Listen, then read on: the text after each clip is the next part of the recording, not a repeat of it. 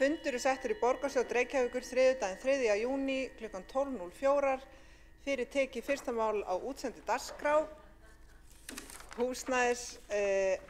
Forseti hefur ákveðið að sameina liði 4 sem tillaga borgarfulltrúa Framsóknar stofnun stýrihóps framtíðarsýn Reykjavíkurborgar Heiðmörk og dagskrárlið 8 tillaga borgarfulltrúa Sjálfstæðisflokkinn framtíð Heiðmerkur. Þetta er afgreiðsla á umræða. Ef enginn hefur mótmælum telst það samþykkt.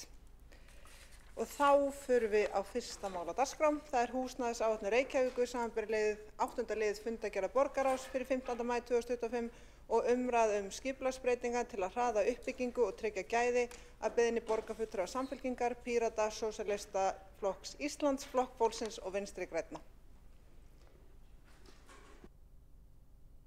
Og fyrst máls tekur borgarstjórinn Heiða Björg Hilmarsdóttir. Gjörðu svo vel.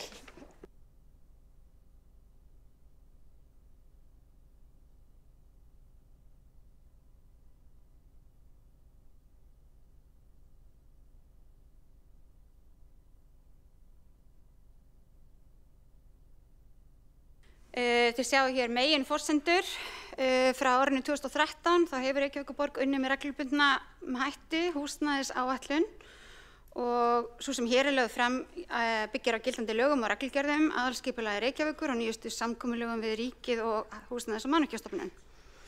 Og þetta er ekki bara formfesta, þetta er stefnumarkandi skjal sem er ætlað að vera leiðarvísir að öruggara, réttlátara og fjölbreyttara borgarsamfélagi. Ef við sjáum lykilbreytingar frá húsnæðisáætlun síðasta árs, við kynnum í ár umtalsverðar breytingar frá fyrri áætlun. Við erum með ný svæði fyrir 4.000 íbúðir sem bætast við. Framboð leiguhúsnæðis fyrir tekjulægri eykst verulega og það eru sett fram skýrari markmið félagslega blöndun í borginni. Við undirstrikum að húsnæðisstefnan er einnig félagsstefna og að byggð eigi að þróast með jöfnuði og sjálfbærni að leiðarljósi. Ef við horfum á meginmarkmiðin og lykiltölur húsnæðisáætlunar 2025 til 2034, þá sjáum við þar að markmið áætlunar er að skapa forsendur til þess að við getum byggt alltaf 16.000 íbúðir á næstu 10 árum og þar af verði 35% byggðar á félagslegum og óhagnaðardrifnum forsendum sem að jafngildir 5.600 íbúðum.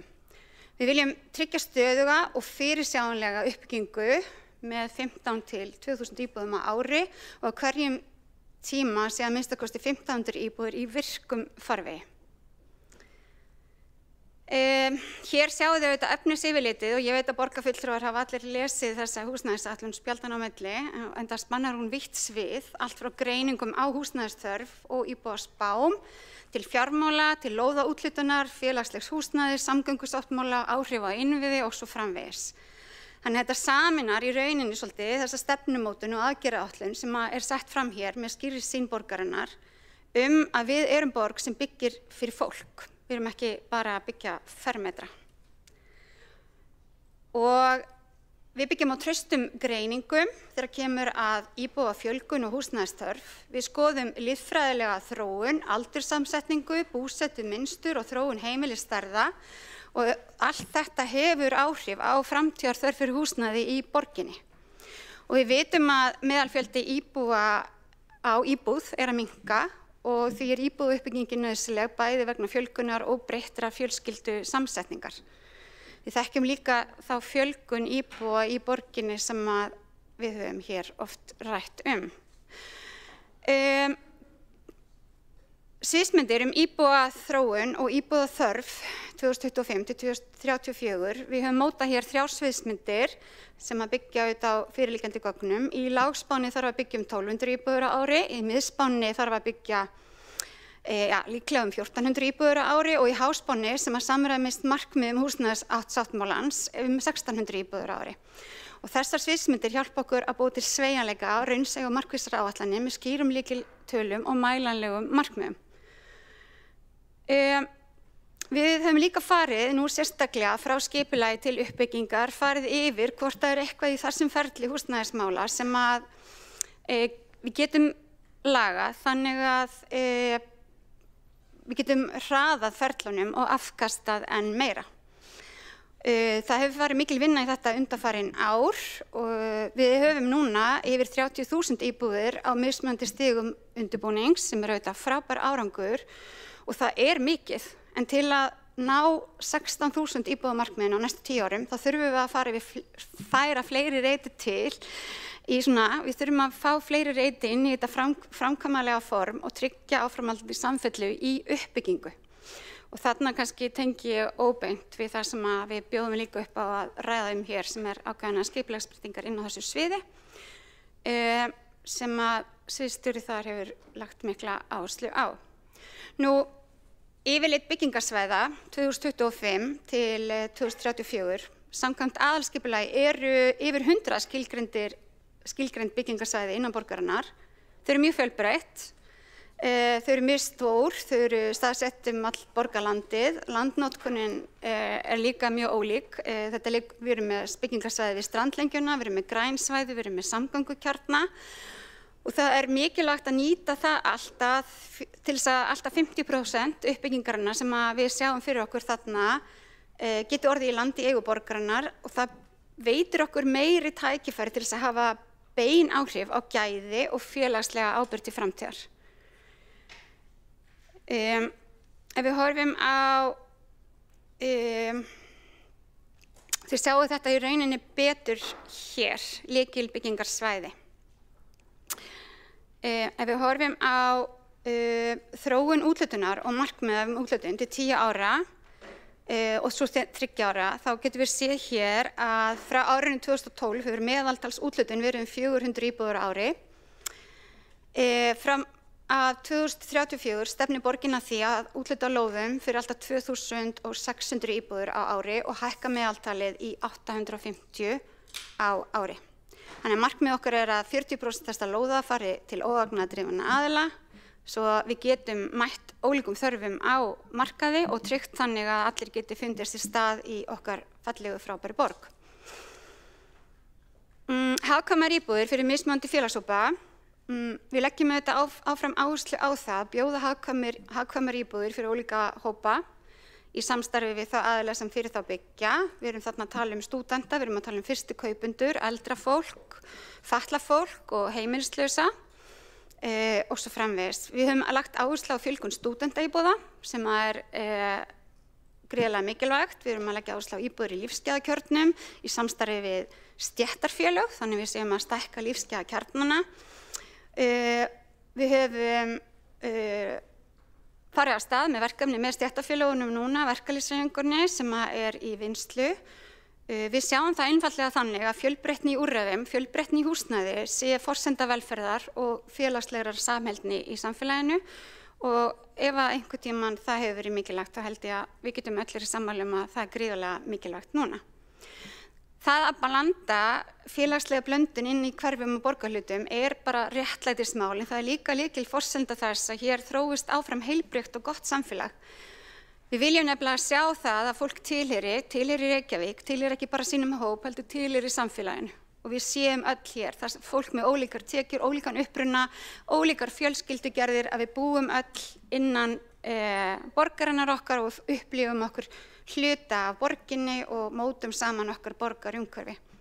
Þannig að þegar við erum að tala félagslega blöndun þá erum við að horfa á bara meðaltekjur og eignastöðu, hlutfall félagslegs húsnæðis og fleiri mælikvarða til þess að tryggja þetta og tryggja þennan fjölbreytileika og félagslegt jafnvægi og það viðvarandi stefna og skiptir miklu máli fyrir gæði samfélags. Bæði fyrir þá sem eru þá með lægri tekjur en alveg ekki síður fyrir þá sem eru með hærri tekjur. Lykil byggingarsvæði og áhrif á fjárfestingar og innviði. Við vitum að uppbygging kallar á aukna fjárfestingu í innviðum og þess vegna erum við að þróa greiningartól núna sem að meta þarfir eftir staðsetningu, tíma og fjölda íbúða betur á fjárfestingaþörfina. Við viljum forgangsraða fjárfestingum í skólum og leikskólum og samgöngu og heilbrigðisinnviðum, samhliða uppbyggingu og svo borgin geti haldið áfram að þroskast á byrgum grunni. Höfuðborgarsvæðið, einn húsnæðismarkaður, við höfum nú lengi talað fyrir því að önnur sveitarfélög hér á höfuðborgarsvæðinu komi inn í það með okkur að horfa svolítið á húsnæðismarkaðinn sem eina heild. húsnæðismarkaðurinn auðvitað spannar allt höfuðborgarsvæðið og það þarf að styrkja enn frekar samvinnu milli sveitarfélagana á því svæði.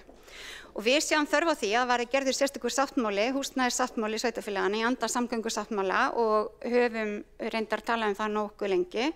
Og við teljum það að slíkt samkomulag myndi tryggja skýra ábyrgðarskiptingu, jafnræði og framtíðarsýn fjölbreytt og aðgengilegt húsnæði fyrir alla á öllu höfuðborgarsvæðinu. Því það ekki nóg að Reykjavík ein sé með þessi skýru markmið og byggja upp félagslega blandaða borg ef að önnur sveitarfélög hér í kring ekki með okkur í því.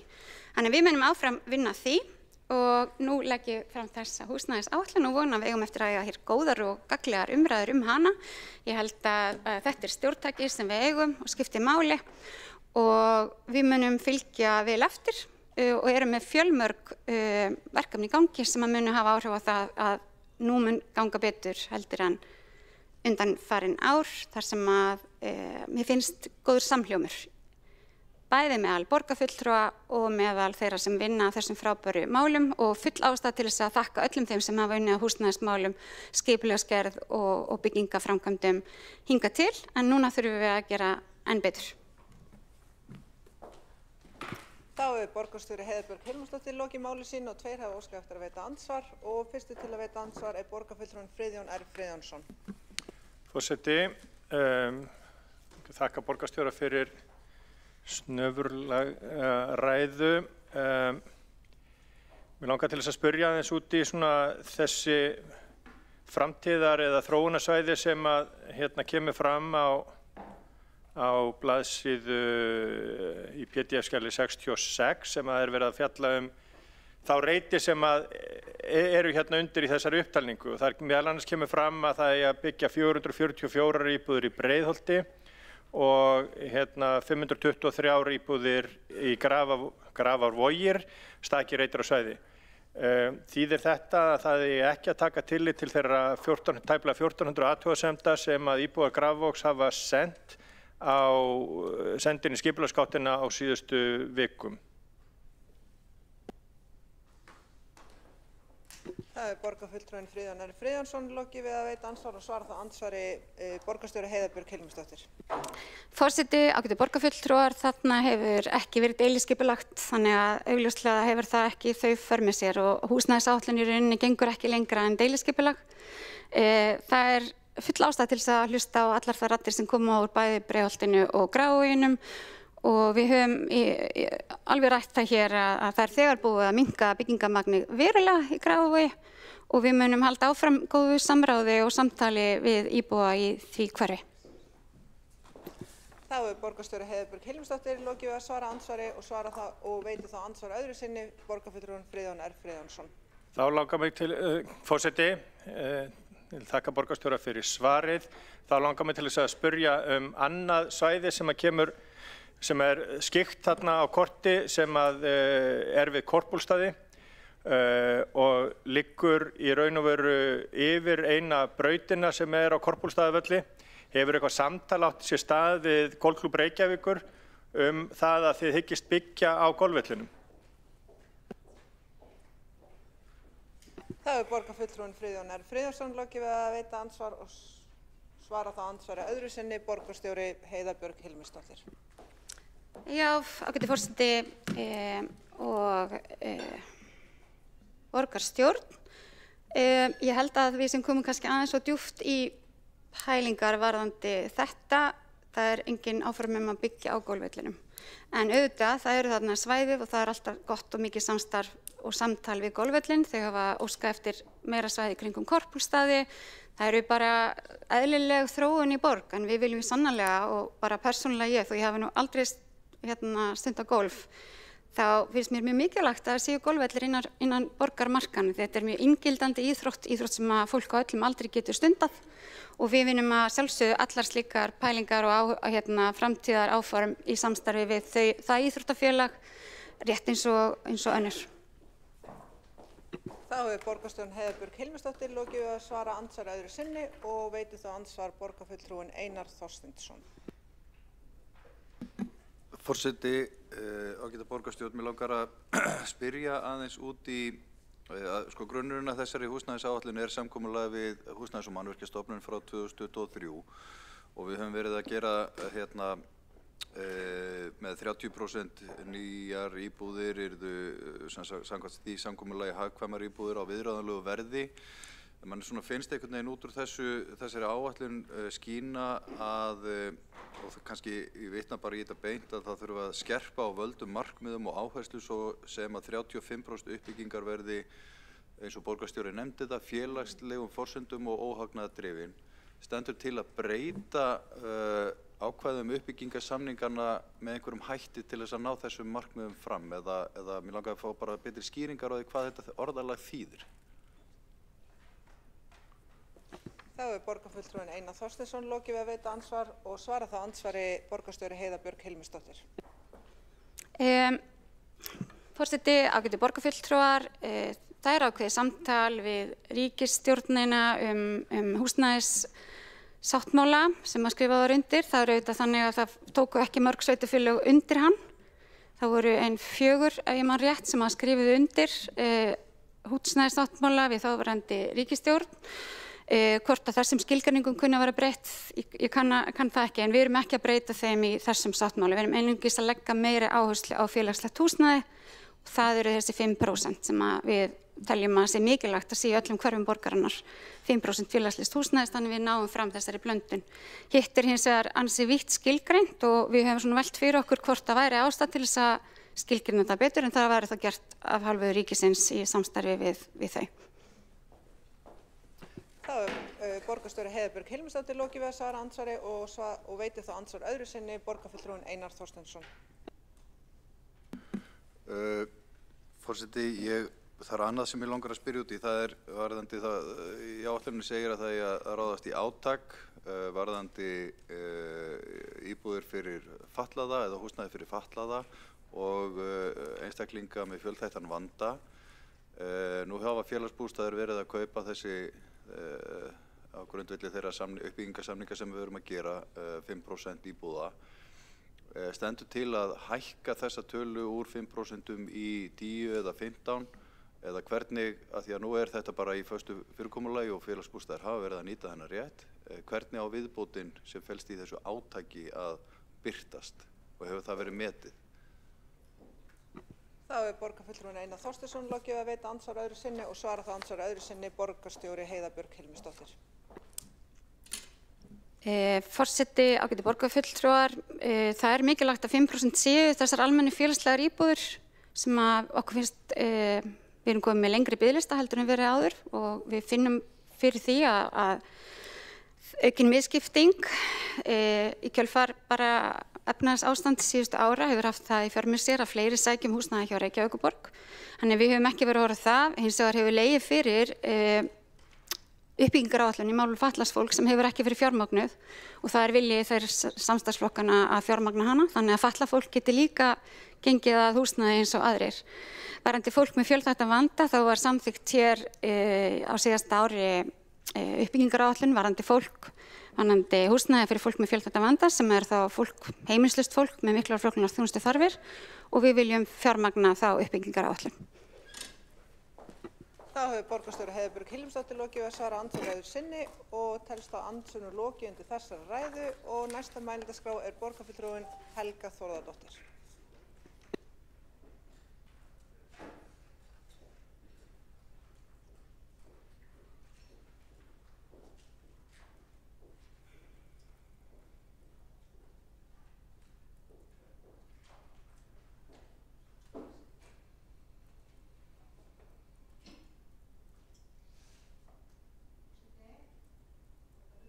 Og aðrir áheyrendur. Ég ákaflega stolt og við í Flokki fólksins af húsnæðisáætlun 2025 til 2034. Þar koma fram nýjar áherslur í húsnæðismálum. Í samstarfsyfirlýsingu okkar, samstarfsflokkana, var lögð sérstök áhersla á húsnæðismáli. Ný húsnæðisáætlun tekur mið af þeim áherslum sem koma fram í samstarfsyfirlýsingunni, sem mjög mikilvægt.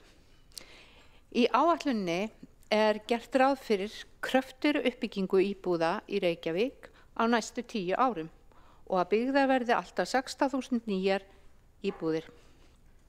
Skilgreind verði ný byggingarsvæði sem rúma 4.000 íbúðir til viðbótar við þær sem fyrir eru í eldri áætlun og hafin undirbúningur að enn frekari fjölgun nýrra byggingarsvæða. Lagt til að hin nýju svæði verði tekið til skipulagningar og uppbyggingar á næstu misserum og árum. Þar vegur þyngst ný uppbygging í Úlfarsárdal í landi Halla og Hamrahlíðarlanda. Þar sem risi gætu hátt í 3.000 íbúðir í fyrsta áfanga. Í samstarfsyfirlýsingu okkar kveðið á sameiginlega vinnu Reykjavíkur og verkalýðsfélaga með það að markmiði að stofna félag þróun nýrra svæða og fara nýja leiðir við skipulag og uppbyggingu, innviða og fjármögnun þeirra og sú vinna í góðum farvegi. Það til dæmis verið að skoða nýja leiðir til að hraða uppbyggingu samfélagslegra innviða í nýjum hverfum í samstarfi við lífeyrissjóði til að mæta örari uppbyggingu íbúðarhúsnæðis. Það sem nýtt og jafnframt mikilvægt að stefnt að því að 30% nýrrar uppbyggingar verði óhagnaðardrifin. Það verði tryggt með markvissri lóðaúthlutun til óhagnaðardrifinna félaga og samningum við uppbyggingaraðila. Markmiðið að vinna gegn fátækt og ójöfnuði, meðal annars með því að auka framboð á leiguhúsnæði fyrir tekjulægri hópa og auka framboð á íbúðum fyrir fyrstu kaupendur. Markmiðið að stórauka félagslegt leiguhúsnæði miðað við núverandi áætlanir. Þetta skýr markmið og þetta nýjar áherslur sem við, samstarfsflokkarnir, sammála Við viljum horfa til þess sem hefur gengið vel í öðrum löndum, eins og Norðurlöndunum sem við berum okkur gjarnan saman við. Við ákvarðanir uppbyggingu húsnæðis fyrir tekjulága og við mat á nýjum húsnæðisverkefnum verður horft til félagslegrar stöðu viðkomandi hverfis, svo sem út frá hlutfalli félagslegs húsnæðis, annars óhagnaðardrifins húsnæðis, fjölbreytni húsa og íbúðagerða innan hverfis. Þetta mjög mikilvægt til að tryggja félagslega blöndun innan hverfa. Í þessu samhengi langar mig að benda á glæru 23 í húsnæðisáætluninni sem sýnir félagslega blöndun í öllum hverfum og borgarhlutum. Við verðum líka að byggja rétt. Við verðum að byggja húsnæði sem fólk hefur efni á. Byggja fyrir ungt fólk, eldri borgara, tekjulága og við þurfum að byggja fjölbreytt húsnæði þannig að fólk hafi val búsetuform. Og leitast verður við að tryggja fjölbreytt framboð húsagerða og búsetukosta þannig að húsnæðisöryggi raungerist fyrir alla félagshópa. Við leggjum líka ríka áherslu á birtu og gæði í uppbyggingu húsnæðis og það verður sérstakt áhersluatriði í nýrri borgarhönnunarstefnu sem í vinnslu og mun birtast strax í haust. En mig langar að benda á athyglisverðan kafla í húsnæðisáætluninni sem ber heitið almenn markmið og tillögur að úrbótum. Það margt athyglisvert. Það margt athyglisvert og ég hef ekki tíma til að taka það allt fyrir. En þar segir, það sem ég langar að taka fyrir, að þar segir orðrétt með leyfi forseta, unnið verði að því að auka skilvirkni við afgreiðslu, byggingamála og almennt að einföldun ferla eins og kostur í skipulags- og borgarmálum. Tilvitnun lýkur. Krafa skipulagsbreytingar hafa legið í loftinu í mörg ár og þá sérstaklega að gera breytingar til að einfalda ferla í skipulags- og byggingamálum borgarinnar. Þegar við oddvitarnir vorum í samningaviðræðum nýjan meirihluta þá fengum við fjölda ábendinga að það væri mikilvægt að ráðast í ákveðnar kerfisbreytingar. og þá sérstaklega hvað varðar skipulagsmál og upplýsingamál borgarinnar sem myndu bæta þjónustu við íbúa og atvinnulíf. Það ekkert einfalt eða átakalaust að gera stórar kerfisbreytingar og sérstaklega á kerfi sem hefur lengi verið við lýði og þá þarf maður að meta kosti og galla og svo verður maður að þora ef það gagnlegt að gera breytingar, þá þarf maður að þora að gera breytingar og það gerðum við. Meginmarkmið skipulagsbreytingana að einfalda og bæta ferla og þá sérstaklega í skipulagsmálum. Tilgangurinn að bæta þjónustu, auka gæði, bæta ferla, auka gagnsæi og auka gagnsæi með bættum ferlum og boðlum fá borgarbúar svör, hraðar og skýrar. Það mikilvægt að auka þjónustustig við íbúa, fyrirtæki og alla samstarfsaðila Reykjavíkurborgar. Skipulags- og framkvæmdamál skipta lykilhlutverki í borgarskipulagi hjá borg sem í örum vexti. Með því að einfalda ferla og minnka flækjustig þá hröðum við verkefnum sem skiptir miklu máli til að ná stórhuga markmiðum okkar í húsnæðisáætluninni. Eigendafyrirsvarið hefur verið dreift borgarkerfið en með þessum kerfisbreytingum verður það sett á einn stað. Tilgangurinn, stytta og einfalda boðleiðir og þannig getum við haldið betur utan eignirnar okkar og viðhalda á þeim. Sem sagt, ábyrg eignaumsýsla. Við erum nú í miðri á þar sem þessar skipulagsbreytingar í framkvæmd og eiga að koma endanlega til framkvæmda í haust. Og ég vona að þetta ferli gangi vel og að skipulagsbreytingarna færi okkur öllum betri þjónustu.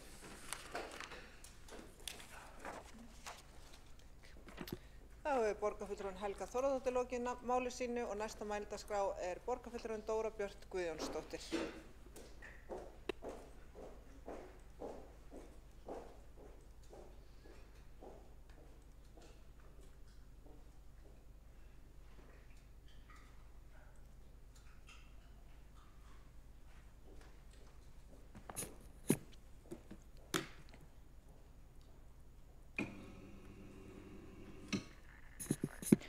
Forseti, ég ætla að fjalla aðeins húsnæðis- og skipulagsmálin í Reykjavík undir áhrifum samstarfsflokkana sem tóku við fyrir 100 dögum síðan. Í húsnæðisáætlun 2025–2034 sem liggur fyrir til samþykktar á fundi þessum verið að skerpa á markmiðum í húsnæðisuppbyggingu út frá áherslum samstarfsflokkana á félagslega innviði samfélagsins og að grípa þau sem verst standa sem á að stemma stigu við hækkunum á húsnæðismarkaði. Hér ætla ég að nefna nokkur dæmi. Unnið verði að því að þróa nýjar og fjölbreyttar húsnæðislausnir, til dæmis út frá hugmyndafræðinum kjarnasamfélög. Co-housing eða kjarnasamfélög styðja við félagslega innviði samfélagsins, félagslega tengsl og velferð íbúa. Þau nýta landið og plássið vel og fara vel með auðlindir og draga því úr losun gróðurhúsalofttegunda.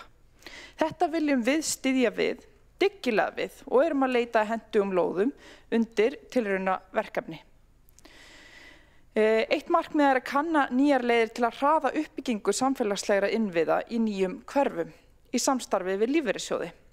Við höfum þegar skrifað undir viljayfirlýsingu til að þróa nýjar leiðir til fjármögnunar og uppbyggingar hverfa í samstarfi við verkalýðsfélögin. Hugmyndin að búa til ákveðið verkefni sem væri fýsilegt sem grundvöllur innviðasjóðs sem væri hægt að fjárfesta í fyrir lífeyrissjóði. Lífeyrissjóðirnir, sjóðirnir okkar almennings, eiga mikla peninga sem þeir þurfa að koma í fjárfestingu ár hvert. Og það mjög verðugt verkefni að nýta okkar sameiginlega fjármagn almennings til þess að vinna verkefnum sem stuðlar að hag almennings. og að nýta slíkt þolinmótt og öruggt fjármagn í húsnæðis- og innviðauppbyggingu myndi gera uppbygginguna öruggari og fyrirsjáanlegri og hún gæti haldið betur dampi í gegnum ólgusjó íslensks hagkerfis. Við viljum beita okkur líka fyrir breytingum á lögum almennar íbúðir og við viljum að þær miði að því að tryggja betur gæði íbúða og fjölbreyttar lausnir í bílastæðamálum því að skiptir máli að við fáum öll að búa við frábær gæði húsnæðis og umhverfis, hvort sem við búum í óhagnaðardrifnu húsnæði eða ekki. Og þessi punktur gengur einfallega út á það að það sjáist ekki hvar óhagnaðardrifið húsnæði og hvar ekki, hvar félagslegt húsnæði og hvar ekki. Það bara réttlætismál og það skiptir mjög miklu máli. En svo líka þetta, 35% nýrar uppbyggingar verði óhagnaðardrifin. Áður var þessi punktur loðnari og sagði óhagnaðardrifin og vistvæn uppbygging. Við tökum af plásturinn með það að við viljum halda áfram öflugum dampi í þessum efnum og gefum ekkert eftir. Við viljum með þessu stór auka framboð leiguhúsnæðis fyrir tekjulága. Og þetta eitthvað sem hjartans mál fyrir okkur. Tekjulágar einstaklingar og fjölskyldur hafa því miður orðið illa úti á íslenskum svona ótakmörkuðum braskmarkaði þar sem að hækkanir hafa komið þá verst niður á þeim sem hafa minnst til þess að mæta ófyrirsjáanlegum aðstæðum. Þannig að þessi markaður hefur snúist allt of mikið það að skapa svigrúm fyrir þau sem vilja braska til þess að græða á allt of ótakmarkaðan hátt. Og við eigum að sjálfsögðu okkar þátt í því að gera það sem við getum til þess að mæta þessu þó að ríkið eigi stóra ábyrgð sömuleiðis. En við ákvarðanir uppbyggingu húsnæðis fyrir tekjulága og almennt við mat á nýjum húsnæðisverkefnum þá viljum við að verði ávallt horft til félagslegrar stöðu viðkomandi hverfis. Við ætlum að gera greiningu á stöðu hverfis fyrir sig og skoða vöntun fjölbreyttra íbúðakosta og fara úr þessum slavísku viðmiðum fyrir samsetningu íbúða og húsnæðis yfir í sveigjanlegri viðmið út frá hverju hverfi fyrir sig. Til dæmis liggur fyrir vöntun á stærri fjölskylduíbúðum í Breiðholti eftir nánari skoðun en hverfið með hátt hlutfall af félagslegu húsnæði. Ergo verða nýju húsnæðisverkefnin þar með áherslu á fyrst og fremst stærri fjölskylduíbúðir án þess að fjölga sérstaklega óhagnaðardrifnu eða félagslegu húsnæði. Við viljum meta hvert verkefni fyrir sig og þetta í raun stór frétt og ný aðferð sem við ætlum að innleiða. Auk þessa punkta vil ég nefna að við ætlum að vinna aðgerðir gegn lóðabraski með því meðal annars að leggja grunna innleiðingu á tímabundnum uppbyggingarheimildum og verklagi í kringum eftirfylgni þeirra. Sömuleiðis að skoða fýsilegar leiðir til takmörkunar á endursöluheimildum lóða í eigu hins opinbera og endurskoða skilmála lóðaleigusamninga. Við viljum einfaldlega að með þessu taka afstöðu með íbúanum. Beita okkur með markvissum og djörfum hætti gegn verðhækkunum og með húsnæðisöryggi. Við tökum ekki afstöðu með bröskurum og með þeim sem vilja fyrst og fremst græða á húsnæðismarkaði.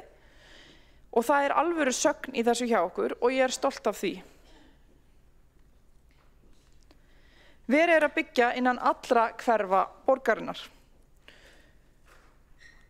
Á árinu 2025 eru 251 íbúðir í byggingu í Vesturbæ, 538 í Miðborg, 331 í Hlíðum, 525 íbúðir í Laugardal, 272 í Háaleit og Bústöðum, 158 í Grafarvogi, 533 á Ártúnshöfðunum, 85 í Árbænum, 14 í Breiðholti, 159 íbúðir í Grafarholti og Úlfarsárdal og 1 íbúð á Kjalarnesi og þetta eru samtals 2867 íbúðir. Af hverju erum við að þessu að byggja innan gróna hverfa? Hvað eiginlega að okkur? Nei, segi svona. Við viljum gera ýmislegt sem skiptir máli og við erum að mæta fjölbreyttum áskorunum samfélagsins á þennan hátt. Til að efla hverfin enn frekar og styðja við aðgengi að nærþjónustu, við viljum gera frábær hverfi enn betri, glæða almenningsrýmin enn meira lífi, stuðla að líffræðilegri blöndun og fjölbreytni þar sem hverfin hafa þróast, þannig að meðalaldur fer hækkandi. Við viljum að verslun og þjónusta þrífist vel og styðja við lífsgæðum sem felast í aðgengi að þjónustu í nærumhverfi. Fjölgun íbúa innan eldri byggðar leiðir til þess að bakland verslunar og þjónustu eflist. Við viljum að fleiri fá að njóta dásamlegra hverfa því það er dýrmætt fyrir nýja íbúa að fá tækifæri til þess að njóta þeirra gæða, þjónustustofnana og innviða sem eru til staðar í frábærum fjölskylduvænum íbúðahverfum. Við erum að mæta húsnæðiskrísunni. Það vantar sárlega húsnæði í öllum hverfum og við þurfum að flýta uppbyggingu og það hraðar uppbyggingu að byggja innan gróinna hverfa en það tekur langan tíma að gera nýjar lóðir byggingarhæfar og byggja innviði, götur, skóla og lagnir. Við viljum fjölga íbúðum hratt vegna þess að fólk sem á ekki þak yfir höfuðið og vantar hentugt og örugt húsnæði getur ekki beðið. Við eigum tilbúið hverfisskipulag í sumum hverfum og það getur líka flýtt fyrir skipulagsferlinu. Við þurfum sömuleiðis að fara vel með fé og sína ráðdeild í rekstri. Okkur er að fjölga og þjónustuþarfirnar að aukast og því skiptir miklu máli að sína ráðdeild í rekstri borgarinnar og tryggja hagkvæma borgarþróun. Það kostar að byggja og reka nýja innviði og því mikilvægt að nýta innviðina vel. Sá kostnaður er hlutfallslega meiri þar sem eru færri íbúar á hverjum stað og þess vegna er hagkvæmara að fjölga íbúum innan gróinna hverfa þar sem innviðir eru þegar til staðar. Við viljum sömuleiðis byggja á sjálfbæran hátt, fara vel með auðlindir, draga úr losun gróðurhúsalofttegunda, vernda líffræðilega fjölbreytni og við viljum einfalda líf fólks því þetta styttir vegalengdir, einfaldar hversdagslíf fólks meðfram því. Á sama tíma styður það við betra aðgengi allra góðum innviðum fyrir gangandi og hjólandi og almenningssamgöngum sem getur gert fleirum kleift að fækka bílum í heimilisrekstrinum og það munar minna. Á sama tíma erum við að leggja grunn að fjölgun svæða innan til dæmis Úlfarsárdals og víðar og ætlum á faglegan hátt að meta í hvaða röð er best að byggja á nýjum svæðum. En það skiptir máli að tryggja gæðin, að sjálfsögðu er ekki sama hvernig við byggjum innan hverfana og það skiptir ekki máli hvort þú ert að þétta byggð, dreifa byggð eða einhvers staðar þar á milli. Það er alltaf hægt að byggja ljótt og það er alltaf hægt að byggja illa, en það er líka alltaf hægt að byggja vel og fallega og tryggja gæðin. Það skiptir ekki máli hvaða skipulagsstefnu þú velur, þú verður alltaf að huga að gæðunum og við ætlum sannarlega að gera það og við erum metnaðarfull þegar kemur að því. Með borgarhönnunarstefnu ætlum við að setja skýrari ramma í kringum þetta og borgarhönnunarstefnan er í bígerð og við vonumst til að hún klárist með haustinu. Með umfangsmiklum skipulagsbreytingum sem eru nýlega samþykktar erum við að setja upp verkfærin til að innleiða okkar sýn gæði í uppbyggingu á markvissan hátt. Með því að vanda okkur getur húsnæðisöryggi og gæði gengið hönd í hönd. Og með þessu erum við að bæta verklag, bæta þjónustu, laga skipulagsferla, stytta boðleiðir, auka skilvirkni, halda betur utan eignirnar okkar og viðhaldir en við sitjum með stærsta eignasafn á Íslandi, svo þetta er risamál. Og viljum með því tryggja góða innivist og ábyrga eignastýringu. Og hægt er að segja að betra væri að gera svona breytingu við upphaf kjörtímabils en við tökum ekki tímanum sem sjálfsögðum hlut og við þorum og nýtum tíman vel. Áfram gakk, við þorum, getum og viljum. Það er borgarfulltrúinn Dóra Björt Guðjónsdóttir lokið máli sinni og einn hefur óskað eftir að veita andsvar. Það er borgarfulltrúinn Friðjón R. Friðjónsson. Forseti, byrja því að þakka borgarfulltrúanum fyrir ræðuna. En mér langar til þess að spyrja hana hvaða samhengi hún telur að sé á milli þess að Reykjavíkurborg selur byggingarrétt á milljarða, svo sem 3 milljarða hérna skammt undan í Vesturbugt og milljarða ofan út allan borg og húsnæðisverð almennt.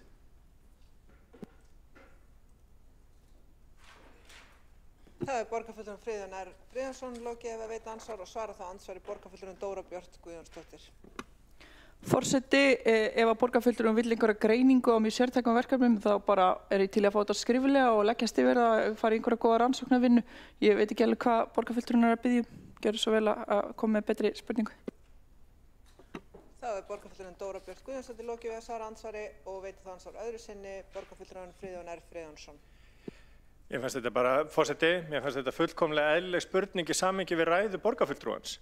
Sem hann talaði brask og brask ofan og þau ætlaði að stoppa það en þegar stærsti þátturinn í húsnæðisverði hérna á höfuðborgarsvæðinu er líklega sú græðgi sem að borgin sýnir í því að að gera kröfu og ýtir undir húsnæðisverð og ýtti þar af leiðandi undir verðbólgu eins og við sáum í fyrra þegar verðbólguliðurinn eða húsnæðisliðurinn var talin vera 40% af verðbólgunni. Þannig að mér finnst það fullkomlega eðlilegt að spurja borgarfulltrúan í framhaldi af hennar ræðu þar sem hún einmitt talaði húsnæðisverð og það hvernig áætlanir borgarinnar eiga að stemma stigu við kostnaði við húsnæði. Það borgarfulltrúinn Friðjón R. Friðjónsson lokið að veita andsvar öðru sinni og svara það andsvar öðru sinni borgarfulltrúinn Dóra Björt Guðjónsdóttir. Forseti, það ekki einfallega vegna þess að við seljum lóðir okkar og förum á ábyrgan hátt með eignir almennings sem að húsnæðisverði eins og það Það kemur nú einfallega fram í skýrslu Húsnæðis- og mannvirkjastofnunar að íslenskur húsnæðismarkaður braskmarkaður, svo meiri hugdettur eru þetta ekki hjá mér en að stóri greiningaraðilar á markaði hafa bara fullyrt þetta og bæði Seðlabankinn og Húsnæðis- og mannvirkjastofnun hafa í rauninni verið að vísa í þessa átt, þannig að þetta ekki mitt hugarfóstur ef að borgarfulltrúinn að vísa til þess og það að það sé verið að græða á millileikjum með því til dæmis að framselja lóðir á þess að svo mikið sem skóflu hafi verið stungið niður á kannski milljarða ofan. Ég held að það hafi kannski meira að segja heldur en það að við skulum fara ábyrgan hátt með okkar lóðir og selja þær fyrir einhverja krónur eignir sem við eigum og rekum í þá almennings. Afsakið mig. Það borgarfulltrúinn Dóra Björt Guðjónsdóttir lokið við að svara andsvar öðru sinni og telst þá andsvörum þessar ræðu lokið og næsta mælskrá borgarfulltrúinn Hildur Björnsdóttir.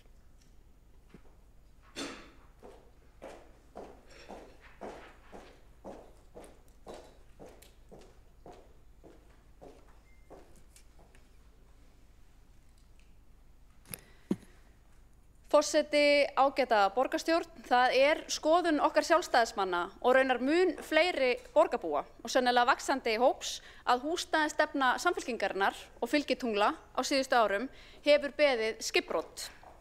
Hér hefur illa verið staðið við húsnæðisáætlanir. Stefnt var að uppbyggingu 2000 íbúða árlega á þessu kjörtímabili en þáverandi borgarstjóri Dagur B. Eggertsson fyrir borgarfulltrúi undirritaði samkomulag við ríkisstjórnina í upphaf þessa kjörtímabils að í borginni skyldu byggðar 2000 íbúðir árlega næstu árin. Nú ef við lítum á lykiltölur frá byggingafulltrúa og ég farið yfir þetta áður, árið 2023 þá voru fullkláraðar 874 íbúðir í Reykjavík, 2024 989 íbúðir og áætlanir á þessu ári eru engu skárri.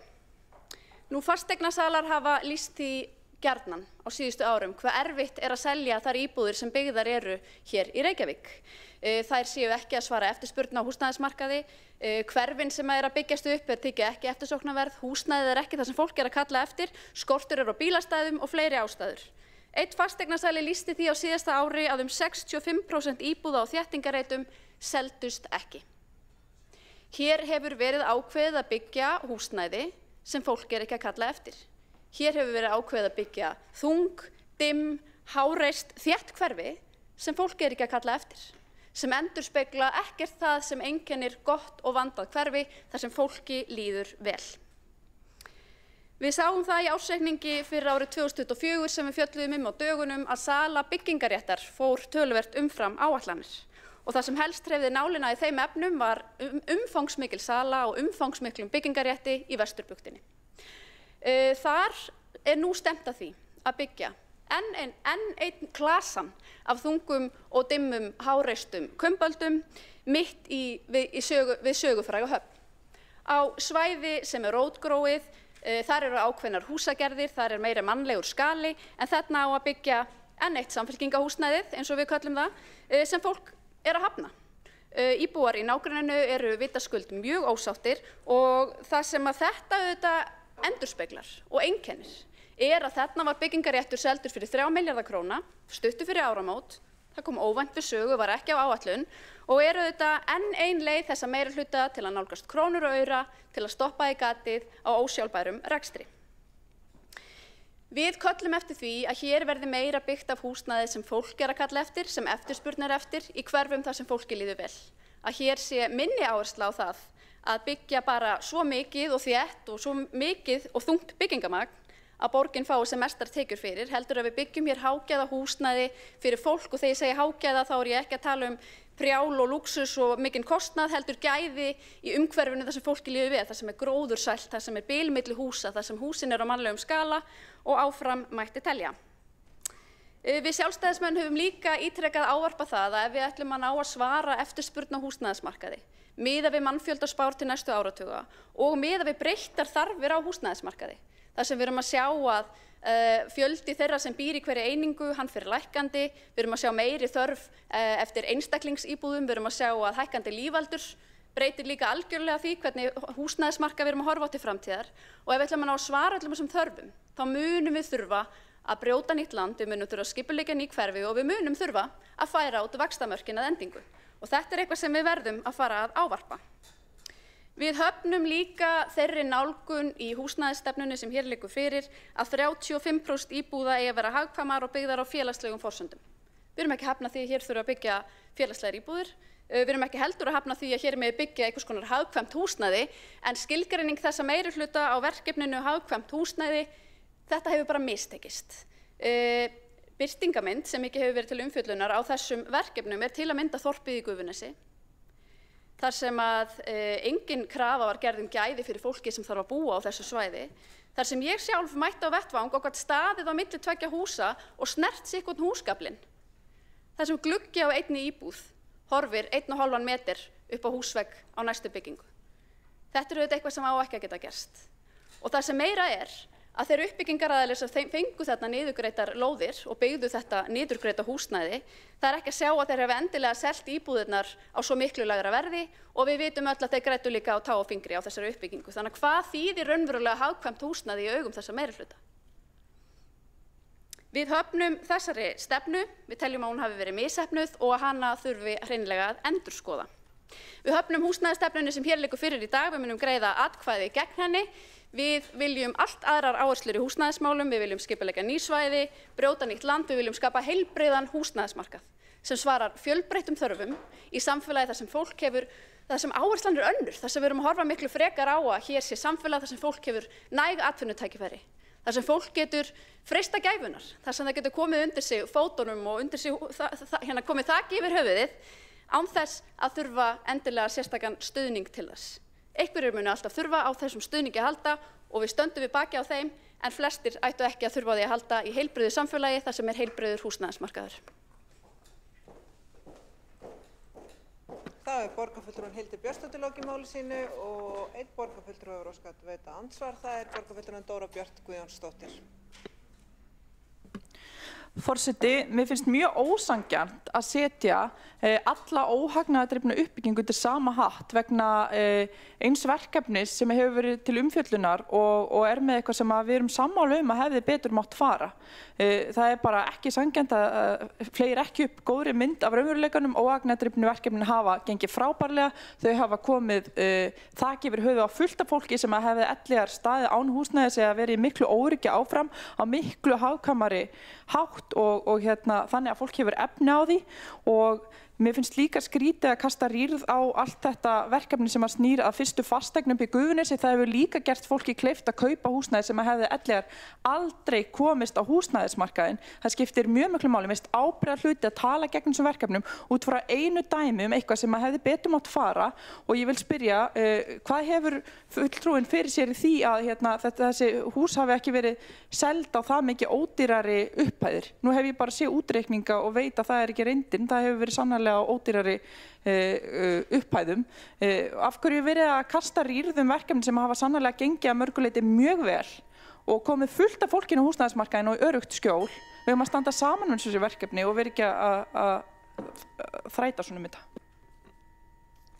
Það borgarfulltrúinn Dóra Björt Guðjónsdóttir lokið að veita andsvar og svara þá andsvari borgarfulltrúinn Hildur Björnsdóttir.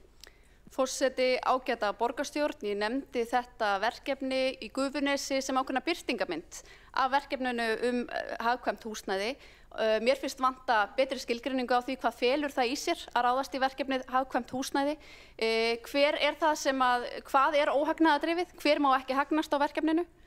Mér finnst það líka algjörlega óskilgreint því það eru jarðvinnuverktakar og arkitektar og verkfræðingar og alls konar aðilar sem koma að borðinu sem eðlilega græða á verkefninu. Við sjáum líka að uppbyggingaraðilar hafa gert það. Sá sem að gefur helst inn í verkefnið þá borgin, en við sjáum ekki endilega að það skilir sér inn til kaupenda. Það eru auðvitað mörg óhagnaðardrifin verkefni sem eru gríðarlega mikilvæg og jákvæð, til að mynda uppbygging stúdentaíbúða sem við sjálfstæðismenn styðjum auðvitað mjög eindregið, en það sem er galli á uppbyggingu hagkvæms húsnæðis hér í borginni og þeim vilyrðum sem til að mynda átt sér stað hér á dögunum í Grafarvogi er að þar er í rauninni bara verið að byggja upp fyrir suma, skjólstæðinga tiltekinna verkalýðsfélaga en ekki aðra. Og við þurfum að hafa þetta miklu opnara og aðgengilegt fleirum ef við eigum að fara í þessa vegferð þar sem við erum að niðurgreiða húsnæði með þessum hætti. Þá hefur borgarfulltrúin Hildur Björnsdóttir lokið við að svara andsvari og hefur borgarfulltrúin Dóra Björt Guðjónsdóttir óskað eftir að veita andsvar öðru sinni. Forseti, óhagnaðardrifið þýðir auðvitað ekkert að þeir sem að vinna að verkefni fá ekki greitt fyrir vinnu sína. Það væri nú aldeilis óábyrgt að ætla að standa fyrir því að fólk eigi að fara að gefa vinnu sína sem að eru þarna úti að byggja hús í öllum veðrum.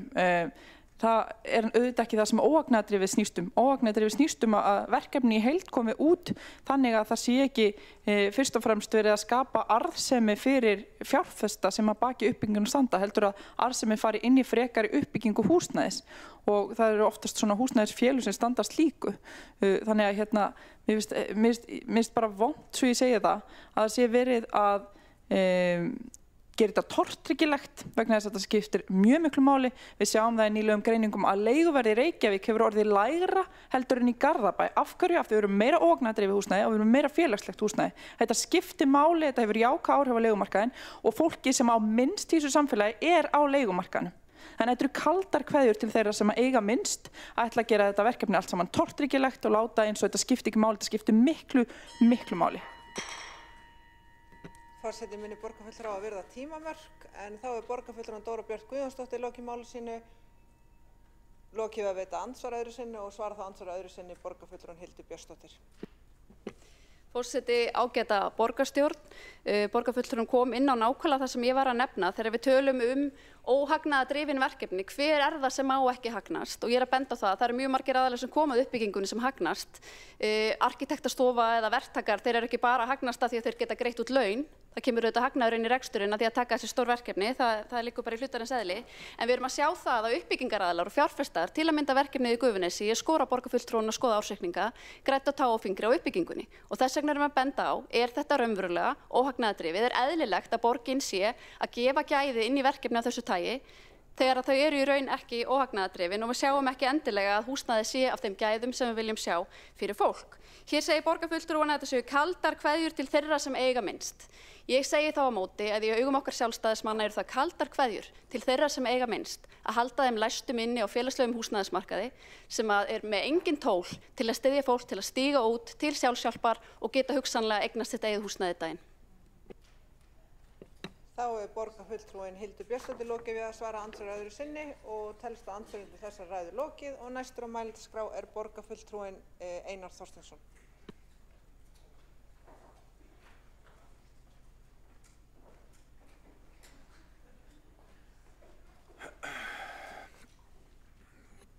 Forseti, kæra borgarstjórn, mikilvægasta efnahagsmál þjóðarinnar er að tryggja aukið framboð af húsnæði. Það er beint samband á milli hækkandi húsnæðisverðs og verðbólgu og svo þessara vaxtahækkana sem við þekkjum sem eru keyrðar upp til þess að slá á verðbólguna. Og þetta bitnar á öllum heimilunum í borginni. Og þess vegna er líka beint samband á milli krafna frá launþegahreyfingunni hærri laun og hækkunar húsnæðisverðs. Og þetta er vítahringurinn sem við erum föst í ár eftir ár eftir ár eftir ár.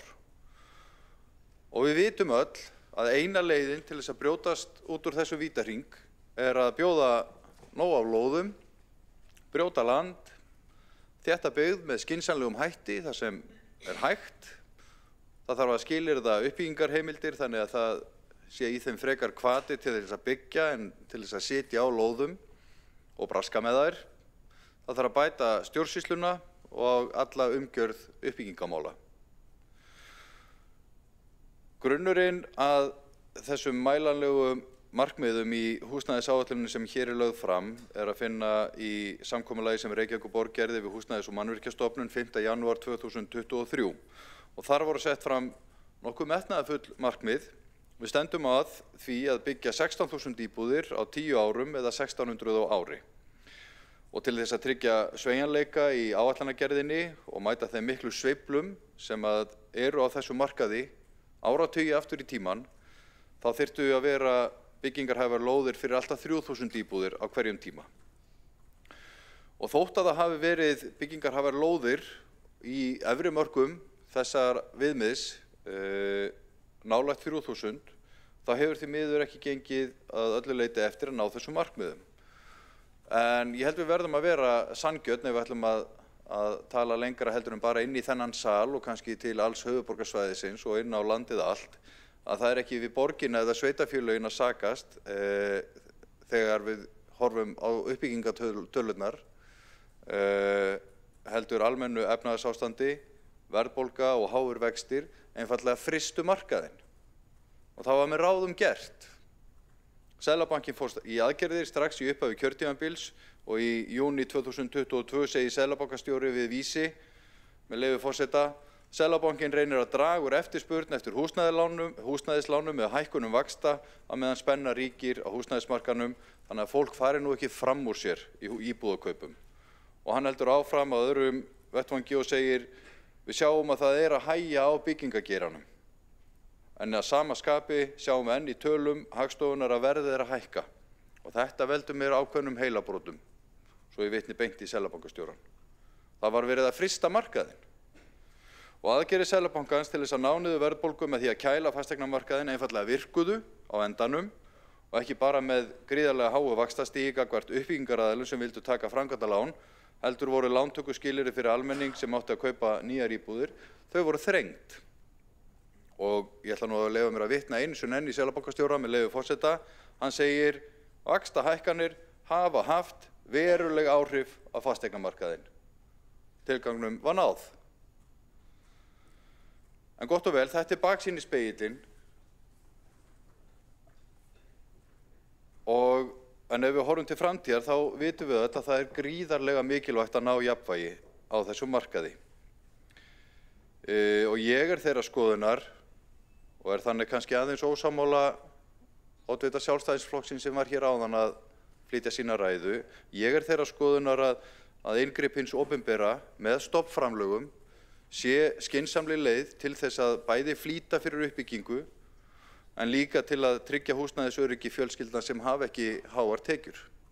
Þetta sveiflukenndur markaður og við berum ábyrgð gagnvart öllum í þessari borg. Í samkomulagi við Húsnæðis- og mannvirkjastofnun frá 5. janúar 2023 var kveðið á að 5% nýrra íbúða yrðu félagslegar íbúðir, 30% nýrra íbúða yrðu hagkvæmar íbúðir á viðráðanlegu verði. Það íbúðir sem eru byggðar að hluta til með húsnæðisstuðningi hins opinbera, eins og stofnframlögum og hlutdeildarlánum.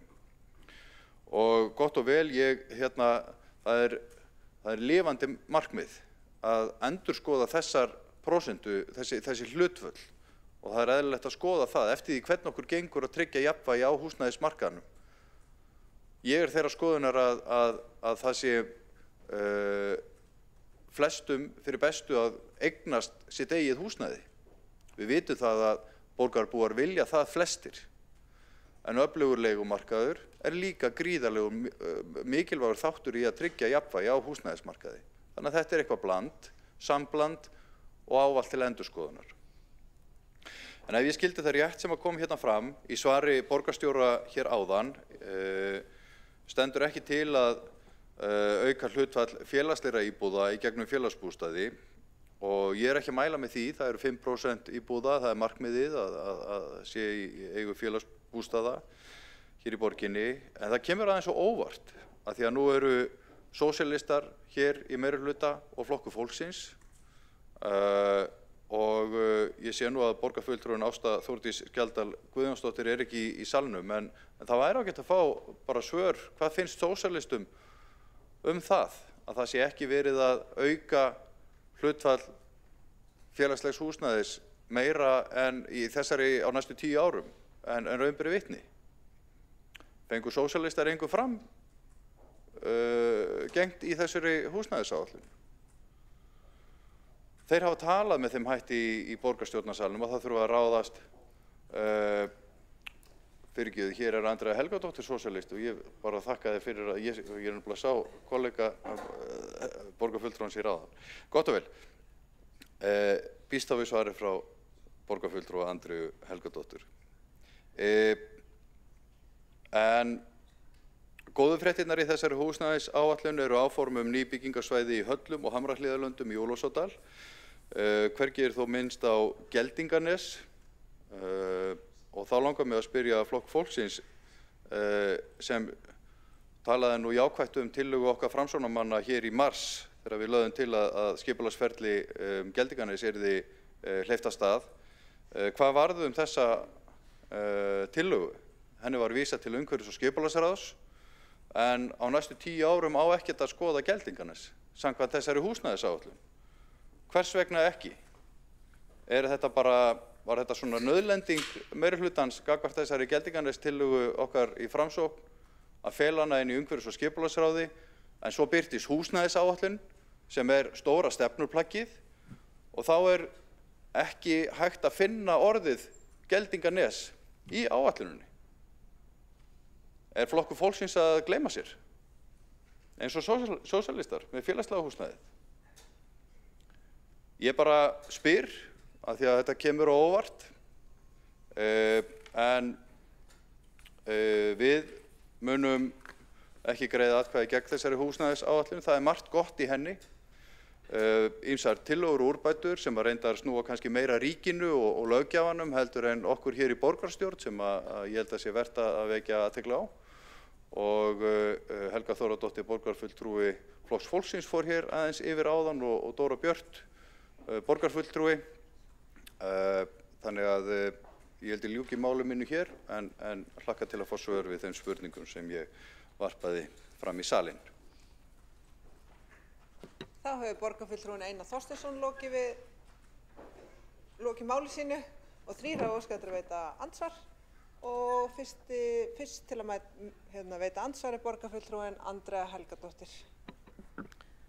Ég þakka borgarfulltrúa Einar Þorsteinsinni fyrir spurninguna og þessar áhyggjur. Hann að ræða félagslegt húsnæði.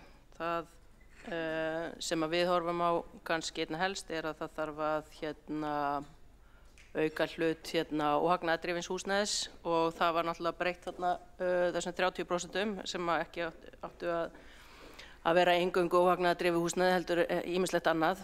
Þannig að það nú fyrsta skref, svo hefur þetta nú hækkað upp í 35% þar að auki og þar fyrir utan þá ekkert sem segir að maður megi ekki gera meira þó maður hafi sagt að eitthvað lágmark sé til staðar og mér finnst það nú eiginlega vera lykilatriði. Hins vegar þá hef ég líka spurningu til hans af hverju beitti hans ekki fyrir meiri byggingu þar sem að þetta nú almennt hagsmunamál allra. Þá hefur borgarfulltrúinn Andrea Helgadóttir lokið við að veita andsvar og hefur borgarfulltrúinn Einar Þorsteinsson svara andsvari. Forseti, ég skildi nú ekki alveg svarið. Ég las það út úr svari borgarstjórans hér áðan að það stæði ekki til þess að auka hlutfall félagsbústaða í nýjum uppbyggingarsamningum úr 5% í 10% eða 15% eða þaðan að meira eins og sósíalistar hafa talað hér fyrir í borgarstjórnarsalnum. Þannig að ég spyr eru sósíalistar búin að falla frá því markmiði? Eitt óhagnaðardrifið þá í gegnum verkalýðshreyfinguna eða húsnæðissamvinnufélög en félagsbústaðir eru hins vegar borgarrekið batteri og ég spyr eru sósíalistar þá búin að falla frá því eða bara fenguðu það ekki í gegn í þessum meirihluta inn í þessari húsnæðisáætlun? Þá hefur borgarfulltrúinn Einar Þorsteinsson lokið við að svara andsvari og veitir þá andsvar öðru sinni borgarfulltrúinn Andrea Helgadóttir. Þessu verður að beina til oddvitans. Ég get ekki svara fyrir það hvað fer fram þar. En mér finnst þú ekki að hafa svara spurningunum minni heldur. Þá borgarfulltrúinn Andrea Helgadóttir lokið við að veita andsvar öðru sinni og svara það andsvar öðru sinni borgarfulltrúinn Einar Þorsteinsson. Já, forseti, það mjög einfalt fyrir mig að svara þessari spurningu. Ég ekki hlynntur því að hlutfall félagslegs húsnæðis fari yfir 5%, þannig að ég hef ekki lagt það til og gerði það ekki í síðasta meirihluta.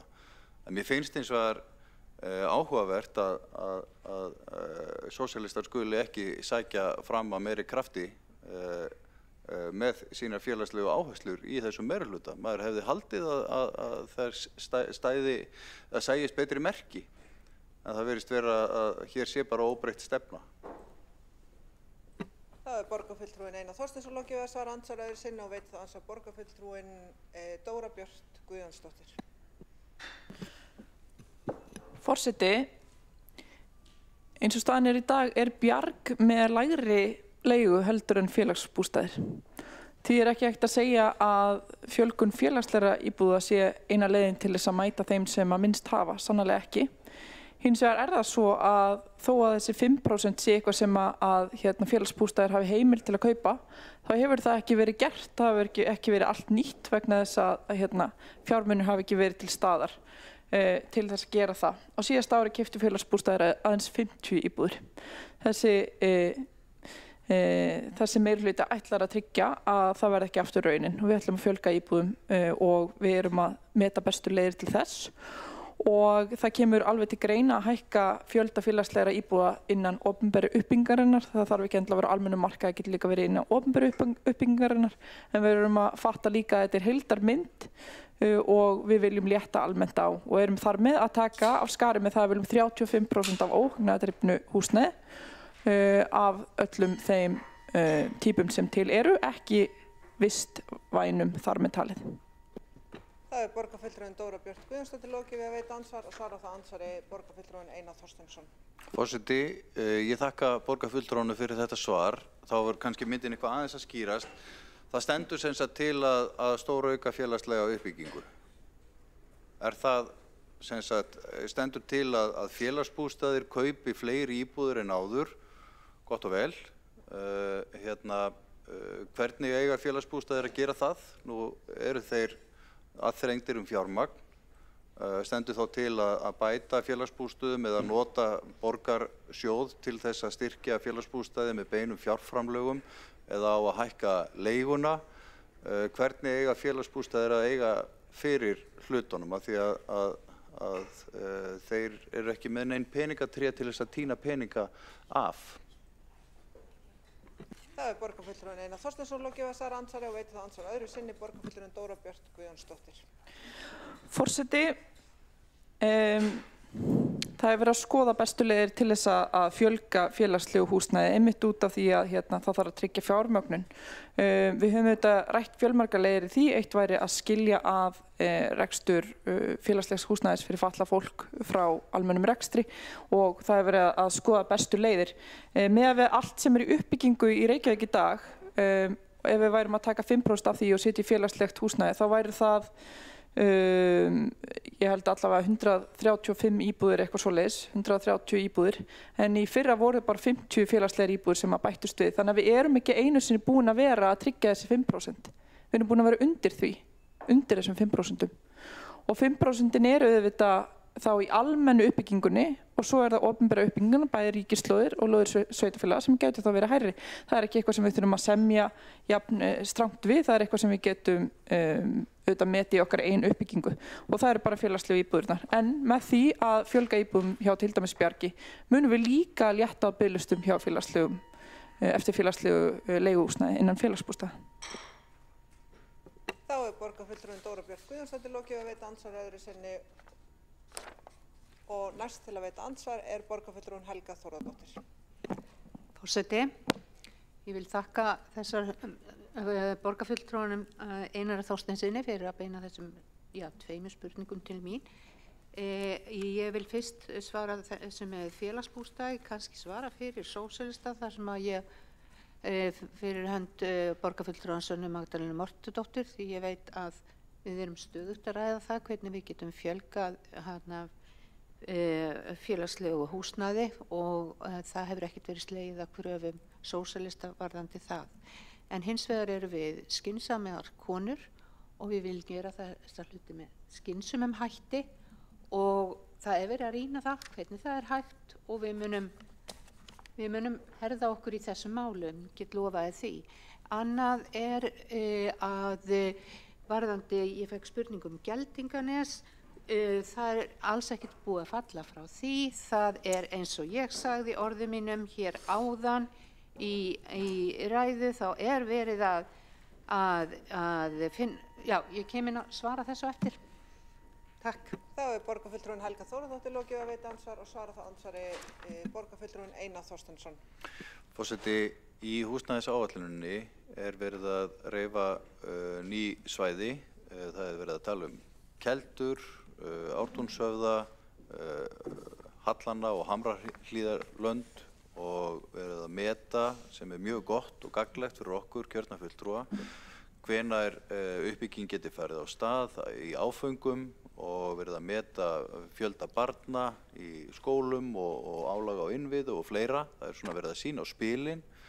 Þetta langt inn í framtíðina allt saman og ég spyr vegna þess að Flokkur fólksins var hrifinn af tillögu að hleypa af stað skipulagsferli í Geldinganesi. Hvers vegna í þessu 10 ára plani og ég vek athygli á því að Sundabraut á að vera tilbúin 2032, húsnæðisáætlunin gildir til 34, hún hefur þá verið tilbúin í 2 ár, Sundabraut, ef áætlunin gangi eftir, en hvergi verið að hleypa af stað skipulagsferli Geldinganes? Hvar tillagan?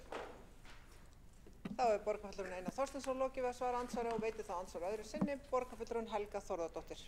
Forseti, húsnæðisáætlun það sem við erum með í hendi og í húsnæðisáætlunni segir að hafin undirbúningur að enn frekari fjölgun nýrra byggingasvæða og það segir ekkert að það sé verið að útiloka Geldinganes og það mun svo sannarlega vera gert en það hangir saman með Sundabraut eins og þú nefndir og þó hún verði hvenær hún var tilbúin, 31 og þá kannski verður þetta bara komið þegar við vitum hvernig hún liggur. Þá verður hægt að skipuleggja þetta. Það ekkert útilokað sem sagt. Þá hefur borgarfulltrúinn Helga Þórðardóttir lokið að veita andsvar öðru sinni og svara það andsvar öðru sinni borgarfulltrúinn Einar Þorsteinsson. Forseti, ég þakka fyrir svarið. Ekkert útilokað, nei, það alveg rétt. Ég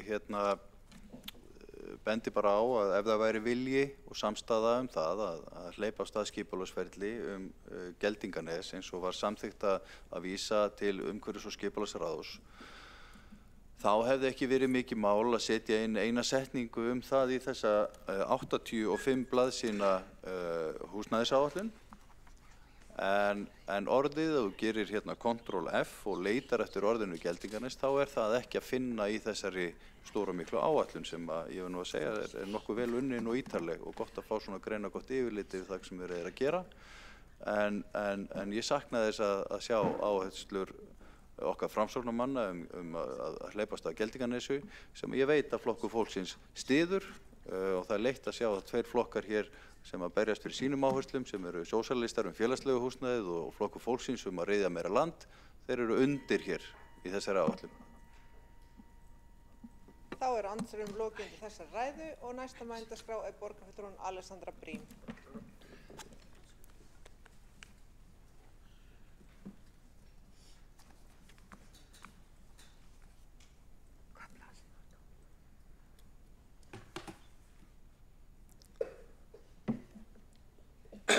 Forseti, borgarstjórn og góðir áheyrendur. Það ótrúlega mikilvægt að sýna öflugt frumkvæði í uppbyggingu húsnæðis.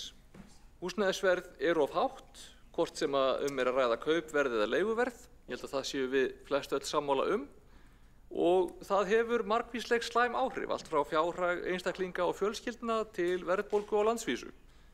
Það slæmt fyrir næstum öll hér á landi og það líka að verða of mikil samþjöppun í hópi húsnæðiseigenda út frá þessu og þetta að búa til alls konar skrítin afleidd áhrif og afleidd áhrif í hvernig bara íbúa þróun dreifist, hvernig umferðarmenning þróast, bara ótrúlega margt sem þetta hefur áhrif á. Og við sitjum vissulega uppi með þann vankant að þó svo að þetta háa húsnæðisverð gagnist fáum, þá eru tveir hópar sem að það gagnast helst og því miður eru þeir tveir hópar annars vegar uppbyggingaraðilar, það er að segja verktakar og félög sem kaupa lóðir til að byggja á þeim eða til að selja öðrum til þess að byggja á þeim og svo hins vegar bankarnir.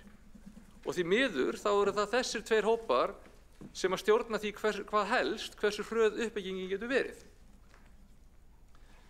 Uppbyggingaraðilar vilja jú vissulega byggja en þeir hafa samt ákveðin hag af því að húsnæðisverð haldist sem hæst, að þeir fái sem mest fyrir hverja íbúð. Þeir hafa enga ákveðna hagsmuni af því að byggja hraðar en svo að bara þeir missi ekki lóðina frá sér eða fara ekki á hausinn eða eitthvað svoleiðis, sem þeir náttúrulega ekki gerast.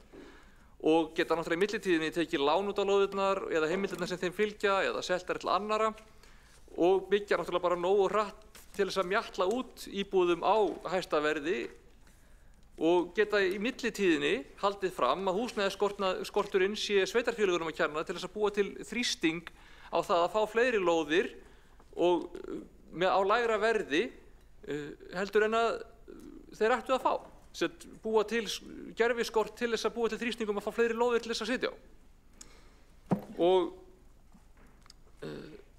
þó svo að þeirra álagning á þessar uppbyggingarheimildir og lóðir sé alveg gríðarleg. Allt frá, hvað var það, 70–50% til, ég veit ekki hvað, þetta er alveg rosaleg álagning á lóðirnar frá uppbyggingaraðilum. Fyrir utan þá verðið sem þeir greiða fyrir það og verðið sem þeir greiða fyrir sjálfa bygginguna. Þeir eru komið í mjög miklum gróða. Og þessar lóðir ganga líka kaupum og sölum milli aðila og eru oft látnar bíða árum saman, eins og ég sagði. Sem betur fyrir nú komin lög sem að setja ákveðin hámarkstíma á það hversu lengi þetta getur gengið, en það gildir bara nýjar heimildir, það gildir ekki þessar eldri. Og bankarnir hafa heldur enga sérstaka hagsmuni af því að húsnæðisverð hætti að hækka. Þeir eiga mikið af lánum með veðum í húsnæði, húsnæðislán eru risastór rekstur hjá þeim og þeir hafa ítrekað beitt sér með þeim hætti að vilja frekar hjálpa fólki að greiða hærra verð fyrir kaupin, þá kannski yfir lengri tíma eða á verri kjörum, en að hjálpa þeim sem þó vilja byggja til þess að byggja. Og meira að segja í COVID var farið sérstaklega í það að gera lán til húsnæðiskaupa ódýrari meðan dregið var úr lánum til uppbyggingaraðila á byggingatíma til þess að byggja. Sem sagt, beinlínis minni stuðningur við uppbyggingu, minni uppbygging íbúða, meiri kaup á íbúðum og þetta þurrkaði eðlilega upp framboðið og bjóð til mikla verðhækkun á markaðnum. Sumir hafa haldið því fram að sveitarfélögin græði líka á hærra húsnæðisverði í formi hærra útsvars sem þá hlutfall af bara hækkandi húsnæðisverði. Ég held að það sé ákveðin misskilningur bæði á hlutverki sveitarfélaga og fjármögnun þeirra. Ég held að sveitarfélög hafi meiri hagsmuni af því að fá fleiri útsvarsgreiðendur og greiðendur fasteignagjalda heldur en láta hlutfallið hækka. Og svo er það líka bara hlutverk sveitarfélaga að þjónusta íbúa sína og sveitarstjórnir hafa augljóslega hag af því að vera ekki að féflétta íbúa sína að óþörfu. Aðrir hafa haldið því fram að hækkandi húsnæðisverð sé líka til hagsbóta fyrir venjulega fasteigna eigendur og það er alveg eitthvað til í því, það er alveg rétt í mörgum tilfellum. En bæði þurfa þeir aðilar þá að greiða hærra verð þegar þeir flytja eða stækka við sig og væntanlega vilja þessir aðilar líka að börnin þeirra geti keypt húsnæði á einhverju tímapunkti. Og ef að við erum bara að tala þann hóp sem getur bæði átt sitt eigið húsnæði og stendur nógu sterkt fjárhagslega til þess að aðstoða börnin sín við að kaupa sitt eigið húsnæði, þá er það í rauninni frekar skelfileg samfélagsmynd sem það býr til og býr til ákveðna forréttinda yfirstétt sem hefur möguleika á eignast húsnæði meðan að í rauninni fæstum öðrum stendur það til boða nema að detta í lukkupottin með einhverjum hætti. Það er frekar hættulegt. Og ég tek ekki undir það að selja félagslegar íbúðir væri einhvers konar lausn á þessu, þvert á móti.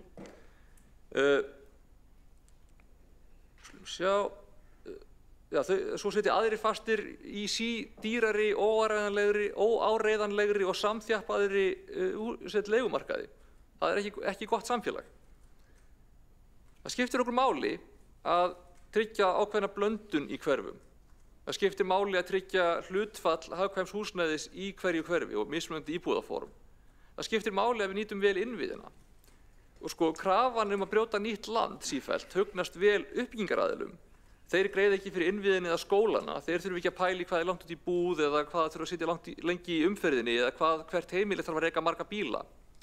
En það óskynsamlegra fyrir samfélagið, fyrir sveitarfélagið og fyrir íbúana að vera með sífellt dreifðari byggð. Það býr til meiri trafík, lengri vegalengdir. Auðvitað vilja einhverjir búa þannig og það allt í lagi. Ég skil alveg þörfina að brjóta eitthvað nýtt land, við gerum það alveg. En yfir það heila þá það skynsamlegra að við þéttum byggð. Hærra hlutfall sé í þéttari byggð til að nýta betur þá innviði sem við höfum, til þess að búa til frekari rekstrargrundvöll fyrir búðir og þjónustu í hverfunum, þannig að hærra hlutfall ferða geti verið gangandi eða hjólandi og einfaldlega draga úr umferðarálaginu á stofnvegina. Ég held líka, ég skil alveg gagnrýni eins og samtaka atvinnulífsins og eitthvað svoleiðis, ekki samtaka iðnaðarins, að það sé of mikil samþjöppun í hópi þeirra uppbyggingar aðila sem að sitja að lóðum eða sem að geta fengið lóðarsamninga til sín eða uppbyggingarlóðir. Og ég held að við þurfum að skoða það. Ég held að við þurfum að bjóða í minni hollum og reyna að tryggja fjölbreyttari aðkomu að uppbyggingu. Mér finnst það mjög mikilvægt. Og við þurfum líka, eins og Dóra Björt fór yfir, að tryggja gæði húsnæðis. Við höfum séð of mörg dæmi þess að það fari illa og það mikilvægt að tryggja að það haldi ekki áfram að gerast. Sérstaklega í þéttari byggð, af því að hún mikilvæg, en í henni þurfum við að vera sérstaklega á varðbergi til að tryggja ljósvistina, hljóðvistina, grænsvæði og bara manneskjuvæn svæði á milli húsana. Og til þess borgarhönnunarstefnan rosalega mikilvæg. Til þess að þessir uppbyggingaraðilar viti fyrirfram hverjar væntingarnar séu, svo við þurfum ekki að fara í eitthvað rosalega mikið samtal fram og tilbaka til að ná fram þessum gæðum á hverjum reit fyrir sig og það bara getur flýtt fyrir að vita fyrirfram hverjar væntingarnar séu. Mér finnst það mjög mikilvægt og við þurfum líka bara að passa okkur að sérstaklega þurfum við að díla við eldri uppbyggingarheimildir sem erfiðar að skipta okkur af. Og svo líka mikilvægt að breyta því hvernig deiliskipulag og byggingarheimildir eru unnar inni á umhverfis- og skipulagssviði, en þar vinnur og hefur unnið frábært og öflugt hugsjónafólk og sérfræðingar sem hafa lyft grettistaki ítrekað, bara mjög vel. En með þessum breytingum á skipulagi sem hér eru kynntar þá ætti verklagið samt að einfaldast, biðtímar að styttast og tími sérfræðinga að nýtast betur og með flutningi verkefna frá skrifstofu borgarstjóra yfir á umhverfis- og skipulagssvið ætti að vera hægt að ná betur utan um málaflokkinn í heild sinni. Ég tel að með þessum breytingum þá verði ferlið fljótlegra og einfaldara og við einfaldlega nýtum það sem við höfum betur. Og svo held ég reyndar, ef út í það farið, að það gæti verið góð hugmynd að taka enn fastar á því sameiginlega á landsvísu hvernig uppbyggingaráætlun í húsnæði unnin. Ég held að það þyrfti bara einfaldlega að reikna út annars vegar hversu mikið húsnæði þurfum við að byggja árlega á landsvísu til þess að anna eftirspurn, hversu mikil uppsöfnuð eftirspurn til staðar og hversu stóran hluta hennar við getum tekið á hverju ári, hversu mikið umfram þetta við viljum bæta við til þess að geta bara tekið á móti fólki frá útlöndum og svoleiðis og þá líka hvaða innviðir þurfa að fylgja þessum fjölda húsnæðis á hverju ári og svo sé því bara skipt á milli sveitarfélagana með einhverjum hætti með þeirra aðkomu og ríkið veiti bara mjög ákveðin stuðning til þess að þetta geti gengið eftir og ég veit alveg að það eru ákveðin tól sem hafa verið til þess að gera þetta í dag en ég held að við þurfum bara að ganga miklu lengra og ég held að við þurfum aðeins meiri miðstýringu á þessu og svona miðlægt skipulag á því hver þörfin sé. Því að eins og ég fór yfir áðan, þá húsnæðismarkaðurinn svolítið brotinn að því leyti að hagsmunir þeirra sem að fjármagna og byggja fara ekki saman við hagsmuni íbúanna. Og við þurfum að brjóta aðeins það minnstur upp. Þá hefur borgarfulltrúinn Alexandra Brím lokið máli sínu og næst á mælendaskrá borgarfulltrúinn Andrea Helgadóttir.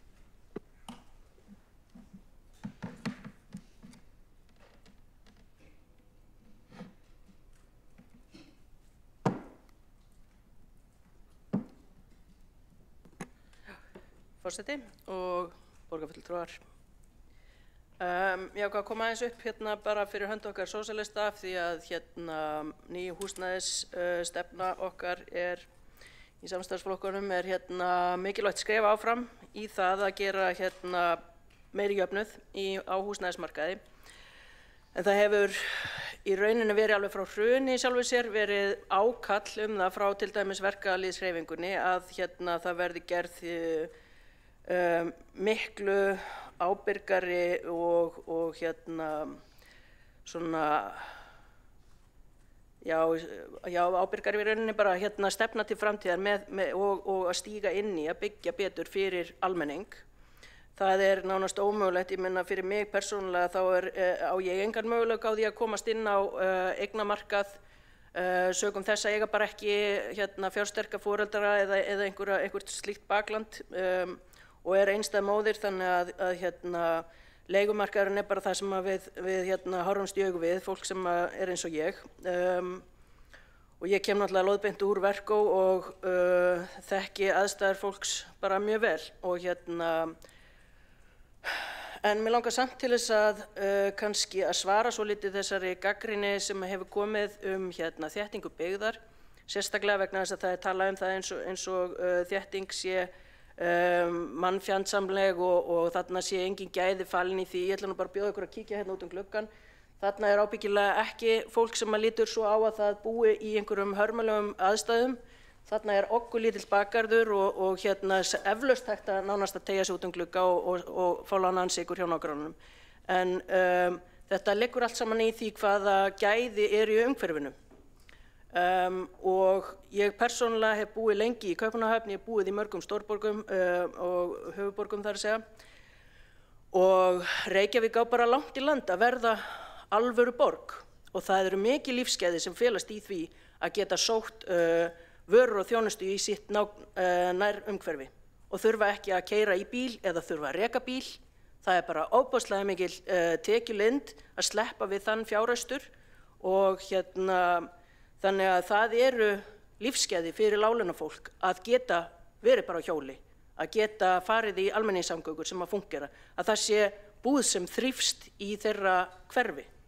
Og það á auðvitað að vera byggt þannig að það sé ekki einhverjar skuggahólur eða með leiðinlegt útsýni út sinn eina glugga mögulega, en það náttúrulega það sem að stendur til að taka fyrir mjög kröftulega í borgarhönnunarstefnu og ég bara ber mikið traust til þeirra sem hafa staðið að henni að ganga þannig frá að ekki verði gerð eða endurtekin mistök sem hafa verið gerð hér áður en að við komum til. En eins og ég segi, það sem skiptir mestu máli að auka hlut félagslegs húsnæðis og þá ég að meina samfélagslega ábyrgshúsnæði sem ekki rekið eingöngu af hagnaðarsjónarmiðum.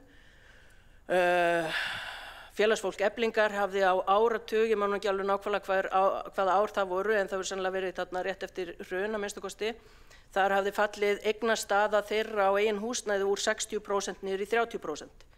Og fólk ekki að komast aftur inn á þennan markað, þannig að það leigumarkaðurinn sem að skipti mál. Við þurfum að tryggja það að það sé byggt, já, félagslegt húsnæði, en líka þá eru biðlistar hjá félagsbústöðum mannaðir mjög mikið af fólki sem gjaldgengt inn í íbúðafélög eins og Bjarg. Þannig að það að tryggja að það sé verið að byggja meira fyrir allan þann markað, það hjálpar stöðunni á biðlistum félagsbústaða. Og það bara hreinlega beint út sagt, ég meina ég bý í blokkum frá Bjargi, þar sem ég komst inn, og hafði verið að borga 75% af mínum tekjum, mínum ráðstöfunartekjum á þeim tímapunkti og komst í fullkomið skjól við þetta. Þar þétt byggt og þar hins vegar fólk frá félagsbústöðum í mörgum af blokkunum þar sem hefur verið jöfnun leigu félagsbústaða, þar fólk að borga hærri leigu í sambærilegum íbúðum hjá þeim sem hjá félagsbústöðum. Þannig að ég hafna þessu bara að þetta þurfi að heita félagsbústaðir til þess að það sé verið að byggja félagslega fyrir lágtekjufólk og mér finnst það bara áhugavert og gott að heyra það að Einar Þorsteinsson hafi ekki haft áhuga á því að fjölga félagslegum íbúðum. Það náttúrulega bara skýrir hans pólitísku afstöðu en okkar afstaða óbreytt og henni vel varið hérna í þessari stefnu og okkar fingraför eru bara frekar áberandi ef ég má vera alveg hreinskilin. Takk fyrir. Þá borgarfulltrúin Andrea Helgadóttir lokið máli sínu og næstur á mælendaskrá einn hefur óskað að veita andsvar og það borgarfulltrúin Einar Þorsteinsson. Forseti, mig langar að þakka borgarfulltrúin fyrir ræðuna. Ég spurði hlutfall félagsbústaða vegna þess að sósíalistar hafa talað fyrir því að hækka það hlutfall. Kaupa fleiri íbúðir, byggja sjálf og flutt margar ræður það.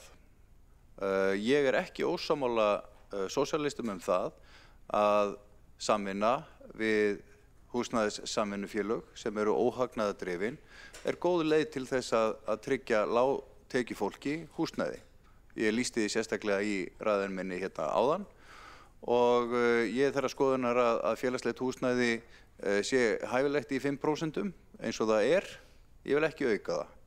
Þannig að ég held að við séum í sjálfu sér ekkert sérstaklega ósammála hérna en það kveður hins vegar við nýjan tón hjá sósíalistum í þessari ræðu vegna þess að þeir hafa flutt hérna ræður það að það þurfi að stór efla félagsbústaði og kaupa miklu fleiri íbúðir og byggja íbúðir sjálf meira að segja.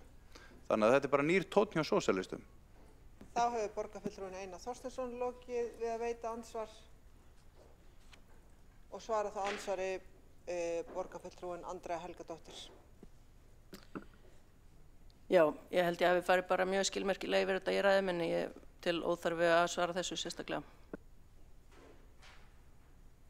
Þá ansvar lokið undir þessar ræðu og næstur á mælendaskrá borgarfulltrúin Hjálmar Sveinsson.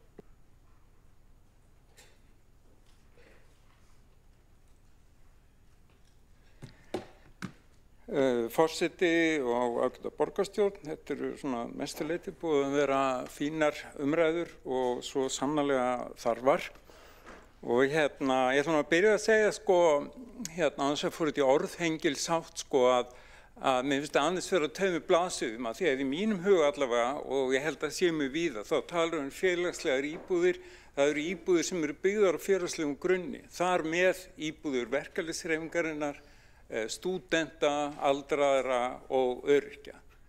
Svo það hins vegar íbúðir félagsbústaða sem svolítið svona hluti af því sama en samt svolítið önnur deild. Af því að ég get alveg tekið undir það með borgarfulltrúnum Einari Þorsteinsinni að það mikilvægara að byggja upp íbúðir sem byggja á félagslegum grunni heldur en sérstaklega að auka mjög mikið í eignasafn borgarinnar. Og svo ég líka sammála sem sagt borgarfulltrúnum Einari Þorsteinsinni, svo ég byrjum að nefna það sem sammála og svo líka fullt sem ósammála. En sammála ekki sammála, en ég held sem sagt að húsnæðissáttmálinn frá 2023 sé með merkari plöggum sem hefur verið skrifað undir hér síðust árin. Og þar sleginn þessi tónn, þar reynda að tala 30% hagkvæms og húsnæðis og félagslegum grunni og í rauninni það sama stefnan í þessari nýju húsnæðisáætlun þó að þar sé talan hækkað upp í 35 og eitthvað örlítið öðruvísi orðaleg. Grunnhugsunin svo sama, grunnhugsunin svo að við þurfum að húsnæðisstefnu, við þurfum að hafa húsnæðisáætlun og húsnæðissáttmála að því að markaðurinn, hann getur ekki séð þetta einn. Hann fyrst og fremst góður fyrir efri millistétt til dæmis, hann ekki góður fyrir lágtekjufólk. Það hefur sýnt sig í 100 ár á Íslandi og miklu lengur annars staðar. Þannig að það nú ýmislegt sem að bara ágætt og að geta verið sammála Svo verð ég að segja, mér finnst líka að þessi umræða í dag hefur svolítið svona kristallast, það kristallast pólitískar átakalínur og það bara fínt. Það 1 ár í kosningar og þá vitum við hver stendur, málefnin skýr, kjósendur eftir 1 ár munu hafa val skýra kosti. Og fulltrúar Sjálfstæðisflokksins í borgarstjórnarsal tala gegn áherslu meiri hlutans á hagkvæmt húsnæði og félagslegum grunni. Þeim hrís hugur, þeim bókstaflega hrís hugur við þeirri stefnu í húsnæðisáætlun borgarinnar að 35% nýs húsnæði skuli vera hagkvæmt húsnæði á félagslegum grunni. Það líst þeim bara ekkert á.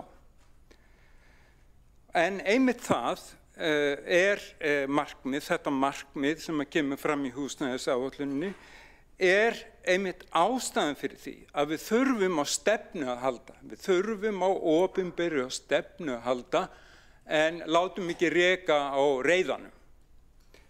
Og sagan sýnir það að það mjög nauðsynlegt. Verkamannabústaðakerfið 1930 var ekki til að sjálfu sér heldur gegnum mjög mikla baráttu verkalýðshreyfingarinnar. Það gerist ekki að sjálfu sér og það var ekki þannig að það væru einhver verktakar sem það sögðu ok, nú ætlum við að byggja fullt af húsnæði, góðu húsnæði fyrir verkafólk. Nei, það var ekki þannig. En og sama gildir sem sagt líka þar að segja nauðsynnin á stefnu, nauðsynnin á áætlun, nauðsynnin fyrir sáttmála. Það gildir auðvitað líka áhersluna á samgöngumiðaða uppbyggingu í borginni á næstu 10 árum, á vistvænt og mannvænt umhverfi í hverfunum sem eiga að vera sem sjálfbærust og hverfi ekki fyllilega sjálfbær nema þar sé ákveðin þéttleiki. Það sýnir reynslan og almennt það talið í skipulagsfræðum að það þurfi 60 íbúðir á hektara til að hverfin séu sjálfbær, þar að segja til að þar sé hægt að reka verslanir, til að þar sé hægt að reka almenningssamgöngur og ýmsa aðra þjónustu. Og vegna fullyrðinga sífelldra þráhyggjukennda fullyrðinga ofurþéttingu, þá ætla ég að nefna það enn einu sinni að eftirsóttustu hverfin í borginni eru þéttustu hverfin. Það í gamla Vesturbænum, þar á sumum stöðum, sumum svæðum, rúmlega 100 íbúðir á hektara. Rúmlega 100 íbúðir á hektara. Þar vilja flestir vera, þar vilja flestir búa. Ég tel það ómeglegt að setja allt undir einn hatt, taka út eitt dæmi eins og uppbyggingu vistþorpsins í Gufunesi og nefna það sem einhvern veginn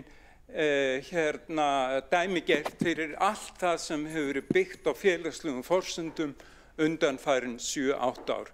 Í Hraunbænum, við Laugarnes og út alla borg og yfirleitt þetta fjölbýlishús sem enginn veit að eru byggðar af verkalýðshreyfingunni og það enginn að pæla í því. Þetta eru bara flott hús og fullt af fólki, lágtekju fólki sem býr þar og bara mjög ánægt. Tæplega 1000 íbúðir á síðastliðnum 7 árum cirka, sama má segja stúdentaíbúðir, tæplega 1000 íbúðir á kannski síðastliðnum 10 árum hafa verið byggðar og nota bene þær íbúðir, þær gagnast öllum landsmennum. Þegar það mjög mikið af krökkumötun á landi sem að fá þar herbergi og íbúður og það bara frábært. Hvað ætlum nú að segja meira? Já, líka því að mér stundum sjálfstæðismenn hneigjast til þess að tala leigumarkaði niður og það maður heyrt stundum að þeir vil ekki tala leigjendur heldur leiguliða. Leiguliðar orð úr gamla lénsveldinu. Það þykir ekki smart að vera leiguliði. Þannig að þetta svolítið skrítin afstaða en kannski miðað við þetta tilgátu mína að Sjálfstæðisflokkurinn miði sína stefnu mjög mikið við þarfir efri millistéttarinnar, þá kannski ekkert skrítið að þeir tali og þau tala leiguliða. En já, svo vil ég líka selja félagsbústaði eða íbúður úr félagsbústöðum og við erum ósammála því, þannig að sem sagt, svo ég endurtaki þegar valkostirnir eru skýrir, þeir sirka ári kosningar, sú sýn annars vegar sem kemur fram í nýju húsnæðisáætluninni með sinni áherslu á hagkvæmt húsnæði og félagslegum grunni sem að til að mynda verkalýðsfélögin byggja og félög stúdenta, aldraðra, öryrkja, búsetu og svo framvegis og líka áherslur á vistvæna, mannvæna byggð með öflugum almenningssamgöngum. Annars vegar þessi mynd og hins vegar hin framtíðarsýnin sem við höfum fengið kynnast hérna hjá sjálfstæðismönnum í borgarstjórn, bara mjög lítil áhersla á húsnæði með byggðu á félagslegum forsendum, á móti borgarlínunni og og svo framvegis. Þannig að já, það bara gott að valkostirnir eru mjög skýrir. Þá borgarfulltrúinn Hjálmar Sveinsson lokið máli sínu og næstur á mælendaskrá borgarfulltrúinn Kjartan Magnússon.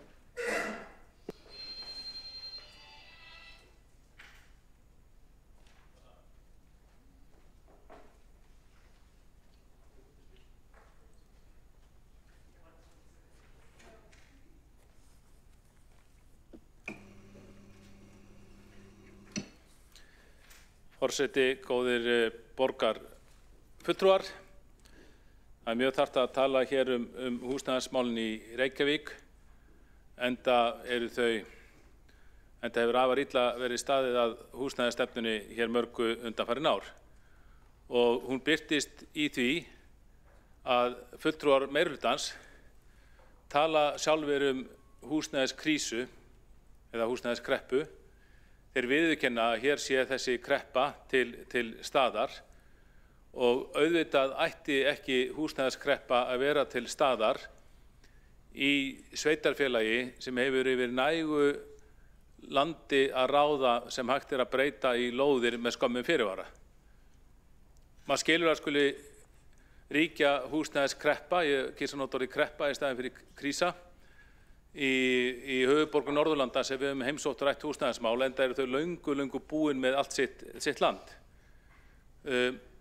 Landi sem þær borgir fá til þróunar kannski ein og ein skipasmíðastöð sem lögð niður einhverju svæði sem breytt, sem alltaf mjög takmarkað og geta oft gert vel við það svæði. Og þegar við upplýsum síðan það að við sem erum kannski heimsóttanda, að við séum land mikið sveitarfélag og eigum nóg á landi, þá er Reykjavíkurborg öfunduð og ég held að Reykjavík sé eina höfuðborgin í hinum vestræna heimi sem hefur ennþá nóg land sem hægt að breyta í lóðir og auðvitað ætti að nýta þetta land til þess að eyða þessari miklu spurn sem eftir húsnæði í borginni. En það hefur því miður mistekist og hins vegar held ég að hins vegar vantar ekki að það endalaust einhverja stefnur sem í gangi, áætlanir og stefnur og hitt og þetta. En eftir því sem meiri pappír kemur hér að færibandinu með einhverju svona stefnumótun, þeim mun alvarlegri verður þessi húsnæðiskreppa sem auðvitað ekki gott. Og hér þyrfti auðvitað, kannski án þess að vera að móta stefnu mörg ár, hér væri auðvitað hægt að eyða húsnæðiskreppunni með því að borgin myndi leggja sig fram að þróa lóðir, ekki bara inn í borginni heldur líka í úthverfunum og í löndunum þar. Má nefna Ólafsárdal sem dæmi og Keldnalandi auðvitað, Geldinganes og Kjalarnes. Og þannig var hægt að slá á þessa kreppu og auðvitað ætti að reyna að lækka húsnæðisverð í leiðinni. Einu sinni þá var hér samstaða það að í borgarstjórn að borgin skyldi fullnægja spurn eftir lóðum eins og gæti. Allir flokkar voru sammála það, líka vinstri flokkarnir, Alþýðubandalag og Alþýðuflokkur, forverar Samfylkingarinnar.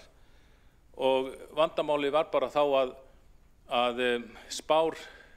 spárnar flutning fólk til höfuðborgarsvæðisins eins og Reykjavíkur voru svo ófullkomnar að fólkið sem hingað kom var alltaf fleira heldur en spárnar geru ráð fyrir.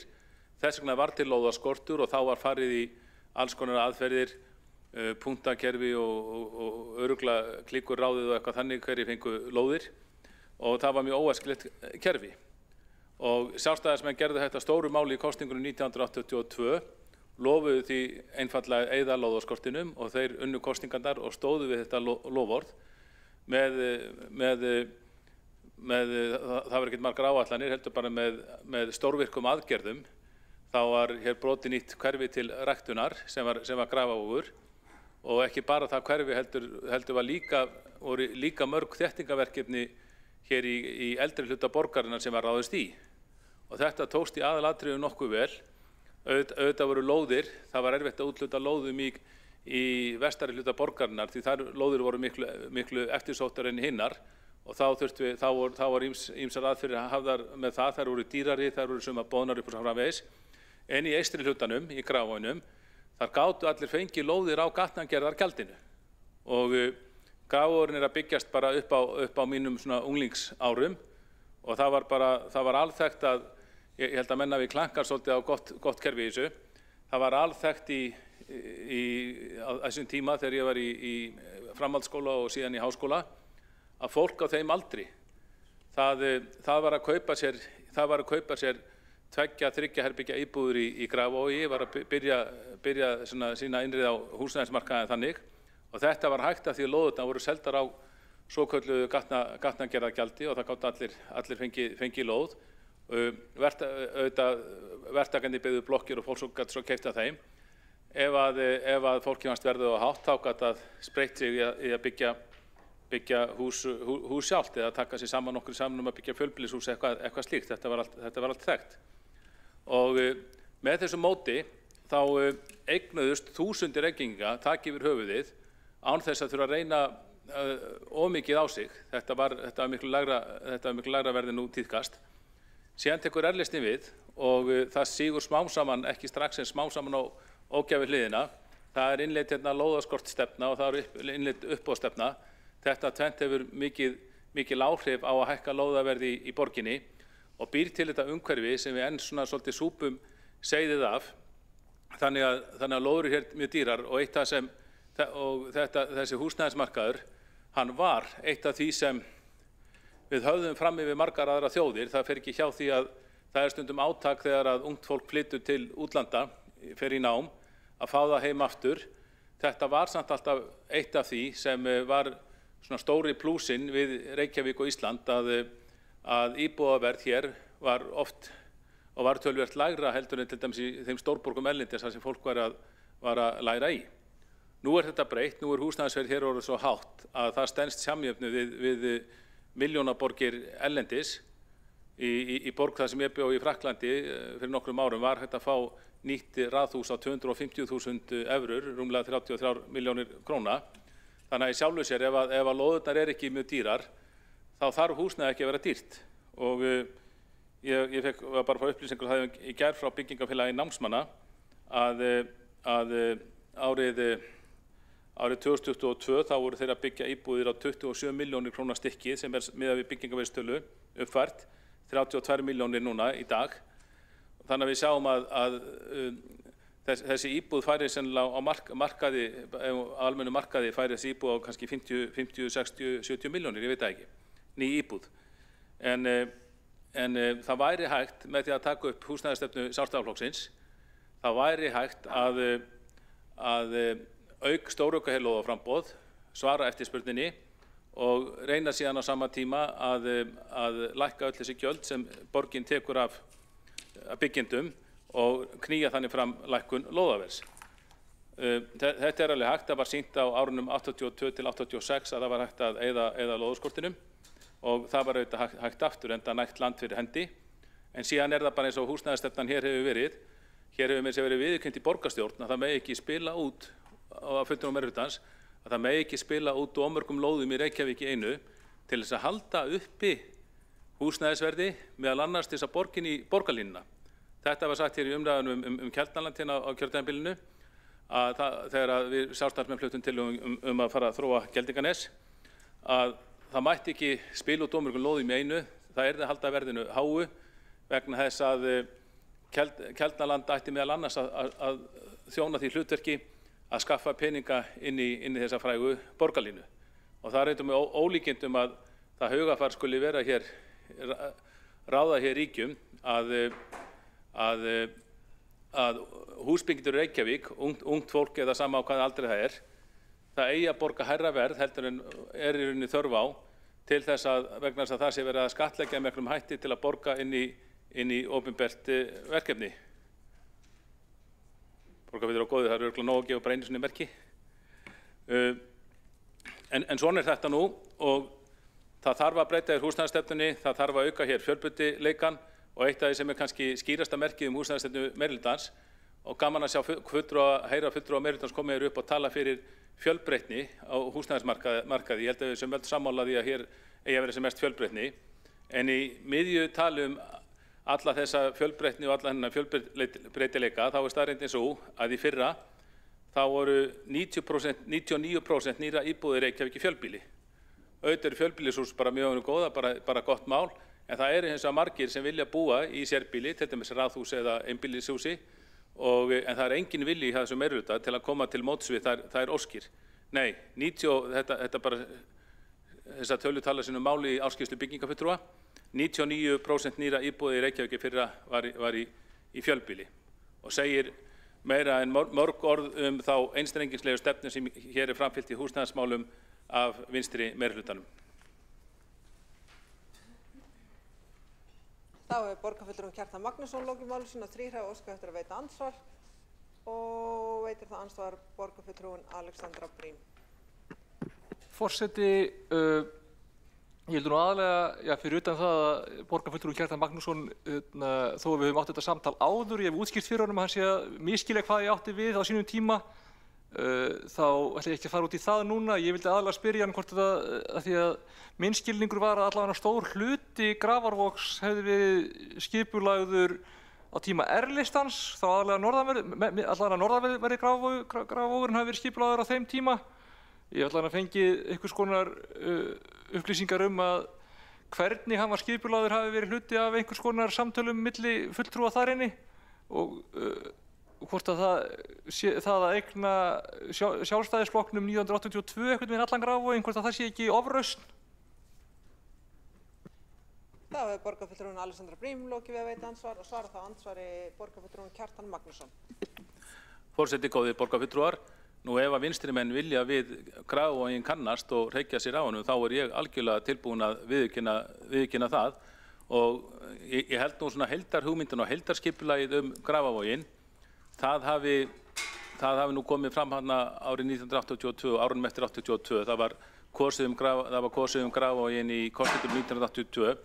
Vinstri flokkarnir voru þá harðir á móti Grafarvogi, harðir á móti því hverfi og þvældust svolítið fyrir í skipulaginu, en það var flutt inn í fyrsta húsið í Foldahverfi Grafarvogi í 17. júní 1984 og ég held að smá saman hafi svo vinstrimenn sem betur verið kannski sætt sig smá saman við hverfið og það er alveg rétt að stór hluti norðanverðs Grafarvogs byggði síðan upp á tíma R-listans og þar var bara mjög vel að verki staðið, en ég held að svona heildarskipulagið hafi legið fyrir mestuleyti 1984 og þar bil. Það má vera staðahverfið, að skipulagning staðahverfisins hafi komið til skipulagningar algjörlega á vegum R-listans og sjálfsagt bara hrósaðum fyrir það verk. Þá hefur borgarfulltrúinn Kjartan Magnússon lokið við að svara andsvari og veitir það andsvar öðru sinni borgarfulltrúinn Alexandra Brím.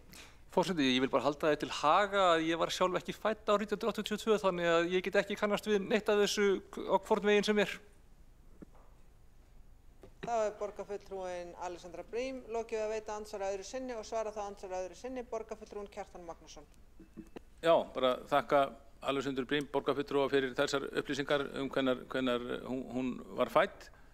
En ég var nú bara einfaldlega, þetta átti ekki að vera neinn svona mikil sögustund hjá mér þetta svar, en bara vegna þess að borgarfulltrúinn spurði spurning þetta, þá taldi ég bara rétt að svara eftir minni bestu vitneskju, vona mér verið fyrirgefið það.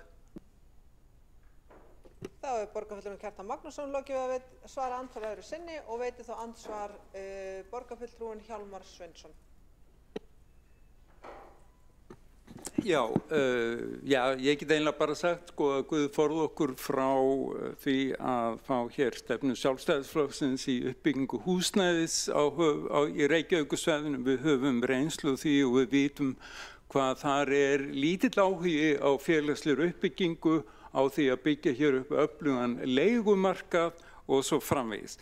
Það væri ekki gott og ég bara endurtek, það gott að valkostirnir að skýrast og ég spái því þeir verða ennþá skýrari eftir því sem að líður á þetta ár og líka hið næsta.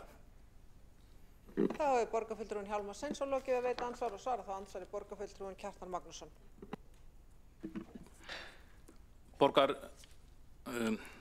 Forseti, góðir borgarfulltrúar. Ég held að sé alveg ástæðulaust fyrir vinstri menn að óttast að Sjálfstæðisflokkurinn komist hér til valda og það algjörlega rangt sem haldið hér fram í trekk í trekk að Sjálfstæðisflokkurinn sé á móti félagslegri uppbyggingu og uppbyggingu leiguhúsnæðis. Sjálfstæðisflokkurinn getur bara verið stoltur af því hversu mikið leiguhúsnæði til dæmis á vegum félagsbústaða var byggt upp þegar hann réð hér ríkjum og var í meirihluta. En fyrir hverja einustu kosningabaráttu þá fer þetta í gang. Það fari í gang einhverjar sögur að Sjálfstæðisflokkurinn sé á móti uppbyggingu félagslegs húsnæðis og leiguhúsnæðis. Það algjörlega alrangt. Sjálfstæðisflokkurinn hefur alltaf stutt þetta. Ég minni að þegar búseti byrjaði þá fekk búseti, hann fekk, að því við erum að tala Grafarvoginn, fyrsta búsetublokkin, Frostafold 18–20, fekk eina bestu lóðina í Grafarvogi og það var til Sjálfstæðisflokksins að sjálfsögðu. Og mér finnst þetta hvimleitt og ég frábið mér þetta svona ósannindi að því sé haldið fram að Sjálfstæðisflokkurinn sé á móti leiguhúsnæði og félagslegu húsnæði.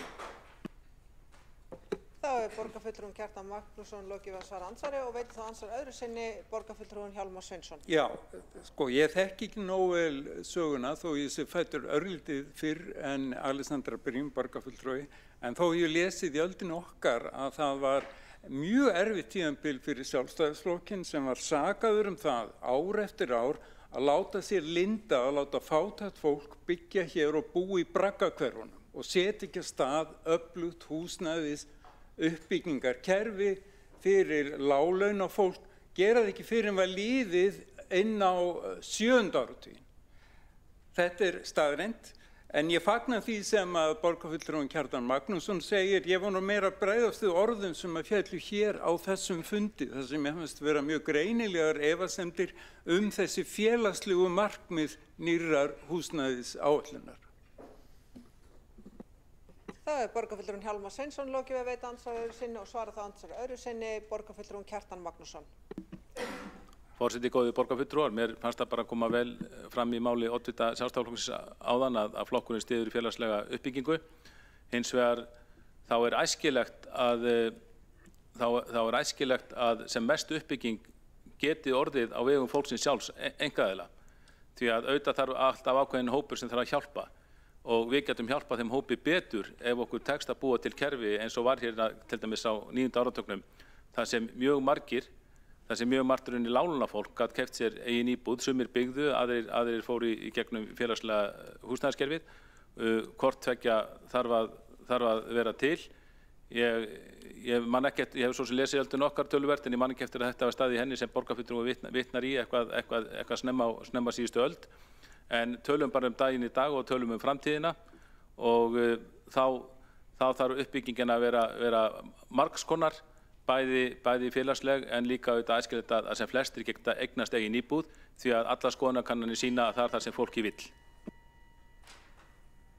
Þá borgarfulltrúinn Kjartan Magnússon lokið að veita andsvar öðru sinni og veitir þá andsvar borgarfulltrúinn Andrea Helgadóttir. Takk forseti. Kjartan Magnússon minntist á það í sinni ræðu eða setti gagnrýni á það að það hefði orðið mikil uppbygging af fjölbýlishúsnæði og tengdi það við fjölbreytt húsnæði. Það bara vantar meira fjölbýlishúsnæði, það vantar ekki meiri dreifðabyggð.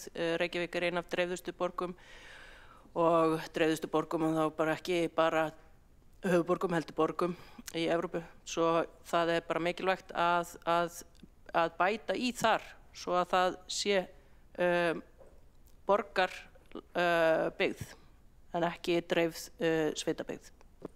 Að gefum tilnefni minnir forseti á borgarfulltrúa að nota titla áður en nafni nefnt en svara það andsvari borgarfulltrúinn Kjartan Magnússon.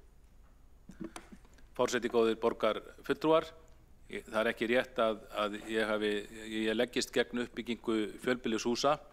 Ég er mjög hlynntur uppbyggingu fjölbýlishúsa, en ég var bara að benda þá staðreynd að þegar 99% nýrra íbúða í Reykjavík í fyrra voru í fjölbýlishúsum, þá það sé á mikið nýtt þessi 99% og sýnir stefnuna, og við sjálfstæðismenn viljum huga að fjölbreytilegri kostum og gefa íbúum í Reykjavík kost á að velja milli þess hvort þið vilja búa í fjölbýlishúsi, einbýlishúsi eða raðhúsi eða einhverju slíki margbýlishúsi eða hvernig sem það er. Og það verður auðvitað ekki gert ef að 99% af nýjum íbúðum eru bara ein húsagerð. Þá verður að koma til eitthvað fjölbreytni. Þá borgarfulltrúinn Kjartan Magnússon lokið að svara andsvari og veitir þá andsvar öðru sinni borgarfulltrúinn Andrea Helgadóttir. Takk forseti, afsaka mistökin, borgarfulltrúi Kjartan Magnússon. Það er ekki einstefna úr fjölbýlishúsnæði yfir í einbýli og ég þekki nú bara mörg dæmi það að eldra fólk er að minnka við sig og fagnar mjög tilkomu þess háttar fjölbýlishúsnæði sem að það getur kosið sér að búa í miðsvæðum þar sem það getur farið í þjónustu og sótt leikhús og annað slíkt. Þannig að ég hugsa að þessi ótti sé bara óþarfur. Þá hefur borgarfulltrúinn Andrea Helgadóttir lokið að veita andsvar öðru sinni og svara þá andsvar öðru sinni borgarfulltrúinn Kjartan Magnússon. Forseti góðir borgarfulltrúar, hér er ekki neinn ótta að ræða hjá okkur sjálfstæðismönnum. Það er miklu frekar hægt að segja að þetta sé bara vilji til að koma betur til móts við óskir borgarbúa. Ég hef búið sjálfur í nokkrum fjölbýlishúsum, bara mjög fín og flutt hér tillögur að félag eldri borgara, byggingafélög þeirra fái fleiri lóðir til að geta byggt þeirri fjölbýlishús. Þetta er bara allt mjög gott. En við höfum að tryggja val fólksins og það verður ekki gert með því að ákveða að 99% af nýjum íbúðum sé í fjölbýlishúsum.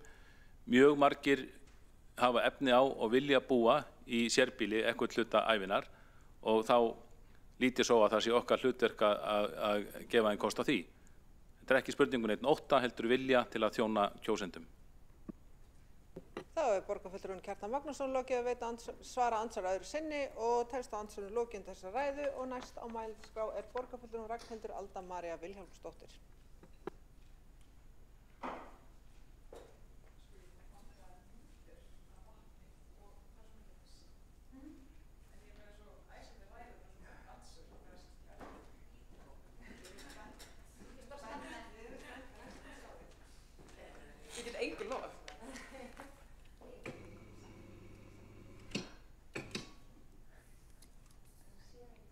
Já, oversharing. Það er svo heimilislegt hérna. Ágæti forseti og borgarstjórn, nú erum við búin að hlusta hérna á þessar ræður hér og ég verð að segja að mér finnst skýrt að það er meirihlutinn komið með ofnæmi fyrir því að axla ábyrgð á afleiðingum eigin húsnæðisstefnu. Það er bara svolítið magnað einhvern veginn að það er öllum öðrum kennt ástandið á húsnæðismarkaðnum en þeim sem að hafa setið á valdastólunum og haldið í taumana og ráðið húsnæðisþróun í Reykjavík. Það er búið að benda á alla nema mögulega það að líta inn á við hér í ræðum í dag.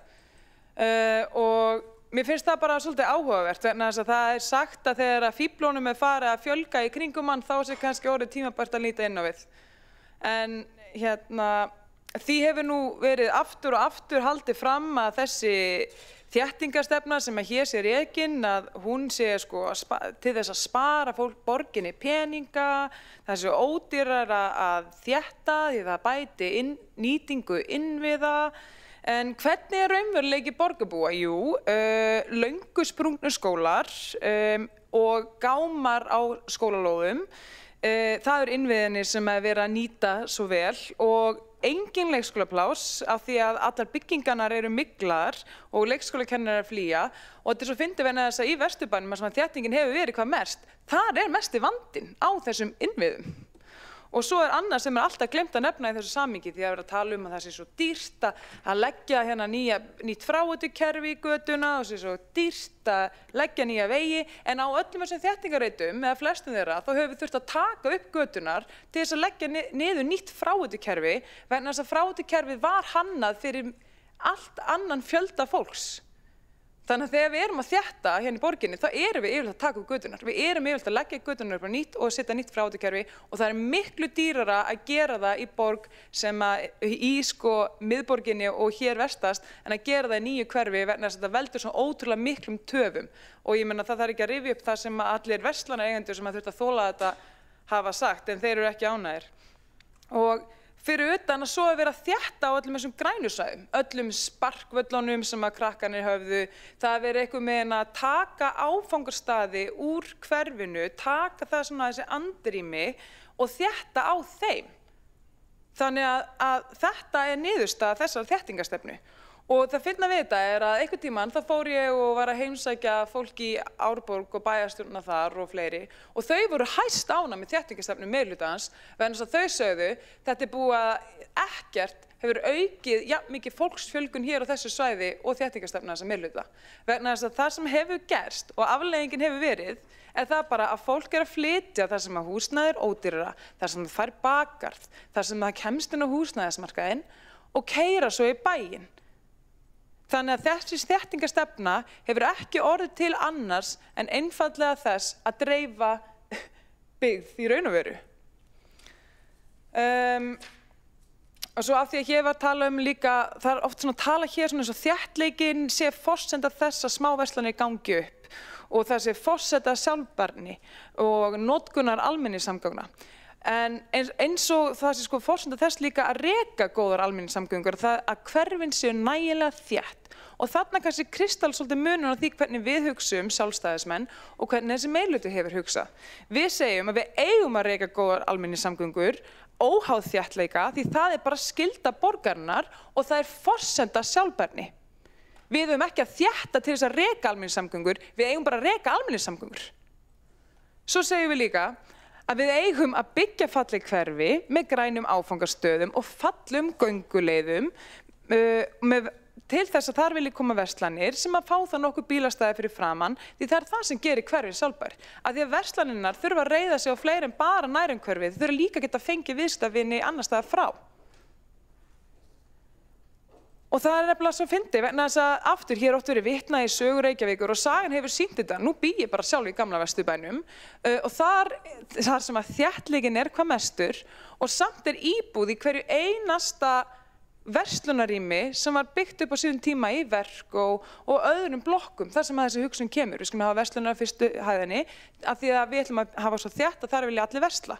En það hefur bara endað þannig að þar eru núna íbúðir.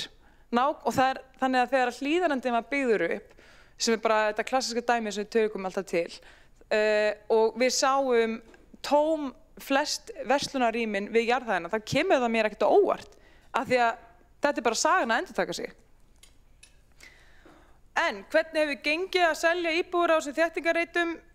Afar illa eins og markaðurinn hefur sagt og það sem ég þykir oft svolítið áhugavert því hér er að tala um þennan fókus á að við ætlum að borgin ætla núna að fara að styðja við félagslega uppbyggingu og svo framvegis með sínu stofnframlagi og svona en svo er það líka þannig vegna þess að við vorum að tala um hvað kostar svo þessi íbúðir sem að vera að byggja af óhagnaðardrifnum félögum.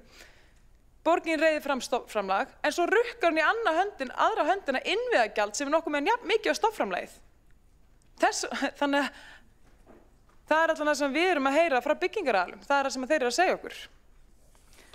En allavega, svo er það hitt, að því að hér er búið að tala rosalega mikið um tillöguna sem ég flutti fyrir hönd okkar sjálfstæðismanna. Og ég heyri þetta aftur og aftur og aftur að við sjálfstæðismenn viljum núna fara að selja allar félagslega íbúðir og selja félagsbústaði og það er svo fyndið að því ég er búin að leiðrétta þetta aftur og aftur og aftur en þessu er aftur og aftur og aftur haldið fram hér í þessum sal og það er viljandi gert og þetta er nefnilega írónían að þeir hérna sem eru hvað oftast að gjamma hérna upp í pontu óheiðarleika okkar í sjálfstæðisflokknum eða í minnihlutanum eru nákvæmlega þeir sem að viljandi svo koma hérna upp í pontu og segja rangt frá, fara með rangt mál. Sama hversu ofta er leiðrétt. Þannig ég myndi segja að þeir fólki að líta sér nær. Af því að til þess að bara minna á þessa frábæru tillögur sem var fellt hér, þá gekk hún út af það að borgaryfirvöld og ríki myndi taka höndum saman í að hjálpa lágtekjufólki að eignast íbúð. Þvert á. og það hefði ekki kostað skattgreiðendur aukalega því þetta gekk út af það að það væri hægt að nýta þær húsnæðisbætur sem við erum þegar að greiða til þessa fólks og jafnvel mögulega að koma á einhvern með öðru fyrirkomulagi líkt og er gert erlendis varandi það að vera með svona öðruvísi lán eða bara einhvers konar framlag frá sveitarfélaginu. Þannig að skattféð sem að íbúar greiða, þar með talið lágtekjufópar, væri raunverulega farið til þeirra svo það hefði val það hvort það vill búa í félagslegri íbúð eða eignast. Við vildum bara gefa fólki val. Það er það sem tillagan snerist Hún snerist aldrei það að fara að selja allar félagslegar íbúðir í Reykjavík. Hún snerist bara það að íbúar hefðu val. Vildir fá þessa peninga til þess að eignast eða vildir frekar fá þessa peninga til þess að niðurgreiða leigu? Það er það sem þetta snerist En svo er það líka talað leiguverðið. Leiguverðið, af því að það er verið að tala að það eru margir sem ekki sens að komast inn á fasteignamarkaðinn, að sjálfsögðu ekki, ef það er enginn hérna sem vil gera nokkurn skapaðan hlut til þess að hjálpa þeim inn á fasteignamarkaðinn, en ok. En hvernig er þá leiguverðið hérna þar sem að fólk á að geta hjólað til vinnu og það er náttúrulega bara mjög hátt og þar sem að lágtekjufólk nú oft í vaktavinnu sem ekki 8-4, þá sé ég bara ekki hvernig, nákvæmlega eins og fólk sem ég þekki sem hefur nefnt þetta við mig, það sér ekki hvernig það á að geta haft efni á því að vinna vaktavinnuna og ekki verið á bíl vegna þess að það þarf að komast oft út allan bæinn endilangan ef ekki síst vegna þess að það fær ekki leikskólapláss í hverfinu sínu. Þannig ef við viljum virkilega aðstoða lágtekjufólk þá gerum við það með að veita val að eignast íbúðir og þjónusta fólk almennilega. Skaffa þeim leikskólapláss, skaffa þeim þjónustu. En þannig að já, hér var líka lýst yfir að markaðurinn var ekki góður fyrir lágtekjufólk. Hann hefur allan ekki verið að sem að Samfylkingin tók við. En eins og þeir vita sem að hafa lesið sögubækurnar, þá byggðust hérna upp heilu hverfin þar sem að lágtekjufólk gat eignast sitt eigið húsnæði og kannski er bara eitt klassískasta dæmi það bara smáíbúðahverfið. Þar var nú bara þannig að borgin undir stjórn sjálfstæðismanna veitti þeim sem að vildu sérstakann skattaafslátt af gjöldum til þess að hjálpa þeim að hafa efni á að eignast þarna hús og byggja þarna hús. Þannig að við hefum svo sannarlega í gegnum tíðina og í gegnum söguna alltaf aðstoða lágtekjufólk yfir að koma yfir sér þaki, vera með félagslegum leiguíbúðum eða með að hjálpa þeim í eigið húsnæði. Það er bara þessi meirihluti sem vill ekki hjálpa fólki í eigið húsnæði. Svo skulum við aðeins tala líka hvað er verið að tala hér. Því það er alltaf þessi áhersla á að núna koma hagkvæmt húsnæði á félagslegum grunni en við skulum bara muna að það er fyrir suma. Þetta er hagkvæmt húsnæði á félagslegum grunni fyrir suma en ekki fyrir alla því þetta er bara fyrir meðlimi ákveðna félaga, ekki fyrir alla sem þurfa. Það er það sem að þessi húsnæðisáætlun gengur út á. Og svo vil ég bara impra í lokin varðandi forræðishyggjuna hér og afleiðingar hennar. Að því að svo mikil partur af þessari húsnæðisáætlun snýst bara að þétta í Grafarvogi. Og mér finnst það ótrúlega kaldhæðnislegt að hér hefur verið talað að bæta lýðræði, það voru lýðræðisvinnustofur, en samt eins og alltaf á að bara keyra yfir fólk og vilja þeirra og þétta úti bara óendanlega þannig í Grafarvogi, þrátt fyrir að íbúar hafi trekk í trekk sagt að þeir vilja þetta ekki. Þetta er ekki vinnubröð að hætti Sjálfstæðisflokksins. Þá hefur borgarfulltrúin Ragnhildur Alda María Vilhjálmsdóttir lokið máli sínu og næsta mælendaskrá er borgarfulltrúin Magnea Gná Jóhannsdóttir.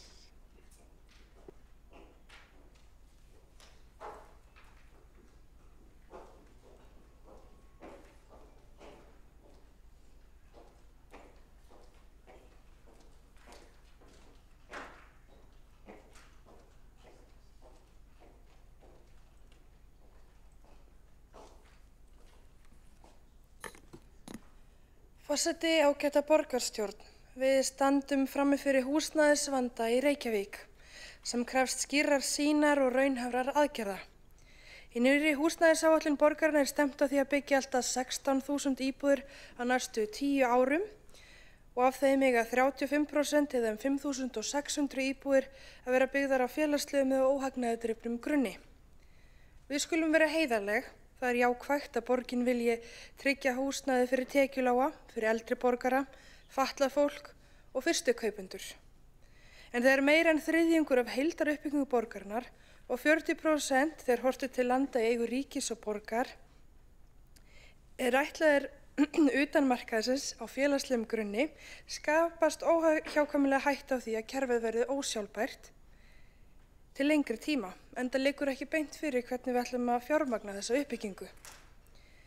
Hér verður einnig að skilgreina hvernig eiga að skipta þessum prósentum á milli þeirra aðila sem falla undir íbúðir byggðar á félagslegum eða óhagnaðardrifnum grunni.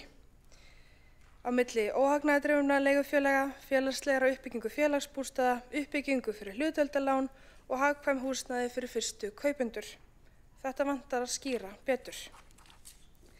Næsta stóra vandamál er skortur á byggingarhæfum lóðum á nýjum svæðum sér í lagi.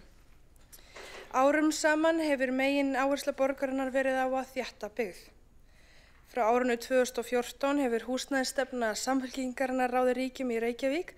Þrátt fyrir hástemmd markmið borg fyrir alla og borg fyrir fólk hefur uppbygging íbúða ekki haldist í hendur við fólksfjölgun. Borgin hefur einblínt á að þéttingu byggðar sem vissulega er mikilvægt til að nýta innviði og draga úr álagi á samgönguinnviði, en þessi nálgun ein og sér hefur ekki reynst nægjanleg. Þéttingin hefur verið sett fram sem lausn við öllu, en sannleikurinn er sá að þéttingarreitir eru oft flóknir og dýrir í framkvæmd. Útkoman eru oft litlar, dýrar íbúðir sem ungt fólk og fjölskyldur hafa ekki efni á. Og meðan er fólk að bíða eftir því að eignast heimili. Það er löngu tímabært að horfa út fyrir þéttingareiti og hefja öfluga uppbyggingu á nýjum svæðum.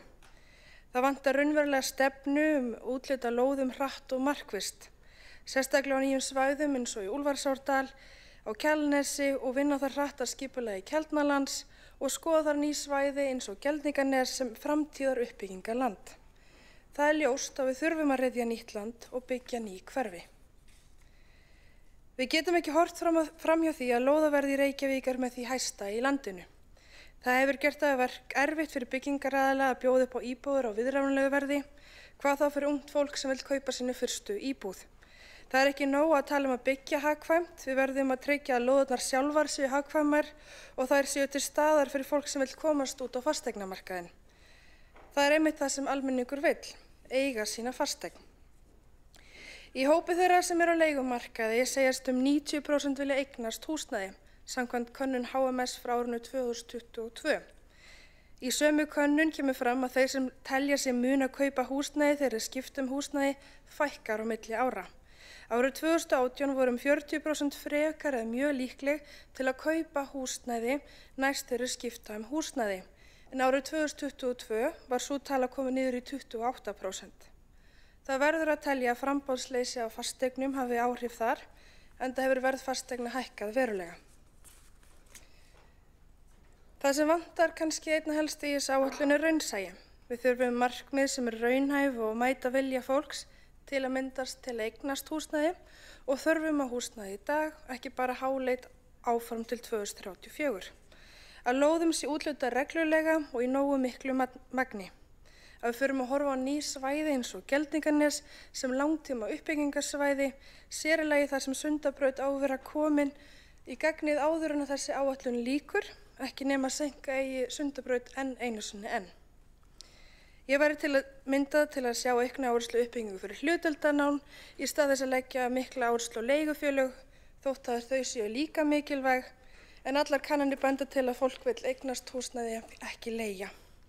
Og síðast en ekki síst vantar gagnsæja fjármögnunarstefnu fyrir þann félagslega hluta sem borgin ætlar að bera á herðum sér. Hvernig á að fjármagna alla þessu uppbyggingulagi sérlagi þegar þekkjum hvernig fjárhagsstaða félagsbústaða er í dag?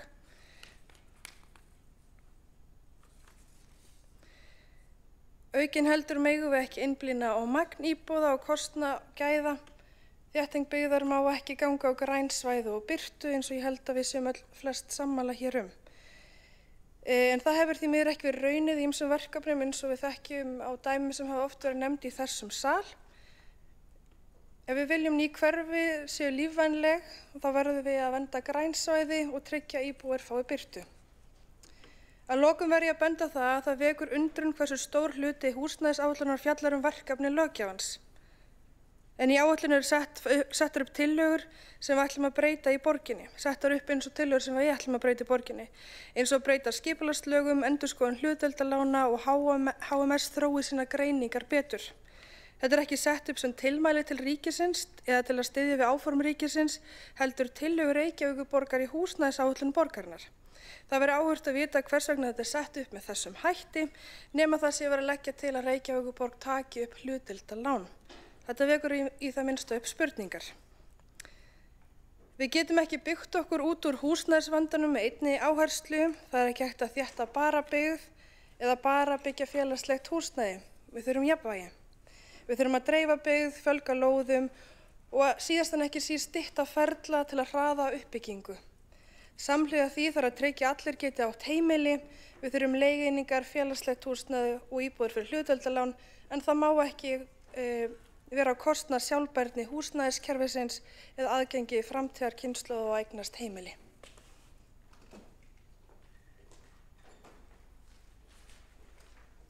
Þá er borgarfulltrúinn Magnea Knák Jóhannsdóttir lokið máli sínu og næsta mælendaskrá er borgarfulltrúinn Líf Magnúðardóttir.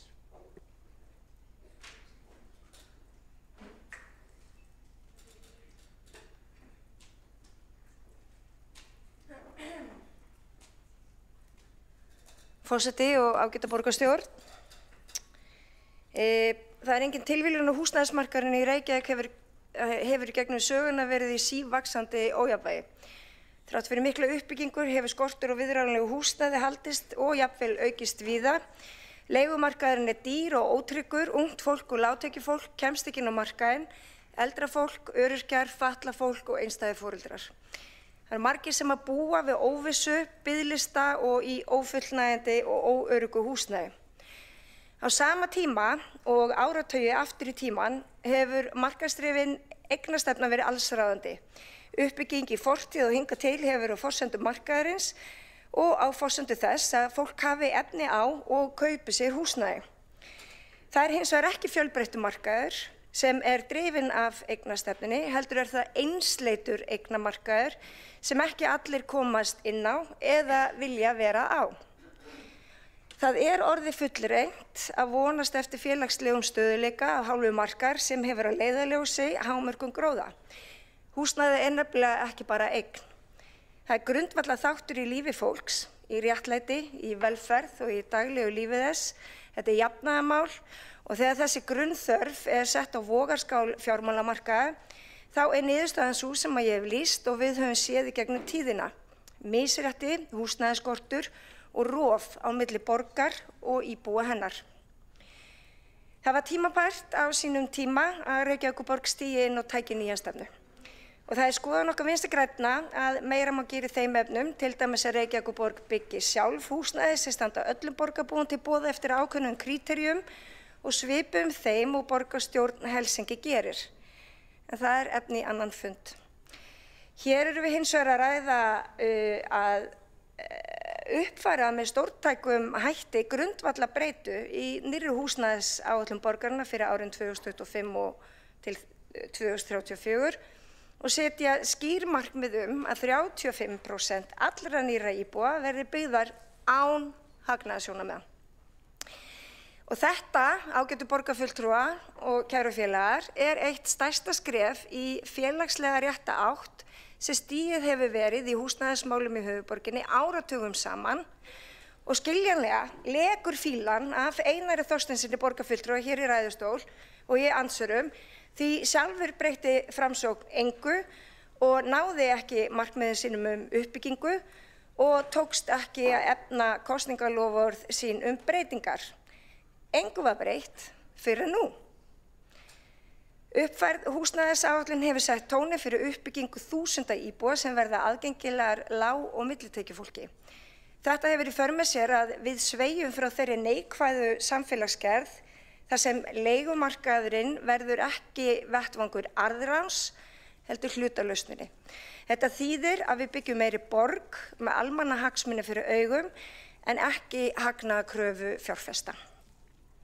Forseti, það er algjörlega frábært að við ætlum að halda áfram og auka við uppbyggingu í samvinnu við óhagnaðardrifin húsnæðisfélög, verkalýðshreyfinguna og félagsbústaði. Það er líka algjörlega frábært að við ætlum að tryggja það að íbúðirnar rísi þar sem það nýtast í hverfum með innviði, almenningssamgöngur og lífsgæði. Og eins og stendur með leyfi forseta í aðalskipulaginu okkar, innan hvers skólahverfis, hverfahluta og eftir atvikum götureita verði fjölbreytt framboð húsagerða, minni og stærri íbúða í fjölbýli og í sérbýli til að tryggja félagslega fjölbreytni og við mat á uppbyggingu íbúðarhúsnæðis á einstöku reitum verði ávallt tekið mið af félagslegri stöðu viðkomandi hverfis og almennum markmiðum húsnæðisstefnu fyrir borgina í heild. Og við ætlum að horfa til fjölbreyttra þarfa, við ætlum að horfa til ungs fólks, fyrstu kaupenda, fatlaðs fólks og aldraðra. Forseti, félagslegt réttlæti fæst ekki að sjálfu sér. Það þarf kjarkaða pólitík til að breyta stefnu og með þessum nýju markmiðum 35% óhagnaðardrifna uppbyggingu Reykjavíkurborg að senda skýr skilaboð. Við ætlum ekki lengur að láta markaðinn ákveða hverjir fá að búa í borgin okkar. Við ætlum að rýma til fyrir fjölbreytni og sveigjanleika fyrir okkur öll. Ég hef lokið máli mínu. Þá hefur borgarfulltrúin Lífi Magnúsdóttir lokið máli sínu og næst á mælendaskrá borgarfulltrúin Dóra Björt Guðjónsdóttir.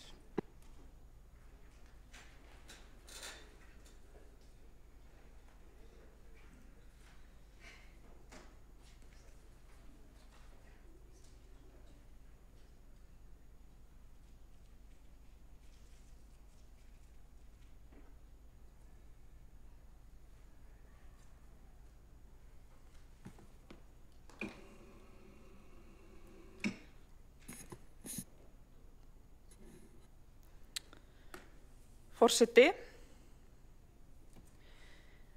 svo ég nefni aðeins lykiltölur í þessari áætlun að þá sýnir hún fram á að það hefur ýmislegt verið gert í byggingu húsnæðis hér í borginni en okkur hefur verið að fjölga ansi hratt.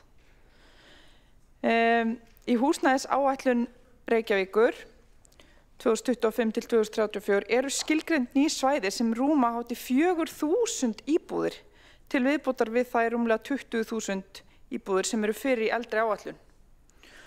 Og lagt til að hinn nýju svæði verði tekin til skipulagningar og uppbyggingar á næstu misserum og árum. Og þar vegur þyngst ný uppbyggingi Úlfarsárdal í landi Halla og Hamrahlíðarlanda, þar sem risið gætu hátt í 3.000 íbúðir í fyrsta áfanga. En það hefur jafnframt verið boðuð sviðsmyndagreining sem horfir til framtíðar byggingarsvæða og geta niðurstöður hennar haft áhrif á uppfærslu húsnæðisáætlunar á næsta ári. Við talað Geldinganes og fleiri svæði í þessu samhengi. 1860 fjölgun íbúa í Reykjavík árinu 2024 með við tölur Hagstofu Íslands.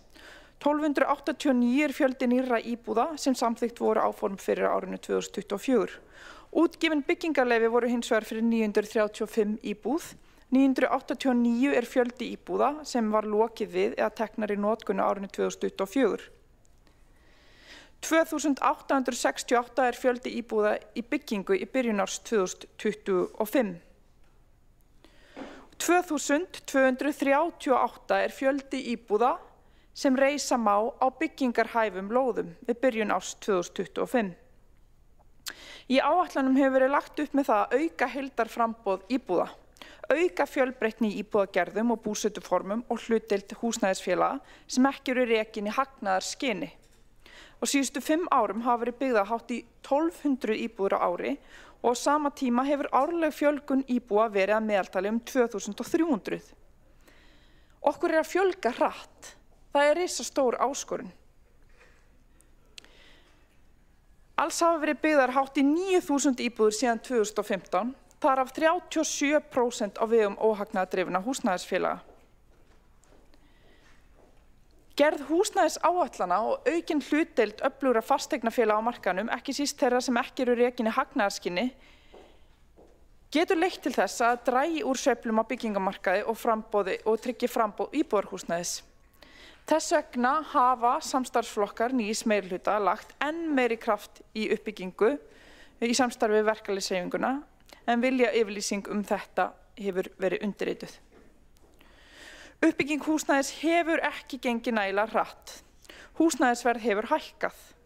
Þá er spurningin hvers vegna og hvað til ráða. Í nýlegri skýrslu HMS kemur fram að fjárfestar líta á fjárfestingu í húsnæði sem betri kost en fjárfestingu í hlutabréfum. Og það sýnir að það þarna undirliggjandi óheilbrigður efnahagsmarkaður. Efnahagskerfið ákveðinn skaðvaldur og hefur dregið úr húsnæðisuppbyggingu, komið í veg fyrir getu fólks til að kaupa húsnæði og á sama tíma hefur þetta fært fjárfesta frá öðrum fjárfestingakostum yfir í húsnæðismarkaðinn.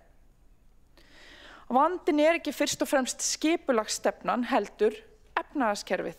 Að húsnæðismarkaðurinn á Íslandi orðinn að braskmarkaði. Þetta sýna opinberar skýrslur.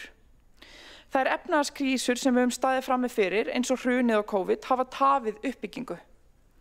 Þegar vaxtalækkanir hafa orðið, hefur það verið þensluskapandi og hækkað verð, en svo þegar vextir hafa hækkað í kjölfarið til að bregðast við, hefur það dregið úr getu fólks til að kaupa og getu verktaka til að byggja. Þetta hefur laðað að sér fjárfesta í brask á húsnæðismarkaði og þetta dregur úr jafnvægi á húsnæðismarkaði og ýtir undir hækkun húsnæðisverðs. Við viljum sannarlega bregðast við því sem við getum. Við erum í húsnæðisátaki og að nýta svæði innan gróna hverfa. Við erum sömuleiðis að stíga skref á aukinni uppbyggingu á nýjum svæðum. Fjölmargar lóðir eru tilbúnar sem hafa ekki farið af stað í uppbyggingu, meðal annars vegna efnahagskerfisins og vaxtastigsins. Það hefur verið rætt eftirspurn eftir öðrum húsakosti en fjölbýli hér í dag, en við erum að bæta við fjölbreyttum húsakosti, til dæmis í Grafarvogi eða einbýlishúsum, par og raðhúsum. Við erum að bregðast við umræðunni og þörfinni. Við erum að fara að gera skýrar greiningar þörf innan hverfa og ætlum að byggja ákvarðanir á því. Við erum að vinna því að fjölga byggingarhæfum lóðum enn hraðar, í samstarfi við verkalýðshreyfinguna og vonandi með tilkomu lífeyrissjóðanna. En það ekki sanngjarnt að teikna upp þá mynd að húsnæðiskrísan sé einungis tilkomin vegna borgaryfirvalda. Það ekki sanngjarnt, það ekki takt við raunveruleikann, það ekki takt við opinberar skýrslur. Reykjavíkurborg hefur verið í forystu í óhagnaðardrifinni og félagslegri uppbyggingu. Með tæplega 90% stofnframlaga íbúða og 10 sinnum fleiri félagslegar íbúðir en Garðabær. Hver afleiðingin? Með því að fjölga óhagnaðardrifnum íbúðum sem ekki eru háðar hefðbundnum markaðsskilyrðum höfum við búið til örugg búsetuúrræði fyrir tekjulága, stúdenta, eldri borgara og fatlað fólk og þetta eitthvað sem heldur dampi þó að það sé lægð í efnahagslífinu. Hér var verið að tala að óhagnaðardrifið væri fyrir suma en ekki fyrir aðra. En öll félög geta sótt sem standast kröfur og þarna undir eru líka félagslegar íbúðir sem eru fyrir alla, sem eru undir ákveðnum tekjumörkum. Það kannski rétt að hingað til hefur ekki verið mikið gert af þessu fyrir efnameira fólk, en þó hefur verið þróun í gangi þegar kemur að millitekjufélögum sem hafa verið að fara af stað með uppbyggingu líka.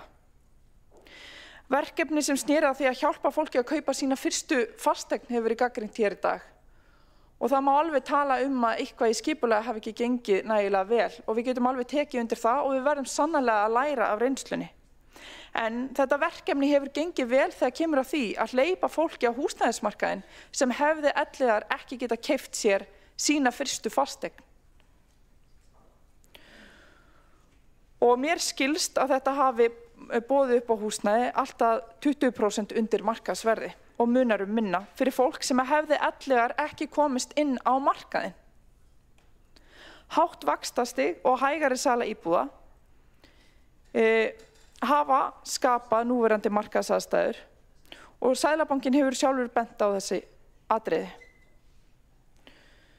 Við erum að axla ábyrgð á því sem við getum með því að fjölga lóðum mjög vasklega, með því að byggja félagslegt og óhagnaðardrifið og með því að beita okkur gegn braski. Nýleg skýrsla HMS sýnir að leiguverð í Reykjavík í dag lægra enn í Garðabæ, þrátt fyrir að hér sé fjölmennasti markaðurinn. Það sýnir að félagslega blönduð, fjölbreytt og stöðug uppbygging hefur skilað raunverulegum árangri fyrir borgarbúa og ekki síst þau sem mesta aðstoðina þurfa, ekki síst þau sem í viðkvæmustu stöðunni eru. Með þessari stefnu Reykjavík að tryggja Ekki einungis þeim efnameiri möguleika á góðu húsnæði, heldur líka vinnandi fólki með meðal- og lægri tekjur. Þetta skiptir máli fyrir fjölskyldur, fyrir atvinnulífið og fyrir heildarstöðuleika samfélagsins til framtíðar og fyrir félagslegt réttlæti. Hækkað vaxtastig hefur tafið framkvæmdir, ekki skipulag eða vöntun á landrými. Skortur á húsnæði raunverulegur, en ekki vegna skorts á byggingalandi. Að viðurkenna að það sé húsnæðiskrísa ekki að viðurkenna að borgin hafi fyrst og fremst brugðist, en alltaf má gera betur og við erum auðmjúk gagnvart því og ætlum að gera betur eins og þessi húsnæðisáætlun sýnir. Þetta sýnir að það sé vandi og að við honum verði að bregðast. Þú saumar ekki nýja treyju með hamri og ég tel að gagnlegra væri ef samfélagið myndi ræða meira þann graf alvarlega og undirliggjandi vanda sem við stöndum frammi fyrir, sem okkar sveiflukennda hagkerfi hefur skapað. Á meðan Sjálfstæðisflokkurinn baxar við að sauma með hamrinum sínum eða blaðra treyjuna sem einhver saumaði einhver staðar annar staðar, þá tökum við fulltrúar samstarfsflokkana upp nálina. Byggjum innan grónahverfa og leggjum grunn að nýjum. Vinnum gegn lóðabraski, tryggjum gæðin og umbyltum stjórnkerfinu með umfangsmiklum breytingum til að tryggja skilvirkan framgang þeirrar stefnu. Takk. Þá borgarfulltrúinn Dóra Björt Guðjónsdóttir lokið máli sínu og ekki hafa fleiri hvatt sér hljóðs undir þessum lið og þá þurfa fólk í salinn.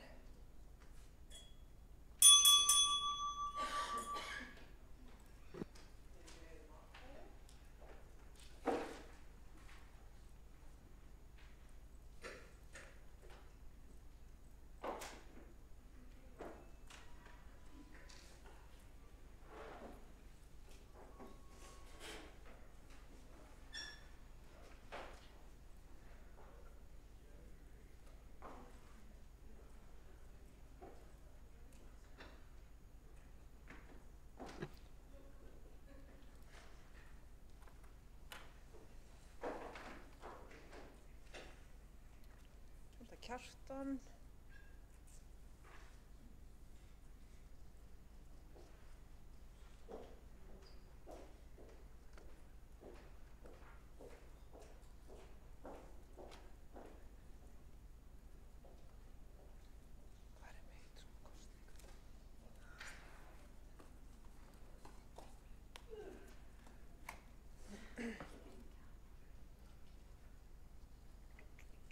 Eitthvað ná í Kjartan eða? Já, fórstu. Já, mér langar svo dingla aftur.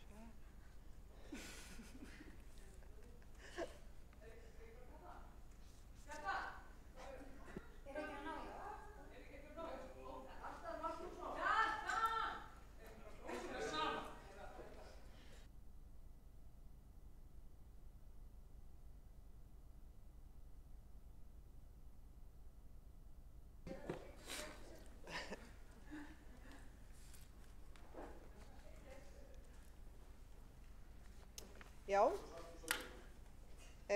þá göngum við til atkvæða tillöguna húsnæðisáætlun Reykjavíkur samanber 8. lið fundargerðar borgarráðs frá 15. maí 2025. Þau sem samþykkja vilja tillöguna vinsamlegast gefið merki.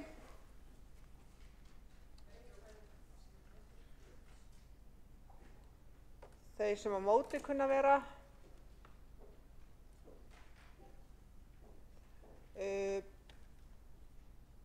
Já, og þeir sem vilja sitja hjá.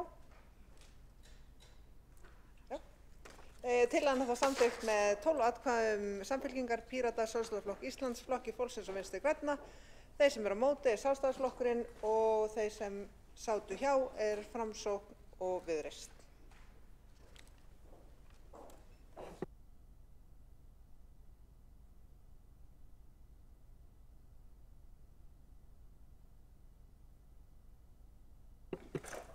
Þá göngum við til næsta liðar á dagskrá, það umræða bílastæðamál að beiðni borgarfulltrúa Sjálfstæðisflokksins.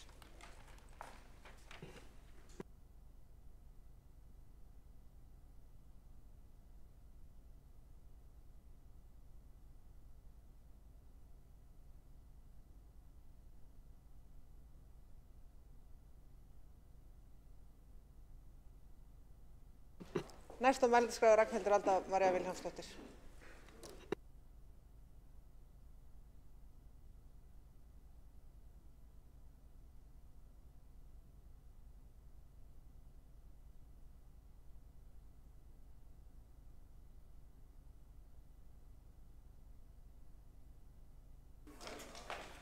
Já, ég veit það, þeir eru náttúrulega tímalaus klassík. Já.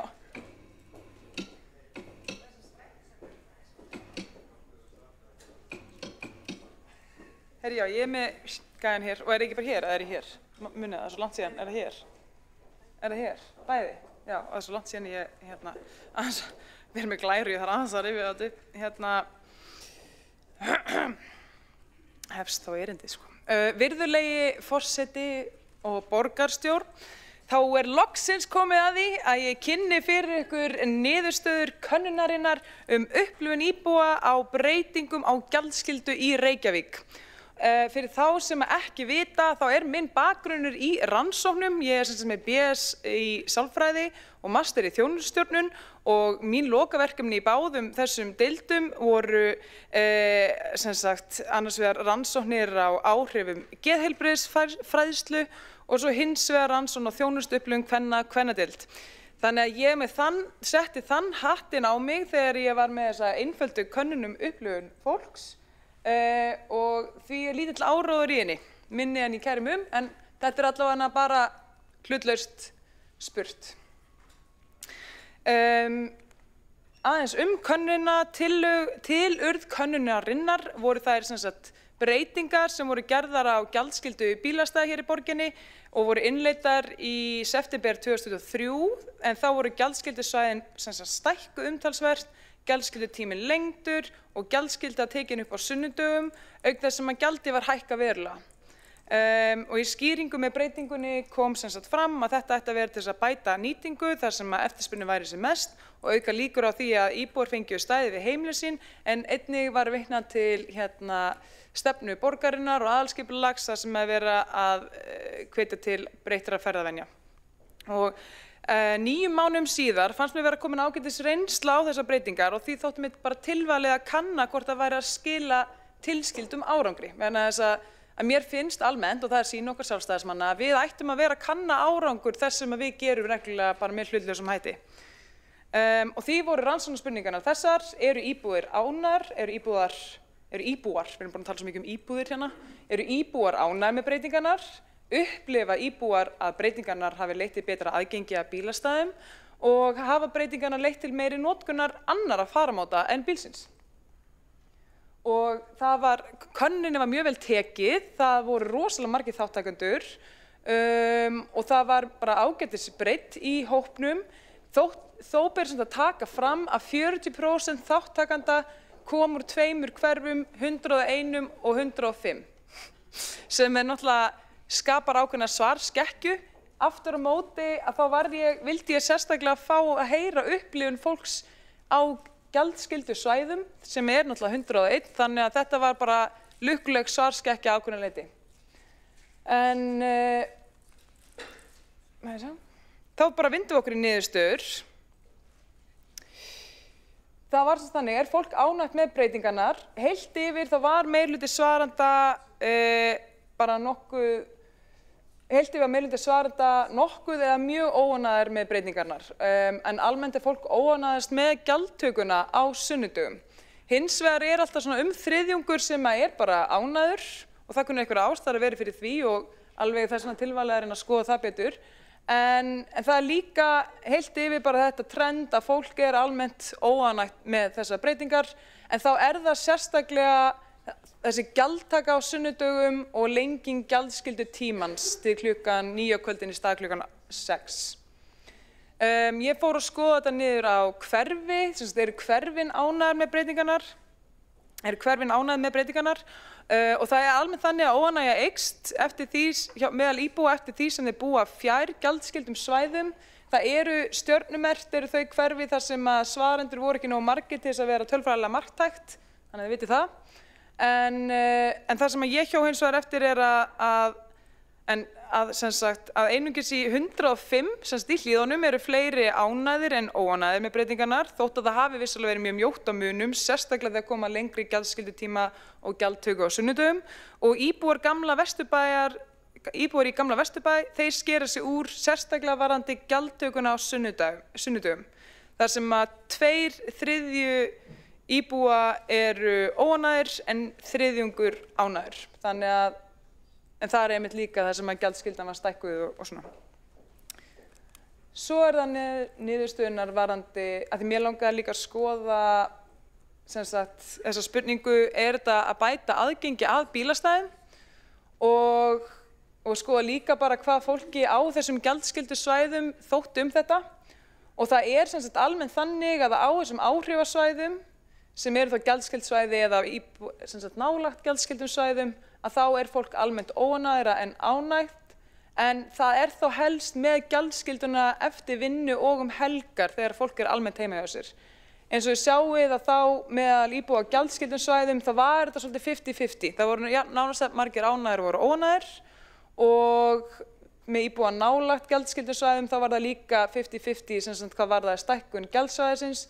Það helst þessi lengri, og þetta svona þemað í henni í gegn, það helst þessi lengri gjaldskyldu tími sem að fara mikið fyrir brjóstæðafólki. Og þá kom bara þessi rannsóknarspurning, batnaði aðgengi að bílastæðum. Þegar ég spurði bara almennt fólk, bara heilt yfir, eftir að bara óháði hvar það byggi, að þá sögðu þátttakendur almennt, nei, þeim fannst ekki vera, flestir upplifðu ekki sérstakann mun á því á aðgengi að bílastæðum. En það voru þó 33% eða þriðjungur sem fannst auðveldara að finna bílastæði, 26% fannst það erfiðara en 34% upplifðu engan mun. Þannig að það var ekki, meðal bara allra heilt yfir, þá var það almennt ekki að það batnaði aðgengi. Allan ekki fyrir meirihlutann. Þegar við spurðum íbúa á gjaldskyldum svæðum að þá var svari já. Í helmingstilfella þá fannst þeim auðveldara að fá bílastæði nálægt heimilinu sínu, en hins vegar að þá versnaði það hjá þriðjungi svarenda. Þeim fannst sem sagt erfiðara að fá bílastæði nálægt heimilinu sínu, en 19% upplifðu engan mun. Og svo vildi ég spyrja íbúa nálægt gjaldskyldum svæðum, hvað þeim þætti. Og þá þótti sem sagt tæpur helmingur fann engan mun, en stór hluti eða 37% upplifðu það erfiðara að fá bílastæði og einungis 13% fannst það auðveldara. Þannig að þetta kannski bendir til þess að í raun og veru áhrif gjaldskyldunar séu slík að bílarnir séu þá leggja nálægt gjaldskyldusvæðunum en ekki á þeim, eins og við höfum svo sem heyrt frá íbúum á þessum svæðum. Þannig að þetta alveg takt í það. En þetta fannst mér nú eitthvað sem að meirihluti myndi kannski vera svolítið sáttur við. Að ég spurði fólk ferðast þú á gjaldskyld svæði með öðrum hætti en áður?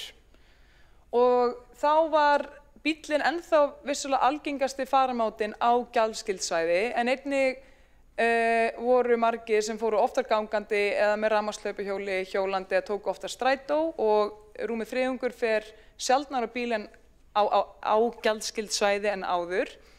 En hins vegar var jafnstór breyting í óvænta átt, þar sem að þriðjungur segist fara sjaldnar með strætó, hjóli og rafmagnshjóli eftir breytinguna. Mér fannst þetta svolítið áhugavert, þannig ég fór að velta fyrir mig hversu þetta væri. Og þá velti ég fyrir mig, breytti fólk faramáta eða breytti það kannski bara áfangastað. En það kom fram að stór hluti svarenda segir breytingarna á gjaldskyldu bílastæða ekki hafa áhrif á það hvort það ferðist á slík svæði, svæði sem eru með gjaldskyldu. En hins vegar að þá vill helmingur svarenda, eða 53%, síður eða helst ekki fara á svæði þar sem að gjaldskylda er. Og það hlutfall var hærra meðal þáttakenda sem að voru með lægri heildartekjur en meðal þáttakenda sem að voru með hærri tekjur. Þannig að þetta greinilega líka svolítið að þeir sem eru tekjur lægri, þeir finna meiri fyrir þessu en þeir sem eru tekjur hærri. Og svo bauð ég fólki að koma með einhverjar athugasemdir eða eitthvað sem það vildi koma á framfæri varðandi bílastæðamál í Reykjavík, og það voru margar bara mjög góðar ábendingar og margar líka bara mjög skemmtilegar ábendingar. Það var til dæmis einn sem var að nefna þetta með Landspítalann og það sem hefur verið í gangi þar, sem mér fannst vera mjög áhugavert og eitthvað sem við ættum að skoða. Sumir voru á þeim buxunum að bara segja áfram aðför og megi eigendum einkabílsins blæða út á vígvelli úrbanismans. Og svo voru margir sem voru að nefna bara að, fækkun bílastæða áður en almenningssamgöngur hafa verið bættar til muna væri bara röng nálgun. En það var líka nefnt þetta með lengingu opnatímans, sem sagt hvernig það væri. Þannig að þetta var áhugavert. Hér sem sagt ein svo góð saga sem ég vildi sérstaklega taka fram. Hún var að tala að hún byggi á götu þar sem hluti götunnar nær miðbænum og gjaldskyldan þar af leiðandi leggja íbúar gjaldskyldu megin í stæðin okkar megin. Oft þetta fjölskyldur sem 2 til 4 bíla og ekki með áskrift í stæði sín megin fyrir alla bílana sína og leggja þeim því hjá okkur. Ferðamenn virðast leggja mikið hjá okkur og rölta svo hótelin sín niður í miðbæ. Vegna þess ég ofta tíðum að keyra hring eftir hring, stundum í 15-20 mínútur og með enga mun meira en ég gerði. Og þessi neyðist þess að vera á einkabíl vegna vinnutíma og leikskóla og þetta bara ákveðið sjónarmið sem við höfum oft heyrt líka hér í þessum sal og eitthvað sem ég tel og kom oft fram í þessari, þegar ég spurði ábendingar, þetta voru margar slíkar ábendingar og ég hugsaði að það sé allan að margt þarna sem við gætum notað til þess að skila betri niðurstöðum fyrir íbúa. Takk fyrir. Þá borgarfulltrúinn Ragnhildur Alda María Vilhjálmsdóttir lokið máli sínu og einn hefur óskað eftir að veita andsvar og það borgarfulltrúinn Líf Magneuðdóttir. Nei, 2, afsakið þetta.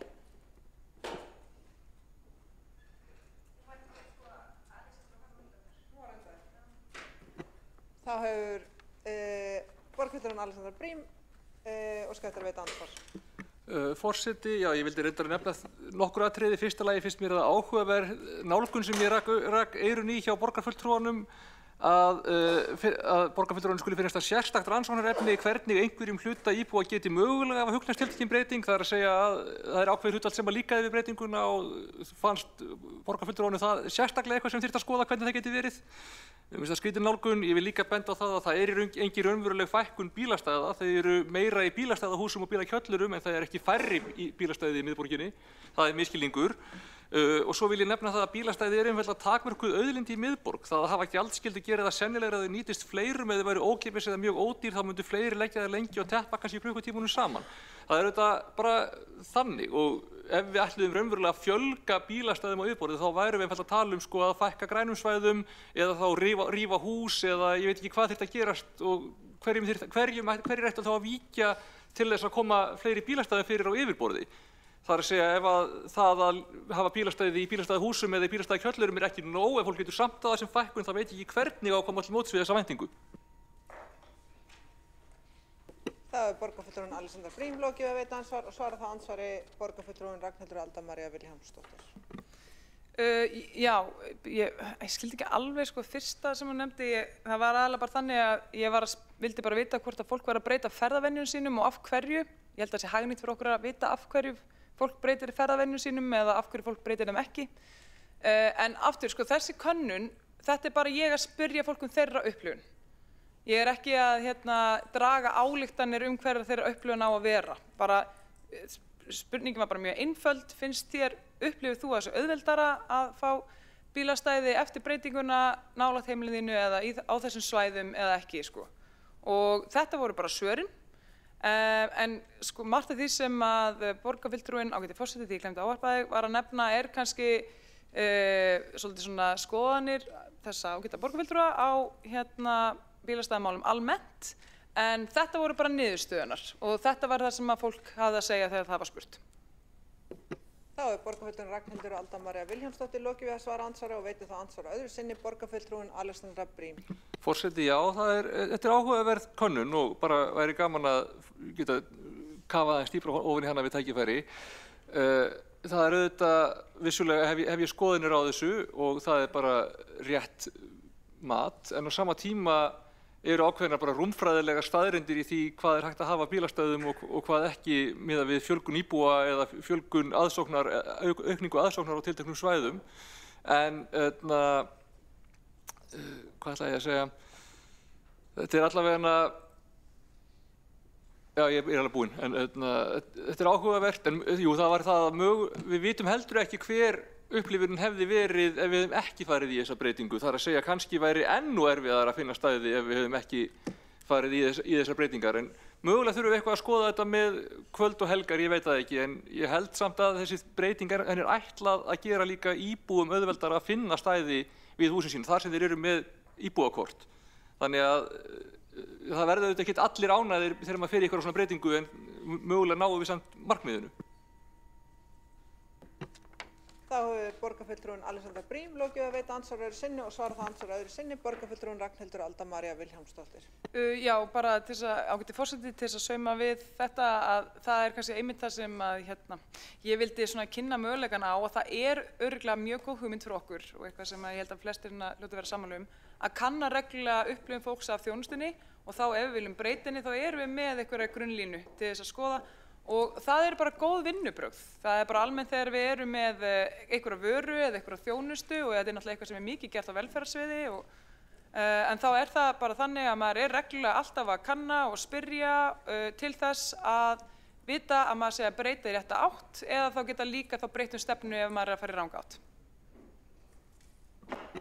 Þá er borgarfulltrúinn Ragnhildur Alda María Vilhjálmsdóttir lokið við að svara andsvar öðru sinni og veitir þá andsvar borgarfulltrúinn Líf Magnúðardóttir. Forseti, já, ég að velta fyrir mér hvað liggi hér til grundvallar af því sem að við erum að ræða. Nú kemur borgarfulltrúinn og gerir könnun á Facebook og mig langar að vita, er loku fyrir það skotið að einstaklingur geti svarað mörgum sinnum til dæmis? Gæti ég hafa farið þarna og bara verið með alls konar svör eða svara því sem að mér sannarlega finnst mörgum sinnum?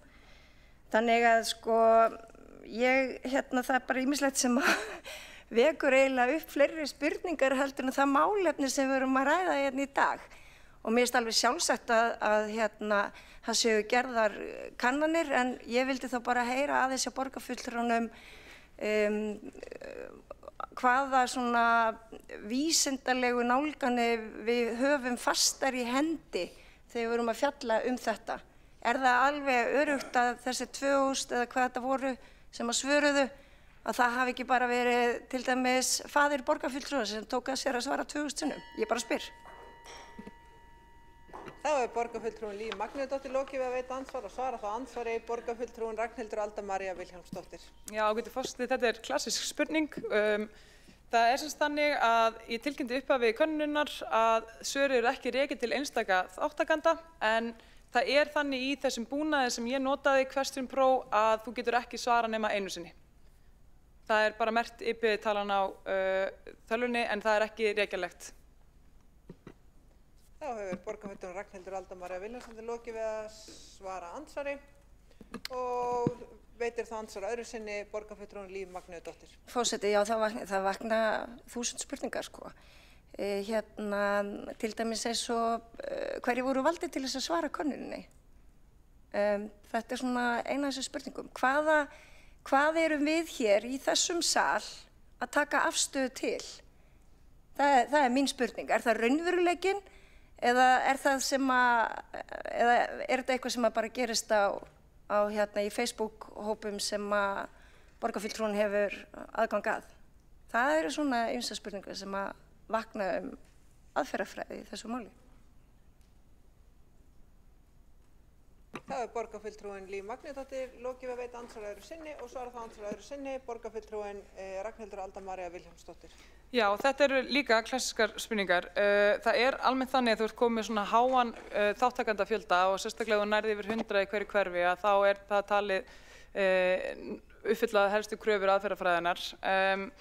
Heilt yfir að þá var það ekki þannig að ég valdi fólk bara tók þátt sem hafði áhuga á könnuninni. Það eru bara almennt alltaf einhverjar skekkjur í því en það er hins vegar minnka eftir því sem að fjöldi þáttakanda er meiri.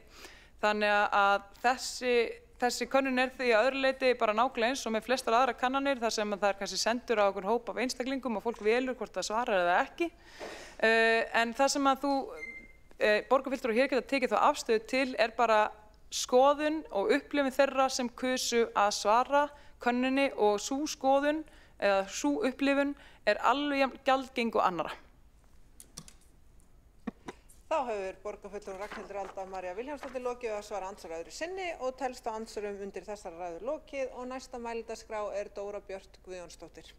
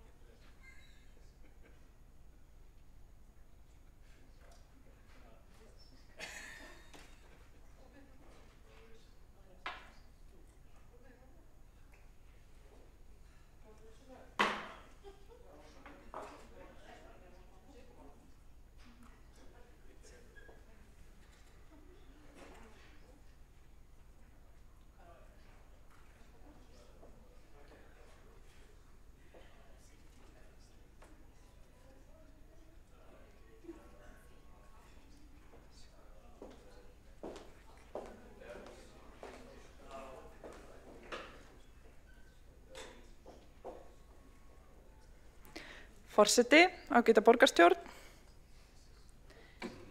Mér er ljúft og skylt að fara yfir bílastæðamálin og stóru myndina í þeim efnum.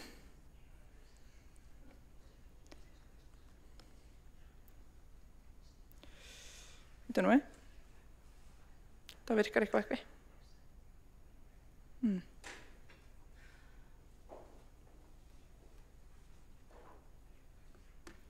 Augnablik.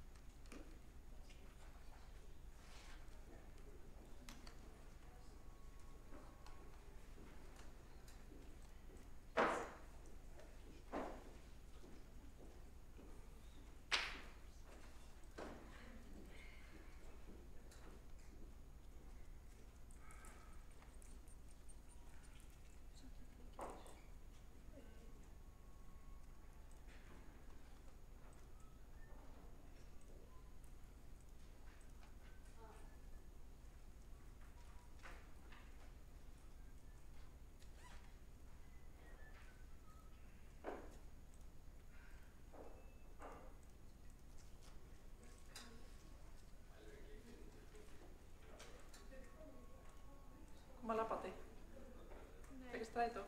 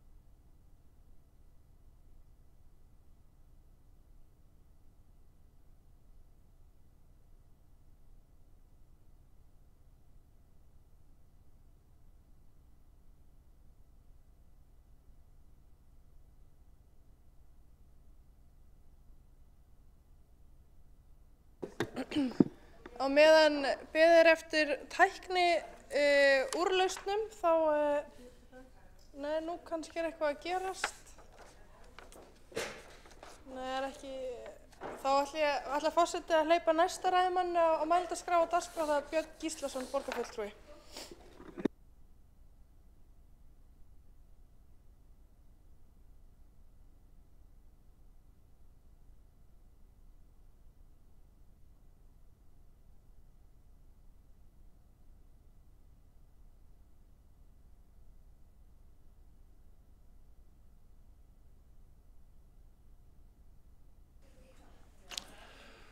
Já, forseti, ágætu borgarfulltrúar.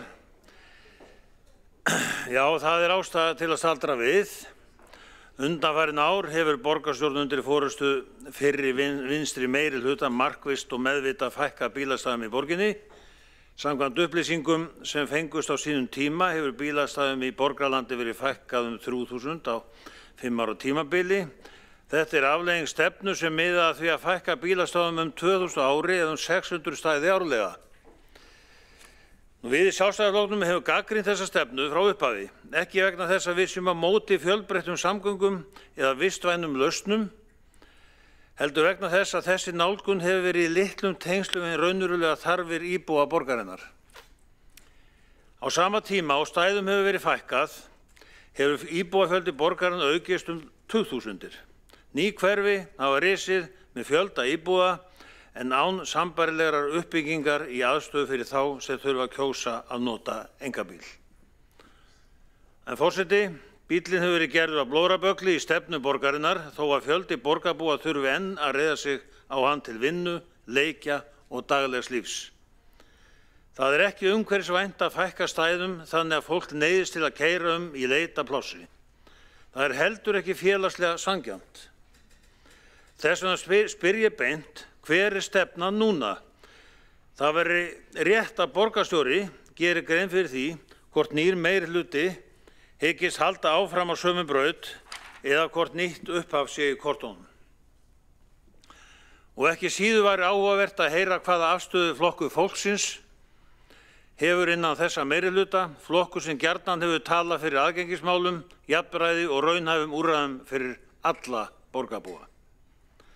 En forseti, það sem við í Sjálfstæðisflokknum viljum sjá er ekki afturför, heldur skynsemi, val milli ólíkra samgöngumáta, að borgin þróist áfram með þarfir fólks að leiðarljósi, ekki byggð á hugmyndafræðilegum kreddum eða tilraunum til einstakra áhugamanna bíllausan lífstíl.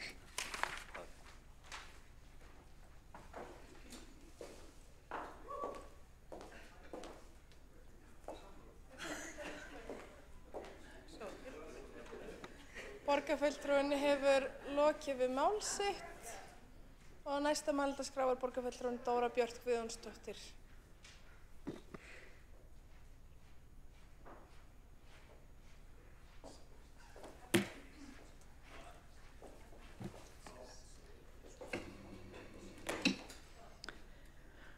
Forseti, ágæta borgarstjórn. Ég ætla að fara aðeins yfir bílastæðamál.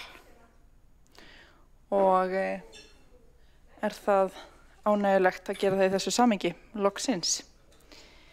Fyrst vil ég leiðrétta þann misskilning að bílastæðum hafi fækkað í borginni undanfarin ár. Þeim hefur fjölgað, þrátt fyrir allt.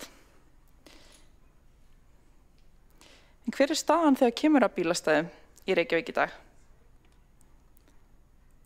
Staðan er sú að íbúar eru tæplega 146.000 manns í dag, 2025. En hvað eru bílastæðin mörg? Heildar fjöldi bílastæða slagar vel upp í 185.000 stæði. Það þýðir að bílastæðin eru 40.000 fleiri en íbúar. Já, akkurat 40.000 stykki stæði fyrir bíla umfram íbúa. Svo mikil er aðförin nú. En hvað með bílastæði á Borgarlandi? Stæði á Borgarlandi eru 30.000 talsins. Af stæðum á Borgarlandi eru 3.800 af 30.000 með gjaldskyldu. Það gera 13%. Það eru því ansi mörg stæði á Borgarlandi sem ekki þarf að borga neitt fyrir eða 87% allra stæða á Borgarlandi, 26.200 stæði sem eru ókeypis á Borgarlandi.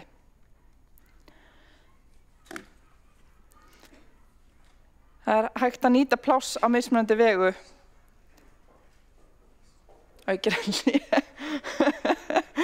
er svo mikil stemning.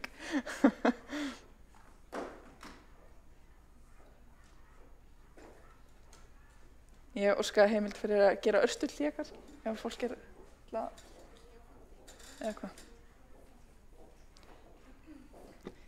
Forseti gerir örstutt fundarhlé sem má einnig nýta sem kaffihlé fyrir borgarfulltrúa.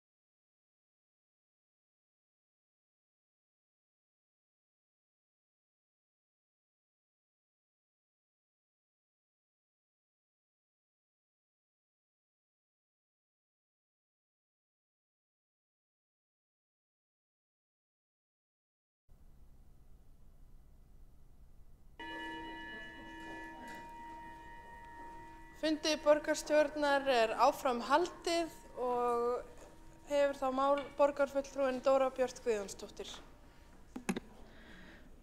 Forseti, ég tek gjarnan þátt í þessari umræðu bílastæði og hef beðið hennar lengi. Spennt og peppuð og núna með undirspil. Hver staðan þegar kemur að bílastæðum í Reykjavík í dag?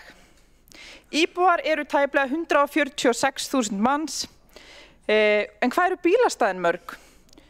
Þau slaga vel upp í 185.000 stæði. Það þýðir að bílastæðin eru 40.000 fleiri en íbúar. 40.000 stykkistæði fyrir bíla umfram íbúa. Svo mikil aðferðin nú. En hvað með stæði á Borgarlandi? Jú, þau eru 30.000 talsins. Af stæðum á Borgarlandi eru 3.800 af 30.000 stæðum með gjaldskyldu. Það gera 13%. Það því ansi mörg stæði á Borgarlandi sem ekki kosta neitt. 87% allra stæði á Borgarlandi, 26.200 stæði sem eru ókeypis á Borgarlandi. Ver svo góð. Það hægt að nýta pláss á mismunandi vegu og koma bílastæðum fyrir á marga vegu. Það jafnvel hægt að sleppa bílastæðum og nýta plássi fyrir hús eða fyrir eitthvað annað. Það hægt að hafa bílastæðin á yfirborði sem einfalt og ódýrt en það hefur neikvæð áhrif á ásýnd byggðar og margt kannski ekki besta landnýtingin. Það hægt að hafa þau í bílageymslu húsi sem ýtir undir samnýtingu, eykur mannlíf á götum og slíkt hægt að breyta ef þörfin fyrir stæðinu minnka. Þó að sé vissulega dýrara en uppbygging á yfirborði. Svo hægt að hafa þau í bílakjallara sem tekur það ekki pláss ofanjarðar og það sannarlega kostur en það getur haft neikvæð áhrif á yfirborði, á gróður ef það ekki nægilega mikil jarðvegsþykkt og svo það frekar dýrt og óumhverfisvænt. Það eru kostur og gallar við allt og þetta ekki alveg einfalt mál og þetta snýst allt saman nýtingu á plássi og hvernig við förum með plássið okkar og svo hvað þetta kostar nú allt saman og hvað áhrif fyrirkomulagið hefur. Bílastæði taka gríðarlega mikið pláss.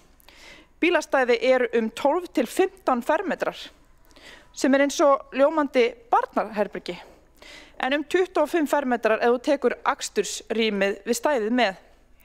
Í bílakjallara með römpum og súlum kallar hvert stæði að meðaltali á yfir 30 fermetra sem þá á stærð við stofuna hjá fullt af fólki. Í hörpukjallara eru 33 fermetrar á hvert stæði. Fullt af plássi.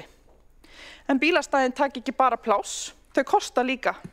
Áætlaður kostnaður við uppbyggingu bílastæða 1,4 milljónir á yfirborði, 5,4 milljónir í bílahúsi, 7 til 14 milljónir í bílakjallara. Og svo það viðhaldið, umhirðan, snjómokstur, sópun fyrir utan kostnaðin við landið sjálft sem gæti nýst í eitthvað annað. Það alveg ljóst að niðurgreiðslan ansi mikil með bílastæðum í borginni og mun meiri með bílasamgöngum almennt. Uppbygging bílastæða hækkar húsnæðisverð umtalsvert. Fólk sem að kaupa fyrstu fasteign munar alltaf 14 milljónir króna. Þið getur hugsað þetta aðeins í samhengi við það sem ég ræddi hér áðan, að það eru þá 26.200 sinnum 12,5 fermetrar ókeypis svæði til nýtingar á Borgarlandinu sem bílastæði og segi nú ekki að við séum ekki örlátt. 325.500 fermetrar í boði ókeypis. Þetta eru yfir 4.000 stykki 80 fermetra íbúðir, hvorki meirinni minna. En ekki fyrir hvað sem ekki fyrir flutningagáminn, fyrir sunnudagsmarkaði, fyrir fótboltalið stúlkunaðinnar, nú eða körfuboltaliðið, fyrir sólstöfudótið eitt á góðviðrisdögum, heldur fyrir bíla. Við vitum ekki til neitt sem heitir ókeypis bílastæði. Bílastæði kosta, spurningin bara hver greiðir. Og það áhugavert að útbreyta viðhorf að það sé í raun fáránlegt að greiða fyrir bílastæði, þó öll sé nú ekki á því máli endilega. Það má spyrja sig hvers vegna við erum á þeim stað og okkur finnst í lagi að bílar séu hluti af götumyndinni og séu kyrrstæðir í stæðum, ekki bara í sólarhring, heldur jafnvel dögum og vikum saman sem eru mörg dæmi hér í borg. En ef ég myndi ákveða að hafa gám og nota sem geymslu, þá væri enginn sáttur við það. Hvers vegna? Svo erum við með bíla- og hjólastæðastefnu hjá borginni og hér eru þau viðmið sem þar birtast.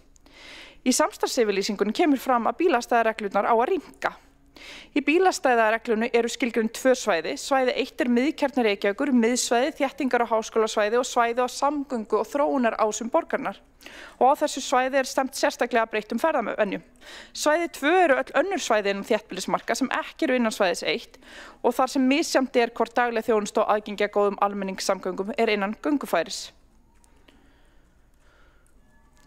Svo aðeins gjaldskylduna á þessum 13% af bílastæðum á borgarlandi sem þarf að greiða fyrir. Gjaldskyldan eins og hún útfærð í dag byggir á gagnsæjum verklagsreglum sem snúa því að vernda og tryggja aðgengi þeirra sem eru á bíl að viðkomandi stöðum, að tryggja að það séu lausstæði þar sem þörf á. Verklagið byggir á reglum talningum. Þetta því fyrst og fremst þjónusta við fólk á bíl og bílastæði Reykjavík eru almennt ekki gjaldskyld nema þörf krefji. Bílastæði í Reykjavík eru, einmitt ekki gjaldskyld nema þörf krefji og þetta snýst að stýra nýtingu á stæðunum.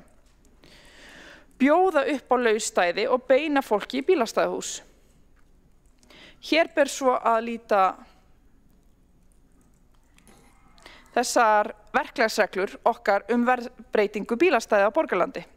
Ef bílastæðanýting mælist yfir 85% á ákveðnu svæði, þar að segja, það mikil nýting, það eru margir bílar, það eru fá lauspláss á hverjum stað, þá breyting gerð. Svo það séu einmitt lausstæði fyrir fólk sem sannarlega þarf að sækja svæðið á bíl, hvort sem það eldra fólk eða fólk sem erfitt með gang, eða fólk sem að koma í styttri stopp að sækja þjónustu eða verslun, eða jafnvel íbúar. Við vorum að innleiða rafrænt eftirlit en fyrsta skrefi var stigið fyrra þegar hægt var að prenta út miða og næsta skref núna 1. apríl síðastliðinn og með þessu næst meiri skilvirkni í eftirliti með gjaldskyldu auk þess sem við bætum vinnuaðstæður stöðuvarða. Og ber að þakka starfsfólki Bílastæðasjóðs velunum störfi í þessum verkefnum en fyrir þetta hlaut Reykjavíkurborg viðurkenningu á nýsköpunarverðlaun hins opinbera 2025 fyrir framúrskarandi árangur í opinberri nýsköpun. Frábært. Á gjaldsvæði 1 kostar klukkustundin 630 krónur en það í hjarta miðborgarinnar þar sem við viljum tryggja aðgengi að skammtímastæðum við verslun, þjónustu og reksturinn. Gjaldsvæði 2 svæði utan við þar sem starfsemi miðborgarinnar eða annars reksturs hefur áhrif á nýtingu bílastæðina. Það svæði sem gjaldsvæði 1 ryður frá sér og til dæmis hérna við ráðhúsið svæði 2 og þar kostar stæðið 230 krónur á klukkustund. Gjaldsvæði 3 gjarnan atvinnusvæðin á jöðrunum og þar sem nýting dettur niður á kvöldin eða svæði sem með minni nýtingu og þar kostar klukkustundin 230 krónur fyrstu 2 klukkustundinar en eftir það 70 krónur. Gjaldsvæði 4 kostar svo þegar einkaaðilar fela okkur utanumhaldið og þar kostar stæðið 230 krónur á klukkustund. Til samanburðar kostar ein ferð með strætó 670 krónur. 12,5 fermetra borgarland á dýrasta svæði Reykjavíkur kostar 630 klukkstundir.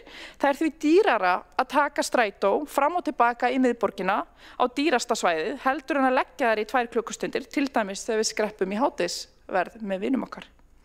Til samanburðar kostar stök sundferð 1380 krónur. Fyrir þá upphæð getur lagt í 2,2 klukkustundir á dýrasta svæði Reykjavíkur eða í 6 klukkustundir á næst dýrasta svæðinu. Til dæmis við hliðin á ráðhúsinu. Upphæðin á gjaldsvæði 1 liggur aðeins undir flestum stórborgum nágrannalandana. Og tímatakmarkunin raunar meiri annars staðar, til dæmis í Oslo og í Stokkólmi. Og svo þessi sagt, þá hvimleiður misskilningur að stæðum hafa verið að fækka í miðborginni síðustu ár, þeim hefur verið að fjölga. Það 5.900 bílastæði í miðborginni, við erum að tala 1600 stæði undir Hafnartorgi, 550 stæði Hörpukjallara og 2000 bílastæði í 7 bílahúsum borgarinnar fyrir utan eitthvað á annað 1000 einkastæði. Ég þakka áheyrnina. Bíll í stæði þrátt fyrir allt betri en bíll á götu að mínu mati.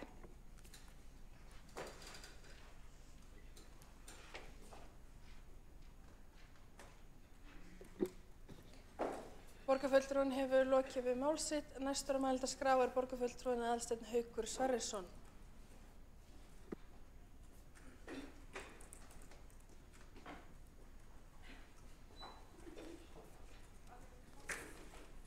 Hvað sér það? Já, afsakað. Ég er ekki vanur að koma þessa leið að púltinu, en þá að venjast þessu. Forseti, ágætu borgarfulltrúar og kæru borgarbúar. Fækkun bílastæða í borginni er ekki bara samgöngumál.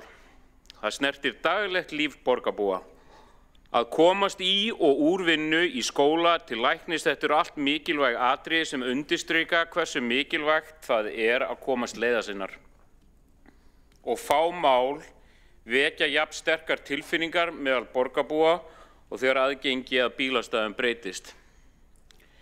Síðastliðinn áratug hefur nauðsynleg áhersla á aukið umferðaröryggi fyrir gangandi og hjólandi vegfarendur leitt óhjákvæmilega til þess að aðgengi bíla og þá sérstaklega miðsvæðis í Reykjavík hefur tekið breytingum sem gerir það að verkum að erfiðara getur reynst að finna stæði.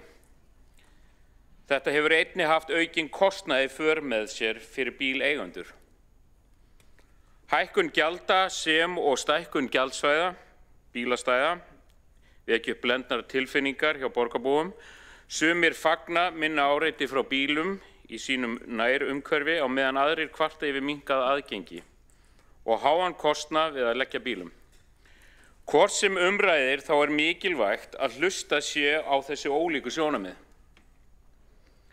Sögulega séð hafa almenningssamgöngur ekki verið vel nýttar í Reykjavík og bílamenning verið rík hér á landi enda leitar hugur höfuðborgarbúa oft út á land í leit að afþreyingu og hugará frá stressi borgarinnar sem endurspeglast í þeirri staðreynd að 70% íbúa nota ennþá bílinn í og úr vinnu. Vannýttar almenningssamgöngur sjást hvað best þegar horft er til þann fjölda bíla sem leggja við háskólana hvern virkan dag sitt-hvorum megin við Reykjavíkurflugvöll og komast færri að þeim vilja. Kæru borgarfulltrúar, bíllinn er ekki óvinurinn, hann er raunveruleikinn. Eins og ég kom inn á hér áðan þá notar langstærstur hluti borgarbúa bílinn í og úr vinnu og það er ekkert óeðlilegt við það. Þeir sem vinna í miðborginni, í heilbrigðisþjónustu, menntakerfinu, ferðaþjónustu og stjórnsýslu þurfa einfaldlega að komast í vinnuna og það þarf að vera hægt að leggja. Það er ekki hægt að gera ráð fyrir því að allir geti skipt yfir í strætó eða hjól og það er heldur ekki rétt að þröngva því upp á fólk með fækkun stæða. Síðasta rúman áratug hefur umræða og undirbúningur vegna nýs almenningssamgöngukerfis verið hávær. Í vetur var fyrsta skóflustungan tekin á nýrri borgarlínu sem marka þá tímamót sem margir telja að sé fyrsti raunverulegi kostur við að koma sér í og úr vinnu í stað þess að nota bílinn. Tíminn mun leiða í ljós hvort ávinningur borgarlínu mun skila raunverulegum ábata til að leysa úr samgönguvanda í Reykjavík. Ég vil skjóta því að sjálfur telja að samhliða þessari miklu innviða uppbyggingu þurfi góða og áhrifaríka upplýsingaherferð til að breyta ferðavenjum íbúa höfuðborgarsvæðisins, annars er hætta á að áhrif borgarlínunnar verði rýr. Því að það er nú bara þannig að við erum ekki með kristalskúlu. Við vitum ekki hvort borgarlínan muni virka, við vitum ekki hvort fólk mun nota hana og við vitum ekki hvort hún muni leysa samgöngu vanda borgarinnar. Samt er farið að haga skipulagi borgarinnar eins og þessi lausn sé þegar til staðar. Það er ekki ábyrg stefna. Þess vegna tel ég skynsamlegt að fækkun bílastæða verði stöðvuð þar til annar raunverulegu samgöngukostur er til staðar. Við lögðum í Framsókn tillögu þetta 4. mars síðastliðinn en henni var því miður hafnað. Þangað til eigum við að vinna í samráði við hagsmunaaðila og nærumhverfi. Þegar við höfum fengið reynslu af nýju kerfi, þá getum við tekið samtalið upp að nýju á upplýstum grunni. Að sjálfsögðu eigum við að horfa til framtíðar, en við eigum líka að taka tillit til þeirra aðstæðna sem fólk býr við í dag. Takk fyrir.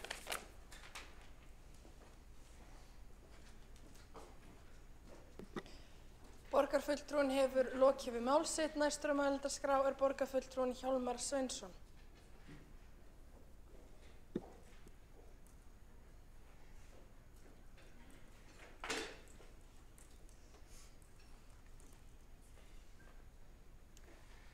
Já, forseti og ágæta borgarstjórn og gestir fundarins, verið velkomin í borgarstjórnarsal þið sem verið hérna uppi.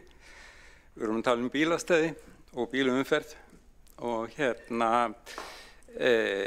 ætla kannski rétt að minna á það að Reykjavík hefur alls ekkert tiltölulega nýlega sem að Reykjavík var svona mikil bílaborg. Það er ekki nema svona 30 ár síðan, 35 ár síðan. Svona upp úr 1990, kannski upp úr 1980. Fyrir þann tíma voru almenningssamgöngur miklu meira notaðar, borgin var ekki jafn dreifð og það var einfallega minni þörf fyrir viðamiklum mannvirkjum fyrir bílastæði og bílaumferð. Ferðum með strætó fækkaði verulega á milli 1960 og 1990, ég man ekki alveg þess að tölu sko, það fækkaði margfalt, ferðir að meðaltali farnar á hvern íbúa. Og þetta allt í rauninni afleiðingar af pólitískri stefnu sem að gekk út á það að gera veg bílaumferðarinnar sem mestan en draga úr almenningssamgöngum. Setja sífellt minni peningi í almenningssamgöngur og þetta voru afleiðingarnar, notkun almenningssamgangna minnkaði verulega og en bílaumferðin jókst að sama skapi. Og raunar gekk þetta svo langt, ég myndi kalla, þetta við stundum verið kalla svona bílablinda, að það var byrjað að rífa timburhús, nokkur mjög falleg timburhús í Grjótaþorpinu, til dæmis uppsalir sem voru hérna á horninu á Túngötu og Aðalstrætis, Amtmannshúsið upp með Amtmannsstíg og fleiri hús, og voru síðan enduðu sem bílastæði. Og einnig gerðist það að það brunnu hér gömul timburhús til dæmis hliðin á gamla iðnaðarbankanum eða á því svæði sem var einu sinni kallað Hallærisplanið þar sem Hótel Ísland var og hvað kom í staðinn? Jú, bílastæði. Þannig að smám saman var gamla borgin strjálli út af brunum og flutningum húsa og það kom ekki ný falleg hús í staðinn fyrir fólk að búa á, grá bílastæði. Þannig hefur nú þróunin verið og í rauninni má segja að það stundum verið að tala aðferð af bílnum en það má líka snúi algjörlega við að því að það má tala aðferð bílaumferðarinnar að borginni og ég er búin að nefna þessi dæmi öll þessi hús sem eru rifin hérna, allt þetta pláss sem sett undir mannvirki fyrir bílaumferð og það þannig að í dag á borgarlandinu að frádregnum útivistarsvæðum 48% borgarlandsins fer undir umferðarmannvirki. Maður þarf að fara alla leið til frægra bílaborga eins og Phoenix eða Houston í Bandaríkjunum til að finna aðrar en Stölur. Hér það líka í miðborginni talað að það séu 800 bílastæði á hver 1000 störf. Það líka með því allra mesta sem að þekkist. Ergo, Reykjavík ein allra mesta bílaborg sem að getur og það kannski einhverju leyti, ég veit ekki, myndi enginn segja þessi frábært, en þú veist, fólk verður mismunandi skoðanir á þeirri þróun. Hún hugsanlega einhverja kosti fyrir með sér, en hún mjög marga ókosti líka vegna þess eins og komið fram hérna umræðunum að þá plássin sem við höfum gott landrými mjög takmark. Það ekki óendanlegt. Og svo það líka þannig sem bara forvitnilegt að bílar og það sýnir bandarísk rannsókn, bílar 95% tímans tómir. Það enginn í bílunum. Þeim lagt við heimili, verslanir, vinnustaði, skóla, íþróttahús. Þannig að við erum að setja alveg gríðarlega mikil landsvæði í borginni undir tóma bíla. Og hugsanlega væri hægt að nota þessi landsvæði undir miklu skemmtilegri hluti og Þannig að þetta svona, þessi mynd sem dregin hérna stoltið upp í dag eins og þessi einhver óskálfi aðför að bílastæðum og bílaumferð, hún bara alröng og hún akkurat öfug við raunveruleikann. Hvað ætla ég að segja meira, ekkert mjög mikið meira nema hérna mynd sem að mér var send af Laugaveginum. Mynd af horninu á Laugavegi og Frakkastíg.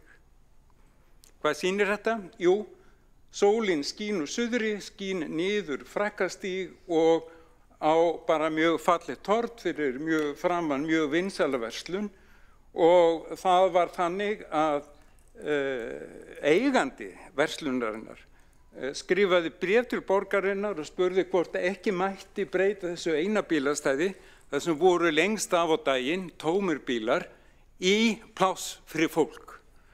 Og fulltrúar Sjálfstæðisflokksins í umhverfis- og skipulagsráði greiddu atkvæði gegn því. Þeir greiddu atkvæði gegn þessu. Og ég verð að segja fyrst til þá ætla ég eiginlega ekki að trúa mínum eigin augum eyrum. Það eru 185.000 bílastæði í borginni. Og þarna mátti ekki einu sinni sleppa einu fyrir fólk til þess að njóta sólarinnar, þá sjaldan hún skín í okkar norðlægu borg.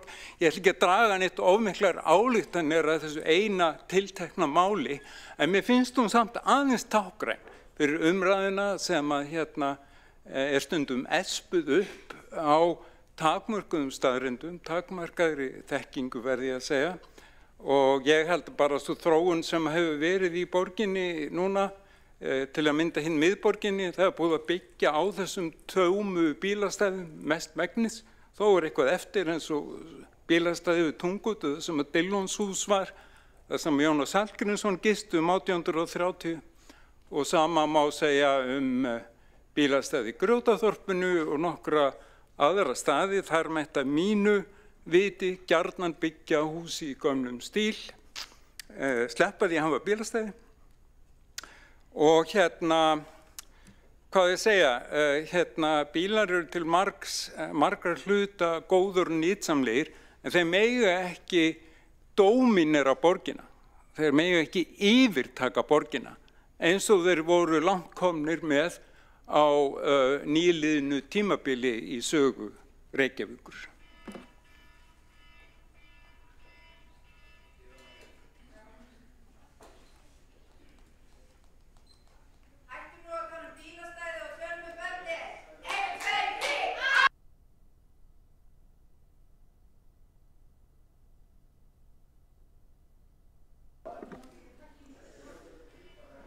Borgarfulltrúinn hefur lokið mál sitt.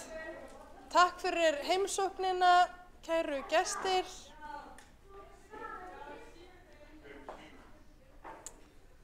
Og næst á mælendaskrá borgarfulltrúinn Alessandra Brím.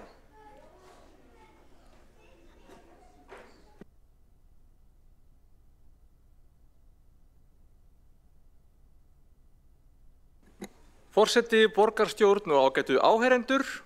Hæ. En já, ég vil ekki vera leiðileg af því að frumkvæðið þrátt fyrir allt ágætt, en ég get bara eiginlega ekki orða bundist með aðferðafræðina sem borgarfulltrúinn Ragnhildur Alda María Vilhjálmsdóttir lýsti í skoðanakönnuninni sinni. Og ég hefði kannski að fara út í það í mínu eigin andsvari, en það bara hvarflaði eiginlega ekki að mér að manneskja með þennan bakgrunn í rannsóknum myndi ekki vita betur, og það kom ekki fram fyrir í ansvari við borgarfulltrúanum Líf Magnúsdóttur sem spurði eftir mér hvaða aðferðafræði hefði verið beitt við að velja þátttakendur inn í könnunina.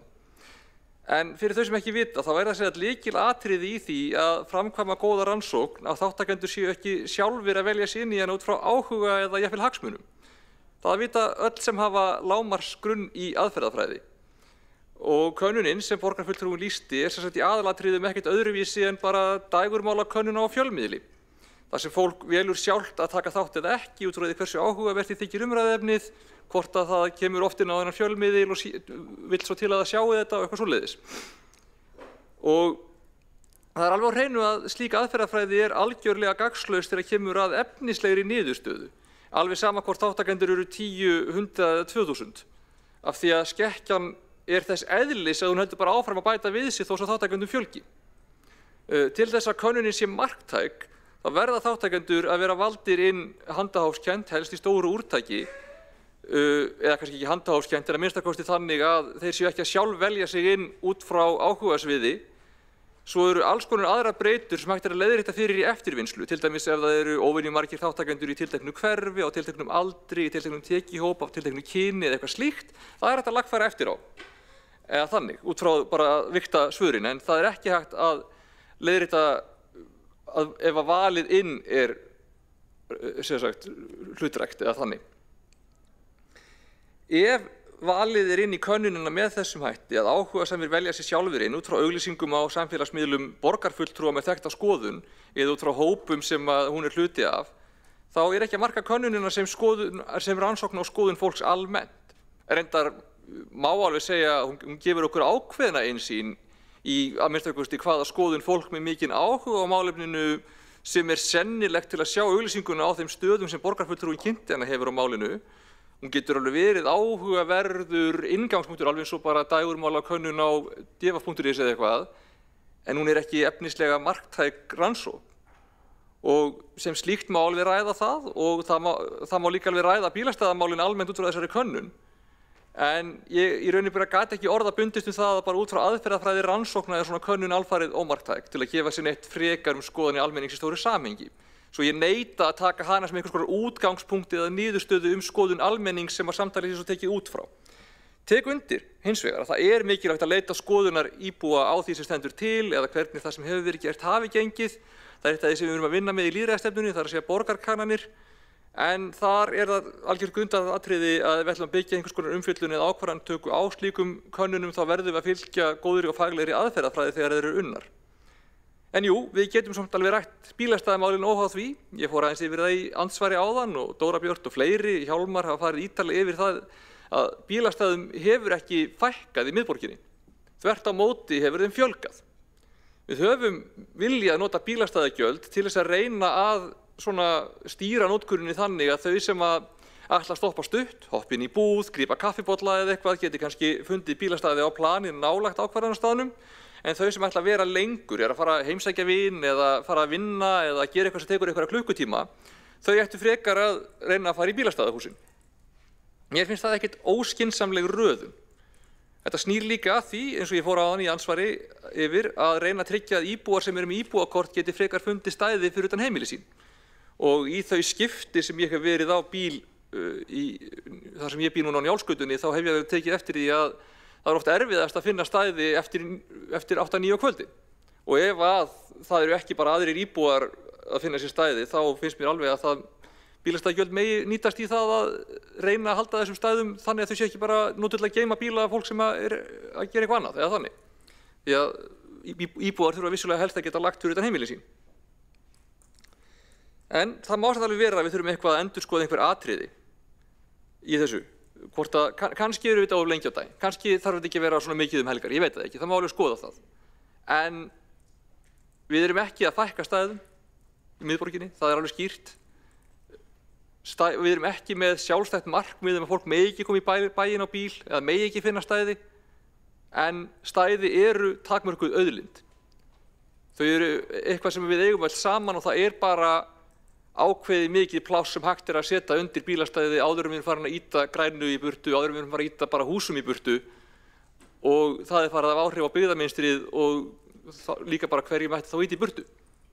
Þetta er takmörkuð auðlind, þannig að við verðum að reyna að finna út úr því og búa þannig hnútana að þau stæði sem við höfum nýtist sem best, þau sem að þurfa þau ekki geti þá lagt ódýrar aðeins lengri í burtu eða í bílastæðahúsi eða eitthvað. Þau sem að þurfi ekki að vera á bíl geti komist með almenningssamgöngum eða gangandi eða hjólandi, þannig að þau sem að verða að nota þessa takmörkuðu auðlind eða eru tilbúin að borga fyrir það geti þá haft möguleikan á því. Það snýst þetta svolítið. Þetta er ekki það að við hötum bara fólk sem er dirfist að eiga bíl. Við erum að reyna að stýra takmarkaðri auðlind þannig og nýti sem flestum sem best. Takk.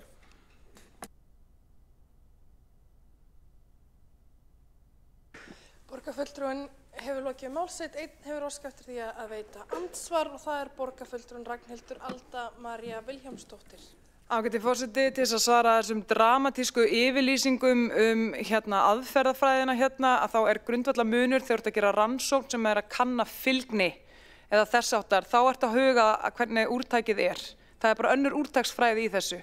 Þannig þegar þú ert að gera könnun á upplifun fólks, að þá það mjög gott og gjaldgengt að vera með opna könnun sem var sett inn í alla íbúðarhópana og ekki, vissulega hjá mér, en það þýddi eins og þau sáuð ekki að fólk sem væri rosalega mikið á móti bílastæðastefnunni frekar en fólk sem var rosalega mikið með bílastæðastefnunni myndi sjá það. Þetta nefnilega svolítið áhugavert, að það og þegar menn hafa líka fyrir að diskutera þessar kröfur sem að hún var að rekja þá það nefnilega komin svo niðurstaða yfirleitt að þetta nákvæmlega sömu svör sem þú fær, hvort sem þú sett með úrtak, þar sem þú sendir tölvupóst, vegna þess að þá það bara þeir sem hafa áhuga á að svara könnuninni sem svara henni. Þannig að það sem þetta mótsvar gekk út á að fella væri það að það væri bara áhugasamir sem myndi svara og það myndi leiða sér skekkju. Það í öllum könnunum. Og þú veist, þetta bara alveg fáránlegt.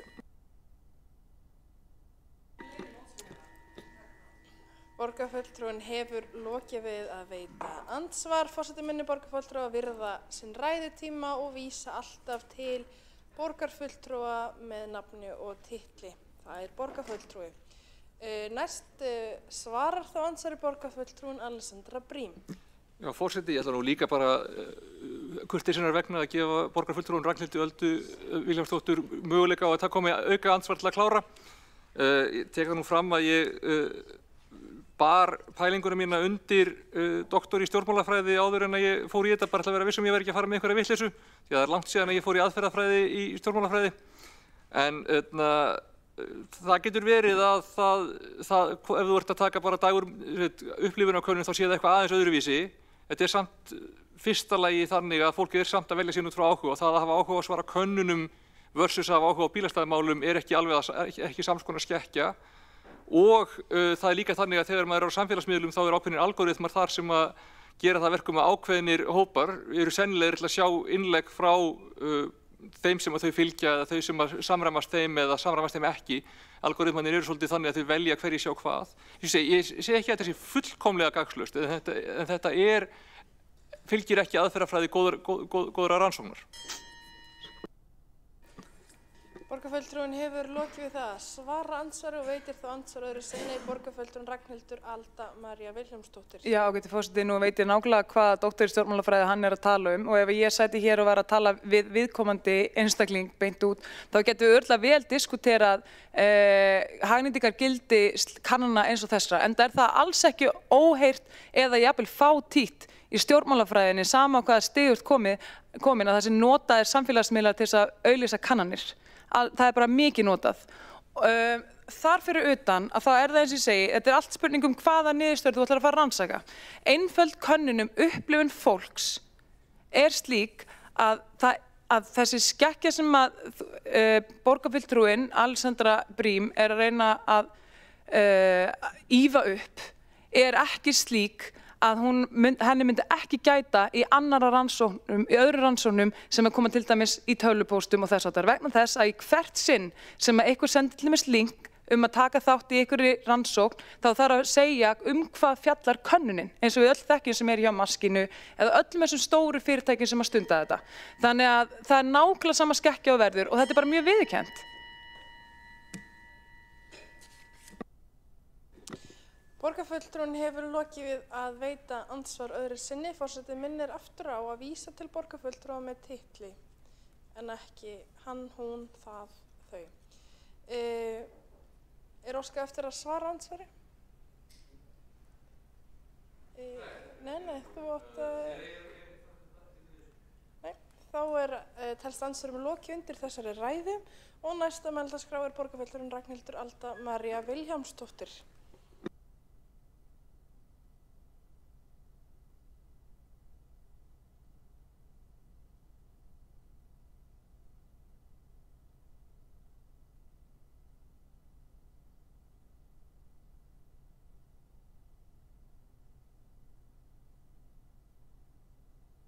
Já, ágæti forseti, ég ætla bara núna að skipta úr rannsókninni yfir í bara önnur málefni bílastæði, en til þess að segja bara í lokin, sko, hvaða rannsókn sem þú tekur, þú getur alltaf farið að reyna að gagnrýna hvort að aðferðafræðin sé svona eða aðferðafræðin sé hinsegin. Mér finnst þess að bara mjög áberandi að það er einhvern veginn alltaf sama þema hér hjá meirihlutanum, sem að þegar það er einhverjar niðurstöður úr einhverju samtali, könnun, einhverju íbúasamráði, athugasemdir sem að berast inn varðandi deiliskipulagina, að þá alltaf þegar niðurstaðan eða svarið eða ábendingin er ekki alveg eins og þau myndi vilja hafa hana, sem sagt borgarstjórnar meirihlutin, að þá þarf nú að taka þessu með fyrirvara. Að þá allt í einu er upplifunin ekki lengur gjaldgeng og þá allt í einu er upplifunin ekki lengur eitthvað sem á að taka mark á. Og það þykir mér mjög dapurlegt, vegna þess að upplifun á alltaf rétt á sér. Ok, núna að ræðinu minni.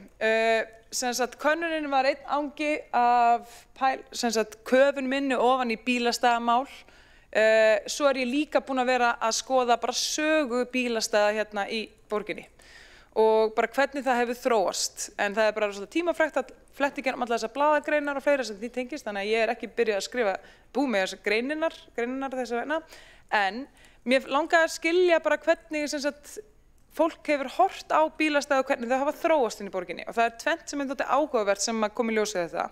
Í fyrsta lagi er að frá því að bíllinn bara birtist á götum Reykjavíkur fyrir hérna rúmum 100 árum, að það hefur verið eins konar bílastæðavandi í borginni, bara mismikill. Framan af var hann náttúrulega mjög slæmur og í áratugi þá var borgin að reyna að hamast við að ná að skaffa bílastæði vegna þess að eftir því sem fólk efnaðist þá gat það keypt bíla og bílum fylgdi rosa mikið frelsi. Þetta stytti ferðatímann sem hafði bara afar góð efnaðsleg áhrif á borgarbúa, fyrirtækin inn í borginni og reyndar líka bara borgina sjálfa og borgarsjóð. En sem sagt á seinni helming síðustu aldar og svo núna náttúrulega fyrri helming þessar aldar og þá hefur aðalega þessi borgarstjórnarmeirihluti síðastliðin svona 30 ár verið eitthvað með að fara frá þessu yfir í að fækka bílastæðum. Og samt hefur bílaeign bara aukist og bílnotkun bara aukist. Þannig að það er augljóst að fækkun stæða hefur ekki teljanleg áhrif á þetta, hefur ekki teljanleg áhrif á heildar bílnotkun eða heildar bílaeign. Hitt var það sem mér þótti áhugavert var að skoða sjónarmiðin varðandi bílastæðin. Vegna þess að fyrst að það er tvö sjónarmið í þessu. Það er annars vegar það að bílastæði séu bara þessi almenningsþjónusta sem að sveitarfélag bara á að skaffa fordómalaust og þannig lít ég bara á bílastæði. En hitt sjónarmiði er að bílastæði sé eins konar svona vara eða markaðsvara og borgin á bara að taka sem mesta gjald fyrir þetta vegna þess að þjónusta við fólk á bílum, verið það í formi vega eða bílastæða, er ekki ókeypis. Ég myndi náttúrulega bara svara því með að segja að borgarbúar eru þegar búin að borga fyrir þessa þjónustu, þeir eru búin að borga fyrir þessa vegi, eru búin að borga fyrir þessa bílastæði og gera það með útsvarinu sínu. En ég minni líka bara á að það er ekki borgin sem á þessa vegi og það heldur þessi bílastæði, það eru bara borgarbúar sjálfir. Líkt og borgarsjóður er sjóður borgarbúa en ekki borgarinnar. En almennt heilt yfir þá hefur það verið þessi þróun núna sem er að fara yfir í að hugsa einhvern veginn bílastæði og ferðavenjur og allt þetta sem eitthvað sem að þessi borgarstjórnarmeirihluti eigi bara að geta verið að tinctúra í. Og ég er bara aðhyllist bara allt aðra nálgun í mínu hlutverki hérna sem borgarfulltrúi og við sjálfstæðismenn bara almennt. Það er bara okkar trú að þessi hlutverk okkar í borgarstjórn að þjóna borgarbúum og tryggja að borgin mæti þeirra þörfum en ekki vera ákveða fyrir borgarbúa hvað þarfir þið megi hafa. Og það er það sem að stjórnmálamenn eru að gera þegar þeir eru hér að segja, herru, nei, við ætlum bara að draga úr þjónustunni hérna og draga úr þjónustunni hér og gera þetta svona vegna þess að þið eigið ekki að þurfa þess að halda og við viljum bara ekkert að þið séu að nota þessa bíla. Og það er það sem er líka bara, mér finnst það raun og veru bara ekki siðferðislega réttlætanlegt að reyna að beygja fólk undir vilja sinni í góðu eða illu. En svo var talað þetta með að bílastæðin væri að taka svo mikið pláss hérna á götunum og mér þótti það svolítið áhugavert vegna þess að yfirleitt eru að tala um einhverjar rendur meðfram húsum og við erum að tala vegi vissulega á milli. Og ég meina, ég veit ekki alveg hvað ætlast til þess að íbúar geri. Þú veist, á þá eiga, af því að það bara raun og veru þannig að íbúanir að nota bíla að bara þeim, ég er búið með ræðutíminn, ég þarf að koma aftur. Ég kom líka með svo mörg andsvör og ég hef alveg nóg að segja. Borgarfulltrúinn hefur lokið mál sitt og 2 hafa óskað eftir því að veita andsvar. Fyrstur til þess að veita andsvar er borgarfulltrúinn Hjálmar Sveinsson. Já, þetta margt við þetta að athuga svo sem að því að það má færa rök fyrir því og ég hvet borgarfulltrúann til að lesa ágæta grein eftir Ásgeir Jónsson, hagfræðing og núverandi seðlabankastjóra sem að fjallað Reykjavík á tímabilinu 1930 til 60 og síðan eftir 1960. Hann kom með þau rök að aukin bílaeign hefði lengt vegalengdir sem að fólk þurfti að fara verulega í borginni. Að hún leiddi til þess að menn töldu óhætt að dreifa byggðinu út allt. Svo hefði líka með eina hraðaspurningu fyrir borgarfulltrúann. Ég sýndi mynd af Horninu á Frakkastíg og Laugavegi. Það sem var tekið 1 bílastæði, þannig að nú eru 84.999 bílastæði í borginni. Það fyrir fólk til að sitja á í góðu veðri og í stað sem var tóman bíl. Borgarfulltrúinn sammála félögum sínum í umhverfis- og skipulagsráði að það hefði átt að koma í veg fyrir þetta útivistar möguleika. Borgarfulltrúinn hefur lokið við að veita andsvar og svarar þá andsvari borgarfulltrúinn Ragnhildur Alda María Vilhjálmsdóttir. Ágæti forseti, fyrst varðandi þetta með bílaeign fólks. Það kemur fram í bara mjög mörgum fræðiritum og væntanlega líka í þessu fræðiriti sem að borgarfulltrúinn Hjálmar Sveinsson að vísa í, að það að fólk gat farið á bíl gerði að verkum að þú gast verið með verslanir sem voru á fjær, vissulega á ódýrari stöðum, voru þá með bílaplön, gáttu verið stærri og það skapaðist grundvöllur, verslunar grundvöllur fyrir búðir á fleiri stöðum og þar gáttu það verið stærri. Það var ekki það pláss fyrir verslanir í þrengslunum í miðbænum. Og það ekki bara það, heldur líka fyrir fólk, til dæmis eins og konur sem voru að vinna. Þær gátu keyrt til vinnu, þær gátu en þurfti ekki lengur að labba í margar klukkustundir og það breytti rosalega miklu fyrir konuna sem fóru nú bara með hálfan dag eða eitthvað í dagvistun. Og það eru ýmsir svona þættir, ýmsir svona atriði sem gera verkum að bíllinn vegna þess að hann bara einfaldlega mjög skilvirkur. Ég búið með tíma? Ok, þá þarf ég að svara hinni spurningunni bara í næsta andsvari. Borgarfulltrúinn hefur lokið við það að svara andsvari. Óskum að veita annað andsvar? Veitir það andsvar sinni borgarfulltrúinn Hjálmar Sveinsson? Já, ég ætla að gefa borgarfulltrúnum kost á því að svara spurningunni og býð spenntur eftir því svari. Borgarfulltrúinn hefur lokið við að veita andsvar sinni og svarar þá andsvar sinni borgarfulltrúinn Ragnhildur Alda María Vilhjálmsdóttir. Kæri forseti, ég þakka borgarfulltrúnum Hjálmari fyrir þessi liðlegheit. Já, en það nú kannski bara kjarninn í því hvað mér finnst. Mér finnst allt í lagi þegar að fyrirtæki að fara fram á að bílastæði beint fyrir fram að þeirra verslun eða kaffihús eða rekstur eða eitthvað sé notuð undir yfir einhvern tíma eitthvað svona dæmi, Mér finnst það bara allt í lagi. Nákvæmlega eins og mér finnst líka bara allt í lagi að þegar þú ert með fyrirtæki sem vantar bílastæði og það blómaker á því, að það blómaker sé þá fjarlægt til þess að þjónusta og mæta þörfum þessa fyrirtækis.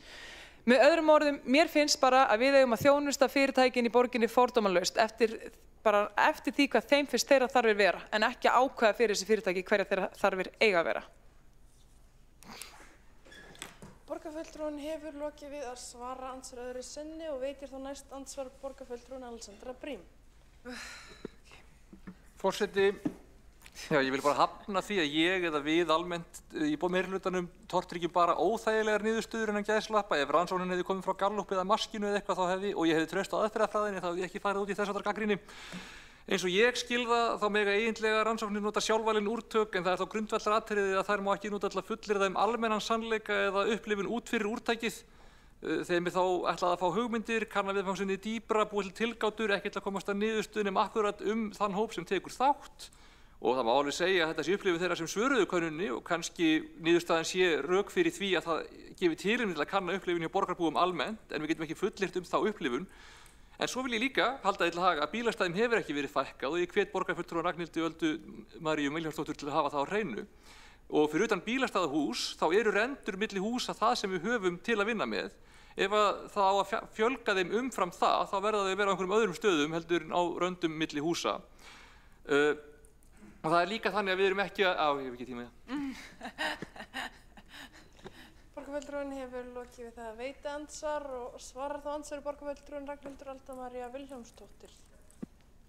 Ágæti forseti, það er ljóst mál að hér eru nokkru einstaklingar fyrir innan sem geta talað endalaust bílastæðamál og jafnvel líka aðferðafræði rannsókna og kannana. En já, ég ætla kannski bara að leyfa borgarfulltrúunum að klára erindi sitt að því ég er nú búin að gleyma hvað það var sem að viðkomandi borgarfulltrúi var að koma að. Þannig að höldum áfram. Borgarfulltrúinn hefur lokið við að svara andsvari og veitir þá andsvar öðru sinni borgarfulltrúinn Alessandra Brím. Forseti, já, það sem ég vildi sagt hafa er að við erum ekki að reyna að þvinga fólk í ferðamáta sem að það vill ekki. Við erum hins vegar að reyna að annars vegar gera það að verkum að það sé mögulegt að nota fleiri ferðamáta heldur en fólk upplifir að það séu möguleikar á. Við vitum út frá könnunum að fleiri vilja ferðast öðruvísi heldur en einkabíl heldur en upplifa að það sé almennilega mögulegt miðað við hvernig innviðir borgarinnar eru í dag. Þannig að við viljum gefa kostin á því og svo hins vegar, eins og ég sagði, bílastæðin eru takmörkuð auðlind. Við erum bara að reyna að stýra því að þau nýti sem flestu sem best af því að við erum ekki þeim galdramætti búin að framkalla rými í þeirri geimtíma samfellu sem við búum í. Borgarfulltrúinn hefur lokið við að veita andsvar öðru sinni. Svarað andsvari öðru sinni borgarfulltrúinn Ragnhildur Alda María Vilhjálmsdóttir. Já, ágæti forseti.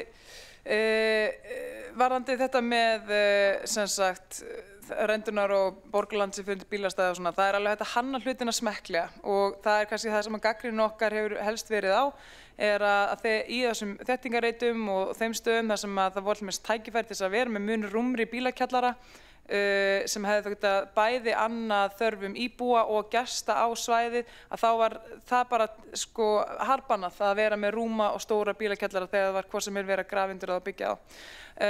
En almennt varðandi með svona þessar rendur meðfram húsum, það er bara hægt að gera það mjög smekklega en fyrir fólk sem að vill hafa kost á öðruvísi leiðum til þess að ferðast, þá snýst það að bæta þjónustustrætó og að fjölga strætisvögnum á götunni og auka tíðnina og þú veist, gera þetta þannig að þetta sé möguleiki fyrir fleiri og bæta almenningssamgöngur sérstaklega út í úthverfunum. Það að fækka bílastæði bætir ekki almenningssamgöngur. Skilji. Borgarfulltrúinn hefur lokið við að svara andsvar öðru sinni og telst því andsvörum undir þessari ræðu lokið. Næstur á mælendaskrá er borgarfulltrúinn Einar Þorsteinsson.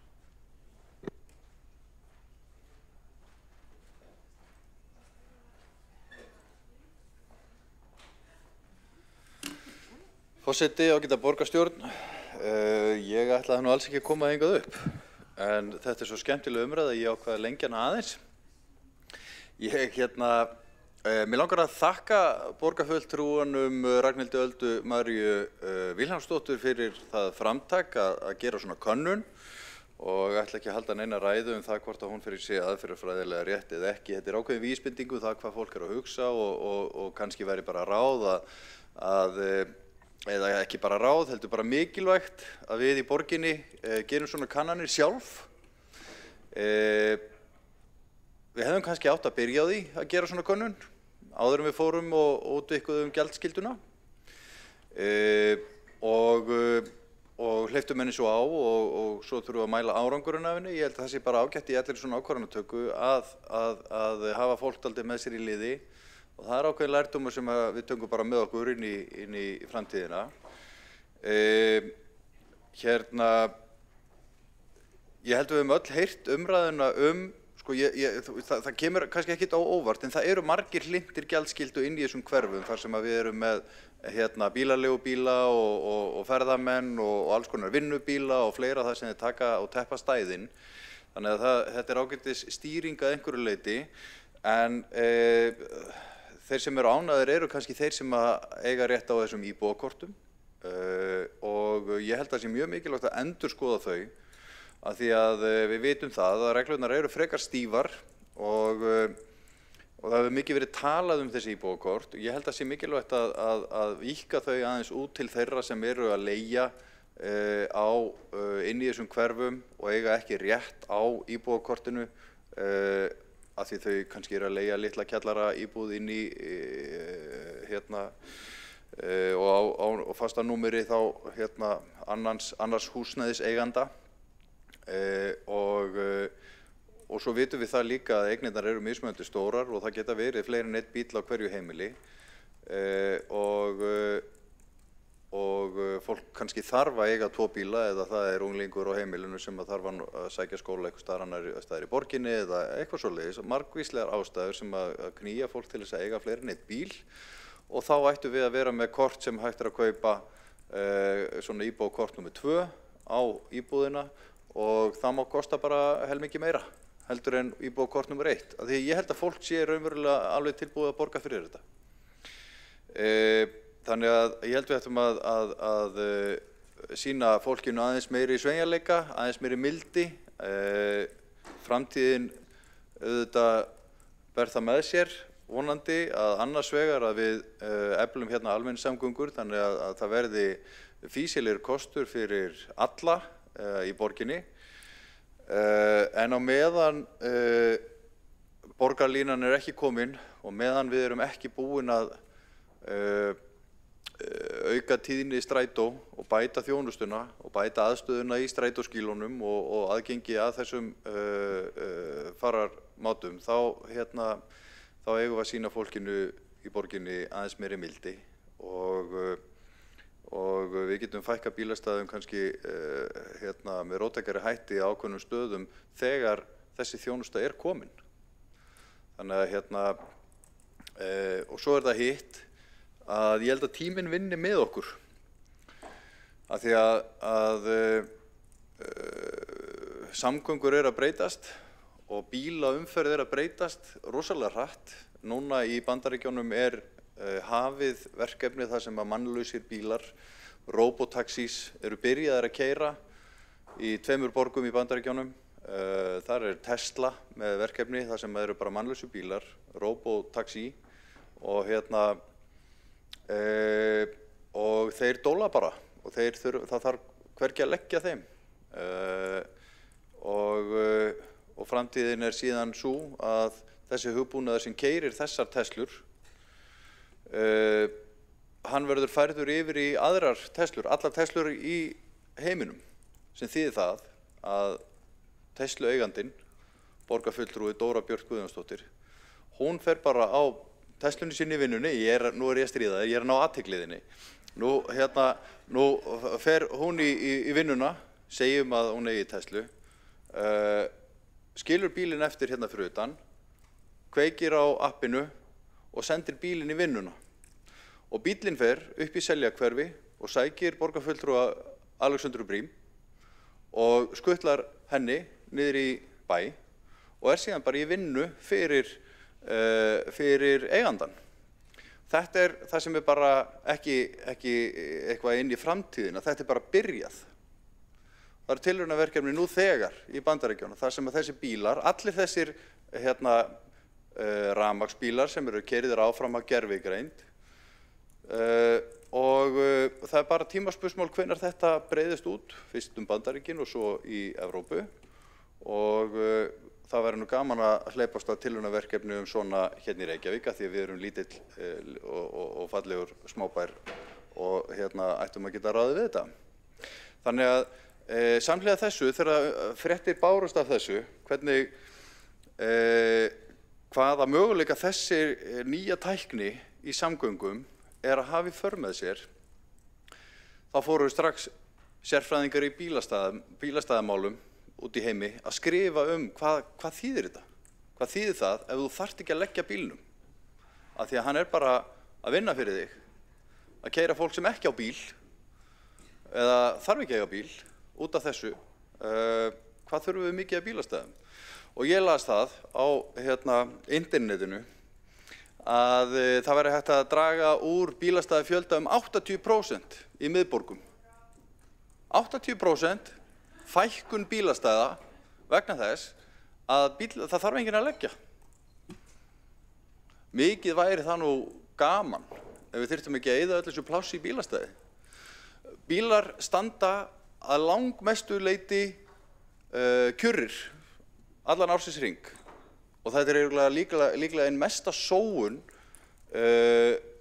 í okkar samfélagi eru bara bílar, þessi stykki sem að standa tóm og engum til gagns og auðvitað eru vel sammála það að þetta er ekki gott fyrirkomulag og það er eiginlega alveg fáránlegt að öll þessi tæknivæddi heimur sem við búum í sé ekki búin að leysa úr þessu fyrir löngu. Auðvitað er yndislegt að eiga bíl og öll þeir hverfi ekkert bílarnir, það er mörg okkar sem að munum áfram vilja eiga bíla en við munum nota hann örugglega allt öðru vísi.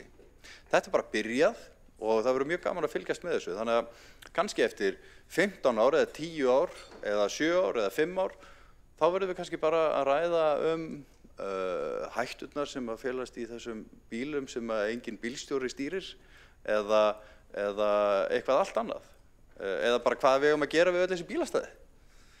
Þannig að þetta er skemmtileg umræða, ég sé að koma fullt af andsvörum og það er bara frábært og í grunninn er ég ekki að ráðast á neitt, ég er bara svona með einhverja hugleiðingu algjörlega óundirbúið en fyrst og fremst bara þakka fyrir umræðuna og takk fyrir mig.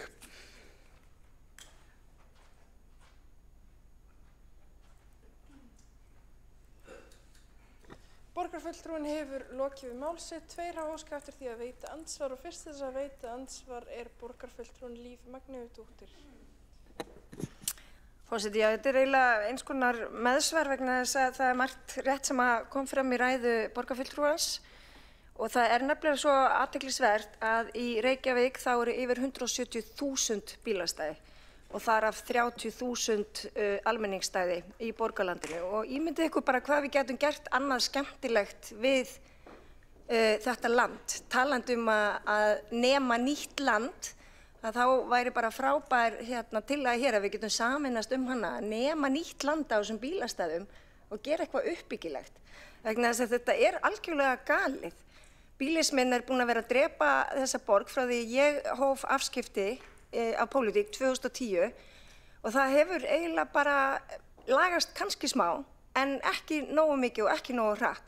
Og svo það sem að ég sakna líka í þessari umræðu, það er að við séum að tengja þetta við loftslagsbreytingar af mannavöldum.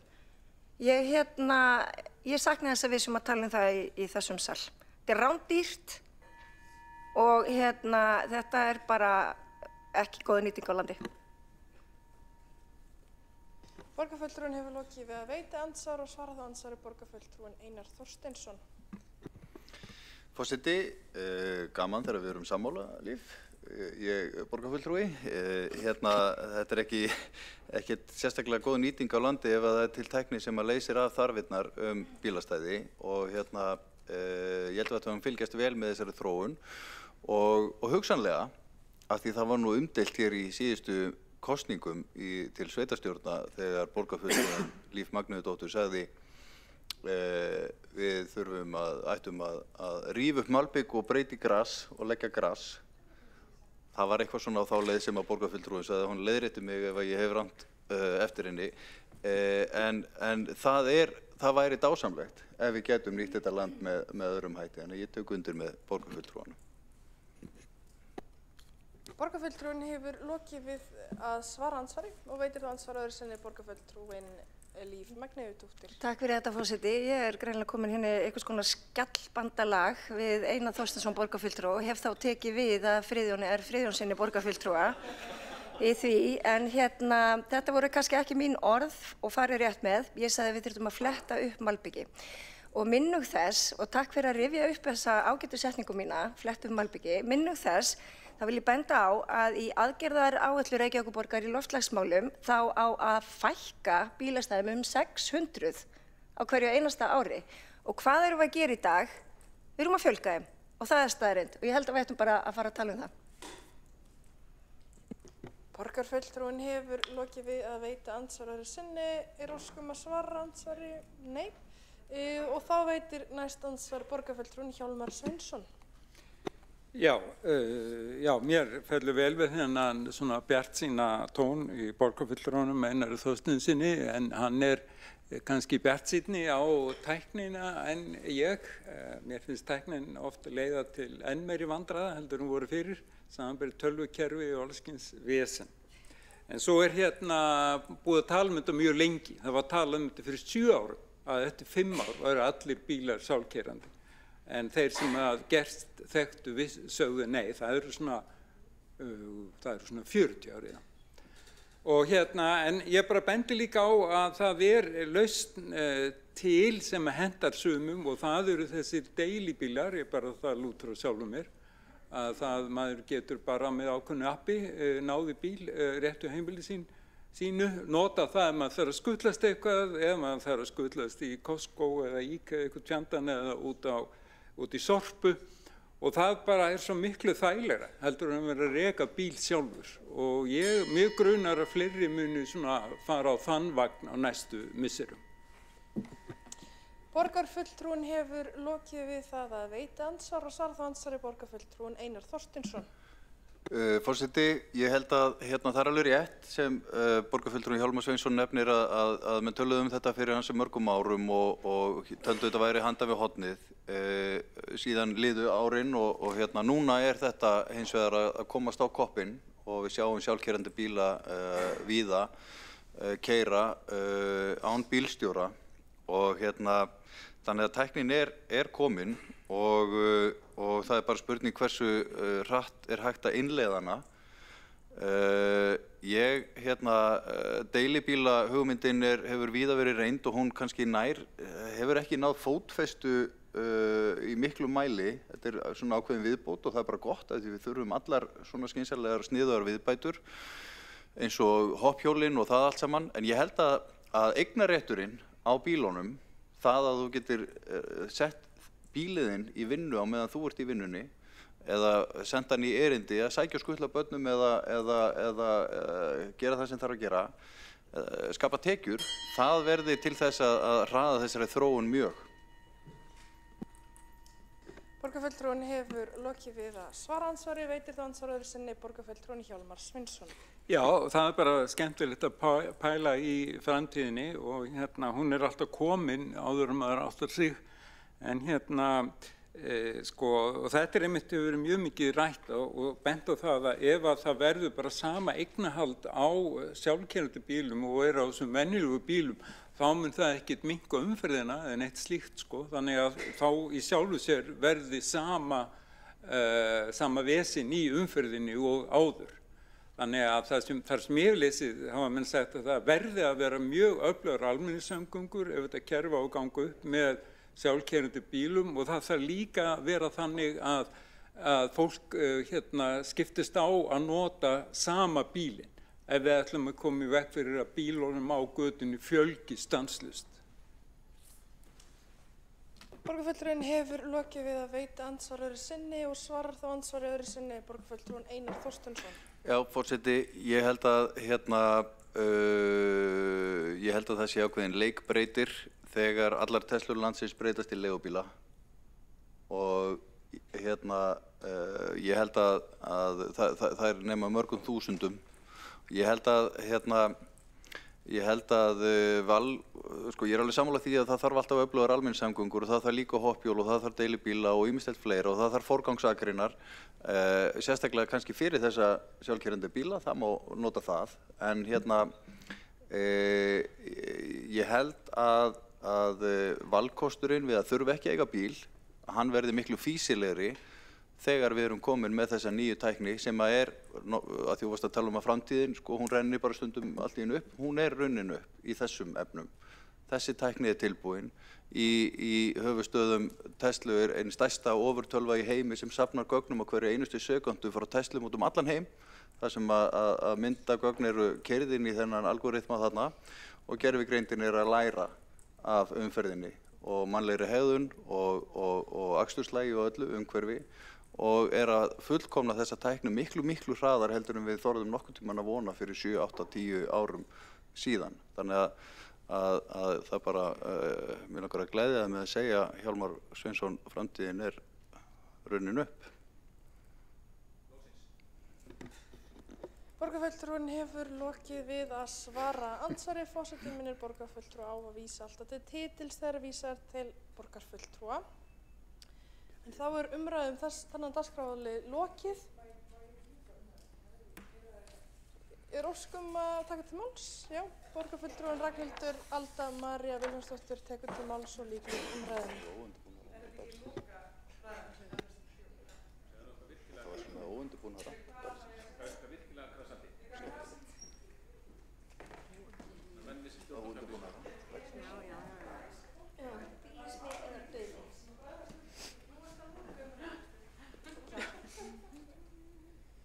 Ágæti forseti og borgarstjórn, þetta búið að vera ógeðslega skemmtileg og lífleg umræða og þvílík kúvending sem kom inn í lokin hjá honum borgarfulltrúanum Einari Þorsteinssyni sem náði hérna að róa börnin sem voru að rífast og sýndi af sér mikla föðurlega hæfni í þessu. Allavega, mér leist ótrúlega vel og ræðuna stangur til að fóra að tala 80% fækkun bílastæða og þá fór heltinu, þurfti ég að taka hans í borðið. En þetta alveg rétt, sko, að það ýmislegt að breytast og það sem ég finnst áhugavert að þetta oft svona kannski sagan að endurtaka sig en að þess að nákvæmlega þessi framtíðarsýn sem að borgarfulltrúinn Einar Þorsteinsson var að lýsa, þar sem að bílarnir verða meira komin í vinnu fyrir okkur allan sólarhringinn, í raun og veru þannig sem að bílarnir byrjuðu í Reykjavík. Fyrstu bílarnir voru leigubílar. Fólk keypti á til þess að vera í sjálfstæðum atvinnurekstri og þeir voru aðalega bara að keyra fólk sko þá helst utanbæjar, það var þá selt í sæti og fólk tók svona utanbæjarferðir og svo voru þeir notaðir í sjúkraflutninga og þess háttar. Þannig að þetta svona ákveðin kannski hringur sem að fer hann í gang. En það ljóst mála að bílastæðin eru allra manna vörum og eitthvað sem við flestöll sterkar skoðanir á einhvern leyti. Fyrir mitt leyti að þá var tilgangur könnuninnar aðalega bara að kanna upplifun fólks. Ég held að við ættum að gera það oftar og segja frá því og ég bara æstist upp við alltaf aðferðatal og næsta könnun, ég veit ekki hvað hún verður en ég mun örugglega hringja í umræddan bróður borgarfulltrúans Alexandru til þess að vera búin að algjörlega byrgja fyrir brunnið þar. En svo það hitt sem ég ætlaði nú bara almennt að segja og var svona kannski mitt innlegg í þessu að ég held að okkar hlutverk hér ekki síst að búa okkur undir framtíðina og vera tilbúin að við geta svona, hvað segir maður, verið tilbúin fyrir hana þegar hún kemur sem á morgun. Heldur líka, og það eiginlega það sem ég vildi svona kannski helst impra á með þessu öllu saman, að við eigum að árangursmæla, við eigum að kanna áður en við förum að breyta og vera þá með einhverjar mælingar eftir á og við eigum að vera duglega að spyrja íbúa hvað þeim finnst, sama hvort við séum sammála því eða ekki, vegna þess að við erum bara í þjónustu við íbúa og þótt að það hægt að nota kannanir til þess að kanna hug almennings en það má líka nota bara einmitt markaðinn eins og við vitum varðandi þessar nýbyggingar og það sem að markaðinn að segja að fólk vilji hafa 1 bílastæði til 2 fyrir sig og jafnvel ykkur fyrir gestina sem eiga að koma að heimsækja, að þá finnst mér bara alveg eðlilegt að taka tillit til þess. Þannig að minn svona lokan ykkur en ég sjá að ég kom með ansvar þannig að ég kannilega ekki búin hér í dag. En mér lokan ykkur í þessu var að ef ég ætlaði nú að tala alveg blákalt hvað mér finnst, burtséð frá öllum könnunum og með fyrirvara að það náttúrulega ýmsar skoðanir þessu inn í mínum hóp enda skoðanafrelsi í Sjálfstæðisflokknum að þá finnst mér bara að við að vera með frekar rúma bílakjallara til þess að geta komið meiri umferð neðanjarðar eins og þið vitið þá ég hrifin af neðanjarðarlest því ég sammála því að ekkert kemur í veg fyrir góðar almenningssamgöngur og þá alltaf að bæta þær óþá öllu öðru og þegar allt kemur til alls þá eru bara þarfir íbúar fjölbreytilegar. Þú veist, það eru íbúar sem munu þurfa bíla og það eru íbúar sem geta notað almenningssamgöngur, það eru íbúar sem munu geta átt sjálfkeyrandi Teslur sem vinna fyrir allan daginn og það eru íbúar sem nota deilibíla og það eru íbúar sem nota aðra faramáta og við bara þjónusta allt þetta fólk. Ekki agnúast út í hvað þjónusta þarf, bara þjónusta. Þannig að svo mörg voru þau orð, en ég hlakka til að heyra hvað ansvar ég er komið. Takk fyrir. Borgarfulltrúinn hefur lokið við mál sitt og forseti þarf að hryggja borgarfulltrúinn að hér ekki nein andsvöra því að borgarfulltrúinn sem spurði andsvöru hefur lokið sínum ansvarsrétti búin með hann. Þannig að nú telst umræðu þetta mál og þá tekur til máls borgarfulltrúinn Líf Magnúsdóttir.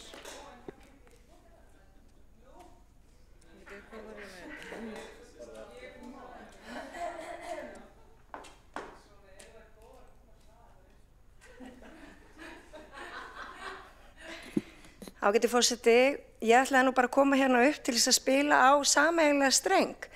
Þannig að ég held að við getum öll verið sammála það að til þess að vera með góða stefnu í einhverjum málaflokki að þá verðum við líka að vita hvað við erum að gera og til þess þurfum við að leggja fyrir kannanir. Þannig að í framhaldinu af því, þá er bara að velta fyrir mig hvort að borgarfulltrúinn sem var hér og undan mér taki þetta ekki að sér í framtíðinni. Þá hefur borgarfulltrúinn Líf Magnúsdóttir lokið við mál sitt og umræðu þennan lið á dagskránni lokið. Og við göngum til þriðja liðar á útsendri dagskrá. Það er uppbygging leikskóla í Reykjavík samanber 10. lið fundargerðar borgarráðs frá 22. maí 2025 og fyrst tekur til máls. Nei, það er ekki frummælandi þannig að mældagskrá er opið. Og Skúli Helgason, borgarfulltrúi, tekur fyrst til máls.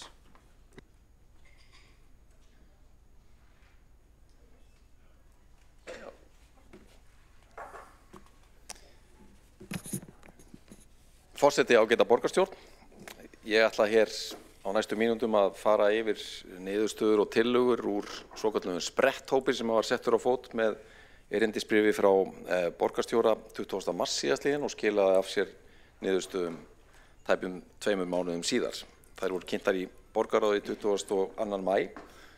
Þetta er hópur sem var ætlað að rýna þau uppbyggingaráform sem eru fyrirliggjandi í leikskólamálum sem stýrihópur brúum biliverkefni hefur haldið utanum undanfarin ár, koma með tillögur að nýjum uppbyggingaverkefnum og ræða hluti eins og mönnun, starfsaðstæður og svo framvegis. Þetta var afar ánægjuleg vinna. Í þessum hópi voru Sanna Magdalena Mörtudóttir, Helga Þóradóttir og Dóra Björk Guðjónsdóttir ásamt mér og verkefnastjóri okkar var Ólöf Guðbjörg Söbekk. 11 fundir sem hópurinn hélt á 6 vikum og niðurstöðurnar eru þar sem ég ætla hér að fara yfir. Þetta er svona í 4 köflum. Í fyrsta lagi yfirferð yfir ný uppbyggingaverkefni, í öðru lagi stækkun leikskóla með færanlegum stofum. Í þriðja lagi eru síðan ýmsar almennar tillögur og loks er birt yfirlit yfir heildarmyndina. Hver er staðan þegar horft er á samandregið uppbyggingu og endurheimt plássa eftir hverfum til þess að fólk geti betur átt að sjá því hvert við erum að fara. Varðandi uppbyggingaverkefni þá er þar fyrst á listanum það sem er kannski næst okkur í tíma og það er tillaga nýjan borgarrekinn leikskóla við Rafstöðaveg. Viðræður þetta verkefni hafa staðið frá því í janúar og nú liggur fyrir drög að samningi við uppbyggingaraðila að þarna verði reistur 6 til 7 deilda leikskóli fyrir það bil 100 börn með mögulegri stækkun síðar upp í 10 deildir. Og þarna eru áætluð verklok á fyrirhluta næsta árs. Þetta er mál sem að mun reyndar koma inn í borgarráð strax á 50. kemur. Við höfum verið sömuleiðis í viðræðum við Félagsstofnun stúdenta að sú stofnun að hún setji á fót sinn 3. leikskóla. Þeir hafa rekið undanfarin ár bæði Sólgarð og Mánagarð með ágætum árangri og hafa í hyggju að bæta við þeim 3. 7 deilda leikskóla fyrir það bil 120 börn sem yrði byggður og rekin af Félagsstofnun stúdenta í samvinnu við borgina og þetta telja húsráðendur þar mögulegt að verði klárað á næstu 2 árum, verði tilbúið vorið 2027. Það hefur verið heilmikil vinna á vegum borgarinnar í því að finna framtíðarhúsnæði fyrir leik- og grunnskóla hjallastefnunar og núna hafa menn fundið staðsetningu sem að sátt við Nautholtsveginn á lóð sem að Háskólinn í Reykjavík hefur fengið úthlutað fyrir allnokkur síðan og þar stefnt að því að verði til leikskóli fyrir 180 börn sem að þýðir þá fjölgun upp á 20 börn miðað við stöðuna í dag og þarna reiknað með áætlunum verklokum 2026 til 7. Síðan koma 5 verkefni sem að hanga dálítið saman og meiningin að nýta samning sem að í burðarliðnum við varðandi byggingu á nýjum leikskóla í Foxhórsdalnum. Þar hefur verið talað lengi að vera með ákvæði að geta pantað alltaf 5 leikskóla til viðbótar og við erum að raun og veru höggva á hnútinn og leggja til að við leysum þarna 5 mál í einu sem að hafa verið óleyst eða svona í ákveðinu uppnámi undanfarin misseri. Það í fyrsta lagi að það verði fjarlægð þau hús sem eru á lóð leikskólans Laugardalssólar í Laugardalnum og sett nýtt húsnæði í staðinn sem að taki við af þeim og þar verði þá 10 deilda leikskóli í framtíðinni fyrir 180 börn eða fjölgunum 60 og þarna værum við að nýta samræmda hönnun sem að þetta bæði praktískt og sparar borginni fjármagn.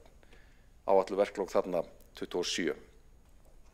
Miðborgin, þar var á sínum tíma farið í hönnunarsamkeppni sem að skilaði niðurstöðu en 2 útboð skiluðu hvorugt ásættanlegri niðurstöðu þannig að það verkefni hefur ekki komist á ferðina.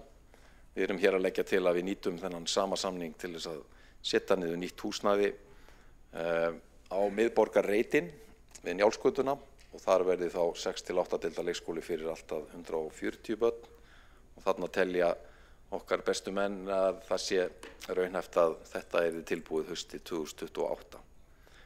Ægisborg kemur hér nýtt inn, menn hafa verið að velta mjög fyrir sér hvaða kostir séu vænlegastir í Vesturbænum, hafa verið mikið hort á Vesturborgina en við erum að leggja til hér að lausnin varðandi Vesturborg verði færanleg hús sem að komi í stað skála sem að húsnæði sem að stendur til að rífa en í staðinn verði umtalsverð fjölgun á lóð Ægisborgar sem að mun stærri og heppilegri til þess að setja í nýtt húsnæði í stað þeirra húsa sem eru fyrir á lóðinni og þarna þá 8-10 deilda leikskóli með 140 til 80 börnum og fjölgunum 65 til 105. Þarna áætlum við að verklokin getur verið haustið 2029. Og síðan það Safamýri, lengi verið á teikniborði í stýrihópnum Brú bilið að setja þar upp fyrst átti að fara í stórfelldar endurbætur á þeim skóla en síðan kom í ljós að það húsnæði er ekki á vetur setjandi þannig að við þurfum að farga því og reisa nýtt húsnæði í staðinn sem að geti verið 10 deilda leikskóli fyrir alltaf 180 börn á þessari lóð, hún rúmar það. Þarna eru áætluð verklok 2029. Og síðan það loka áfangin í þessum 5 leikskólapakkar sem Sunnuás í Laugardalnum. Þar tiltölulega nýlega búið að setja niður ævintýraborgar einingu sem að sinnir þeim fjölda sem í leikskólanum í dag 100 börn en með nýjum 10 deilda leikskóla þetta fjölga þeim 80 og þetta væri þá raunhæft að gerast í kringum 2030. Og loka uppbyggingartillagan sem við erum þarna með meira varpa fram svona sem verkefni á fyrri stigum eða fyrstu stigum og það möguleiki á leikskóla á loftleiðareiknum í inngarðinum svokallaða sem að núna eru bílastæði. Þarna þetta nýlega búið að gera samkomulag við ríkið hjúkrunarheimili. Það rými fyrir sömuleiðis leikskóla og mögulega samreikin leik- og grunnskóla sem að geti verið fyrir 120 til 150 börn. En við leggjum áherslu á það að þetta ekki tekið með í neina samtölu í kortlagningun okkar. Þetta frekar sett inn sem hugmynd til frekari skoðunar. Og við höfum áður fjallað stækkun leikskóla með færanlegum stofum. Það var ákveðið í borgarráði fyrir nokkrum vikum, einni viku áður en við fórum yfir þessar tillögur okkar og samandregið eru þetta 16 stofur sem eru í útboðsferli og fara á lóðir 7 leikskóla á tímabilinu vorið 26 til vor 27. Almennu tillögurnar eru 4, stofnstyrkir, aukin samnýting skóla og frístundahúsnæðis, stofnun hreistileikskóla, ný leikskólapláss, nýtt til að taka á móti yngri börnum og loks þarna vakin athygli á því að það stendur yfir breyting á reglum leikskólastarf sem að annars spretthópur mun leiða í jörð. Stofnstyrkirnir, hugmyndin með þeim að búa til hvata til að sjálfstætt starfandi leikskólar fjölgi plássum hjá sér og eigi þá möguleika á stofnframlagi í formi eiginfjár eða stofnstyrkja vegna nýframkvæmda eða þjálfunar á starfsfólki frá borginni. Við sjáum fyrir okkur styrkfjárhæðirnar myndu vera háðar fjölda nýra plássa, þannig að hámarksfjárhæðin geti verið 300 milljónir króna fyrir nýjan leikskóla í fullri stærð, en minni fjölgun myndi þá fela í sér hlutfallslega lægri stofnstyrki. Og þarna eru ýmis ákvæði sem við höfum talað þar með talið að óhagnaðardrifna starfsemi sé að ræða. Við hnykkjum öllu heldur á því að aukin samnýting skóla- og frístundahúsnæðis mjög mikilvæg og mikilvægt að horfa fyrst til þess kostar þegar við erum að leita að bráðabera húsnæði fyrir leikskóla í framkvæmdum, ekki síst til þess að tryggja að hægt sé að mæta þörfum barnafjölskyldna innan þeirra hverfis og nærumhverfis. Síðan það hugmynd sem að kom upp í þessu ferli og við erum bara mjög spennt fyrir og leggjum á borðið að við séum vakandi fyrir því að fara í samvinnu við íþróttafélögin sem að mörg hver eru í framkvæmdum eða hyggja á framkvæmdir að stofna leikskóla þar sem að væri sérstök áhersla á hreyfingu og útivist. Köllum þá hreistileikskóla. Við höfum þegar í tilraunaskyni tekið upp samtal við eitt af þessum félögum sem að Valur, sem að hyggst reisa fjölnota knatthús á Hlíðarenda og þar eru menn tilbúnir til viðræðna við borgina og fleiri félög gætu fylgt í kjölfarið í framhaldinu. Við hnykkjum á því að það verði meginreglan að ný leikskólapláss sem við erum að fjárfesta í séu notuð til að taka á móti yngri börnum frekar heldur en sem bráðabirgðahúsnæði. Og síðan þetta sem þetta mjög mikilvægt atriði að það ekki nóg að bæta við plássum, við þurfum að tryggja mönnunina og það eru hugmyndir frá skóla- og frístundasviði í þá veru sem við kynntum okkur í spretthópnum og hefur verið ákveðið að setja í sérstakann farveg með nýjum spretthópi sem tekinn til starfa og mun skila af sér niðurstöðum í þessum mánuði ef að áætlanir gangi eftir. Tíminn búinn en allt í allt þá eru þetta nýjar tillögur sem að boða alltaf 900 ný pláss á næstu 5 árum sem bætast við 730 pláss í brúum biliplaninu, allt í allt með endurheimt plássa tæp 2000 pláss á næstu 5 árum sem að þýðir miðað við það sem þegar hefur verið gert í þessu verkefni að við erum í raun og veru að fjölga helming leikskólaplássum í borginni í þessu mesta uppbyggingar átaki leikskólamannvirkja í sögu borgarinnar. Ég hef lokið máli mínu.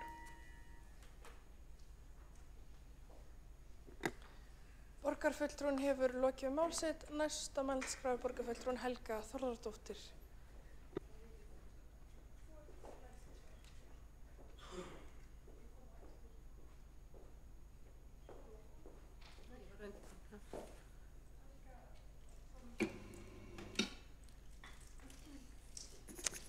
Forseti, ágætu borgarfulltrúar.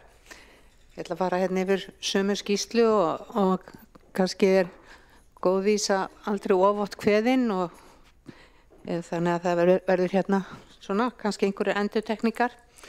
En í lok mars var skipaður spretthópur leikskólauppbyggingu. Ég var í þessum spretthópi ásamt borgarfulltrúanum Dóru Björt Guðjónsdóttur, Sönnu Magdalenu Mörtudóttur og borgarfulltrúinn Skúli Helgason leiddi okkur í gegnum þessa miklu vinnu. Verkefni hópsins var að yfirfara aðgerðaáætlun stýrihópsins Brúum bilið og koma með tillögur að nýjum verkefnum sem tengjast uppbyggingu nýrra leikskóla eða stækkun starfandi leikskóla með áherslu á framkvæmdir sem ljúka mætti á næstu 2 árum. Jafnframt var hópnum falið að rýna fyrirliggjandi áætlanir mönnun og viðhald leikskólamannvirkja og leggja fram tillögur til úrbóta. Þetta stórt verkefni, enda hélt spretthópurinn 11 fundi. Hópurinn fór yfir stöðu leikskólabygginga og hvernig mætti forgangsraða verkefnum með stuðningi frá starfsfólki skóla- og frístundasviðs, umhverfis- og skipulagssviðs og fjármála- og áhættustýringarsviðs borgarinnar. Afrakstur þessara vinnu eru fjölmargar tillögur sem var skipt upp í 4 liði. Í fyrsta lagi eru 9 tillögur ný uppbyggingaverkefni sem gætu tryggt 900 ný leikskólapláss. Fyrsta verkefnið sem við fengum var að finna hentuga staðsetningu fyrir leik- og grunnskóla Hjallastefnunnar og nú stefnt að því að reisa nýtt framtíðarhúsnæði við Nautholtsveg. Reykjavíkurborg mun ekki byggja leikskólan, heldur mun Hjallastefnan fjármagna og byggja í samvinnu við lóðarhafa og uppbyggingaraðila. Síðan var ákveðið að ganga til samninga byggingu á nýjum borgarregnum leikskóla við Rafstöðaveg í Elliðaárdalnum.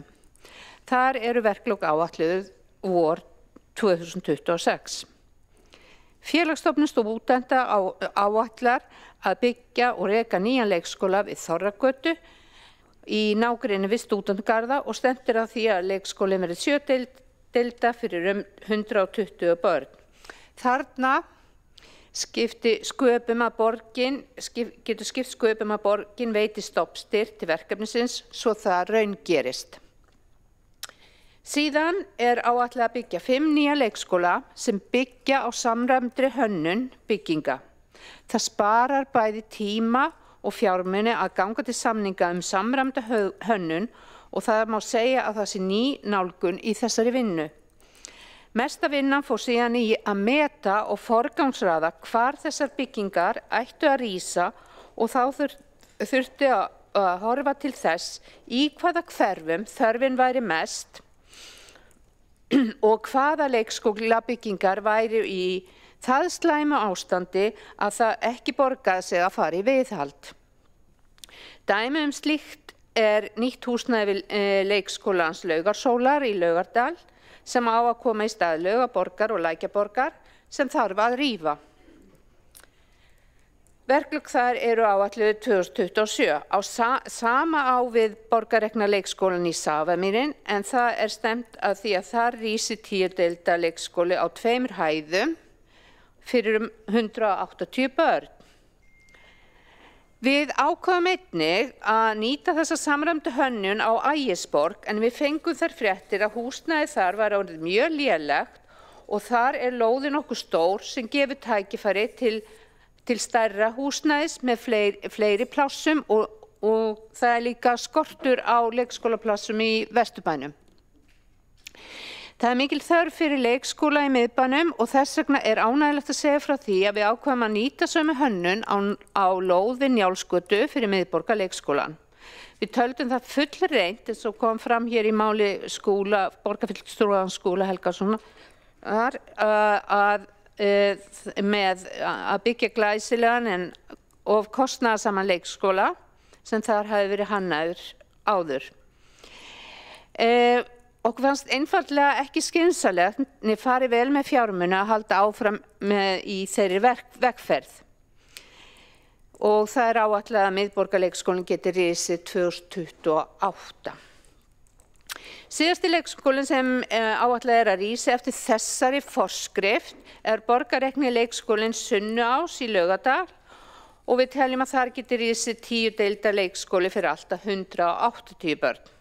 Þessar tillögur sem ég hef nefnt hér í fyrsta lið ætti að geta tryggt 900 ný leikskólapláss á næstu 5 árum. Í lið 2 eru tillögur að hraðað verði verkefnum sem miða að stækkun starfandi borgarrekinna leikskóla með nýjum færanlegum stofum. Fyrirmynda hönnun vel heppnu viðbygging sem nú við leikskólan Stakkaborg í Hlíðahverfi. Áherslur verða á að rýna frekar stækkunarmöguleika starfandi leikskóla á uppbyggingasvæðum. 2 slíkar stofur í útboðsferli sem munu fara á lóð Seljaborgar. Þar að auki á áætlun útboð fyrir 14 stofur sem munu fara á lóðir alls 6 leikskóla. Það eru Vesturborg, Hólaborg, Jörfi, Árborg, Grandaborg og Maríuborg. Og stofurnar mun opna fyrir starfsemi á tímabilinu 26 vor 26 og fyrir hluta 2027.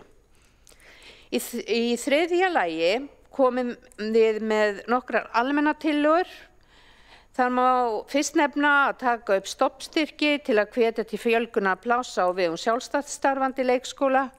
Styrkfjárhæðir verði háðar fjölda nýrra plássa með það að viðmið að þeir getu orðið að hámarki 300 milljónir króna fyrir nýjan leikskóla með 120 ný pláss eða fleiri. Við setjum ýmis skilyrði fyrir styrkveitingu eins og til dæmis að styrkfjárhæð greiðist í áföngum eftir framvindu framkvæmda, borgin eigi kröfu endurgreiðslu stofnstyrks ef uppbygging hætt á framkvæmdatíma, styrkir miðist eingöngu við félög sem ekki eru rekin í hagnaðarskyni. Við leggjum til að auka samnýtingu skóla og frístundarhúsnæðis fyrir leikskóla til að tryggja bráðabirgðahúsnæði fyrir leikskóla sem þurfa að flytja starfsemi sína annað vegna viðhalds og endurbótaframkvæmda í húsnæði þeirra. Þessi hugmynd var mikið rædd því öllum finnst það vondur kostur að foreldrar þurfa að keyra börn sín langar vegalendi milli hverfa á meðan leikskóli í viðhaldsaðgerðum. Markmiðið alltaf að mæta þörfum barnafjölskylda innan hverfa. Við leggjum líka til að farið verði í undirbúning að stofnun hreistileikskóla í samvinnu við íþróttafélög og að það verði strax hafist handa og við reyndar eins og kom fram hér áðan, byrjuðum eitt samtal og var vel tekið í það. En í lok skýrslunnar farið yfir öll þau verkefni sem á döfinni og mun fjölga plássum á næstu 5 árum. Þar með talin þau verkefni sem þegar hafa verið samþykkt og sett í farveg á vegum stýrihópsins Brúum bilið. Alls þar að ræða 1987 nýleik skólapláss sem dreifast á hverfi borgarinnar. Og þar fannst okkur mikilvægt að sýna fjölgunina á greinagóðum kortum til að borgarfulltrúar og íbúar geti áttað sig betur á stöðunni. Jafnframt lagt til að næstu skref verði að vinna kostnaðarmat á tillögunum og vísa þeim í kjölfarið til undirbúningsfjárfestingaráætlunar til næstu 5 ára. Hér í lokin þá vil ég nefna að það ekki nóg að byggja leikskóla.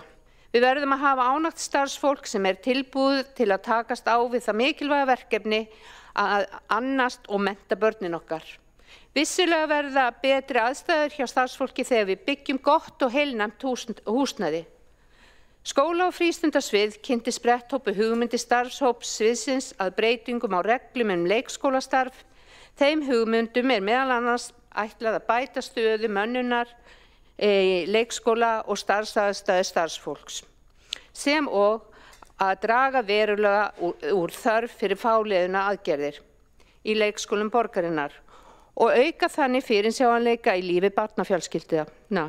Spretthópurinn tekur undir mikilvægi þess að grípa til aðgerða sem fyrst sem styðja við mönnun leikskóla og þar verði meðal annars horft til þess að samræma betur vinnutíma starfsfólks í leikskólum og grunnskólum, svo sem með auknu samræmi milli vinnuskyldu, leik- og grunnskóla jól, áramót, páska og í vetrarfrí. Já, takk fyrir. Náðu ekki að klára það. Borgarfulltrúinn hefur lokið mál sitt og forseti gerir kaffihlé.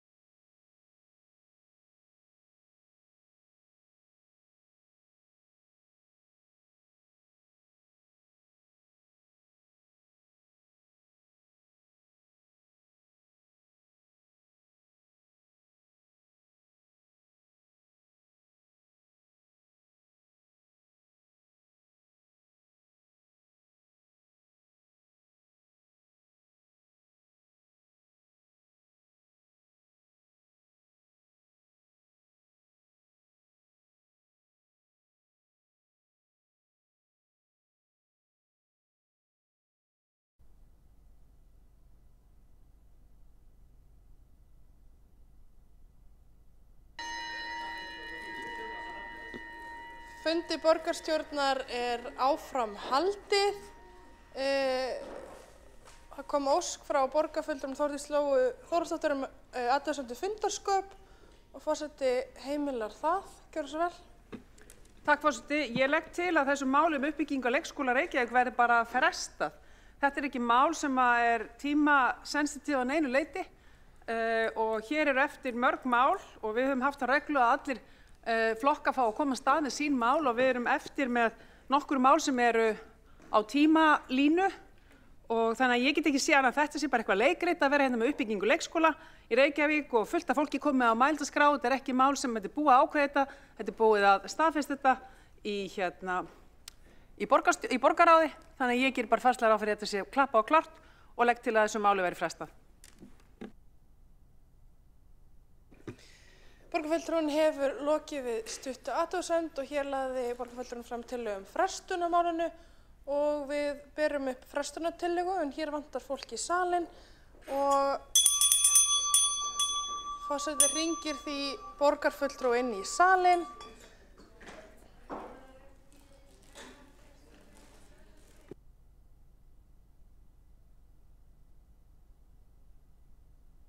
Hér vantar borgarfulltrúan Alexandru Brím og borgarstjóra Heiðbjörgu Hilmisdóttir og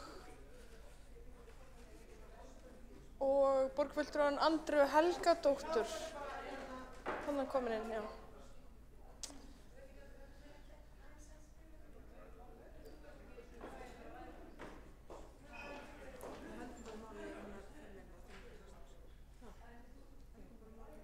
Láttu þú vita að hún geti afturkallað þessa frestun.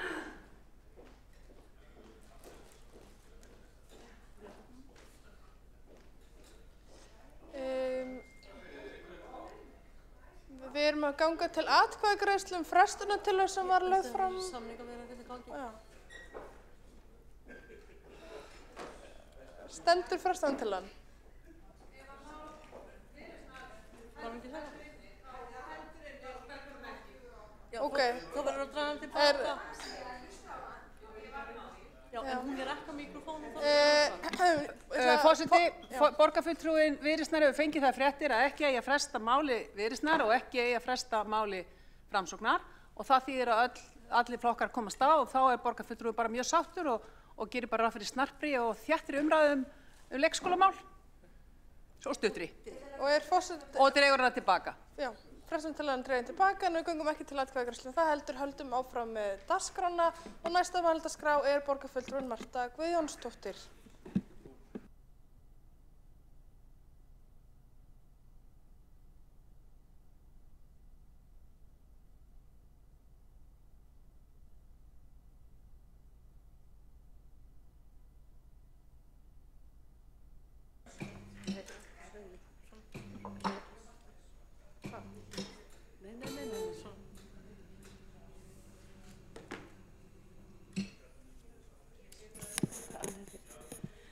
Forseti, ágætu borgarfulltrúar, hér á síðustu metrum þessa kjörtímabils leggur meirihlutinn fram aðgerðaráætlun í leikskólamálum sem eiga mið að því að leysa leikskólavandann.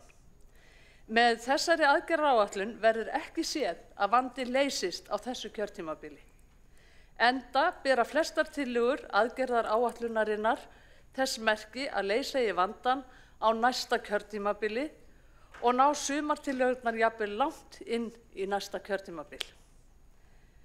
Ekki búið að kostnaðarmeta tillögurnar og heldur ekki búið að fjármagna þær og bendir á að þeim verði vísað í fjárfestingaráætlun til næstu 5 ára.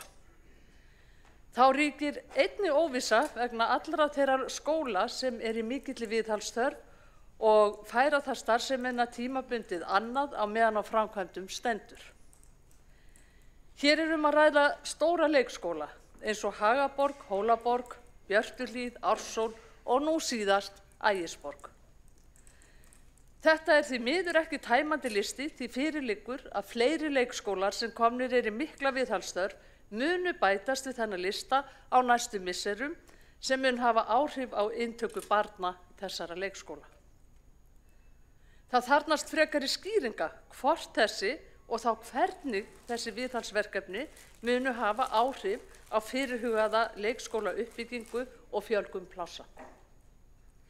Þá vekur það athygli að tillögurnar eru settar fram til samþykktar án þess að fyrir liggi nákvæmar tillögur og aðgerðir sem miða að því að leysa mönnunarvanda leikskólana.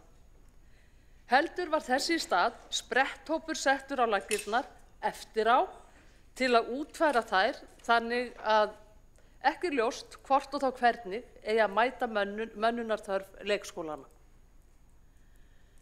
Hafa ber í huga að á þessu kjörtímabili hefur ekki verið hægt að nýta 140 leikskólapláss vegna manneklu og 366 pláss vegna viðhaldsleysis. Þetta gerir samtals 510 pláss sem ekki hefur verið hægt að nýta.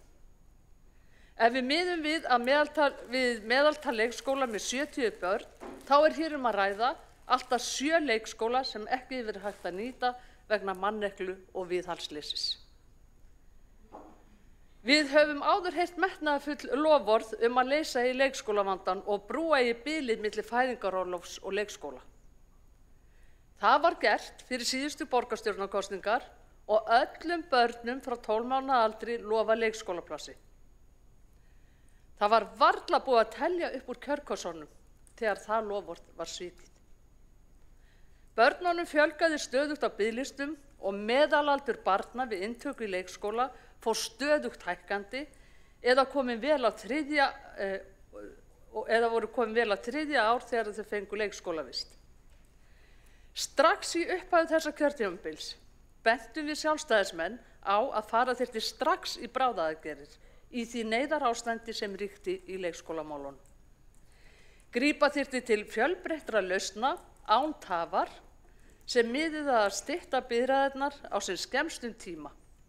Í kjölfarið þyrfti svo að móta heildarstefnu sem byggði á víðum grunni, mismunandi rekstrarforma, svo sem foreldrarekinna leikskóla og fari í samstarf við félagasamtök og fyrirtæki sem hefðu áhuga á að reka leikskóla.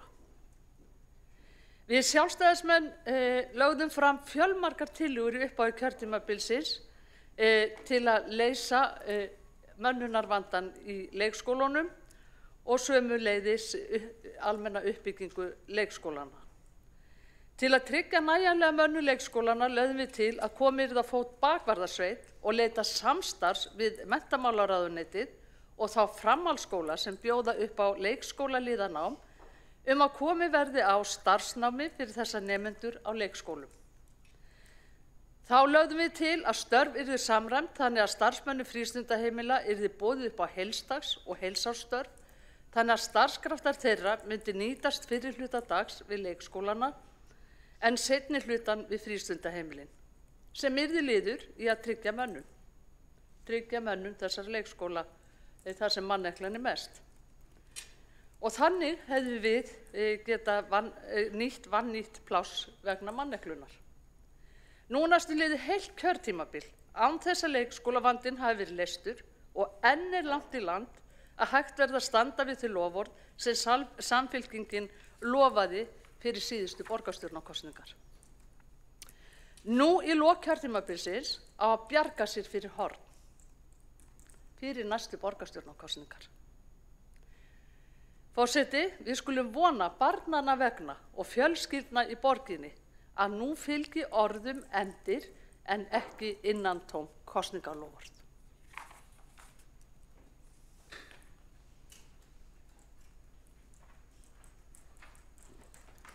Borgarfulltrúinn hefur lokið við mál sitt. Næsta á mælendaskrá er borgarfulltrúin Árelía Eydís Guðmundsdóttir.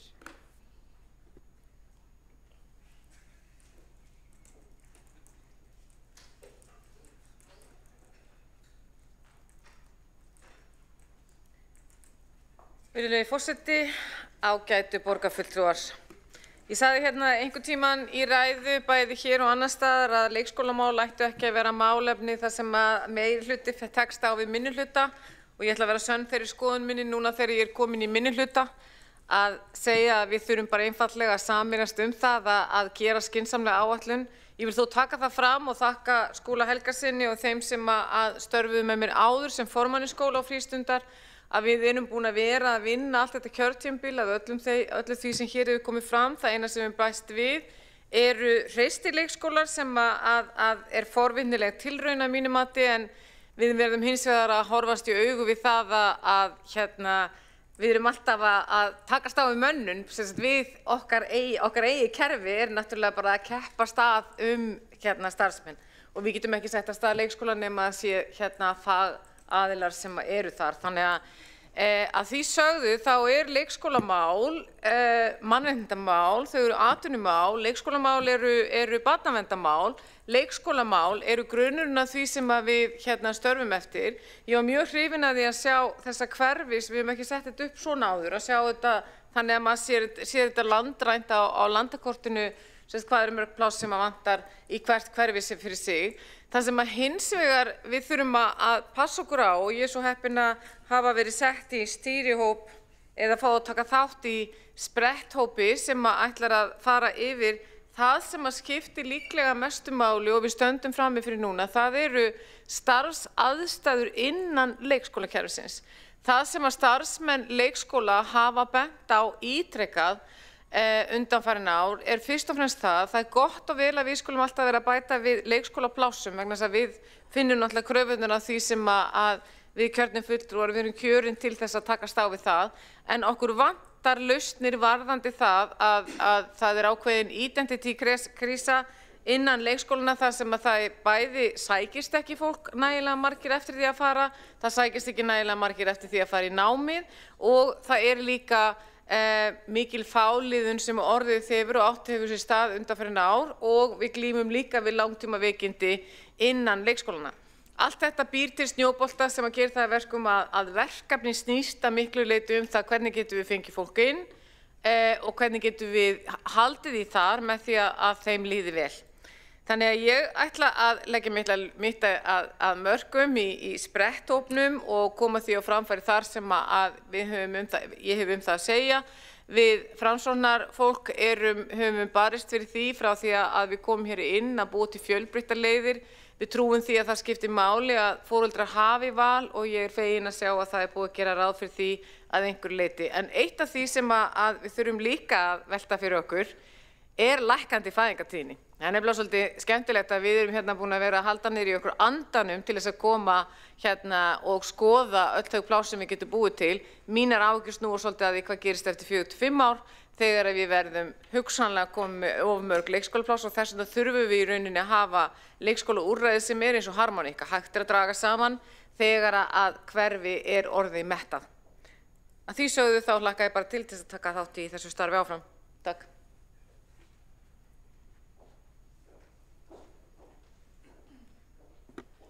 Borgarfulltrúinn hefur lokið við mál sitt. Næst á mælendaskrá er Líf Magnúðardóttir.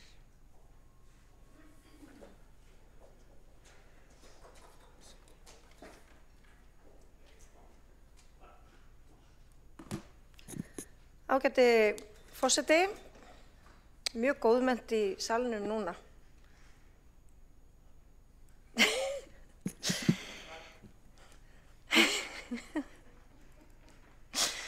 Heyriði, ég strangt tekið ætlaði að koma bara inn á það sama og Árelía Eydís Guðmundsdóttir borgarfulltrúi fór hérna yfir. Ég formaði það stýrihóp sem hún fjallaði í ræðu sinni. Ég hlakka til að takast á við það verkefni vegna þess að í þessum hópi eru allt borgarfulltrúar sem eru þarna af heilindum og heilum hug og vilja gera gagn og leggja sitt af mörkum inn í það að búa til gott náms- og starfsumhverfi í leikskólum. En það sem mig langaði svolítið að halda til haga hér í þessari umræðu er að það er svo mikið rætt eitthvað fjölbreyttar lausnir, alveg svo það sé bara eitthvað töfrastafi sem að þú getur sveiflað og þá er bara málið leyst og eitthvað undarlegan haft svona eins konar barbabrella. Nei, við þurfum að horfa á tvennt, fjölgun leikskólakennara og í hvernig rými þeir starfa og hvaða námsumhverfi við erum að bjóða á fyrsta menntastigi ungra barna. Og við getum ekkert farið að tala einhverja fjölbreyttar lausnir fyrir að við erum búin að leysa þetta tvennt, fjölgun leikskólakennara og stuðningsþjónustu og fjölgun leikskólarýma. Þetta verðum við með fókusin á. Við þurfum að létta á þreytustigi leikskólabarna og leikskólakennara og starfsfólki í leikskólum. Þetta er viðfangsefni okkar. Og við þurfum líka kannski að viðurkenna það að leikskólinn í flestum stórum sveitarfélögum, hann getur ekki annað öllum börnum frá 12 mánaða aldri. Og þetta höfum við séð, þannig að þetta er líka einhver umræða sem við þurfum að taka á einhverjum stigum. Og það má vel vera þannig að við þurfum að lengja fæðingarorlof og gera það sveigjanlegra alltaf 2 ár, 3 ár, eða horfa þá til sambærilegra landa eins og Svíþjóðar, vegna þess að hér held ég að allir stjórnmálamenn séu mjög viljugir til þess að leysa þetta. Við ræddum það auðvitað langa lengi í borginni að lykillinn að því að geta tekið börn inn eins árs sé að Alþingi lengi fæðingarorlof. Alþingi gerði það. Nú er fæðingarorlof 1 ár. En við stöndum engu að síður frammi fyrir svipuðum vanda og við gerðum fyrir 5 árum síðan, fyrir 10 árum síðan. Og þetta er eitthvað samtal sem við þurfum að taka. Vegna þess að Reykjavíkurborg leysir þetta auðvitað ekki einu sér. Þannig að við viljum hafa metnað en við viljum líka standa við það sem við segjum á öllum stigum málsins. Þannig að hvað sem er gert, við þurfum að vanda okkur vel og við þurfum líka vel að merkja að horfa á leikskólann sem fyrsta menntastig barna en ekki bara einhverju geymslu til þess að halda atvinnulífinu gangandi. Við þurfum líka að hugsa velferð barna og við þurfum að bjóða þeim upp á aðstæður sem eru öllum til sóma og að það sé gott og hlýtt námsumhverfi. Þannig að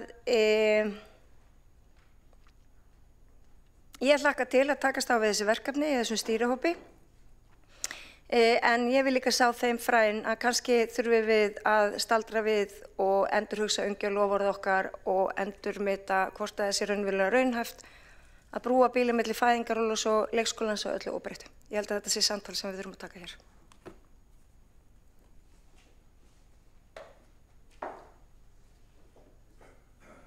Borgarfulltrúinn hefur lokið máls sitt, einn hefur óskað eftir því að veita andsvar og það er borgarfulltrúinn Marta Guðjónsdóttir. 2 hafa óskað eftir að veita andsvar af sitt. Forseti, ágætu borgarfulltrúar.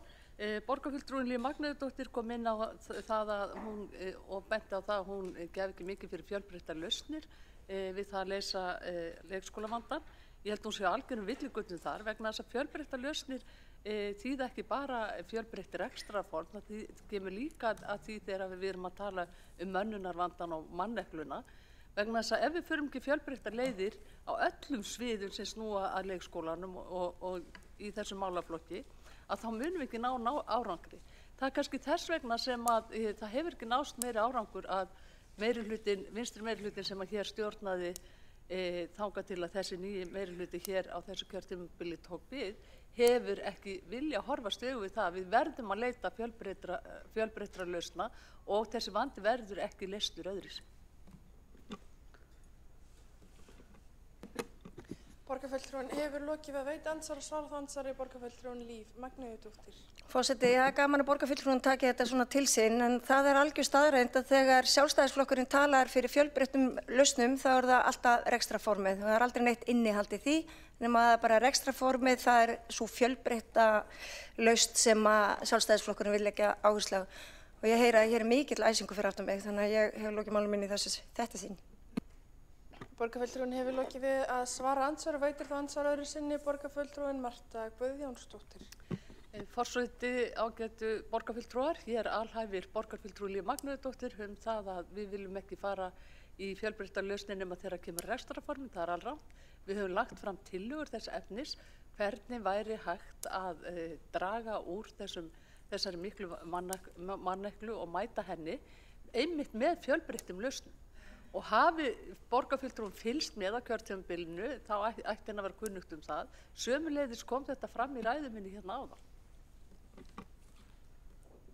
Borgarfulltrúinn hefur lokið við það að svara andsvari og veitir það andsvar öðru sinni borgarfulltrúinn Líf Magnúsdóttir. Forseti, eins og svo oft áður þá snýr borgarfulltrúinn út úr fyrir mér og það allt í lagi vegna þess að mér það ljúft og skylt að leiðrétta hana. Ég sagði orðrétt, það ekki hægt að tala fjölbreyttar lausnir fyrir við erum búin að leysa tvennt. Fjölgun leikskólakennara og stuðningsþjónustu og fjölgun leikskólarýma og náms- og starfsaðstæður leikskólakennara. Borgarfulltrúinn hefur lokið við að veita andsvar öðru sinni. Óskar borgarfulltrúinn eftir að svara andsvari. Borgarfulltrúi Marta Guðjónsdóttir. Nei, það ekkert svar. Og þá veitir næst andsvar borgarfulltrúinn Einar Þorsteinsson. Já, forseti, mér þykir bara ótrúlega sorglegt og í raun furðulegt að heyra þessa ræðu hjá borgarfulltrúinn Líf Magnúsdóttur sem stormar núna út á völlinn, fer fyrir þessum starfshópi eða stýrihópi. Fyrsta lagi þá grunnurinn að þessari vinna sem var ráðist í fyrir áramót af síðasta meirihluta og gott og vel. Þau með að hrósa sér af velunnu verki í dag, en þessi umræða fjölbreyttar lausnir að borgarfulltrúinn skuli leyfa sér að kalla það barbabrellur að leita til samstarfs við vinnustaðina í borginni, kalla það geymslustaði að fyrirtækin í borginni, vinnustaðirnir af öllum gerðum séu hugsanlega tilbúnir að koma á fót daggæsluúrræðum eða faglegum leikskólum. Það sýnir svo djúpa fordóma gagnvart fyrirtækjunum í borginni að það ótrúlega sorglegt. Og það skuli hafa verið fyrsta verk þessa meirihluta að slá þessa hugmynd út á borðinu, það ótrúlega sorglegt. Borgarfulltrúinn hefur lokið við að veita andsvar og svarað andsvari borgarfulltrúinn Líf Magnúsdóttir. Ágæti forseti, þetta var einhvers konar kafkaísk strámennska sem vart svaraverð en borgarfulltrúinn rangtúlkar og leggur mér orð í munn sem ég bara viðhafði ekki og ég hvet alla til þess að skoða upptökur af ræðunni minni og fara vandlega yfir það sem ég sagði. Ég held að við þurfum að varast það að líta á leikskólann sem bara einhvers konar geymslu fyrir atvinnulífið, heldur þetta og það höfum við sannarlega sameinast að segja að þetta fyrsta menntastig ungra barna og við það skulum við standa. Borgarfulltrúinn hefur lokið við að svara andsvari og veitir það andsvar öðru sinni borgarfulltrúinn Einar Þorsteinsson. Forseti, ég held að það sé alveg rétt hjá borgarfulltrúnum Líf Magnúsdóttur að varast það að líta á leikskólana sem einhvers konar geymslustaði fyrir atvinnulífið. En það á jafnt við borgarrekna leikskóla og leikskóla sem reknir á sjálfstæðum aðilum eða vinnustöðum. Við þurfum að gera faglega kröfu til allra þeirra sem koma að lífi barna. En það virðist ekki gilda að sama borgarrekna eða opinbera leikskóla og einkarekna eða hugsanlega vinnustaðarleikskóla. Þeir kallaðir hugsanlega geymslustaðir fyrir atvinnulífið og barbabrellur til þess að brúa bilið. En fjölbreytnin í skólastarfi og fjölbreyttar leiðir, það bara eitthvað sem á að eiga heima inn í borgarreknakerfinu. Ég held að þetta sé bara hugsun sem á undanhaldi allstaðar. Ég held að samvinna við atvinnulíf mikilvæga þjónustu sé bara mjög spennandi tækifæri, sérstaklega ef atvinnulífið sýnir því áhuga og það sorglegt að þessi öfga vinstri meirihluti sem stýrir núna borginni að hann skuli vera komin í þessar ógöngur. Það bitnar bara fjölskyldunum í borginni. Borgarfulltrúinn hefur lokið við að veita andsvar öðru sinni. Fyrstu minnir borgarfulltrúa virða ræðutíma óskum að svara andsvari öðru sinni. Svarað andsvari öðru sinni borgarfulltrúinn Líf Magnúsdóttir. Já, forseti, þetta var bara alls ekki það sem ég sagði. Og borgarfulltrúinn hefur lokið við að svara andsvari öðru sinni og telst andsvörum undir þessari ræðu lokið. Næst á mælendaskrá borgarfulltrúinn Ragnhildur Alda María Vilhjálmsdóttir.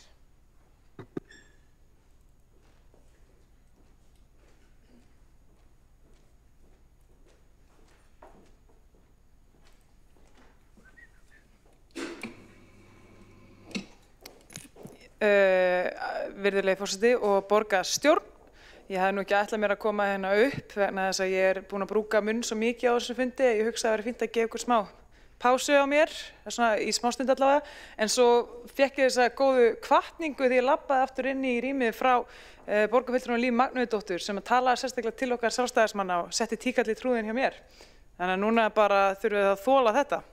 En hvað, að því að það að vera að lýsa yfir hvað það sem að sjálfstæðismenn vilja í leikskólamálum og fyrir mitt leyti get ég sagt við viljum bara fjölbreytni og sveigjanleika. Fjölbreytni þýðir að við getum verið með borgarrekna leikskóla, foreldrarekna leikskóla, fyrirtækjarekna leikskóla, skiptir ekki máli, þau eru allir að uppfylla sömu gæðakröfur til náms, sömu gæðakröfur til ró, hljóðvistar, fermetrafjölda á barn, starfsmanna á barn, þetta bara á alltaf verið í lagi. Það sem við viljum hins vegar að leikskólanir fái að vera mun sjálfstæðari í því til dæmis bara hvaða áherslu ætlar að vera með. Mér finnst til dæmis að borgarreknir leikskólar eigi að fá að vera með svona eigin heimasíðu eins og var. Það var þannig þegar maður var að skoða og velja sér leikskóla. En þá gæti maður farið inn á leikskóla hjá hverjum einasta leikskóla, inn á heimasíðunni hjá hverjum einasta leikskóla og séð bara já, hér er þessi með svona áherslur, þessi með svona áherslur, þessi með svona áherslur. Núna þá fer maður bara á vef Reykjavíkurborgar og ég get ekki fundið neins staðar þar neitt meira tilteknar áherslu þessa leikskóla.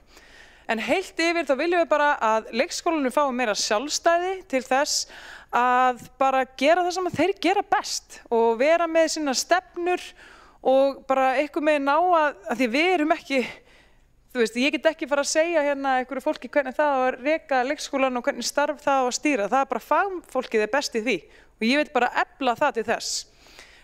Svo varðandi þetta með að leikskólar sé eitthvað svona geymslustaðir, maður heyrir oft þessar svona línu sko þegar það er að tala fjölbreytt rekstrarform. En málið það er bara hárrétt að leikskólinn er fyrsta menntunarstigið. Það er svoleiðis og þess vegna er svo nauðsynlegt að börn fái leikskólapláss. Það er nefnilega málið og við eigum þess vegna að vinna og það hvernig við erum að koma fram við fyrsta menntunarstigið, að skólar séu miklandi í hrönnum, leikskólastarf á hrakningum út af því, hrakhólum meina ég út alla borg, ég meina sjálf ég núna bara persónulega reynslu af því að leikskóli barnsins míns, honum á að loka eftir mikla baráttu starfsfólksins þar, út af alvarlegri myglu þar sem að starfsfólk komið með sko bara, þú veist, það var að fá blóðnasir, það var með króníska lúnabólgu, króníska nefstíplubólgur, bara í marga mánuði. Fyrir mörg börn voru hann veik líka, loksins verið að takast eitthvað á við það. Og svo þegar starfsfólk er að spyrja sviði hvaða sveigjanleika, þú veist, hvað eigum að gera, þá er það, já, kannski þeir farið hingað. Herru, nei, Ægisborg er líka mikla. Ok, herru, nú farið þið kannski hingað, nú farið þið kannski hingað. Og það er bara, þú veist, ég hugsa bara með mér, ég horfa á þetta starfsfólk í leikskólum okkar og ég dauðvorkenni þeim. Vegna þess að þau fá ekki einu sinni frið til þess að vera starfsmenn í leikskólum. Þau eru orðnir umsjónarmenn fasteigna. Þú veist, þeir eru ekki lengur bara að sinna starfinu sem þau réðu sér til. Þau eru alltaf komin í alls konar slökkva, elda, svara hérna, foreldrum að koma einhver svör, tala við borgina. Það er ekkert skrítið að fólk kulni í þessu. Það er ekkert skrítið að þessi flótti það úr leikskólakerfinu. Þannig að þegar hlutin eru komin þennan stað og það er alltaf einhvern veginn sama, þú veist, það er búið að vera kvarta undan þessu frá því að ég var hérna sem varaborgarfulltrúi, sko. Þú veist, þetta er bara, það er einhvern veginn verður aldrei, það batnar aldrei neitt, það er alltaf sama aðstæðina sem þetta starfsfólk lendir í þegar það kemur upp, þú veist, alltaf viðhaldsvandið sem er búin að dragast alltaf mikið á langinn og ekkert einhvern veginn brugðist við. Þetta viljum við bara stopp hingað, ekki lengra. Við viljum dæla, sko, hætta að vera að dæla hérna milljörðum í hluti sem eru bara ekki akút, eins og bara Hlemmurtorg er gott dæmi milljarður sem er búið að fara í það núna, en ég meina hversu oft er búið að breyta þessu torgi, þegar á sama tíma og það eru leikskólar út alla borg að mikla. Þannig að við viljum sveigjanleika, við viljum fjölbreytni, við viljum heilnæmt, ómiklað leikskólahúsnæði og svo viljum við einfaldlega bara líka gera betur við starfsfólk. Varandi hljóðvistina, varandi það að minnka álagaðum, okkur finnst allt í lagi ef að það þarf að breyta eitthvað með tekjulíkaninu, þó með þeim fyrirvara að þetta sé alltaf á viðráðanlegu verði fyrir fólki í borginni, sama hver tekið þeirra kunna vera. Við erum ekki að hengja okkur á því. Við viljum bara að allir fái gæði, gæðanám, gæðaleikskólanám. Takk.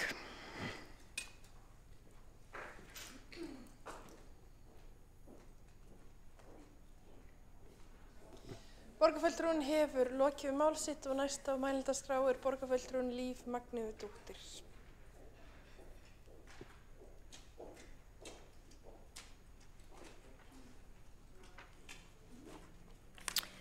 Ágæti forseti, það svo leiðilegt þegar snúið út úr fyrir manni. Það alveg drepleiðilegt, en ég veit að þetta fylgifiskur þess að vera í stjórnmálum. Þannig að ég fyrirgef ykkur.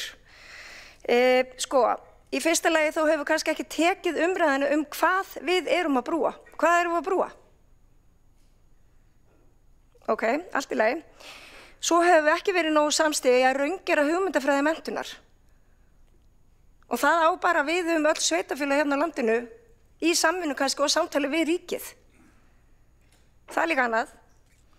Það pólitískur þrýstingur að því að leysa leikskólavandann svokallaða innan gæsalappa hið fyrsta.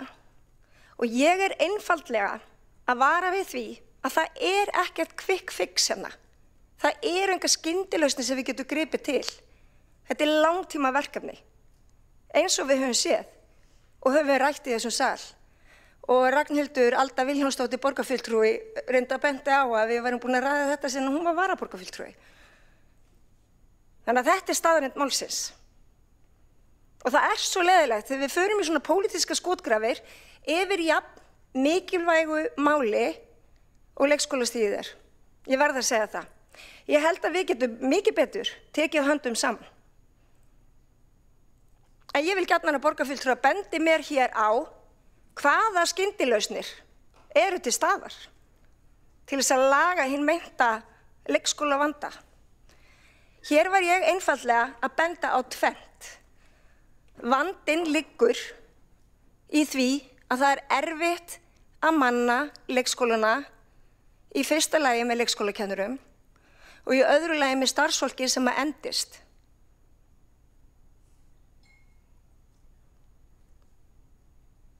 En við höfum gripið til aðgerða í því og það eru langtíma aðgerðir sem hafa skilað sér.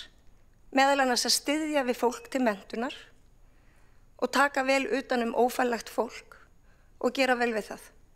Það eitt af því sem við höfum gert. Þetta langhlaup. Það ekkert quick fix í því. Það langhlaup að mennta fólk til þess að starfa á leikskólum. Og nú ætla ég ekki að gera lítið og ófærlega fólki. Það skiptir líka máli. Foreldrar eru með réttu reiðir. Og þetta vilja að börnin sín hefji leikskólagöngu sem fyrst. Eðlilega. Við vitum þetta. Lofur sem hafa verið gefin, þau hafa ekki staðist. En auðvitað viljum við öll efna lofvörð. Og auðvitað komum við ólíkum áttum hvernig við sjáum fyrir okkur þetta fyrsta menntastig ungra barna. Ég veit það alveg. En þetta eitthvað sem við þurfum að ræða hérna í þessu sal. Það pólitík. Og ég til í að vera ósammála pólitík.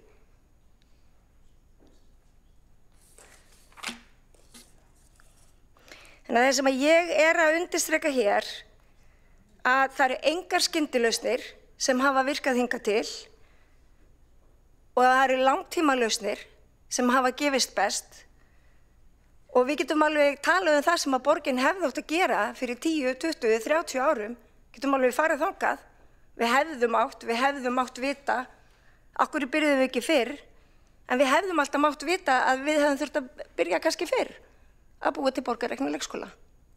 Svo vil ég líka benda á það, hvað gerist ef að sjálfstætt rekin leikskóli, tökum það dæmi, fer á hausinn? Hver grípur börnin þá? Hið borgarrekna kerfi. Og það þarf að vera í stakk búið til þess að gera það. Vegna þess að ábyrgðin hvílir alltaf hér. Við getum ekki útvist þessari ábyrgð einvörðungu.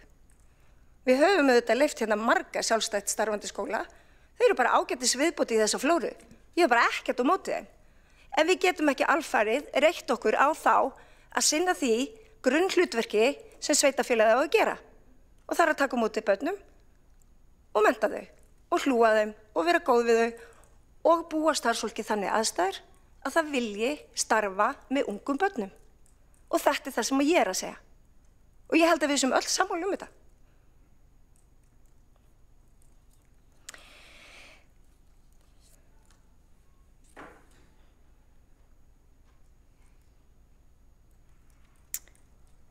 Þannig að það veri gagnlegt einhvern tímann í þessum sal að ræða hugmyndafræðilega fyrirkomulag menntunar ungra barna og spyrja okkur, er þetta kerfi sem við höfum búið til og nýtt okkur í dag eins og best verður á kosið?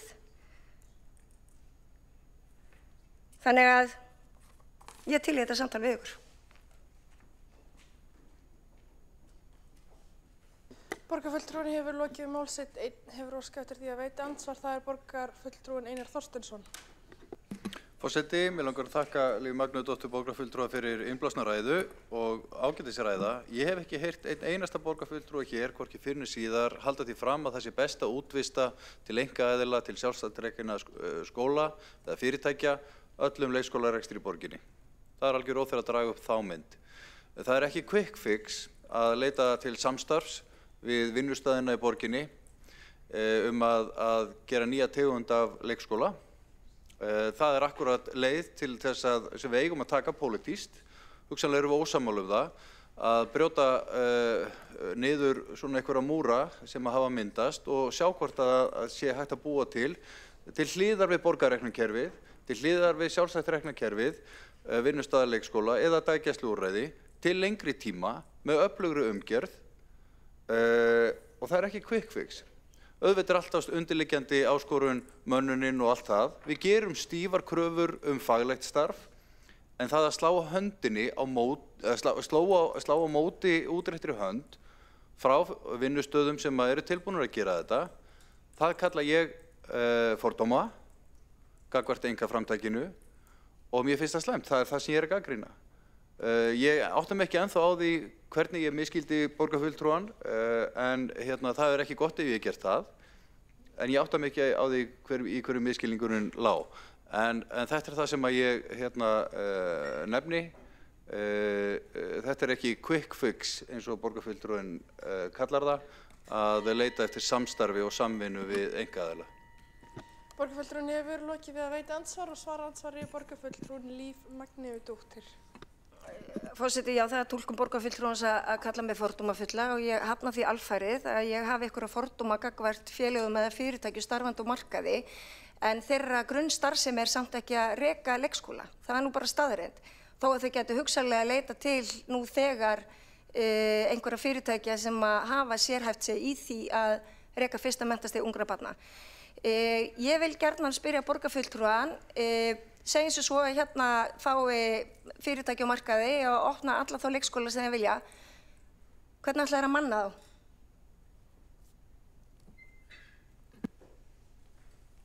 Borgarfulltrúinn hefur lokið við að svara andsvari og veitir andsvar öðru sinni borgarfulltrúinn Einar Þorsteinsson. Forseti, eins og ég nefndi hérna áðan, þá er mönnunin sífelld áskorun. Ég held að það væri bara ágætt að fá utanaðkomandi aðila, vinnustaði í borginni, til þess að spreyta sig á því. Stóra áskorunin sem að núverandi ríkisstjórn er til dæmis algjörlega klúðrað, það er það hvernig á að efla háskólastigið, kennaranámið í landinu. Það er ekkert að gerast í því. Sveitarfélögin framleiða ekki leikskólakennara. Það er eins og að stjórnvalda að sinna því og því miður þá er þessi ríkisstjórn sem að núna er í landinu ekki að sýna á nein spil hvað það varðar. Og það er mjög sorglegt og alvarlegt mál. Borgarfulltrúinn hefur lokið við að veita andsvar öðru sinni og svara það andsvar öðru sinni borgarfulltrúinn Líf Magnúsdóttir. Ágæti forseti, bara örstutt. Mér langar að bregðast við því sem borgarfulltrúinn segir að sveitarfélög séu ekki framleiða kennara. Þetta er bara alrangt. Þegar við 2018 settum saman hópinn Brúum bilið, þá könnuðum við líka hvað við getum gert til þess að bæta mönnun og fjölga leikskólakennurum. Og það gerðum við meðal annars í samstarfi við menntavísindasvið og hér gerði borgin ýmislegt sem var síðan til þess að okkur tókst að fjölga leikskólakennurum. Þannig að það er að glæðast á menntavísindasviði í leikskólakennara-deild. Þannig að ég bara hafna þessu alfarið og vísa þessu bara til föðurhúsana að sveitarfélög get ekki gert það. Borgarfulltrúinn hefur lokið við að svara andsvari sinni og talst að andsvari myndir þess að ræði lokið. Er óskað eftir að gera athugasemd fundarsköp? Nei, ég held ég ætti eftir. Ha? Nei, aldrei. Það er ekki hægt að koma upp í andsvar við þegar það er bara að gera við ræðu. En það er hægt að koma upp í ræðu ef að borgarfulltrúinn óskar eftir því. En þá er næstur á mælendaskrá og lokar þessar umræðu borgarfulltrúinn Skúli Helgason.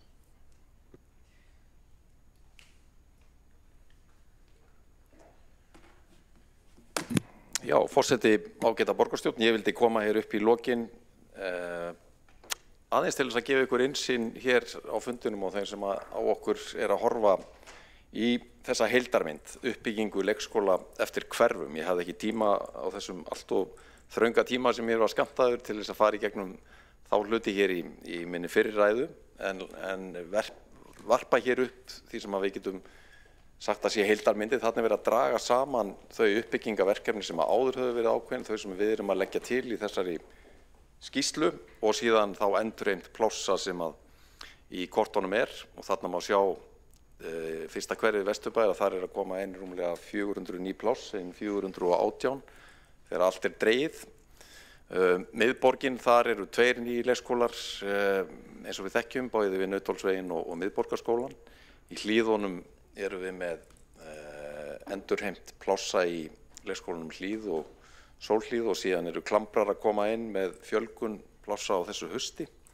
Í Laugardalnum er þetta myndin, þar er auðvitað Laugasól, þar er Sunnuás og síðan Vogabyggðarleikskólinn sem að mun taka við í kringum 2030.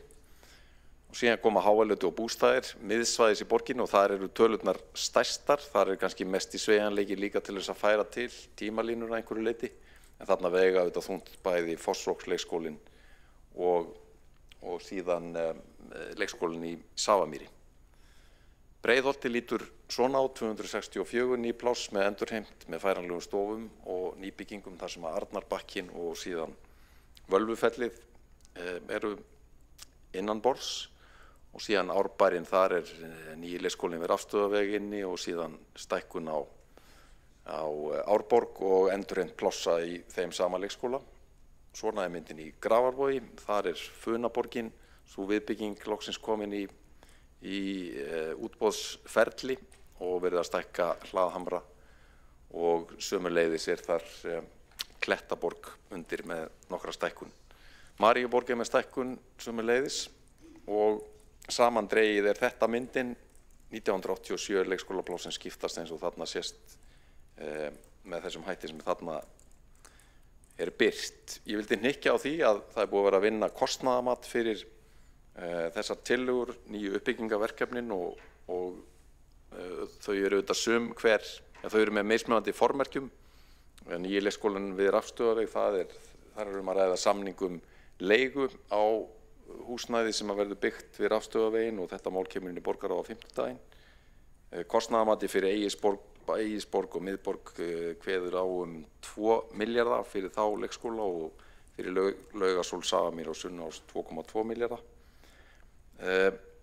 Þannig að sú mynd er að skýrast og þetta hefur þegar farið inn í vinnu við næstu fjárfestingaáætlun. Mönnunarvandinn hefur hér verið nefndur í umræðunni og hefur auðvitað verið viðvarandi í 15 ár það bil. Staðan er þessi, of fáir leikskólakennarar útskrifast af því að of fáir skrá sig í námið. Vara við því að menn telja að sé hægt að leysa þennan mönnunarvanda í eitt skipti fyrir öll. Þetta verður viðvarandi verkefni að ráða nýtt fólk inn í leikskólana. Við þurfum að takast á við það að starfsmannaveltan hefur áratugum saman verið of mikil og við getum gert góða hluti þar með því að rýna starfsaðstæðurnar. Við gerðum stóra hluti þar með samþykkt borgarstjórnar 2018 og núna er að fara af stað ný lota, ný vinna undir forystu Lífar Magnúðardóttur í nýjum spretthópi og ég bind miklar vonir við að þar verði til dæmis hægt að takast á við þann mismun sem hefur verið á vinnutíma starfsfólks í leikskólum og grunnskólum. Við ávörpum það í okkar skýrslu að það er hægt að bregðast við því með tiltölulega einfaldum hætti með því að samræma vinnutíman á stórhátíðum og fleira er hægt að gera til þess að laga þessa mynd. En heildarmyndin lítur þannig í lokin að við erum þegar búin að búa til 1200 ný leikskólapláss frá því að brúum bili verkefni fór af stað og frá samþykkt fyrstu áætlunarinnar 2018. Næstu 5 árin verða til tæplega 2000 viðbótar og þar með verðum við búin að fjölga plássum 3200 í kringum 2030 sem meir en helmingsfjölgun plássa og það ekki bara verið að búa til ný pláss, það auðvitað verið að bæta húsakostinn í leikskólunum til mjög mikilla muna sem auðvitað afar mikilvægur liður í að bæta starfsaðstæður leikskólanna til hagsbóta fyrir bæði börn og starfsfólkið. Og ég vil síðan bara þakka fyrir umræðuna, við erum sannarlega á réttri leið, öll 18 mánaða börn komast inn í innritun vorsins og við bindum vonir við að yngri börn muni komast inn í vetur og enn frekar á næsta ári. Borgarfulltrúinn hefur lokið við mál sitt. Borgarstjóri hefur óskað eftir að taka til máls. Heiða Björg Hilmarsdóttir. Nei, afsakið, forseti afsakar, það glemdist að það var búið að biðja andsvar og veitir þá andsvar við ræðu borgarfulltrúans Skúla Helgasonar, borgarfulltrúinn Friðjón Friðjónsson. Forseti, mér langar til þess að þakka forseti sérstaklega fyrir að muna eftir mér. Mér langar til þess að spyrja borgarfulltrúan Skúla Helgason aðeins varðandi stofnstyrkina og fjórða lið stofnstyrkja sem segir að styrkir miðast eingöngu við félög sem ekki eru rekin í hagnaðarskyni. Og nú það þannig að mér langar til þess að vita hver skilgreining borgarfulltrúans og meirihlutans á félögum sem eru rekin í hagnaðarskyni vegna þess að það eru þó nokkuð félög sem eru reka leikskóla sem að standa í þeim rekstri undir merkjunum EHF og má þá nefna til dæmis hjallastefnuna. Myndi hjallastefnan ekki vera tæk inn í þessi úrræði? Borgarfulltrúinn hefur lokið við að veita andsvar og svara þá ansvari borgarfulltrúinn Skúli Helgason. Já, forseti, ágæta borgarstjórn, þetta bara mjög góð spurning. Við tókum aðeins umræðu þessi atriði í borgarráði þegar skýrslan var kynnt 22. maí síðastliðinn.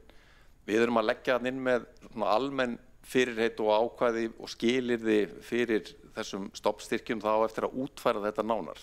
Í mínum huga finnst mér augljóst að hjallastefnan eigi að vera hluti af þeim aðilum sem geti sótt stofnstyrki en við viljum girða fyrir það að menn séu að setja á fót sérstök félög sem að muni reyna að fá stofnstyrki og síðan að beina því fjármagni í önnur úrræði heldur en að tryggja hér leikskólapláss í borginni. Það svona markmiðið sem að menn að horfa til þegar þessi ákvæði eru sett niður. Borgarfulltrúinn hefur lokið við að svara andsvari og veitir þá ansvar öðru sinni borgarfulltrúinn Friðjón Friðjónsson. Ég ætlaði bara að þakka borgarfulltrúanum fyrir þessi svör og vonum það að víðsýni ráði för í þessum aðgerðum en ekki stífni og erfiðleikar. Borgarfulltrúinn hefur lokið við að veita ansvar öðru sinni. Óskað eftir að svara því? Nei. Og þá telst allsvörum lokið undir þessari ræðu og næsta mælendaskrá borgarstjóri Heiða Björg Hilmarsdóttir.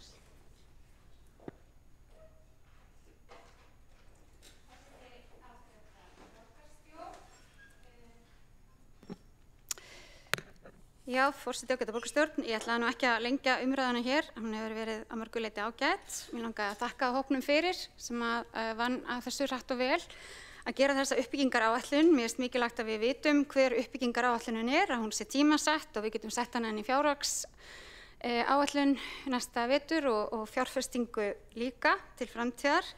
Við lögðum fram þessar tillögur starfshópsins eða spretthópsins sem að sannarlega var nafn með réttu á þessu sinni en það sprettu þau sannarlega úr spori. Leggja hér til fjölgun plássa en að auki auðvitað í lið C og D líka svona ákveðna tillögur sem að fara bara í frekari vinnslu. Þannig að það sé á hreinu að í borgarráði samþykktu við lið A og B en liður C og D varu sendnir áfram í frekari vinnslu og þegar hafinn annar spretthópur sem ég efast ekki að muni hlaupa jafn hratt og sá fyrri og vinna úr þeim tillögum sem og tillögu samstarfsflokkana svona að taka aðeins betur utan starfsumhverfi í leikskólanum.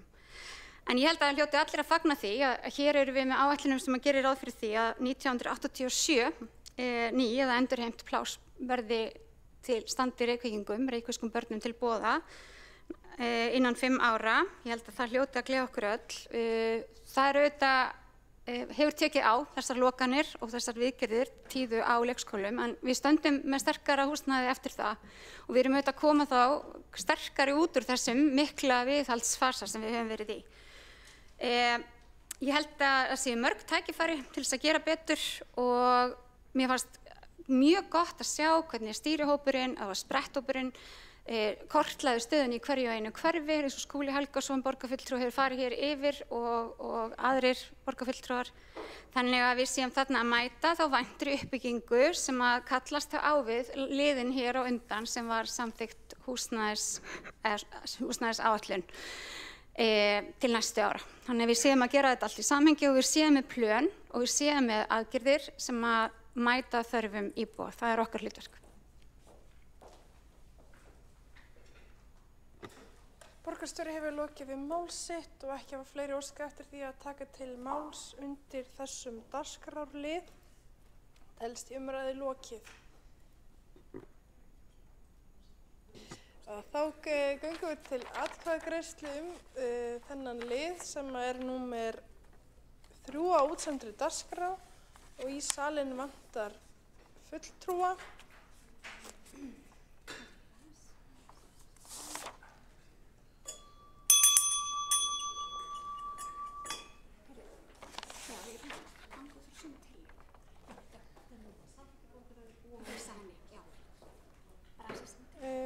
Það vantar fulltrúa Aðalsteinn Hauk Sverrisson í salinn. Getur einhver sagt fulltrúan?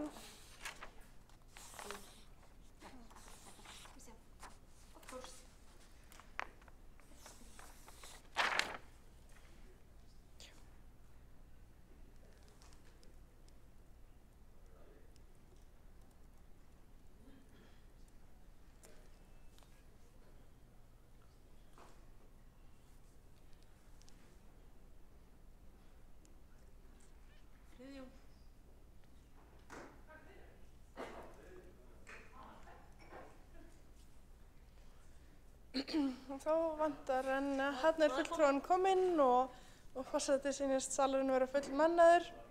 Og þá getum við gengið til atkvæðagreiðslu lið 3 á útsendu dagskrá. Það er uppbygging leikskóla í Reykjavík, samanber 10. liður fundargerðar borgarráðs frá 22. maí 2025.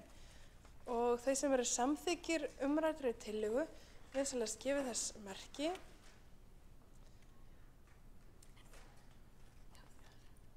Og tillagan er samþykkt með öllum greiddum atkvæðum í borgarstjórn. Og þá göngum við til næsta liðar á dagskrár. Forseti hefur ákveðið að sameina umræðu mál nr. 4 á dagskrá sem er tillaga borgarfulltrúa Framsóknar stofnun stýrihóps framtíðarsýn Reykjavíkurborgar Heiðmörk og mál nr. 8 á dagskrá sem er tillaga borgarfulltrúa Sjálfstæðisflokksins framtíð Heiðmörkur. Þegar umræðu er lokið verða báðar tillögurnar afgreiddar. Og fyrstur til að hefja mál er borgarfulltrúinn Einar Þorsteinsson.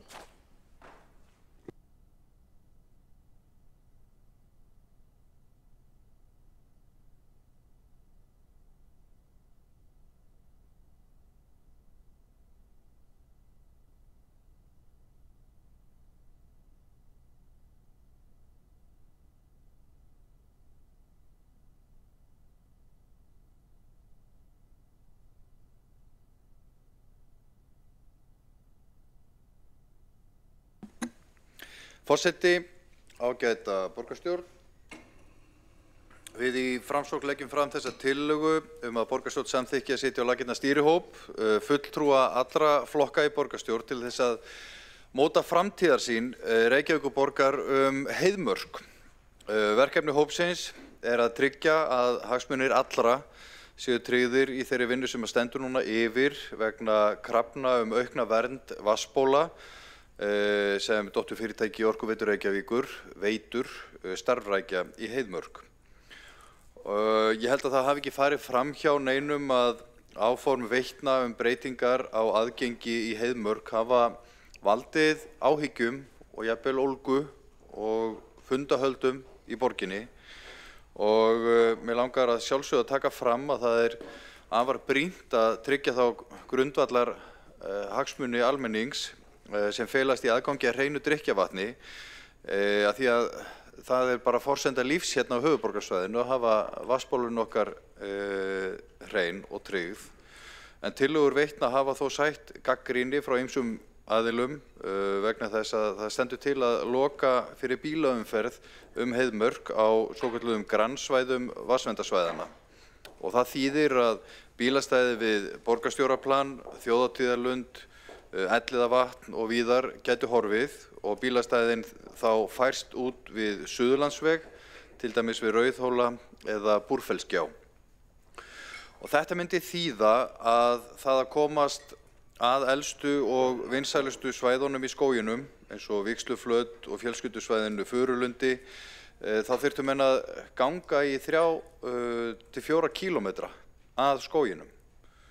Og ég held að það sjá það hver maður að þá séum við í raun að loka Heiðmörk fyrir þorra notenda. Ég efast einhvern veginn það að margir foreldrar myndu nenn að fara í fjölskyldu lautarferðina með minnstu börnin ef þið þurft að rogast í 3-4 kílómetra áður en þau kemust á áfangastað. Og þegar við stöndum frammi fyrir svona áskorunum og ákvörðunum þá verðum við að leggja okkur fram að leita lausna. Og það hlutverk Veitna að byrja á því að skilgreina vandamálið, útskýra fyrir almenningi og hagaðilum hvers vegna það brýnt að ráðast í breytingar og reyna síðan að fá fólk í lið með sér, eins og Skógrækt Reykjavíkur og fleiri. Þetta nefnilega stór mál. Heiðmörk 3200 hektarar að stærð og eitt mikilvægasta og stærsta og fallegasta útivistarsvæði sem við eigum, ekki bara Reykjavík heldur höfuðborgarsvæðið. Og það mjög brýnt að meta til dæmis lýðheilsuáhrif svona stórra skipulagsákvarðana eins og liggur fyrir. Og þess vegna mjög brýnt að ráðast í lýðheilsumat og það vantar vettvang fyrir það. Aðgengi að grænum svæðum eru nefnilega líka alveg eins og vatnið, og vatnið kannski vegi aðeins þyngra, en þá aðgengi að grænum svæðum algjör grundvallagæði í borgarsamfélagi. Og vinsældir Heiðmörkur hafa aukist mjög á síðustu 2 áratugum og kannski þess vegna þess að vinsældirnar hafa aukist svo mjög, þá mikilvægt að huga að betri stýringu gesta sem að fara upp í Heiðmörk, bæði til þess að tryggja vatnsverndina en leið að tryggja lýðheilsusjónarmiðin. Og í rannsókninni Virði Heiðmerkur sem að Brynhildur Davíðsdóttir, prófessor í umhverfis- og auðlindafræði í Háskóla Íslands gerði ásamt hópi fræðamanna og skilaði af sér verkinu 2013, þá kom fram að heimsóknir í Heiðmörk væri allt að 500.000 á ári og telja sérfræðingar að vinsældir hafi aukist enn meira eða heimsóknum fjölgað eftir COVID og virðið hleypur á milljörðum. Í rannsókninni var rætt við gesti á svæðinu og talið og spurt hvað fólk var að gera og svona ýmsar breytur mældar og það kom í ljós að 92% gesta komu þá upp í Heiðmörk á bíl, 30% gesta voru eldri en 60 ára, meðaltalsnotkun var 4 sinnum í mánuði, 2,2% komu 25 sinnum með og oftar í mánuði. Og 72% þeirra sem sóttu Heiðmörk gerðu það til þess að hreyfa sig, fara í lautarferðir, berja og sveppatínslu og svo Heiðmörkin auðvitað mjög vinsæl hjá hestamönnum. Og svo má benda á það að Heiðmörk nýtt með skipulögðum hætti af ýmsum samtökum í samfélaginu fyrir fólk með fötlun og ýmsa aðra hópa, svo ekki sé minnst á allt skólastarfið sem allir hóparnir á skólabörnum sem fara þarna upp í Heiðmörk. Í þessum mánuði var birt í auglýsingu skipulagslýsing fyrir Heiðmörk sem undanfari deiliskipulagsgerðarinnar og það hefur svo sem lengi verið unnið að gerð deiliskipulags fyrir Heiðmörk eða allt frá árinu 2010. Vinnu við það skipulag var hætt árið 2013 og svo hefur verið ákveðið að endurvekja þessa vinnu í þeim tilgangi að tryggja verndun hreins neysluvatns til framtíðar og við erum alltaf að hugsa sko næstu 50, 100, 200 ár. Og þá nú sko með tilliti til núgildandi skipulaga og samþykta verndun vatns. Og það hefur verið stofnaður vinnuhópur sem fer fyrir deiliskipulagsvinnunni og í hópnum eru fulltrúar frá borginni, frá Veitum, frá Orkuveitu Reykjavíkur, Skógræktarfélagi Reykjavíkur og Heilbrigðiseftirliti Reykjavíkur. En í þessum hópi, og ég ætla ekkert að gera lítið úr vinnu þessa hóps, en við sjáum það að það ekki beinlínis sko sáttatónn í deiluaðilum þarna miðað við þau fundahöld sem eru nú síðast hjá Skógrækt Reykjavíkur, Skógræktarfélagi Reykjavíkur.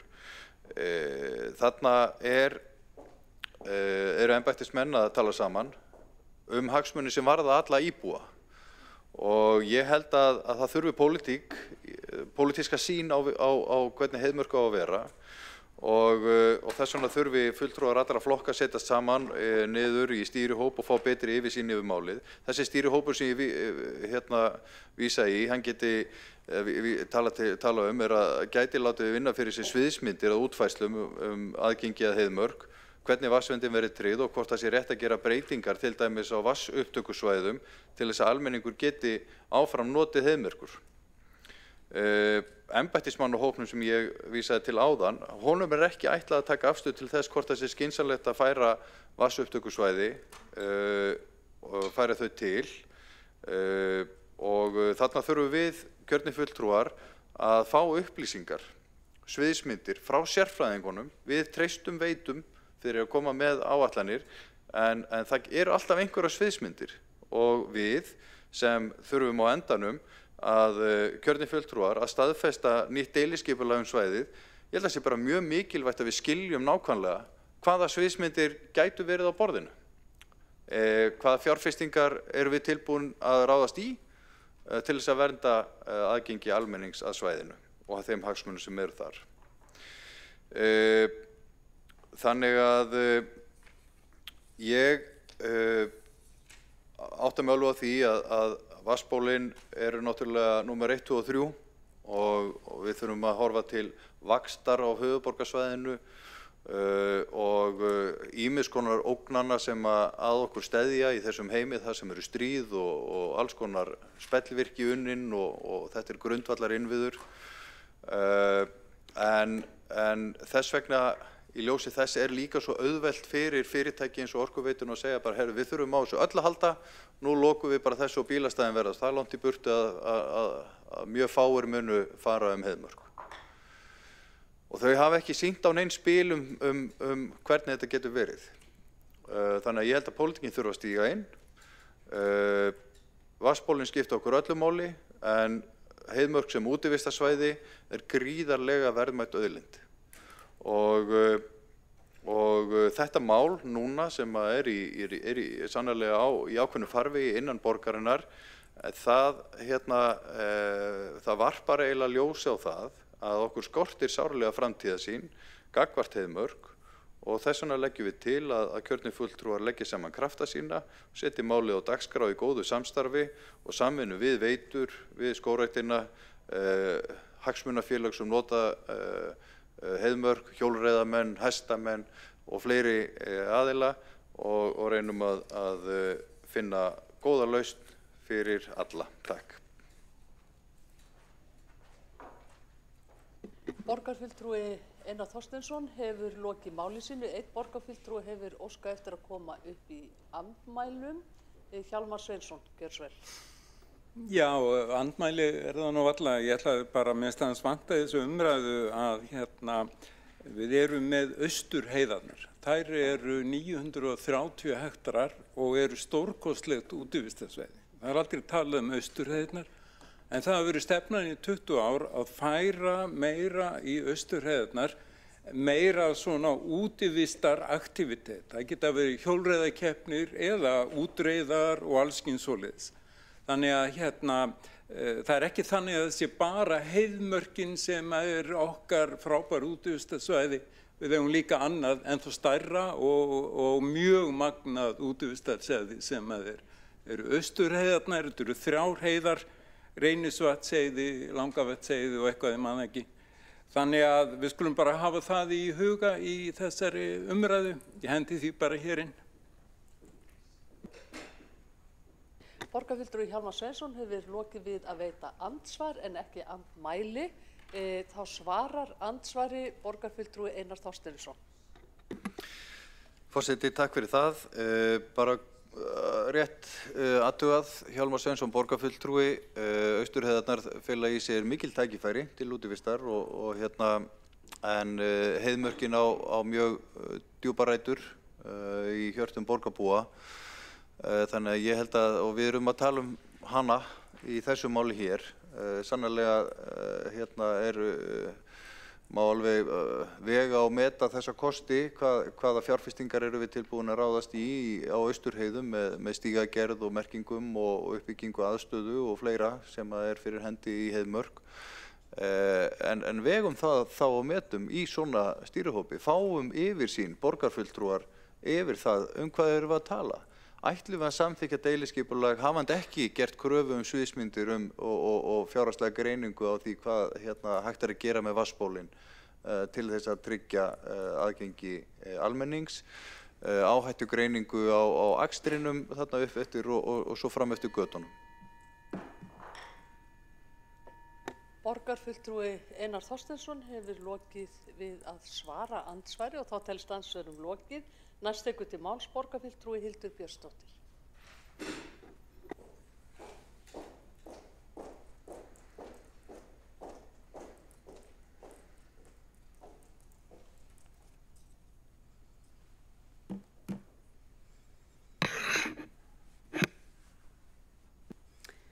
Forseti, ágæta borgarstjórn, ég mæli hér fyrir tillögu okkar sjálfstæðismanna að heiðmörk verði fest í sessi sem greiðfært útivistarsvæði til framtíðar.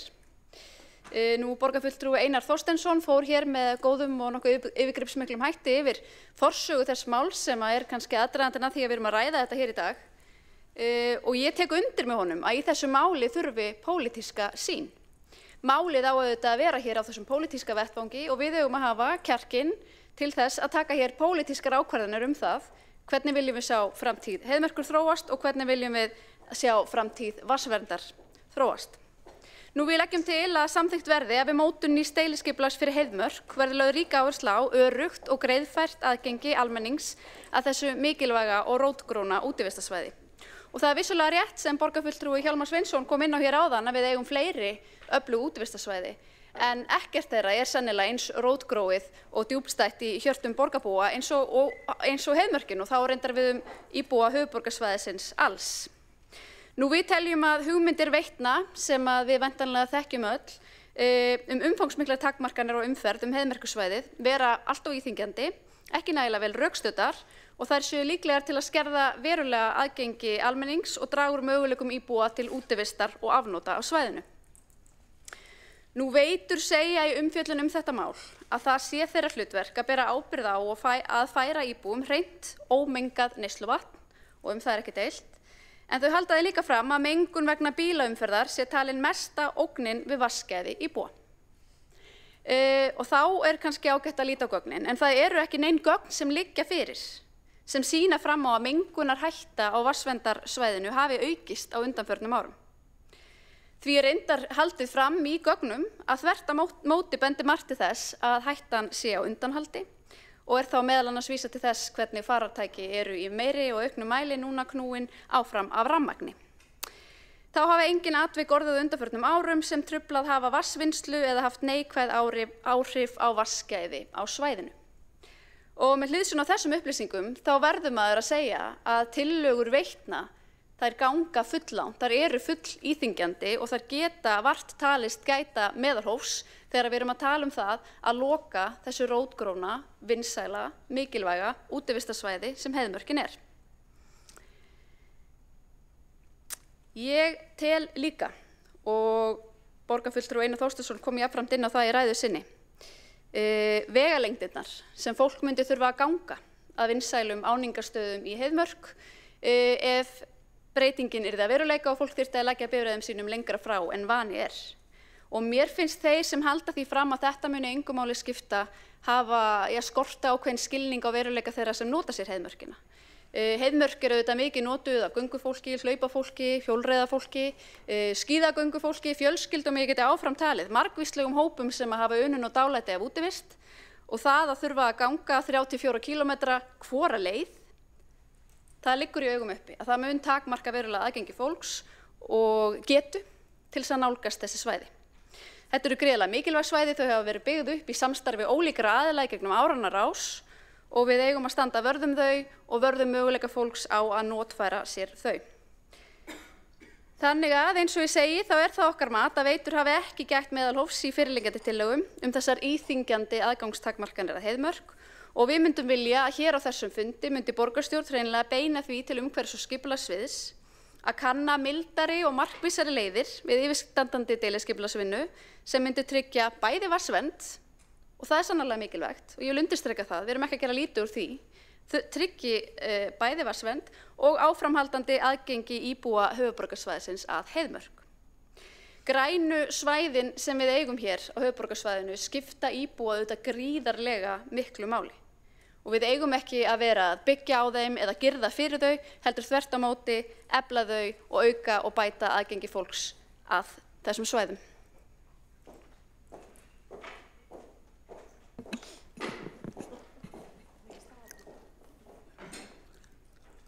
Borgarfulltrúi Hildur Björnsdóttir hefur lokið máli sínu. Einn borgarfulltrúi hefur óskað eftir að koma upp í andsvari, Líf Magneiðsdóttir. Forseti, mér langar bara að halda þið til haga hér að það eru þetta heilbrigðiseftirliti sem að krefjast þessara girðingar og það ekki Veitur sem að fara fram og hún sé sett upp. Það allt óútfært og vinnan sem einmitt framundan. Bara svo við séum að tala það sama hér í þessum sal. Borgarfulltrúi Líf Magneiðsdóttir hefur lokið við að veita andsvar, þá svarar andsvari borgarfulltrúi Hildur Björnsdóttir. Það þó ekki í fyrsta sinn sem að mér í nöp við ákvarðanir eða tillögur Heilbrigðiseftirlits Reykjavíkur, en ég vil hins vegar ítreka að Veitur hafa farið mikinn í þessari umræðu og sett fram sambærilegar kröfur og talið þá þessar kröfur Heilbrigðiseftirlits eðlilegar og ég þeirri nálgun ósammála og til hana full íþyngjandi og ekki gæta meðalhófs. Borgarfulltrúi Hildur Björnsdóttir hefur lokið við að svara andsvari og þá telst andsvörum lokið. Næst tekur til máls borgarfulltrúi Dóra Björk Guðjónsdóttir.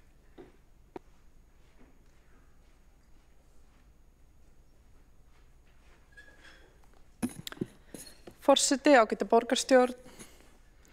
Við viljum tryggja vatnsvernd og við viljum halda vel utan útivistana og skógræktina. Það alveg ljóst. Ég heyri það að það töluverður samhljómur milli okkar þetta mál hér í dag í borgarstjórn og það ánægjulegt. Við munum að það ekki að ástæðulausu að farið af stað með þessa umræðu því það hafa sannarlega orðið fjölmörg óhöpp í Heiðmörk þar sem bílar hafa farið út af og nýverið skils mér að olíutrukkur hafi þar oltið þannig að ógnin sannarlega fyrir hendi og það ábyrgt og gott að huga að forvörnum frekar en að þessu sér íslenska viðbragði að mínu mati. Og þetta mál í raun tvíþætt, annars vegar það brunnsvæði sem á að klára að girða og felur í sér að stærra svæði yrði óaðgengilegt almenningi, meðal annars hluti ríkishringsins svokallaða sem vinsæl leið og hins vegar það þessi takmörkun á bílaumferð sem hefur verið í umræðinni. En við verðum að tryggja vatnsverndina og við verðum að standa með útivistinni og skógræktinni. En hvernig hægt að mæta báðum aðilum? Ég svolítið hugsi yfir þeim skotgröfum sem þetta mál hefur lagst í vegna þess að mér finnst verða lítið umræðum lausnir í málinu. Þetta snýr þannig við mér að málið einkennist af ákveðinni upplýsingaóreiðu og það erfitt fyrir leikmann að kveða upp einhvern skýran dóm. Því höfum við fulltrúar samstarfsflokkana beðið frekari umfjöllun máli á vettvangi umhverfis- og skipulagsráðs á morgun til að fá svör við áleitnum spurningum málið, velta við hverjum steini áður en farið af stað með þessa girðingu vatnsbólana sem á að eiga sér stað fljótlega. Til að kljást við þessi álitaefni til lengri tíma og takmarka áhættu þegar kemur að ógn við hreina vatni til framtíðar. Leið og útivistin og skógræktin mætt hefur verið settur á laggirnar vinnuhópur með aðkomu allra aðila eins og þið þekkið eflaust til. Borgarinnar, Skógræktarfélags Reykjavíkur, Veitna og Heilbrigðiseftirlitsins. Og þessum hópi hefur verið falið að vinna deiluskipulag fyrir Heiðmörk og í því samhengi áleita lausna til að mæta ólíkum sjónarmiðum. Þessi hópur hefur sammælst skipulagslýsingu sem nú til kynningar og gefst íbúum færi á að skila athugasemdum til 18. júní og ég hvet öll sem á þetta heyra til þess að hafa skoðun. Og þetta svolítið að opna þetta mál og segja hvert stefna skuli en svo vinnan eftir. Og það ljóst að öll bílaumferð verður ekki takmörkuð á einu bretti. Þessi vinna þetta deiliskipulag verður eins konar sáttmáli milli borgarinnar, Veitna, Heilbrigðiseftirlitsins, Skógræktarfélagsins og svo auðvitað íbúa þetta mikilvæga svæði. Eins konar framtíðarsýn fyrir svæðið. Og þar getum við rætt hluti eins og betri aðkoma almenningssamgangna, staðsetningu bílastæða, að banna strax bílaumferð á nóttu til, sem sérstaklega stór áhættu þáttur. Og hluti af þessari vinnu sérstakt áhættu mat sem getur lagt grunn að þrepaskiptingu aðgerða. Ég held að það sé ekki tímabært að taka vinnuna úr höndum þessa fólks, heldur liggur beinast við að fylgja vinnuna eftir á vettvangi umhverfis- og skipulagsráðs og kljást við þær tillögur sem þarna teiknast upp og til þetta vera í ágætum farvegi og finnst mikilvægt að leyfa okkur að treysta þessu ferli þar til ástæður kvikna annað. Þegar kemur að þessari girðingu vatnsbólsins þá byggja þær fyrirætlanir á kröfum frá Heilbrigðiseftirlitinu sem hefur farið fram á það við Veitur að vatnsverndarsamþykkt sé fylgt. Ekki komin dagsetning á girðinguna en stefnan í sumar skilst mér. Þessi fyrirætlan byggir á lögum sem kveða á að vatnsbólin séu girt. Hins vegar á vatnsverndarsamþykkt sem unnin var í samstarfi sveitarfélagana sömuleiðis og hún var samþykkt 2015 og hún kveður á hvernig skuli skilgreina og tilgreina þessi vatnsból. Sú vatnsverndarsamþykkt byggir hvað best ég veit á mjög umfangsmikilli og vandaðri vinnu sérfræðinga vatnsstreymi og svona ákveðin vatnslíkun og þannig takmörkun laganna ákveðin lágmarkstakmörkun á meðan hægt að ganga lengra ef ástæður talin til sem var ákveðið að gera í vatnsverndarsamþykktinni. Svo þessi takmörkun svo sem ekki úr lausu lofti gripin. En að girða af allt þetta svæði felur í sér flutning þessara ríkishrings og takmörkun á notkun kærkominna svæða og ég hef skilning fyrir því að það sé mjög erfitt mál. Þennan stíg á svo sem að endurbæta og færa til að hluta og mér finnst mikilvægt að ef það kemur til þess að girða þetta eins og þau hafa talað það sé þá gert strax. En sú spurning vaknar sannarlega hvort það sé ástæða til að endurskoða þessa vatnsverndarsamþykkt og mér finnst mikilvægt að fá fram hvort það sé alveg kristalskýrt út frá mati bestu sérfræðinga að hún sé eins og best verður á kosið eða hvort hún gangi of langt. Þetta svona svolítið það sem við erum mörg að spyrja okkur og þetta ákveðin tímamót og þess vegna eðlilegt að spyrja sig þessara spurningar núna og mikilvægt að botna þessa spurningu sem allra fyrst. Og þetta ákveðið svona bráðamál því þetta að fara að gerast á næstunni, hvað best við vitum og þess vegna ætlum við að ræða þetta strax á morgun. Ég ekkert viss að þurfi eitthvað annað að koma til og allavega tel ég ekki að þunglamalegur stýrihópur allra flokka sé lausnin þó ég kunni vel að meta frumkvæði og þessa tillögu og að sé verið að hugsa í lausnum og hvernig ég að halda á þessu máli. Fagráðið og borgarstjóri með boltan en auðvitað þetta nú þegar búið að kveða á hvernig þetta að vera í þessari vatnsverndarsamþykkt en við þurfum aðeins að skoða þessa samþykkt og það það sem við ætlum að ræða sérstaklega á morgun. Svo það þessi vinnuhópur með deiliskipulagsvinnuna á sinni könnu. Hinn tillagan kannski ekki að bæta svo miklu við hvað best ég get skilið þannig að ég held að þetta mál sé í tiltölulega skýrum farvegi núna og því legg ég til að þessum tillögum verði vísað frá. þó að þær séu bara ágætt innlegg í þetta. Takk. Borgarfulltrúi Dóra Björk Guðjónsdóttir hefur lokið máli sínu. Næstur tekur til máls borgarfulltrúi Skúli Þór Helgason.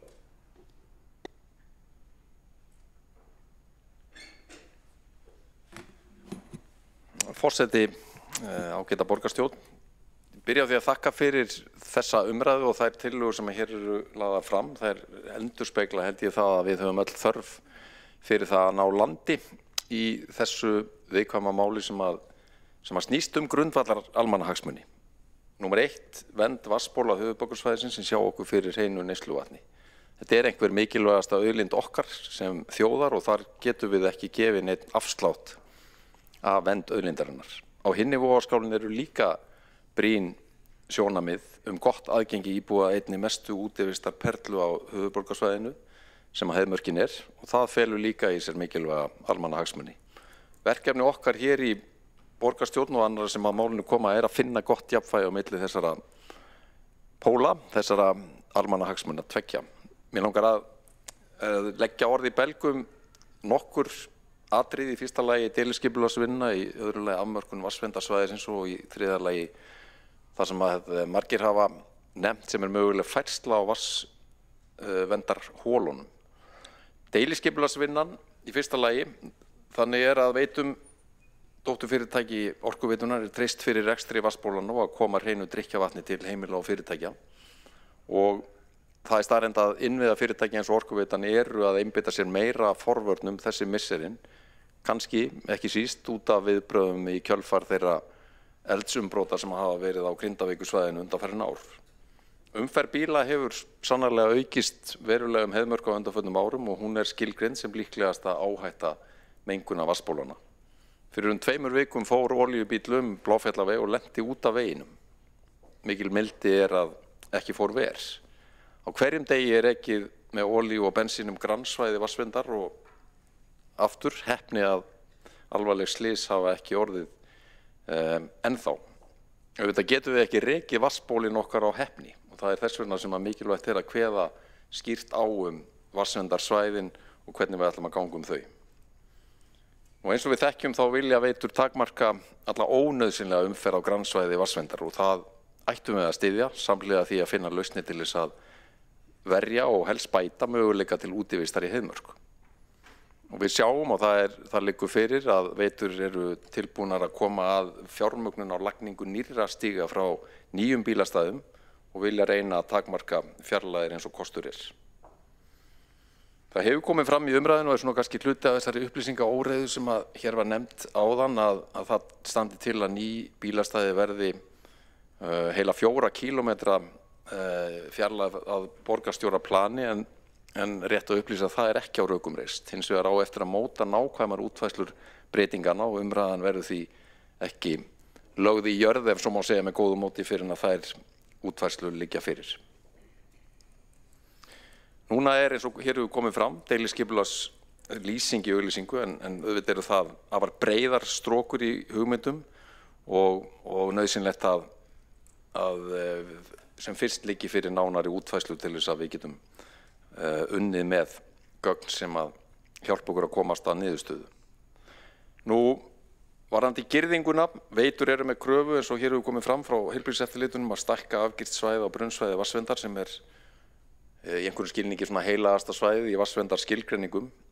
Hver breytingin? Hún svo að afgirt svæði innan heiðmerkur fari úr því að vera 2% af svæðinu og upp í 3%. Það eru öll ósköpin. Veitur munu standa straum af kostnaði vegna lagningar nýs hlaupastígs sem myndi lengjast 900 metra sem svokallaður ríkishringur. Að lokum færslur á vatnstökuholum. Veitur hafa ekki áform að færa vatnstökuholurnar ofar eins og hugmyndir hafa verið enda myndi það krefjast bæði umfangsmikilla rannsókna sem á nýjum holum sem myndu taka ára eða jafnvel áratugi með tilheyrandi kostnaði. Þá benda rannsóknir Veitna til þess og það skiptir mjög miklu máli að út af þeirri fjölgun íbúa sem staðreynd og fyrirsjáanlega á höfuðborgarsvæðinu að þá verði full þörf á því að nýta allar vatnstökuholur á neðra svæðinu en einnig á efri svæðum. Vatnstökuholur Veitna eru afar gjöfular og mikilvægt að halda þeim í rekstri. Læt þetta duga. Ég þakka umræðun og fagna frumkvæði umhverfis- og skipulagsráðs að taka máli fyrir strax á morgun. Ég tel máli í skýrum farvegi í dag og þakka fyrir umræðun og vona við höldum henni áfram á málefnalegum nótum. Borgarfulltrúi Skúli Þór Helgason hefur lokið máli sínu. Einn borgarfulltrúi hefur óskað eftir að koma upp í andmælum. Friðjón R. Friðjónsson. Forseti, ég held að ég sé í andsvörum en ekki andmælum, en ég ætlaði nú bara aðalega að spyrja borgarfulltrúan Skúla Helgason spurningar eins og síðast. Í þessari umræðu grannsvæði, vatnsverndar og umferð hefur hann leitt hugan að því að Suðurlandsvegur liggur í gegnum þessi grannsvæði með miklu meiri umferð og miklu meiri umsvifum og hættulegri umferð heldur en kannski gerist á þessu svæði sem við erum að tala um núna og væri ekki rökréttara í samhengi við svona tillögur heilbrigðiseftirlitsins og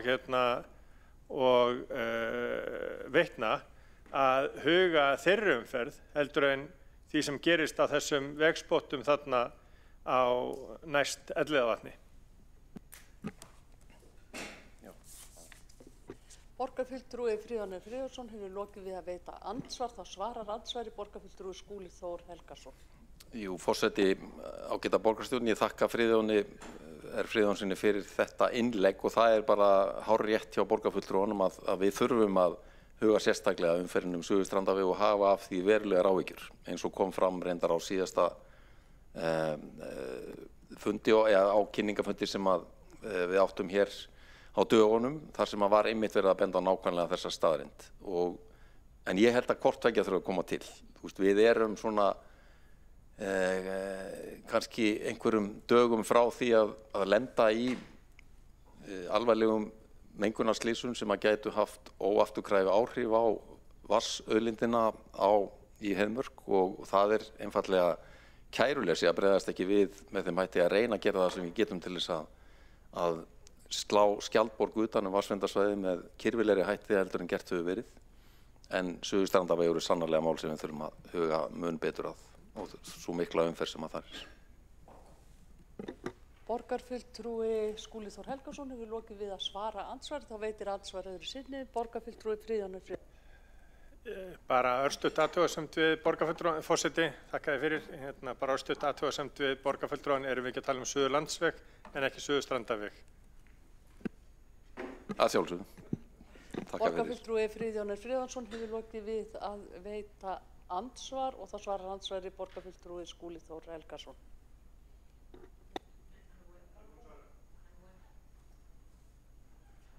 Þá telst andsvörum lokið. Næstur tekur til máls borgarfulltrúi Kjartan Magnússon.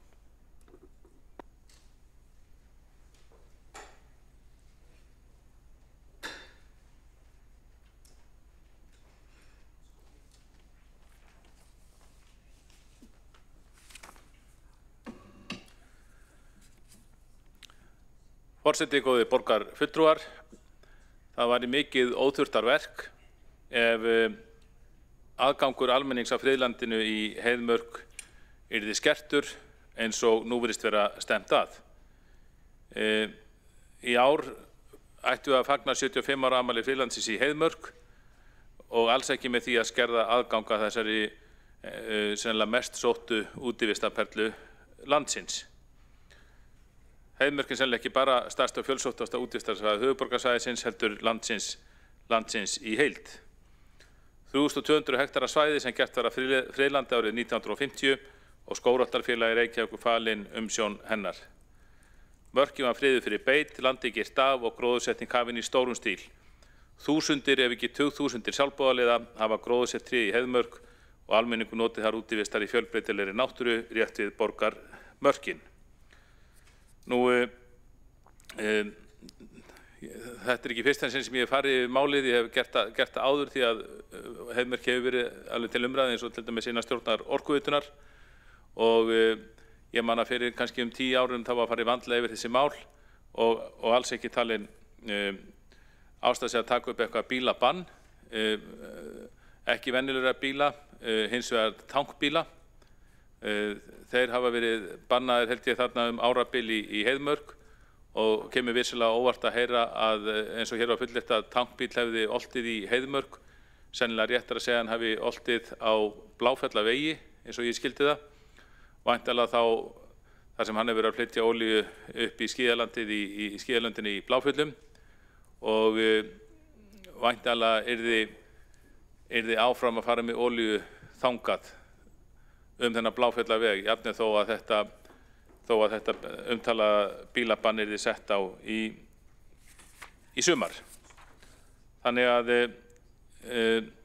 ég held að það sem væri eins og þarft að gera væri að ráðast í standa betur á viðhaldi vega í Heiðmörk. Sú mengun sem á sér stað þar er aðalega rykmengun eins og þeir sem hafa fengið að kynnast sem hafa ekið vegina þar og það mætti bæta vegina og draga þar með úr slysum. Væri sjálfsagt að skoða hvort ekki sé rétt að malbika aðalleiðina Heiðmörk. Malbik er fast efni sem ekki liggur úr ofan í jarðveginn. Það er verið að taka upp malbik. Það er þekkt að malbiki tekið upp og síðan endurunnið og þá er sérstaklega horft til þess hvort að það leki eitthvað úr malbikinu ofan í jarðveginn og svo er ekki. Og svo eru til aðferðir af því að þetta þarf vegur alltaf að vera með hliðarhalla. Það eru til aðferðir, skilst mér, að ganga þannig frá malbikuðum vegi, hafa dúk meðfram honum undir hliðarhallanum með gildrum og koma þannig í veg fyrir mengunarslys ef svo ólíklega vildi til að olía læggi af malbikinu.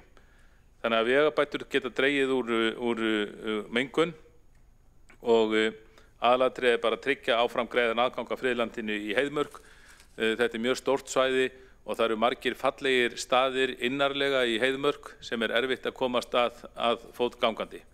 Og þetta er auðvitað mál sem það er ánægilegt að þetta er núna komið í nefndir borgarinnar umhverfis á morgun og ég vil trúa því að allir borgarfulltrúar geti sameinast um það að koma í veg fyrir þetta óþurftar verk að hindra aðganga þessari frábæru og velsóttu útivistarperlu með þessum hætti.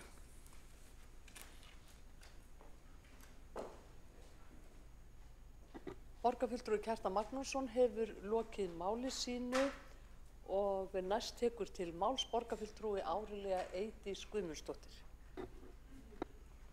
Virðulegi forseti, ágæti borgarfulltrúar, ég vil nú að segja hérna að mér fannst það furðulega orðað hjá formanni umhverfis- og skipulagssviðs að segja að við værum að leggja til að þetta mál ætti ekki heima hjá þunglamalegum stýrihóp. Kemur svolítið á óvart að þetta skuli vera viðhorfið til stýrihópa. Við erum nýbúin að fara í gegnum lýðræðisnámskeið sem að mér líkaði mjög vel við. Það voru kannski ekkert rosalega margir, ekki allir borgarfulltrúar og ég gat ekki tekið þátt í nema öðrum deginum. En þetta er nákvæmlega mál sem að mjög margir hafa hagsmuni að. Og þar var eitt af því sem var brýnt fyrir okkur, það er að tala við fólk, kannski við stöndum hér og við þykjumst allt vita það hvernig þessi á að leiða niðurstöðu þessu máli. Veitur þykjast allar þykjast vita hvað þarf að gera og ég er svo heppin að ég bjó í ykkur ár nálægt Heiðmörk og notaði þá Heiðmörk á hverjum einasta degi. Þetta er bæði útivistar, þetta er lýðheilsumál, það er útiskóli rekinn þarna er fullt af hestafólki sem ekki hefur nefnt að það er alveg fleiri hundruð hestamenn sem fara þarna í gegnum þetta svæði. Það er náttúrulega, þetta svæði er ríkt af sögu, hús Einars Ben er mikið notað, skólarnir þarna í kring gera það, þannig að það er mikil áhersla á úti nám. Það er líka skógræktarfélagið sem er eitt af elstu félags, eitt af elstu og öflugustu félag Reykjavíkur sem er mikið sjálfboðaliða starf og við erum með fuglalíf og svo framvegis og svo framvegis. Við erum með ótal marga hópa sem hafa skoðun sem vilja taka þátt í þessari ákvarðanatöku og þá einmitt ástæða til þess að beita stýrihópi og ég ætla að lesa hérna upp úr með leyfi forseta, þá ætla ég að lesa upp úr þeim prinsipum sem lýðræði að fara inn á, samkvæmt þeim sem hingað voru fengnir sem að heita We Do Democracy, danskir ráðgjafar, fínasta námskeið. Þeir segja prinsipin í lýðræði til framtíðar í fyrsta lagi, og ég les þetta á ensku innan gæsalappa en svo þýði ég, as involve citizens in the end of the decision making. Það að segja, þarna erum við bara með vandamál sem eru bara ofboðslega margir sem að vilja koma að því að taka ákvörðuna og við vitum ekki alla málaflokka, við vitum ekki nákvæmlega allt, við getum ekki gefið okkur allt. Í öðru lagi, innan gæsalappa með leyfi forseta, from many scattered initiatives. Þetta aftur vísar til þess sem ég að segja. Við erum bara með svo marga hópa sem að virkilega af ástríðu, það var sjaldan haft eins margir samband við mig sem að finnst ekki á þá hlustað. Ég bara segi það aftur, sem finnst ekki á þá hlustað. Allt frá fólki sem að einfaldlega lappar þarna yfir í fólk sem að tekur þátt í ákveðnu félagskapi. Þannig að ef þið viljið lýðræði, þá þetta lýðræði að búa til stýrihóp utan þetta. Í þriðja lagi, svo ég vísi aftur með leyfi forseta, from democracy as an add-on to everyday task. Þannig við þurfum að búa til ákveðna árangursmælikvarða á hvernig við ætlum að gera þetta fyrir alla þá aðila sem þarna koma að. Í fjórða lagi með leyfi forseta, from one size fit all approach. Þannig við getum ekki hér inni eða umhverfis- og skipulagssvið búið til nákvæmlega lausnina því við vitum hann ekki. Við erum ekki búin að sjá nákvæmlega fyrir allt. Og síðan í fimmta lagi með leyfi forseta, from contextualized citizen assemblies. Af hverju ósköpun eru þið hrædd við það að búa til stýrihóps þar sem að við værum ekki að gefa okkur fyrirfram gefna niðurstöðu, við erum með andstæð sjónarhorn, en þetta nákvæmlega, finnst mér, vera verkefni sem að taka á með lýðræðislegum hætti, þannig að allir hafi rödd sem að þessu koma, vegna þess að við getum ekki leyst þetta hér í þessum sal, nýja endilega sviðið. Mér finnst þetta að vera frábært, lýðræðislegt verkefni til framtíðar með því að stofna einmitt stýrihóp utan verkefni. Takk fyrir mig. Borgarfulltrúi Árelía Eydís Guðmundsdóttir hefur lokið máli sinni. Forseti minnir borgarfulltrúa á að við tölum hér íslensku í pontu á fundum borgarstjórnar. Þrír hafa óskað eftir að koma upp í andsvörum. Fyrst það borgarfulltrúi Alessandra Briem. Forseti, já, ég mér langaði bara að benda borgarfulltrúunum Árelíu Eydísi á það að fyrsta lagi þá eru við borgarfulltrúar ekki íbúarnir. Það að segja það að vera með stýrihóp borgarfulltrúar ekki að sama og eiga öflugt samráð við íbúa eða hagaðila. Eins og ég skil það, þá mun vera haft öflugt samráð við íbúa og hagaðila og samkvæmt okkar upplýsingum frá Veitum þá ætla þau að viðhafa mikið samráð við þessa íbúa og bara skógræktina og fleiri. Það hvernig hægt að koma til móts við sjónarmið útivist jafnframt tryggja vatnsvernd. Það nefnilega, má ég segja, það er bara mjög erfiður misskilningur að þetta sé eitthvað að gerast bara núna og án umræðu og án undirbúnings. Það ekki það sem í gangi. Það ekki einhvern veginn búið að klára þetta og bara vera að keyra það í gegn.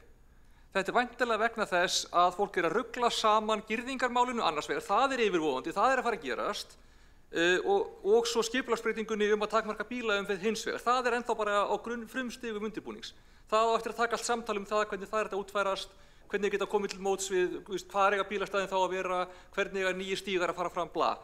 Þannig að það ekki tímabært að taka þetta úr samráðsferlinu sem það í núna og það væri mjög skrítið vantraustsyfirlýsing á Veitur að segja þeim fyrirfram að við treystum ekki að gera það. Borgarfulltrúi Alessandra Briem hefur lokið við að veita andsvar, þá svarar andsvari borgarfulltrúi Árelía Eydís Guðmundsdóttir. Kæra þakkir borgarfulltrúi Alessandra Briem.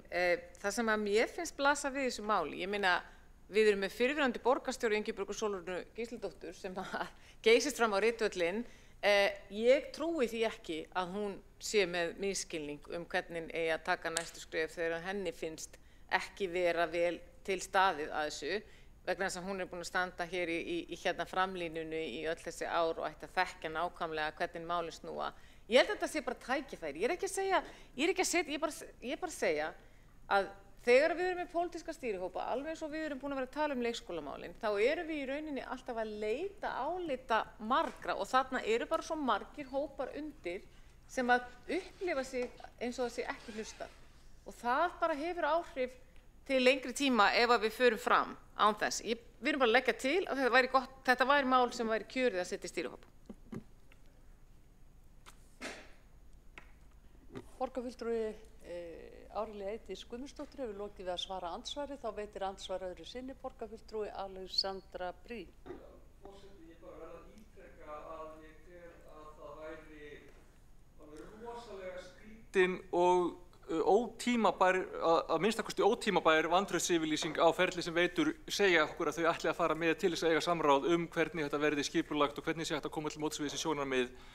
Og ég eiginlega átta mikið á því, sko, ef að fólk í raunverulega ekki að ruglast á þessum tveimur atriðum sem ég nefndi af hverju það tilur að það sé tímabært á þessu stigi máls, af því að þetta vissulega hefur verið mjög erfitt mál þarna milli Veitna og Skógræktarfélagsins, en ég get skilið bæði sjónarmiðin, þau eru bæði mjög mikilvæg og það er mikilvægt að taka samtal þetta og reyna að finna lendingu sem uppfyllir bæði þessi sjónarmiði og ef það tekst ekki á endanum þá var það samt þess virði að reyna það, en mér þetta er rosalega skrítið að ákveða fyrirfram áður en að það svona samráð fyrir einhvern veginn af stað að ákveða að Veitur get ekki mögulega náða að klára það án þess að við tökum það frá þeim og setjum þeim í pólitískan stýrihóp. Ég get ekki tekið þannig ákvörðun akkurat hér og nú, það væri skrítið. Borgarfulltrúi Alexandra Briem hefur lokið við að veita andsvar, þá svarar andsvari borgarfulltrúi Árelía Eydís Guðmundsdóttir. Takk fyrir Alexandra Briem. Í mínum huga þetta bara sambærilegt við það að við þurfum að taka stærri ákvarðanir alveg eins og þegar Faxaflóahafnir til dæmis ætla sér að undirbúa eitthvað landi við Sundarhöfn og þarf að fá, þú veist, við erum með ákvarðanatökuvaldið. Sama gerist þegar Sorpa ætlar sér að gera eitthvað varðandi skipulagsmál á Álfsnesi. Þetta er bara nákvæmlega eins í mínum huga. Við getum verið ósammála það hvort að eigi að beita lýðræðislegum aðferðum með þessum hætti sem ég er að tala hér, en ég held að það skiptir bara mestu máli og hafi alltaf það besta fyrir að segja sig. Og ef ég lærði eitthvað á þessu lýðræðisnámskeiði sem ég fannst mjög áhugavert, var það að við involverum ekki, afsakið, svo ég er að sletta aftur, að við þurfum að fá þáttöku sem allra fyrst. Það var eiginlega þeirra, ég las það þannig og ég lærði það af þeim, að taka fólk eins snemma inn í ákvörðunartökuferilinn og hægt er. Takk. Borgarfulltrúi Árelía Eydís Guðmundsdóttir hefur lokið við að svara andsvari og þá veitir andsvar næst borgarfulltrúin Líf Magnúðardóttir. Já, forseti, ágæta borgarstjórn, ég hefði gengið mun lengra.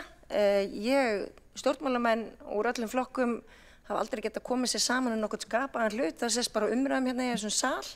Þannig að ég hefði alltaf valið að fara slembivalda leið og leita til allra íbúa og búa til einhvern hóp sem að hugsanlega gæti þá fengið öll gögn málsins og tekið einhverja upplýsta afstöðu.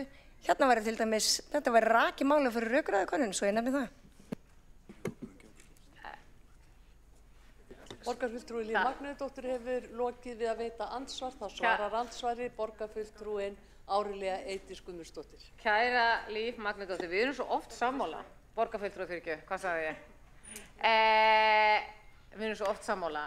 Það var einmitt mín hugmynd. Stýrihópurinn, þar sem ég var bara ekki búin að segja hvað stýrihópurinn ætti að gera, en það sem að mér þótti dásamlegt var þegar þeir voru að leysa hérna bílastæðamálin, hvernig ætti að fækka bílastöðum í Kaupmannahöfn. Þá er það einmitt gert með nákvæmlega sama hætti og Líf, en það er ykkur sem stjórnaði, ykkur stjórnunarvaldi yfir því. Hérna, mér finnst þetta sniðugt, mér finnst að við eigum að taka þetta til okkar, mér finnst einhvern veginn að við eigum að vinna oftar svona, hérna, og þess vegna segi ég bara, við erum bara sammála, þetta er bara spurning skipulagsvald sem að, hérna, við erum ósammála.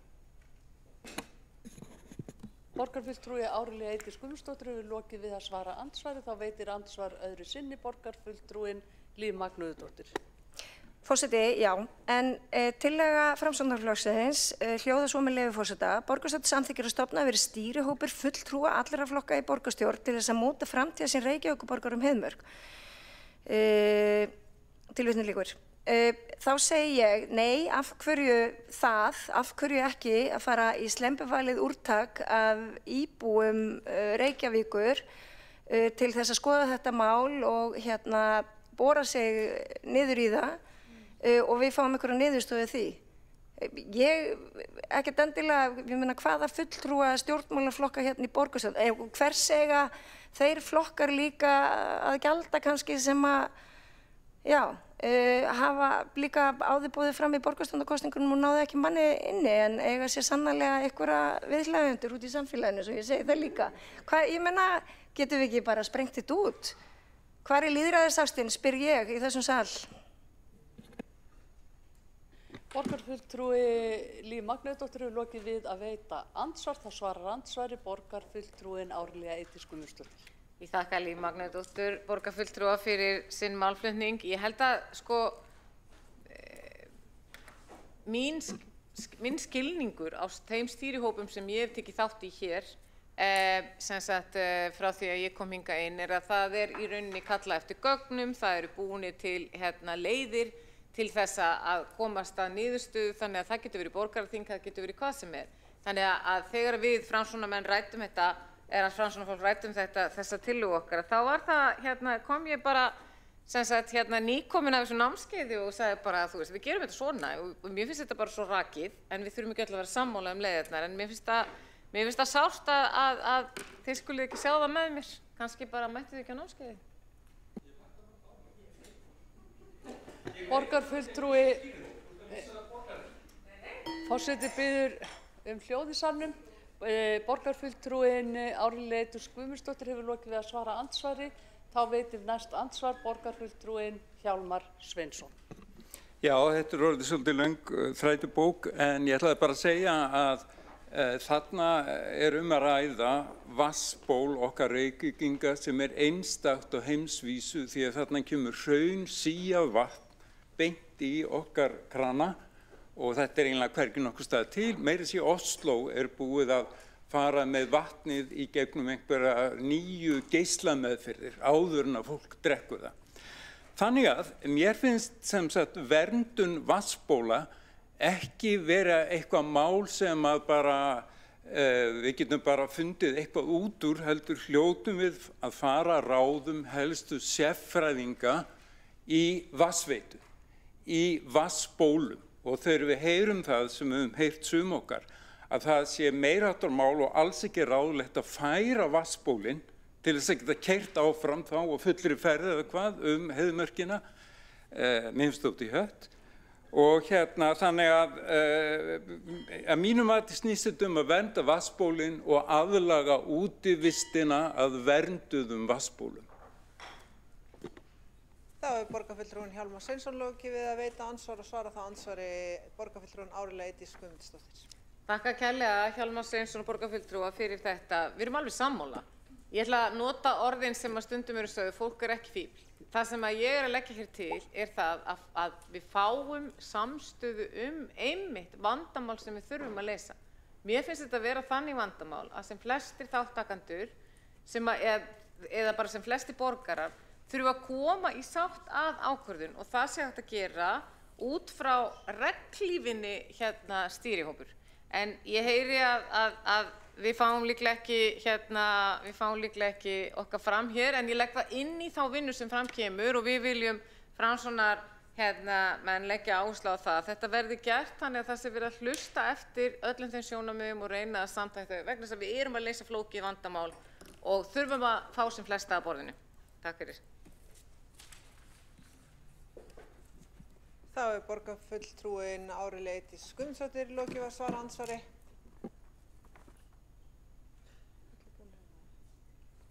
Og telst þá andsvörum lokið undir þessa ræðu og næstur á mælendaskrá borgarfulltrúin Þórdís Lóa Þórhallsdóttir.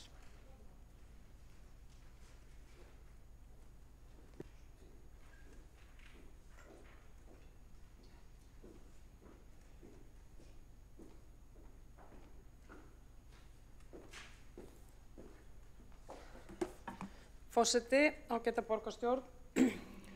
Ég í rauninni, og ég sagði það í borgarráði þegar þetta mál kom þar inn, að ég 100% með vatnsbólinu. Mér finnst algjörlega kýrskýrt að við látum vatni njóta forgangs. Hins vegar, og við ræddum það þar, hvaða var mikilvægt að taka upplýsingar út og tala saman, vinna þetta mál í sátt og hvert fór þetta? Beint út í skurð, því miður. Og þaðan verðum við að taka það.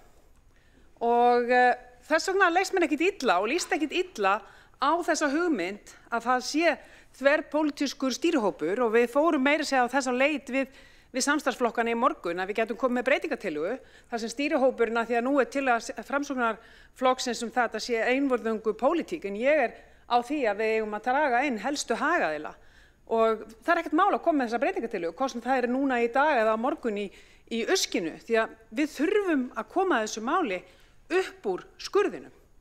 Og ég tek undir orð borgarfulltrúannar Árelíu Eydísar hér áðan því að þetta er ekta mál til þess að við komum saman, já, þverpólitískt með hagaðilum, eyðum tíma saman í að finna lausnir, við vitum alveg hvar við endum, við erum ekki fara að gefa neitt afslátt á því, við vitum að við munum vernda vatnið, við þurfum bara að fá að sjá þessi gögn almennilega, það þurfa fleiri en við að fá að sjá þau.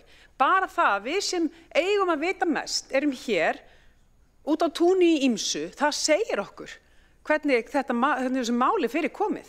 Og það er greinilegt að samstarfsflokkarnir eru með frekari upplýsingarnir heldur en við sem erum með minnihlutanum. Það er heldur ekki gott. Og við höfum farið í svona vinnu saman og við höfum lent í ágætlega. Og dæmi sem við erum með bara nú þegar í fanginu er við tókum svona mál sem var Sundabraut og gerðum það umgjörð þar sem við dróum inn íbúa og fleiri. Hvers vegna? Til þess að halda upplýsingaflæðinu stöðugt í gangi í málum sem taka við langan tíma. Og ég sé ekki að við séum einhverja vantraust yfirlýsingu ef að við segjum hérna í borgarstjórn eða í umhverfis- og skipulagsráði á morgun eða hvar sem er í einhverju formaliteti borgarinn á næstu dögum, við ætlum að fara og vinna þetta saman þegar embættismennirnir og fræðimennirnir og vísindamennirnir og konurnar eru búin að koma með ykkur að pakka til okkar, segjum þá já, við ætlum að vinna þetta saman og finna þessar lausnir. Við erum með skynsamt fólk hérna í öllum hornum, en okkur tókst samt að fara með þetta mál beint út í skurð. Komum okkur upp úr skurðinum, finnum leiðir til þess, við getum ekki treyst í, það er bara þannig, við getum ekki treyst í með hvernig málið er statt núna að það fari bara, haldi bara áfram og við gerum ekki neitt. Þetta er mál sem við þurfum að kippa í eins og góðum hesti strax og leiða leiðina áfram. Ekki til þess að vera með neitt vantraust eða neitt diss, afsakið slangi hérna forseti, bara til þess að leiða þetta mál í jörð og finna lausnir og tímalínu sem að við getum öll verið sátt um. Og ég held að þar skiptir pólitík engu máli, heldur samtal, upplýsingar og einmitt að vísindafólkið okkar og það fólk sem við treystum best hjá innviðafyrirtækjum borgarinnar til þess að segja okkur og skoða með okkur hvernig við eigum að gera þetta. Þannig að ef það er ekki hugmyndin hérna að samþykkja tillögu Framsóknarflokksins að því að það er einhver orðhengilsháttur í því hvernig hún er orðuð, við buðum upp á samtal hérna fyrr í dag það að koma með breytingatillögu, því var ekki mætt, það er ekkert mál, við getum bara komið með breytingatillögu og það er bara sjálfsagt að gera það að morgun í umhverfis- og skipulagsráði, en tökum þetta samtal, höldum við það áfram þar, bíðum ekki bara og vonumst til þess að eitthvað geri því við gerum það í borgarráði og það fór beint út í skurð.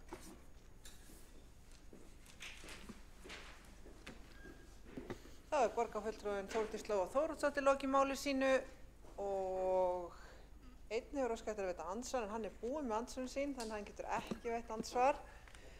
Þannig að þá er næstur á mælendaskrá borgarfulltrúinn Magnea Gná Jóhannsdóttir.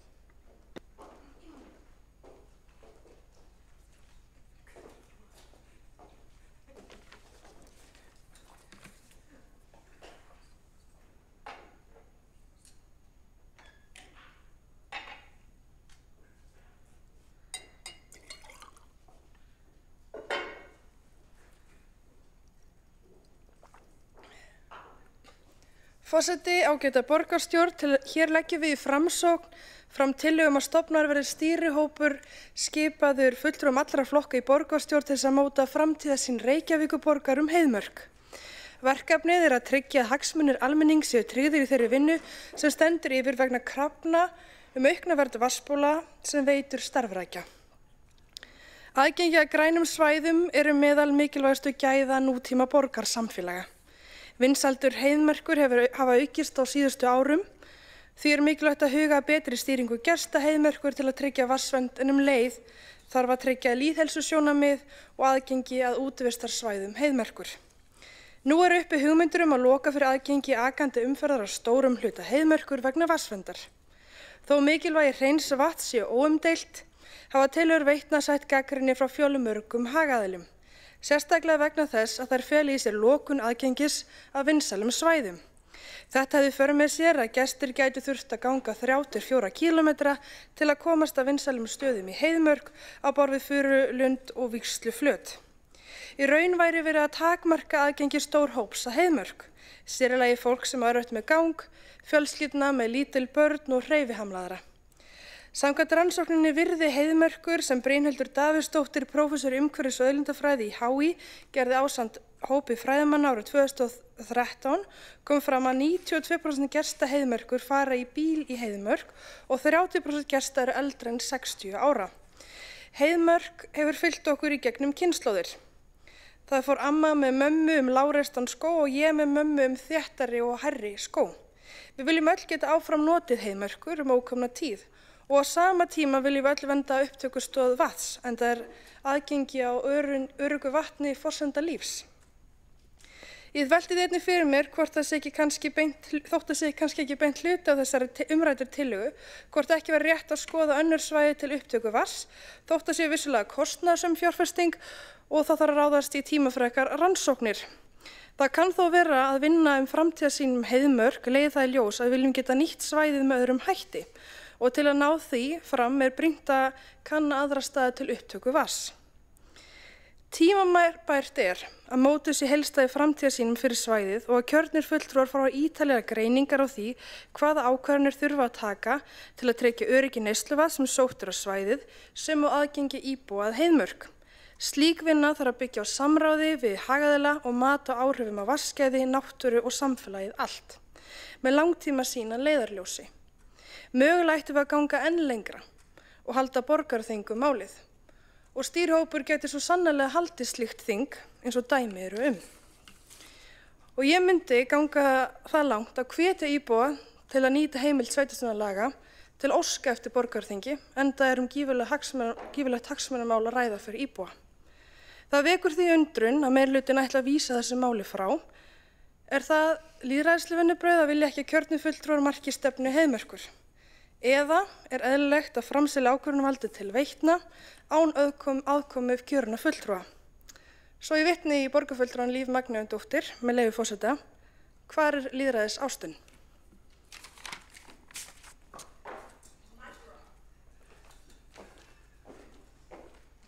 Það borgarfulltrúi Magnea Gná Jóhannsdóttir lokið máli sínu og næsta mælendaskrá borgarstjórinn Heiða Björg Hilmisdóttir.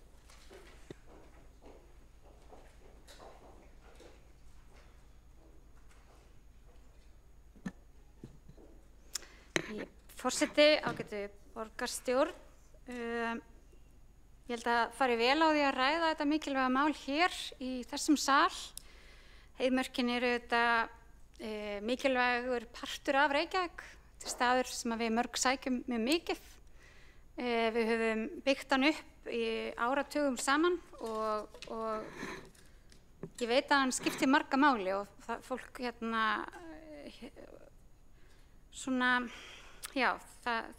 fólki verður svolítið hitt í hamsi mörgum þegar til þessa máls kemur.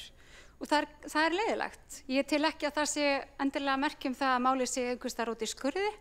Ég held bara að fólk umhugað alla þessa þætti. Fólk umhugað að vernda vatnið, umhugað aðgengi fólks að heiðmörk, en líka umhugað það að skógræktin haldi þarna áfram og sé sýnd sú virðing sem hún á skilið. Bæjarstjórn Reykjavíkur samþykkti árið 1947 að stofna friðland og skemmtigarð fyrir Reykvíkinga í heiðmörk. Og þetta var vígt í hátíðlega athöfn 1950 og síðan þá hafa í rauninni Skógræktarfélag Reykjavíkur og borgarstjórn unnið samhliða því að byggja þarna upp í rauninni alveg einstakt svæði. Og þarna var berangur, þar sem að núna er skógur. Við höfum þetta líka unnið með skógræktina því að skilgreina grænan trefilinn sem umlykur höfuðborgarsvæðið og veitir okkur bæði, já, ég meina það bindur kolefni en líka veitir svæðinu skjól. Fyrir utan þá ótrúlega dýrmætu auðlind sem það er að geta komist í náttúru og í skóg sem að fleiri og fleiri rannsóknir sýna nú að skiptir fólk miklu máli. Við staðfestum grænan trefilinn í svæðisskipulagi höfuðborgarsvæðisins árið 2002 og síðan hefur haldið áfram þar ýmis þróun á því svæði. Vatnsverndarsamþykkt höfuðborgarsvæðisins var unnin af sameiginlegum stýrihóp sveitarfélaganna og við höfum þegar sett aðeins vinnu í gang varðandi það innan vébanda SSH og spyrja okkur hvers vegna gekk hún lengra heldur en reglugerðin, voru ástæður fyrir því að vernda vatn á þessu svæði umfram annar staðar á landinu. Bíðum í rauninni svara með því og það er algjörlega sjálfsagt að deila þeim svörum með borgarstjórn þegar þau liggja fyrir. Mögulega er þetta eitthvað sem var gríðarlega mikilvægt og þá fáum við það bara á hreint. Auðvitað er lang stærstu hluti heiðmörkur innan Reykjavíkur. Það er þó nokkur hluti innan Garðabæjar og smá hluti innan Kópavogs. Þessi sveitarfélög hafa í rauninni kannski náð lengra með deiliskipulag á sínum hlutum heiðmörkur vegna þess að vatnsverndin og skógræktin þetta hefur ekki alveg legið saman hjá okkar megin og í rauninni hefur staðið mjög lengi til að gera deiliskipulag. Deiliskipulagið er auðvitað alltaf skipulagsvald Reykjavíkur. Við erum ekkert að afsala okkur því skipulagsvaldi þó að við setjum einhverja aðila til verka því að vinna drög að því skipulagi. Þannig að það er aldrei verið að fjarlægja eitthvað eða taka eitthvað frá þessum sal að hafa áhrif á deiliskipulagið er auðvitað okkar hlutverk. En hins vegar eru þessir aðilar sem núna búið að setja til verka, sem eru þá þeir aðilar sem að helst tengjast málinu, það er mikilvægt að þeir reyni að vinna þetta í þeim sáttatón. Það kemur mér ekki eina mínútu til hugar að það sé einasta manneskja í Skógræktarfélagi Reykjavíkur sem vill ekki að við verndum vatnið okkar. Og ég held að sé enginn heldur einhvern veginn hjá Veitum sem vill ekki að við einhvern veginn vinnum með Skógræktarfélaginu, að við hlúum að grænaþreflinum, að við höldum áfram að búa til þetta einstaka svæði sem umlykur borginu og höfuðborgarsvæðið okkar.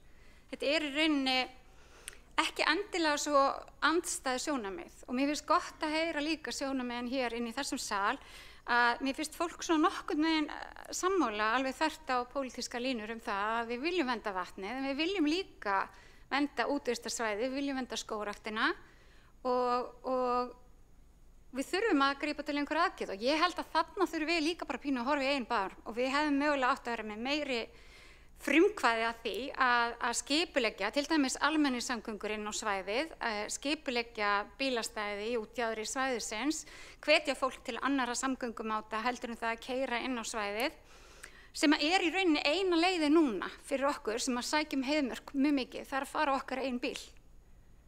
Og þetta er matarkista, þarna fyrir fólk í berjamóð, þarna fyrir fólk að tínir sveppi, tínir lauf í te, fólk fyrir þarna í meðferðir. Þetta er mikið svona hundafólk sækir mjög mikið heiðmörkina. Þetta er bara svæðir sem skiptir okkur miklu máli og mögulega höfum við hér í borgarstjórn ekki sinnt í nægilega vel að tryggja að þarna séu leiðir fyrir fólk að fara inn á þetta frábæra svæði með öðrum hætti heldur en að vera á einkabíl. Við auðvitað munum líta og þessi hópur sem að mun vinna þessa deiliskipulag drög, auðvitað fyrst og fremst horfa á vatnsöryggið og þessa aðra þætti sem þarna er. En það er líka mikilvægt einhvern veginn að velta fyrir sér, er fólk svona hættulegt að ganga þarna yfir? Þurfum við að gera það þannig að fólk get ekki gengið yfir? Nú er ég alin upp að hálfu sveitar sem var mikið að gæsum og ég get alveg sagt ykkur, þær eru ekki þrifalegastar í heimi, Og ég veit ekki alveg, hvað er það ef að fólk er gangandi en ekki á bíl? Getum við einhvern veginn, er einhverjar fyrirmyndir þarna? Ég veit að þessi hópur ætlar að skoða það, því ég held að það er svæði þarna sem er bara alveg ótrúlega fallegt sem að mögulega þarf að girða af miðað við þær kröfur sem uppi eru núna. Ef að það er það eina sem hægt er að gera, ef að það er það eina sem maður þarf að gera, þá verður það gert. En þá þarf að vera tilbúið með aðra stiga og þarf að vinnast í miklu samráði og samtali við þá sem íbúar Reykjavíkur sem eiga auðvitað heiðmörkina, sem við eigum öll saman og auðvitað þá sem að starfa á svæðinu, bæði Veitur og Skógræktina og aðra aðila.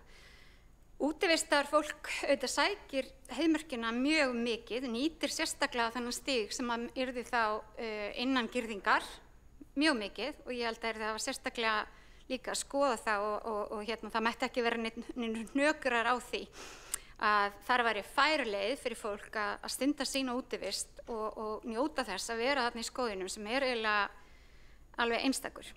Þannig að við viljum að sjálfsögðu, þó að við séum ekki að taka undir það akkurat hér í dag, að það eigi að stofna pólitískan stýrihóp.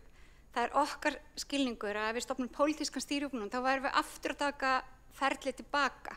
Af því við erum búin að setja deiliskipulagsgerðina af stað, það er fólk á störfum, við fáum drög að deiliskipulagi, hins vegar getum við undirbúið það, hvernig viljum við vera síðan í samtali við íbúa þegar þessi drög að deiliskipulagi komum tilbaka.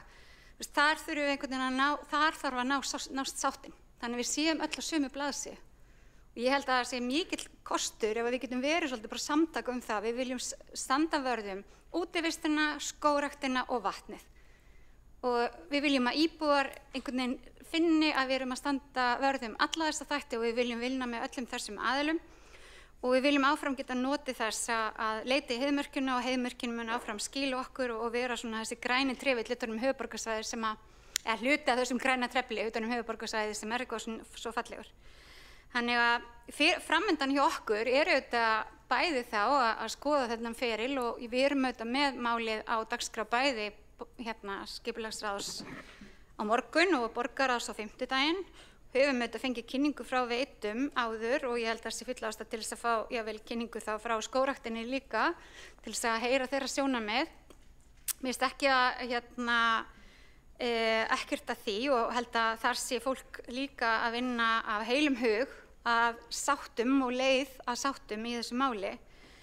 En það er mikilvægt að fólk sem hefur einhvern veginn unni að því baki brotnu að rækta skóg og leggja á sig mikla vinnu við það að búa til þetta frábæra svæði fyrir okkur, finnir líka að við kunnum að meta það. Okkur finnst við bara kunnum að meta þeirra framlag til Reykjavíkur. Þetta bara, þarna hafa starfsmannafélög,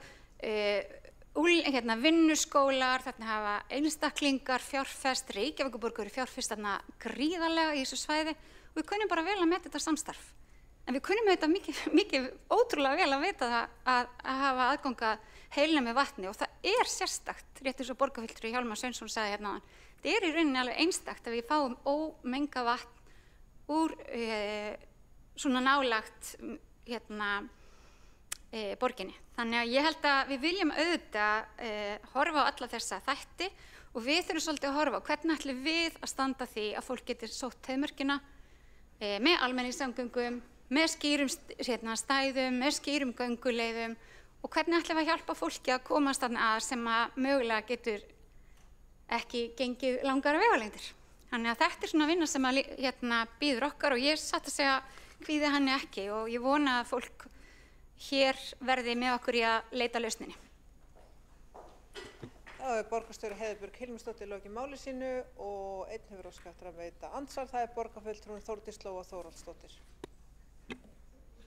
Forseti, það gleður mig að heyra sáttatón í borgarstjóra og svona þessa heildarsýn og mér finnst aðeins vera öðruvísi tónn í borgarstjóra heldur en í mörgum hérna, minna kannski militant og ég fagna því.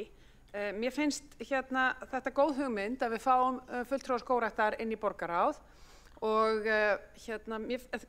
hins vegar þá þekkjum við sem hér setjum vel deiliskipulagsvinnu og við vitum alveg að hún fer bara í ákveðna maskínu vinnu og það er þar sem vantraustið liggur svolítið. Af því að þetta er ekki bara eins og hver önnur deiliskipulagsvinna. Þetta er líka þessi stóra sýn og þessi sátt það hvernig heiðmörkin á að vera í framtíðinu leið og við viljum öll verndana og ég tek undir það. Ég held að sé enginn í þessari umræðu sem vill ekki vatnið okkar sérstaka hið allra besta. Ég veit ekki hvernig maður fann að persónu gera vatni, það er kannski ekki alveg rétt. Málfræðilega, ég fæ örugglega ákúrur hérna frá öðrum borgarfulltrúa, en ég tek undir þetta og ég bara fagna því að það sé sáttatónn og heildarsýn. Takk fyrir það. Þá hefur borgarfulltrúi Þórdís Lóa Þórhallsdóttir lokið við að veita andsvar og svarar þá andsvari borgarstjóri Heiða Björg Hilmisdóttir. Já, forseti, ágætu borgarfulltrúar, ég er bara glöð að borgarfulltrúi Þórdís Lóa Þórhallsdóttir tekur vel í þetta. Ég held að við eigum öll einhvern veginn að vera á sáttastaðnum í þessu flókna máli. Nóg er nú flækjurnar. Heilbrigðiseftirlitið krefst þess að þessi girðing komi. Við getum mögulega ekki stoppað það, en þá er það okkar að bregðast við. Ég held að við eigum að vera. Deiluskipulagið er auðvitað eins og borgarfulltrúinn sagði, ákveðin svona markviss hröð vinna, vonandi hröð. Það hefur strandað hins vegar ansi oft hingað til. Þannig ég held að það sé mjög mikilvægt núna að við styðjum við þá vinnu og reynum að koma í eitt skipti fyrir öll á deiluskipulagi fyrir þetta svæði. Því það hefur í rauninni svona verið hafið en einhvern veginn ekki náðst að klárast. Þannig að ef við fylgjum þessu vel saman eftir þá held ég að það sé líklegra að við náum í höfn og vonandi með þá eitthvað deiluskipulag sem við getum öll verið stolt af og aðilar geta haldið áfram og unnið samkvæmt. Það er borgarstjóri Heiða Björg Hilmisdóttir lokið við að svara andsvari og telst þá andsvörum þessari ræðu lokið og næsta mælendaskrá er borgarfulltrúin Alexandra Brím.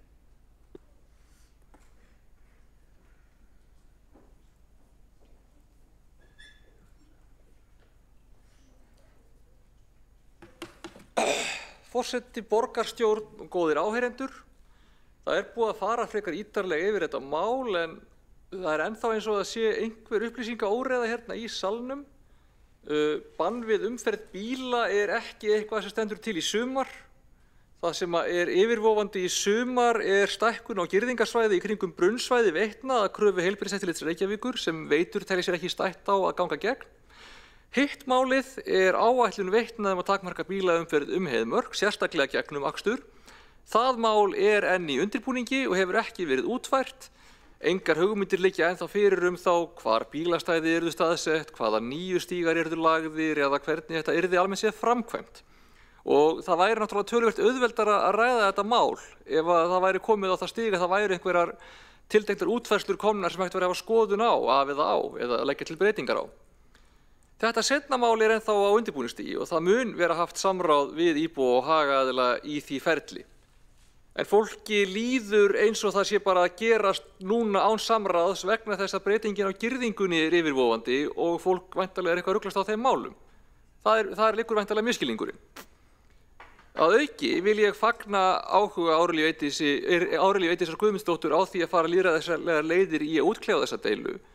En sú aðferð sem borgarfulltrúi lýsti í ræðu sinni er ekki stýrihópur allra flokka eins og lagt er til í tillögu Framsóknar, heldur svokallað borgaraþing eða citizen assembly á ensku, með leyfi forseta, sem borgarfulltrúar fengu einmitt góða kynningu á námskeiði í síðustu viku á vegum We Do Democracy frá Danmörku.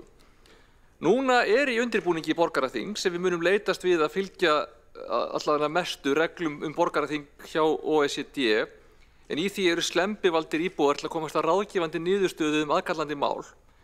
Til stendur að velja umfjöllunarefni næsta borgaraþings á fundi stafræns ráðs en höskuldarviðvörun með leyfi forseta, spoiler alert. Sú tillaga sem að líklega muni verða valin er umræðuefni hvernig verður Reykjavík kolefnislaus borg, þar sem að umræðunni verður skipt í 4 flokka.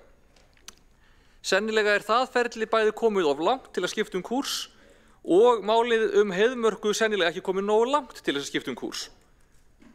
Nú mun vera farið í samráðsferli hugsanlega breytingar á skipulagi Heiðmerkur eins og komið fram, þar sem talað verði við íbúa og hagaðila og reynt að finna ásættanlega lendingu.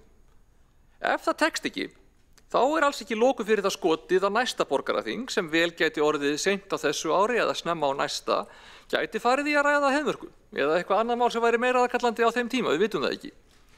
En mér finnst það frekar fráleitt að senda Veitum þau skilaboð að við treystum þeim bara alls ekki fyrir því að eiga í þessu samtali áður en það reynir á það. Og já, mér finnst það bara svolítið skrítið að fyrirfram. Þetta er ekki eins yfirvofandi og fólk virðist vera að halda. Vatnsvernd er ótrúlega mikilvægt sjónarmið. Ég held við séum öll sammála um það. Og því fylgir ein mikilvægasta ábyrgð sem okkur er fólgin í borgarstjórn og sem veitur annast fyrir okkur. Sem ekki bara snúa að þörfum Reykjavíkur og höfuðborgarsvæðisins í dag, heldur bara snúa beint að framtíðar velsæld svæðisins til árhundraða. Við getum ekki tekið þá ábyrgð af léttúð, það að slá til höndunum og segja hvað nú ekki svo sennilegt. Það er bara, ég myndi ekki vilja vera sú borgarstjórn sem tók það ákvörðun með þetta hlýtur nú að vera í lagi ef að eftir 20 ári eða 50 ári eða eitthvað færi bíll út á sporun og eyðilegði allt til árhundraða. Bara pössum okkur á þessu. Ég samt alveg sammála því. Hitt sjónarmiðið er líka rosalega mikilvægt. Heiðmörk er mjög mikilvægt útivistarsvæði. Við viljum að það geti nýst sem flestum áfram. Hún er falleg, hún er aðgengileg, hún er nálæg. Þetta er í raun einstök útivistarperla bara á Íslandi. Og það er mikilvægt að við eigum þetta samtal af virðingu og skilningi. Við reynum að finna lendingu sem virkar til að samræma þessi sjónarmið. Að við hljótum að geta tryggt vatnsvernd og vatnsöryggi en samt búið þannig það að aðgengi að þessu útivistarsvæði sé ennþá gott. Og jafnvel þó það takist á endanum ekki að finna slíka málamiðlun, þá er það alltaf þess virði að taka það samtal af bara yfirvegun og vinsemd og virðingu. Við vitum ekki ennþá hvernig væri hugsanlega hægt að útfæra þessar breytingar sem að veitur telja nauðsynlegar til að takmarka skerðingu á aðgengi. Og það er ótímabært að gefa sér að þær útfærslur hljóti að vera í verstu mögulegu útfærslu eða gefa sér að þær verði án samtals eða án samráðs eða að það samtal hljóti að verða hryssingslegt og leiðilegt og engin hlust á neitt. Það er ekki búið að eiga þetta samtal, við skulum ekki gefa okkur fyrirfram að það fári til skurð. Ég held að við ættum að sjá hvernig þetta gengur, þetta samtal, og hvernig útfærslur að hugmyndum verða áður en við hlaupum til og tökum þessa vinnu inn í pólitíkina. Auðvitað er það mögulegt að á endanum reynist það nauðsynlegt og þá eru bæði stýrihópur og borgaraþing bara mjög hugsanleg næstu skref ef að þannig fer. Við munum auðvitað þurfa á endanum að samþykkja eða ekki samþykkja hvaða breytingu á deiliskipulagi sem úr verður. Það kemur alltaf á endanum til okkar, það snýst aðallega það hvernig ferlið verður. Akkurat núna erum við ekki komið þangað. Og ég held að við ættum að minnsta kosti að sjá hvernig þetta samráð gengur. Hvernig ykkur drög að útfærslum koma til með að líta út áður en við gefum okkur þetta mál sem komið út í skurð. Mér finnst það eiginlega með fullir virðingu pínu óábyrgt af borgarstjórn að tala fyrirfram eins og þetta mál sé bara orðið ónýtt og komið út í skurð og við verðum bara að hlaupa til og grípa það. Kannski verðum við að grípa inn í, förum ekki ykkur fáti að gera það fyrirfram áður en þau sem eru að vinna málið fá einu sinni möguleika á að reyna það. Það er mikilvægt að draga þetta mál upp úr skotgröfunum og finna lausn sem virkar. Ég held að núverandi ferli geti fundið út úr því. Ég vil að minnsta kosti leyfa því að reyna, en það er auðvitað bara eins og ég segi, kannski gengur það ekki og þá bara tökum við á því og finnum eitthvað út úr því. En eins og ég segi, ákveðum það ekki áður en að það fær einu sinni séns. Þá er borgarfulltrúinn Alexandra Brím lokið máli sínu og 2 hafa óskað eftir að veita andsvar og það er borgarfulltrúinn Magnea Gná Jóhannsdóttir. Forseti, þakka borgarfulltrúnum fyrir sína ræðu. Mér langaði að spyrja þar sem hann eftir að ákveða hvar stígar liggja og hvað göngulegir eiga að vera og fara í allt þetta samtal framtíð Heiðmerkur, hvort það væri ekki eðlilegt að við sem kjörnir fulltrúar komum þá að því að móta þá stefnu og framtíðarsýn sem að við sem kjörnir fulltrúar og þá fulltrúar almennings þess að taka ákvarðanir í þessum sal hvort það var ekki eðlilegt að við kemum málinu og svo hvað varðar borgarþing því borgarfulltrúinn sagði að það, með leyfi forseta, að það var hægt að halda borgarþing þetta mögulega snemma næsta ári en samkvæmt reglum Reykjavíkurborgar þá höldum við ekki borgarþing á kosningaári þannig að það verður ekki hægt. Þannig að ef við ætlum að halda borgarþing þetta nú þá þurftum við að gera þessu ári og það væri kannski bara eitthvað sem þessu huga að halda borgarþing næsta þetta mál og þetta er áreiðandi þrátt fyrir að borgarfulltrúinn segir þessi ekki áreiðandi og þess vegna langar mig að spyrja líka hvort það sé ekki búið að kaupa girðingar fyrir þetta svæði og myndi borgarfulltrúinn þá ekki telja frekar áreiðandi að við séum að móta framtíð sínu svæði þegar það er búið að ákveða það að setja upp girðingar þarna. Þá borgarfulltrúin Magnea Gná Jóhannsdóttir lokið við að veita ansvar og svara þá ansvari borgarfulltrúin Alexandra Brím. Já, fyrsta lagi, eins og ég segi, girðingarnar eru yfirvofandi, það samkvæmt kröfu heilbrigðiseftirlitsins, þetta sami ruglingur ég var að tala áðan, þetta ekki það sama og framtíðarsýn á svæðið. Það tvö ólík mál, annað hægt að eiga samráðum, hitt bara heilbrigðiseftirlitið með skýra kröfu sem að veitur telja sig verða að hlýða. Hitt, reglurnar borgarþing segja að við höldum ekki borgarþing eftir 1. febrúar á kosningaári, þannig að það möguleiki að halda það á næsta ári. Og þetta auðvitað í skipulagsferli við þessi kjörni fulltrúar eða minnstakosti kjörni fulltrúar sem í umhverfis- og skipulagsráði til dæmis munu geta haft aðkomu að þessu máli og munu örugglega geta fengið kynningar á því eftir því sem því framvindur. Ég veit að það verður tekið til umræðu í umhverfis- og skipulagsráði í fyrramálið og við munum á endanum alltaf þurfa að taka ákvörðun það í umhverfis- og skipulagsráði og svo væntanlega í borgarráði eða borgarstjórn í framhaldinu ef þetta verður þannig, ef það væri á þeim skala það ágreiningur það. Þannig að, eins og ég segi, það verður einhver pólitísk aðkoma og svo þetta getum við haft mögulega aðkomu sem íbúar gegnum samráðsgátt og slíkt. Þá borgarfulltrúin Alexandra Brím lokið við að svara ansvari og veitir það ansvar öðru sinni borgarfulltrúin Magnea Gná Jóhannsdóttir. Forseti, ég þakka borgarfulltrúnum fyrst fyrir leiðréttinguna á borgarþinginu. Myndi það væri ekki á kosningaári en það kannski akkurat einhver 2 mánaða gluggi til þess að halda borgarþing.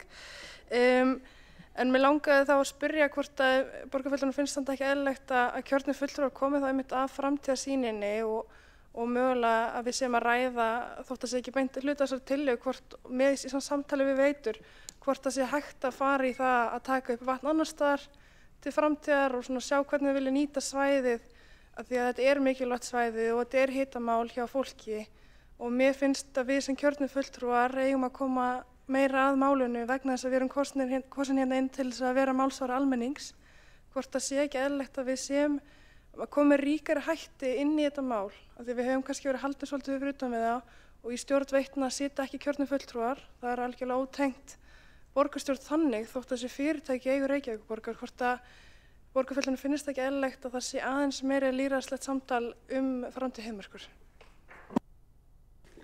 Þá borgarfulltrúin Magnea Gná Jóhannsdóttir lokið við að veita ansvar öðru sinni og svara þá ansvar öðru sinni borgarfulltrúin Alexandra Brím. Forseti, já, eins og ég sagði, ég fór yfir í fyrra svari, þá eru kjörnir fulltrúar í umhverfis- og skipulagsráði og munu hafa aðkomu að því þar. Það eru líka kjörnir fulltrúar í borgarráði og í borgarstjórn, skilst mér, ef til kemur að máli færi í umræðu þar. Það ætti þetta í umhverfis- og skipulagsráði í fyrramálið, það mun örugglega vera hægt að taka það aftur til umræðu til að sjá hvernig því vindur fram. Við erum með borgarfulltrúa í stjórn Orkuveitunar sem að mér skilst að fái alveg stundum að tjá sig málefni Veitna sem að koma á þeirra borð og eins og ég segi, við munum alltaf á endanum þurfa að samþykkja eða ekki samþykkja þetta sem skipulag. Það líka samt vert að halda því til haga að þegar að kemur að vatnsvernd þá það tiltölulega mikið sérfræðiverkefni sem að á kannski meira skylt við bara faglega vinnu heldur en pólitíska ákvarðanatöku og það skiptir svolítið máli að við erum með helstu sérfræðinga landsins í vatnsvernd sem vinna hjá Veitum við að passa upp á þessi mál. Og ég myndi ekki, auðvitað viljum við hafa afskipti eða þannig að við viljum ekki taka þetta of mikið inn í pólitíkina frá fagmennskunni. Þá borgarfulltrúin Alexandra Brím lokið við að svara ansvari öðru sinni og næstu til að veita ansvar borgarfulltrúin Aðalsteinn Haukur Sverrisson. Forseti, ég þakka borgarfulltrúanum Alexandru Brím fyrir sína ræðu en ég velti fyrir mér í ljósi umræðu lýðræðislegu vegferðina í þessu. Borgarfulltrúi Árelía Eydís talaði hér að það væri náttúrulega sniðugt að draga fólk fyrir að þessari umræðu og ég velti fyrir mér hvort það sé ekki lýðræðislegra fyrir þessa vegferð að stýrihópur allra kjörinna fulltrúa í stað þess að framselja þetta í hendur Veitna sem að ég ekkert alveg stórkostlega galið að ímynda sér að ekki kannski fullkomlega hlutdrægir þegar það kemur að því að fara að koma með fyrstu drög að deiliskipulagi. Þá borgarfulltrúin Aðalsteinn Haukur Sverrisson lokið við að veita ansvar og svara þá ansvari borgarfulltrúin Alexandra Brím. Forseti, ég held að það væri martröð að ætla að reyna að semja deiliskipulag í 8 manneskja stýrihópi. Það fagleg vinna sem að þarf að eiga sér stað og bara, ég veit ekki hvernig þetta geta gerst með góðu móti. Ég ætla samt að segja að veitur þeim falið mjög mikilvæg ábyrgð á vatnsverndaröryggi og þeir verða að taka það alvarlega. Ég held samt að ég trúi þeim alveg þegar þau segist alltaf eiga gott samráð og ég tilbúin að sjá hvernig kemur út úr þessu. Það hins vegar alveg rétt að við viljum fá góða lendingu fyrir bæði þessi sjónarmið og ef að það gengur ekki þá eru alveg aðrar leiðir sem við getum þá farið í kjölfarið. Mér finnst ekki að það að gera það fyrirfram, því að ef við myndum farið það núna án einhverja forsendna eða draga tillögum þá getur það farið bara víðan völl án nokkurs grundvallar eða faglegs undirbúnings og ég held að það myndi bæði tefja rosalega fyrir þessu og bara rugla alla umræðu. Ef að við ætlum að fara í einhver önnur úrræði til þess að finna út úr þessu þá ætti það held ég að gerast þegar það væri búið að reyna þetta að minnsta kosti. Þá borgarfulltrúinn Alexander Briem lokið við að svara andsvari og veitir þá andsvar öðru sinni borgarfulltrúinn Aðalsteinn Haukur Sverrisson. Forseti, ég þakka borgarfulltrúnum Alexander Briem fyrir sitt svar. Verkefnið var náttúrulega það, eða tillagan gengur út á það að móta framtíðarsýn fyrir heiðumerkursvæðið og svo sem ekki það að við værum að móta deiliskipulagstillögu, þannig að ég vildi bara koma því á framfæri en ég held að einmitt stýrihópur með fulltrúum allra flokka myndi geta leitt af sér vinnu sem að myndi nýtast bara mjög vel í deiliskipulagsvinnu hjá Veitnum sem sagt þegar hún myndi þá liggja fyrir. Takk fyrir. Þá borgarfulltrúinn Aðalsteinn Haukur Sverrisson lokið við að veita andsvar öðru sinni og svara þá andsvari öðru sinni borgarfulltrúinn Alexander Briem. Já, forseti, eins og ég segi, ég held að við eigum bara að leyfa umhverfis- og skipulagssviði og Veitum og þeim aðilum sem eru til samráðs að vinna drögin að deiliskipulagi. Umhverfis- og skipulagsráð mun augljóslega hafa aðkomu að þessari vinnu og geta haft aldrei yfirsýn það. Þar eru fulltrúar allra flokka enda það með fullnar afgreiðsluheimildir. Ég sé ekki að það sé nauðsynlegt að draga þetta inn í einhver alveg sérstaka típu af stýrihóp. Ef að þetta ferli gengur ekki eða verður ennþá mikill styr það þegar að það eitthvað að nálgast einhverja niðurstöðu, þá gæti alveg verið að ættum að fara einhver aðra leið, en þá myndi mér frekar hugnast einhvers konar borgaraþingsleið eða samræðukönnunarleið eða eitthvað slíkt. En eins og ég segi, brennum þá brú þegar við komum að henni, eins og djókið segir. Þá andsvörum lokið undir þessar ræðu og næstur á mælendaskrá borgarfulltrúinn Einar Þorsteinsson.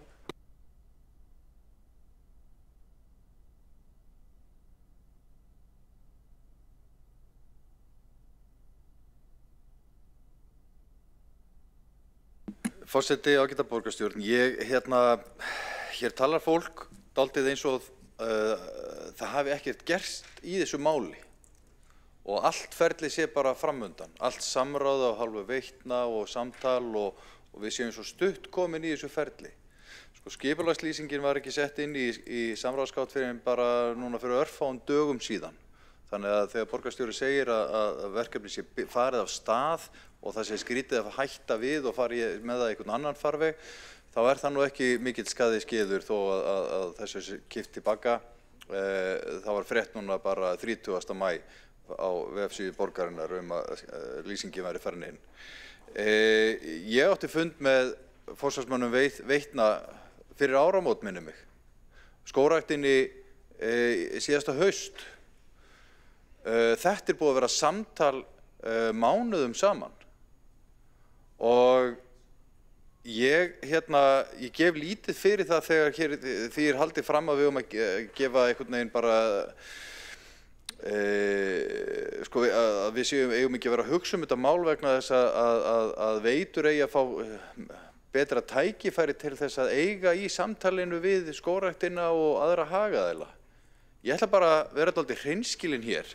Mér finnst að Veitur hefðu getað staðið sig mun betur í því að skilgreina vandamálið, skilgreina áskorunina, hvers vegna þarf að ráðast í þessar breytingar og tryggja betur öryggi vatnsbólana og fá fólk í lið með sér. þeim hefur bara einfallega ekki tekist vel upp. Og nú eru hérna opnir fundir í Norræna húsinu og greinaskrif í blöðum og fjölmiðlaumfjöllun málið og það að vegna þess að Veitum hefur ekki tekist nægilega vel upp. Við höfum fengið kynningu á þessu í borgarráði, hvað Veitur vilja og þau lýsa því að þau ætli sér að gera það og það er alveg rétt að það er krafa frá heilbrigðiseftirlitinu út frá reglum og vatnsverndina, gott og vel og það þarf að gera það þarna meira land og ég veit að það í hlutfallinu við stærð heiðmerkur þá er þetta ekki mikil breyting í prósentum en þarna fara falleg svæði þá frá almenningi og inn fyrir girðingu. En og svo er það stóra verkefnið að banna bílaumferð, alfarið og það er bara risastórt mál og þeim hefur ekki tekist að sannfæra hagaðila eða almenning það hvernig þetta á að vera. Þau hafa ekki sýnt á spilin hvað eiga bílastæðin að vera, hvernig á almenningur að geta notið heiðmerkur þegar við erum búin að banna alla bílaumferð. Hér hefur aðeins verið talað það að það megi koma almenningssamgöngum þarna upp eftir. Sko hvað er fólk að tala Ef það á að banna fólki að keyra litla fjölskyldubíla þarna inn á að leyfa strætó að keyra inn í heiðmörkina með alla sína tanka. Eða eiga það að vera rafskutlur einhvers konar eða rafstrætóar. Af hverju má þá ekki vera bara á rafmagnsbílum? Hvar er meðalhófið í þessu? Hvar eru útskýringarnar á nauðsyn þess að gera þetta? Og þetta er það sem að gagnrýni mín gagnvart Veitum stendur á þessu. Þeim hefur ekki tekist að draga upp ástæðurnar og sýna síðan á spilin. Þau segja við ætlum að loka, við viljum það, en þau sýna ekki hvað á að koma í staðinn. Og ég held við verðum bara að vera hreinskilin þótt að þetta sé fyrirtæki sem í eigu Reykjavíkurborgar að mestu leyti, þá verðum við sem kjörnir fulltrúar að vinna fyrir almenning og almannahagsmuni. Þau eru að standa sig vel hjá Veitum í því að tryggja gæði vatnsbólana. Það er líka þeirra hlutverk. Og eðlilega vilja þau loka þetta allt saman af vegna þess að það er þeirra ábyrgð ef að það verður hérna slys. Þannig að við leggjum til að það verði settur á fót pólitískur stýrihópur og það er rétt sem kom fram hér í máli borgarfulltrúa Magneu Ögná Jóhannsdóttur að það er löngu tímabært að setja faglegar stjórnir, pólitískt skipaðar af Reykjavíkurborg yfir dótturfyrirtæki Orkuveitunar að þegar í dag er þetta bara handahófskennt hvernig valið er í stjórninnar og það er ekki gott. Ég hugsa að þetta mál væri ekki á þessum stað ef það væri pólitískar stjórnir yfir Veitum og dýpra samtal almannahagsmuni og við verðum að vera óhrædd að gagnrýna okkar eigin fyrirtæki þegar við teljum að þeim hafi ekki tekist nægilega vel upp. Þau eru öll að vilja gera þetta vel en þeim hefur ekki tekist að gera þetta eins og þarf að gera það. Og þá þurfum við að taka skref tilbaka og ég Alexandra Brím borgarfulltrúi nefndi áðan að það væri misskilningur það að þetta var einhvern veginn alltaf bresta á og það ætti að fara að loka fyrir bílaumferð bara núna í sumar, gott og vel. Þetta hangir auðvitað allt saman. Þetta er eitt risastórt plan það hvernig ætlum við að eiga saman þetta fallega svæði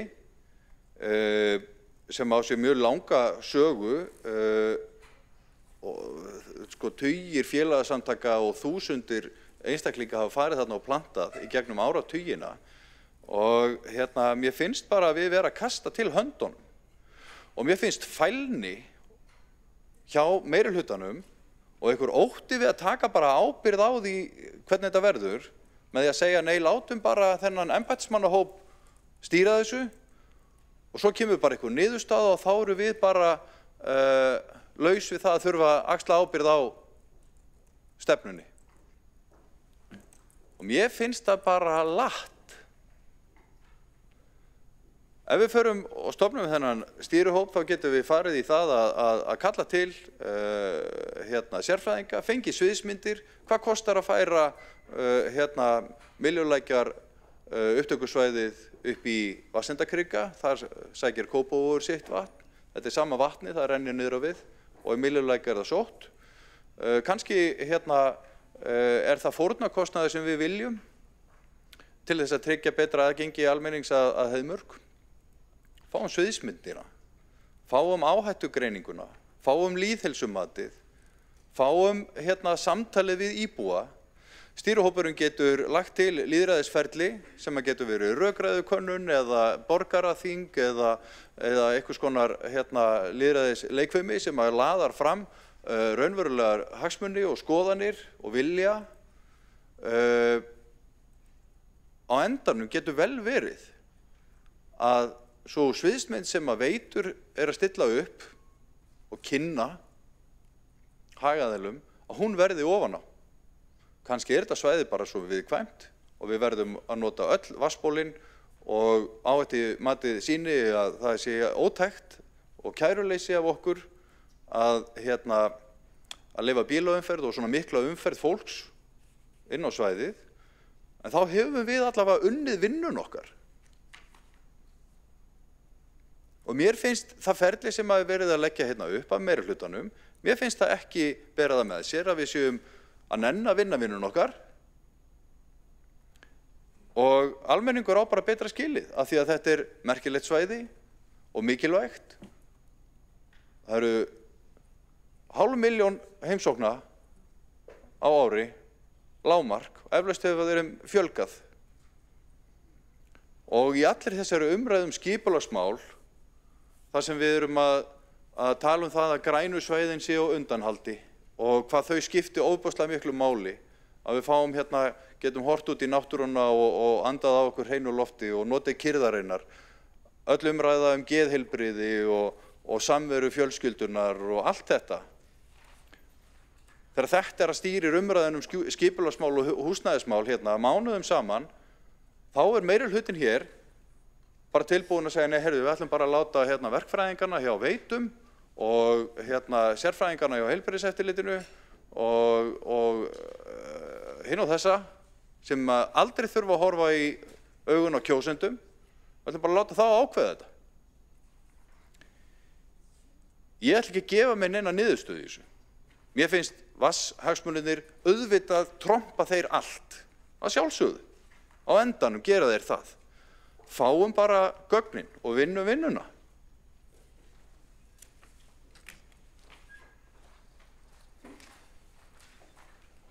Þá hefur borgarfulltrúinn Einar Þorsteinsson lokið máli sínu og 3 hafa óskað eftir að koma í andsvar og fyrst til að veita andsvar borgarstjóri Heiða Björg Hilmisdóttir.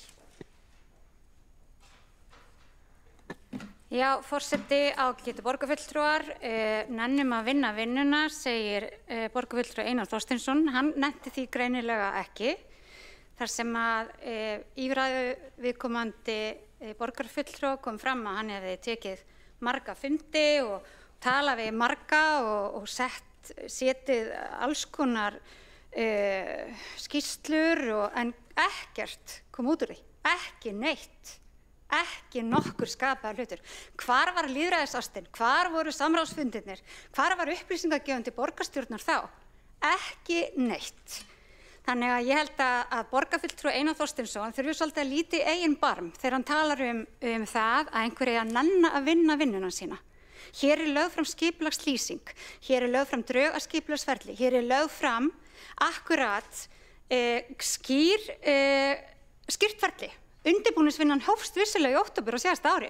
Í nóvember í síðasta ári voru fundið með hagsmunaaðilum. Þetta liggur fyrir. Þetta það sem að ferli sem að borgarfulltrúinn Einar Þorsteinsson lagði til sjálfur og núna að gagnrýna aðra fyrir. Það borgarstjóri Heiða Björg Hilmisdóttir lokið við að veita andsvar og svara þá andsvari borgarfulltrúi Einar Þorsteinsson. Forseti, þetta hárrétt. Þess vegna ég að nefna það hér að það samráðsferli sem að ég lagði upp með að Veitur ættu að fara í, eiga gott og djúpt samtal við hagaðila, draga upp hver áskorunin væri og vinna málið áfram þannig, það mistókst. Þeim hefur ekki tekist að ná samstöðu hvert á að stefna og við erum á þessum stað hér í dag. Þess vegna ég að segja og benda á það, við þurfum að taka þetta upp úr þeim hjólförum sem að málið komið í, af því að sú leið sem var farin og ætlunin að halda bara áfram með hér á hálfu meirihlutans, hún ekki að ganga. Þannig að eðlilega var rétt að gefa Veitum tækifæri til þess að eiga í þessu samtali, kynna þau áform sem að þau töldu að þurfti að ráðast í og vinna málið þannig, sjá hvort það yrði ekki sátt um það, en það greinilega tókst ekki. Þá borgarfulltrúinn Einar Þorsteinsson lokið við að svara andsvari og veitir það andsvar öðru sinni borgarstjóri Heiða Björg Hilmisdóttir. Kæri forseti, ágæta borgarstjórn, akkurat, hér kristallast þá það að Einar Þorsteinsson taldi það hlutverk Veitna að tilkynna og vera í forystu fyrir þessu. Hins vegar það þannig, það skipulagsráð, umhverfis- og skipulagsráð sem í forystu fyrir þessu. Við erum búin að leggja niður sýn fyrir heiðmörkina í aðalskipulagi. Við erum núna einu sinni að byrja deiliskipulag. Það engin annar sem gerir deiliskipulag fyrir Reykjavíkurborg. Það Reykjavíkurborg sem deiliskipuleggur sitt svæði. Það ekki hægt að setja það á ábyrgð annara einhverja fyrirtækja að vinna þá vinnu fyrir okkur. Það búið að stofna vinnuhóp sem fer fyrir þessari vinnu og það auðvitað Reykjavíkurborg og skipulagsfulltrúi sem stýrir þeirri vinnu. Auðvitað Veitur í honum, auðvitað skógræktin í hópnum, auðvitað heilbrigðiseftirlit Reykjavíkur í hópnum. Þetta fólk sem við setjum til verka á grundvelli þeirra stefnumótunar sem við höfum samþykkt. Þannig vinnur Reykjavíkurborg. Við fáum drög úr þessari vinnu og við munum taka hana til umræðu og ég efast ekki að hún verði tekin til umræðu margoft á vettvangi umhverfis- og skipulagsráðs, hún mun verða tekin til umræðu í borgarráði, hún mun fara í almennt samráð og það alvarlegt ef borgarfulltrúar áttar sig ekki á ferli svona mikilvægs máls og ég held að það sé afhjúpast hér í dag. Þá borgarstjóri Heiða Björg Hilmisdóttir lokið við að svara andsvari og veitir það andsvar öðru sinni borgarfulltrúinn Einar Þorsteinsson. Forseti, ég átta mig nákvæmlega hvernig ferli þetta mál á að vera og hvernig það hefur verið. Fyrsta skrefið í þessu var að Veitur ættu í samtali við hagaðila til þess að kynna undanfara þeirra formlegu stjórnsýslu meðferðar með breytingu á deiliskipulagi sem var að sjálfsögðu kemur framhaldi af því samtali. Ég veit ekki betur en að Veitur sé að borga þetta deiliskipulag og þau hafa afar sterka rödd við borðið í embættismannahópnum sem að þið ætlaði að láta leiða þetta ferli. Ég hef áhyggjur af því að þar verði hagsmunir almennings og rödd almennings ekki nógu hávær að við sjáum hvaða viðbrögð þetta hefur hlotið út í samfélaginu og ég held að það sé bara gagnlegt fyrir okkur öll að axla ábyrgð á hlutverki okkar hér sem borgarstjórn og taka máli til dýpri umræðu, kalla fram frekari sviðsmyndir það hvernig hægt að tryggja bæði vatnsvernd og lýðheilsu borgarbúa með greiðu aðgengi að heiðmörk. Það borgarfulltrúinn Einar Þorsteinsson lokið við að svara andsvari og næstilega veita andsvar borgarfulltrúinn Dóra Björt Guðjónsdóttir.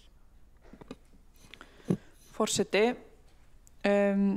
núna erum við með skipulagslýsingu í kynningu og núna erum við raunin að hefja samráðsferli þetta mál, það að segja til framtíðar litið og nú gefst íbúum tækifæri til að skila athugasemdum.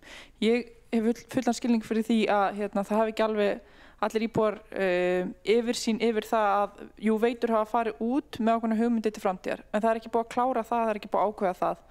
Nákvæmlega hvernig það verður og það verður gert í þessari vinnu.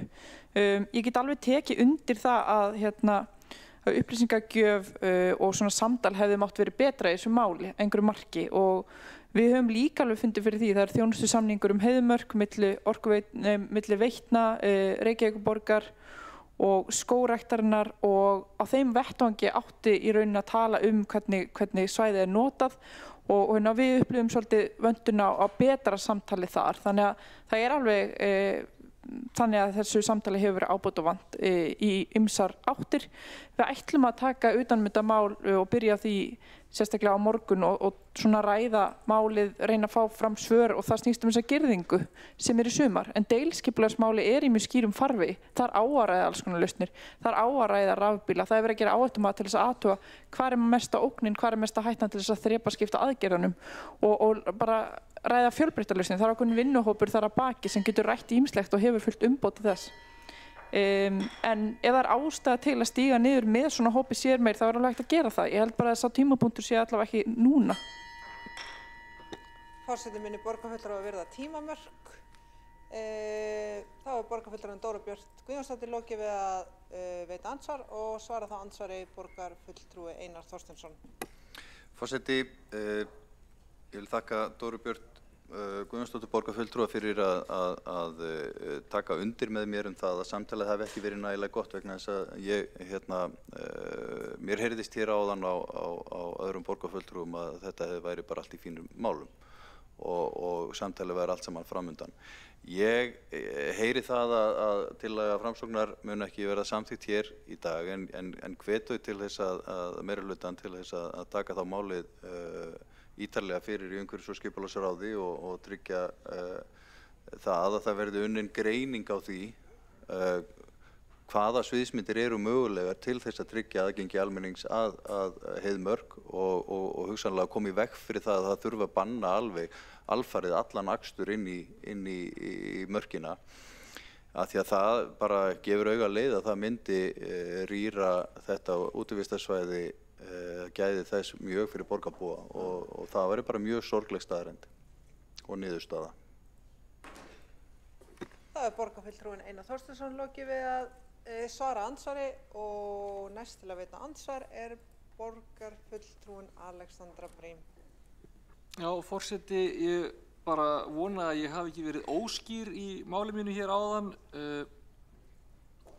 Þegar ég segi að þetta mál sé í farvegi, þá er sá farvegur auðvitað hjá umhverfis- og skipulagssviði fyrst og fremst og hjá þessum starfshópi sem hefur verið skipaður en augljóslega undir forsjá umhverfis- og skipulagsráðs.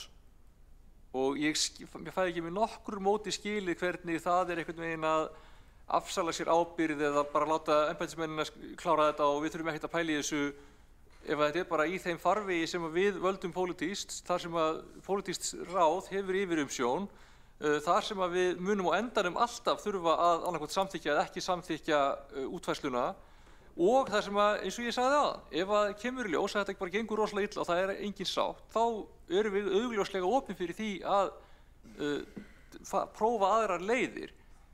Ég tek líka alveg undir það eins og Dóra Björt hérna áðan að samtalið hefur ekki verið nógu gott og þetta er komið í einhverja leiðinda skotgrafir og við augljóslega hefðum við átt að fá betra samtal á Norræna húsinu daginn en mér finnst óþarfi að fara með þetta á þennan veg akkurat núna. Þá er borgarfulltrúinn Alexandra Brím lokið við að veita andsvar og svarar þá andsvari borgarfulltrúinn Einar Þorsteinsson. Forseti, ég er bara þeirrar skoðunar að málið sé það stórt að það eigi ekki bara heima í umhverfis- og skipulagsráði. Það er bara mín skoðun og okkar í Framsókn. Ég tel mig vita það að verkefni hópsins, vinnuhópsins sem er að vinna þetta með fulltrúum allra þessara aðila sem við höfum verið að ræða hann hefur ekki það verkefni að kanna sviðsmyndir það hvort það sé skynsamlegt að færa vatnsupptökusvæði til þess að tryggja aðgengi, fara með úrmylulæk upp í Vatnsendakrika og svo gerist tæknilegur og meta kostnaðinn eða ábatan af því og og þá spyr ég hvar á slík vinna að fara fram? Mun hún fara fram í umhverfis- og skipulagsráði og af hverjum og hvernig, hver ber upp slíkar tillögur eða stendur það kannski ekkert til? Þá er borgarfulltrúinn Einar Þorsteinsson lokið við að svara andsvar og veiti þá andsvar öðru sinni borgarfulltrúinn Alexandra Brím. Já, forseti, ég kannski bara ítreka það sem ég sagði hérna áðan að í umhverfis- og skipulagsráði eru fulltrúar allra flokka og það er Framsókn þetta í sjálfsvald sett hver væri þeirra fulltrúi þar inni ef þau vilji, til dæmis ef borgarfulltrúinn Einar Þorsteinsson vil ræða þetta þar inni þá gerir ég ráð fyrir því að hann geti komið því fyrir að hann væri fulltrúi Framsóknar þar. Það er augljóslega þannig að það er umhverfis- og skipulagsráð sem er ráðið okkar sem pælir í deiliskipulögum og skipulagsbreytingum og mál þaðan geta endað í borgarráði ef þau eru í ágreiningi. Þannig að það væri umhverfis- og skipulagsráð sem myndi taka frumkvæða því að biðja einhverjar ákveðnar sviðsmyndir eða einhverjar ákveðnar útfærslur eru skoðaðar.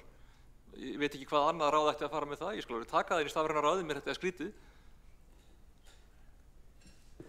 Það er borgarfulltrúinn Alexandra Brím lokið við að veita andsvar öðru sinni og svara það andsvar öðru sinni borgarfulltrúinn Einar Þorsteinsson. Forseti, slík greining er fyrst og fremst hluti af áhættustýringu og fjárhagsleg ákvörðun og ætti heima í borgarráði eða í sérstökum hópi þar sem að við værum oddvitarflokkana eða helst sem eins og lagt til hér í þessum tillögu okkar að þessi fulltrúar allra flokka og málinu sé aðeins lyft. Og ég bara fullyrði það hér að þessi tillaga ekki sett fram í neinni pólitík. Þetta bara hagsmunagæsla fyrir hagsmunum almennings af því að hér verið að taka risastóra skipulagsákvörðun sem að snertir líf okkar allra. Og við höfum eytt miklum tíma í umræður umhverfismál hér og mér finnst bara eins og það sé verið að reyna að koma þessu í þann farveg að pólitíkin þurfi ekki að axla ábyrgð á ákvörðuninni og niðurstöðunni og mér finnst það ekki gott. Þá borgarfulltrúinn Einar Þorsteinsson lokið að svara andsvörum sinni og telst á andsvörum lokið undir þessari ræðu og næst á mælendaskrá borgarfulltrúinn Hildur Björnsdóttir.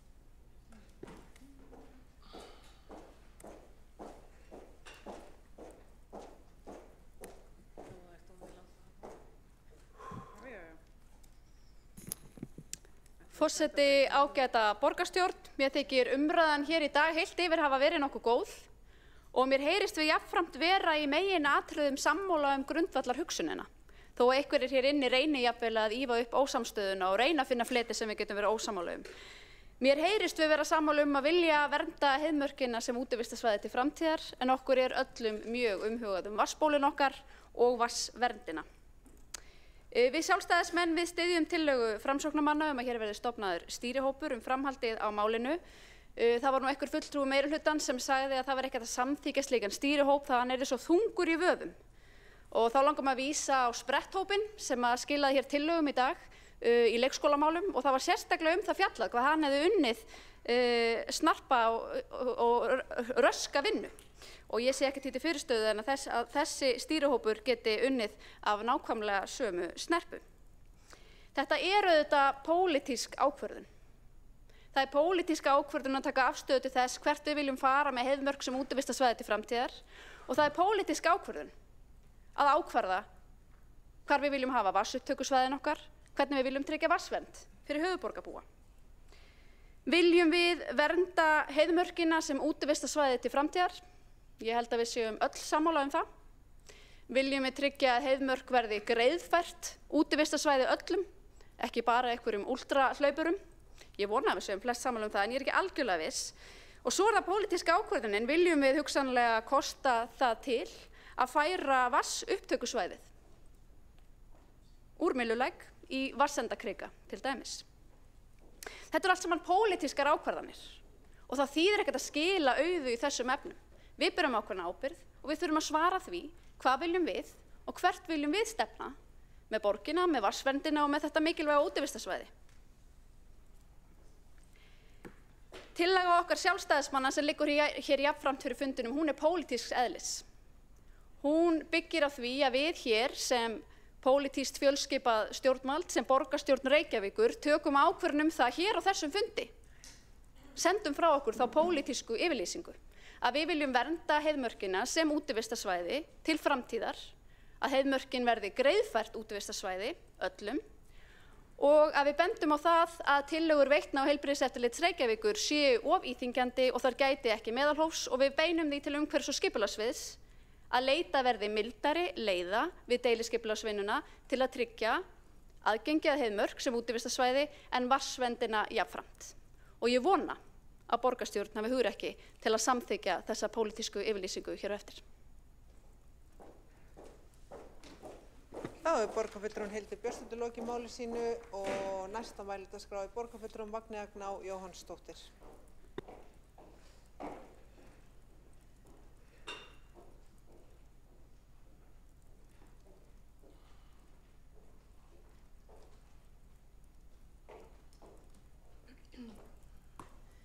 Forseti, ágæta borgarstjórn, fyrst vil ég bara þakka fyrir góða umræðu hér í dag. Og svo langar mig að segja að þetta mál okkar í Framsókn snýst ekki hverjir sitji í umhverfis- og skipulagsráði og ég treysti vel fulltrúa Framsóknar í ráðinu til að fylgja málinu eftir þar. En þetta bara snýst ekki það. Þetta snýst að málið það stórt að það á heima í stýrihóp þar sem að verkefninu lyft upp og sérstakur fókus settur á hvernig við sjáum framtíðarsýn Heiðmerkur.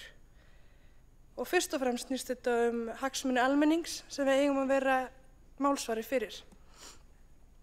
Við viljum öll að framtíðar kynslóðir geti haldið áfram að heimsækja Heiðmörk og við viljum vernda vatnsupptöku og við þurfum að finna út hvernig þetta tvennt fer saman. Það verkefnið. Og svo langar mig að lokum að koma með breytingartillögu á tillögu borgarfulltrúa Sjálfstæðisflokksins framtíð Heiðmörkur sem með leyfi forseta hljóðar svo og ég geri ráð fyrir að hún verði send til ykkar í tölvupóst. Tilvitnun hefst. Borgarstjórn samþykkir að við mótun nýs deiliskipulags fyrir Heiðmörk verði lögð rík áhersla á öruggt og greiðfært aðgengi almennings að þessu mikilvæga og rótgróna útivistarsvæði og sem hluti af vinnu við deiliskipulagssvæðisins verði haldið borgarþing framtíð svæðisins. Borgarstjórn telur veitur ekki hafa gætt meðalhófs í fyrirliggjandi tillögum íþyngjandi aðgangstakmarkanir að Heiðmörk. Borgarstjórn beinir því til umhverfis- og skipulagssviðs að kanna mildari og markvissari leiðir verið yfirstandandi deiliskipulagsvinnu sem tryggja bæði vatnsvernd og áformhaldandi aðgengi íbúa höfuðborgarsvæðisins að Heiðmörk. Borgarstjórn telur hugmyndir veitna umfangsmiklar takmarkanir og umferð Heiðmerkursvæði vera of íþyngjandi, þær séu líklegar til að skerða verulega aðgengi almennings og draga úr möguleikum íbúa til útivistar og afnotar af svæðinu. Tilvitnun lýkur.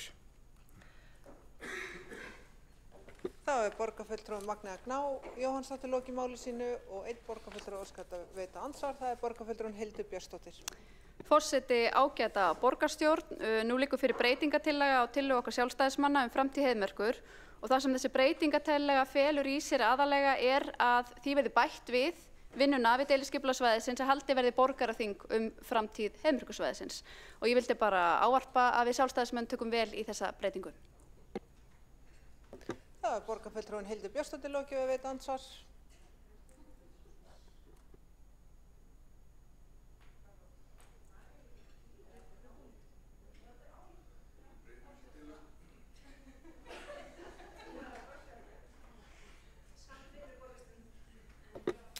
Þá göngum við til atkvæðagreiðslu. Þögn í salinn. Þá göngum við til atkvæðagreiðslu þessar tillögur og þar verða teknar saman tillögurnar.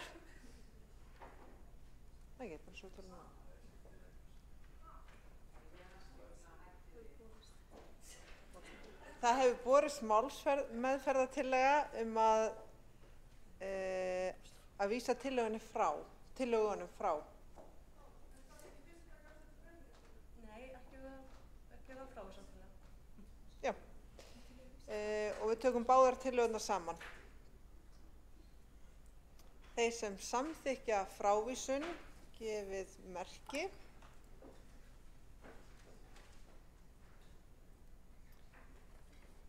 Og þessi móti kunna vera,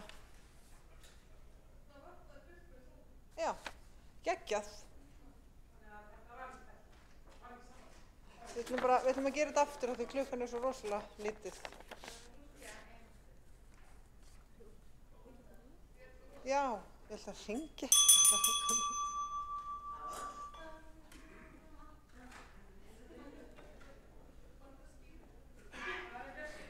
Ég þetta Björns.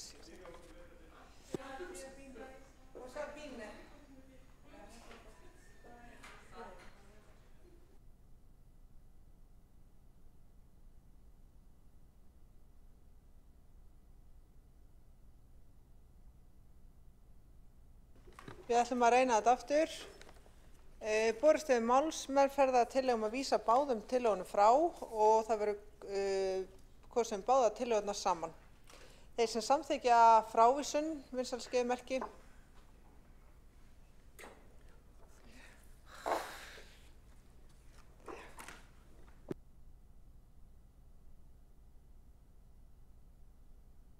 Tillögin þá vísa frá með atkvæðum borgarfulltrúa Samfylkingarinnar, Pírata, Sósíalistaflokk Íslands, Flokki fólksins og Vinstri grænna og þessi móti voru Sjálfstæðisflokkur, Viðreisn og Framsókn.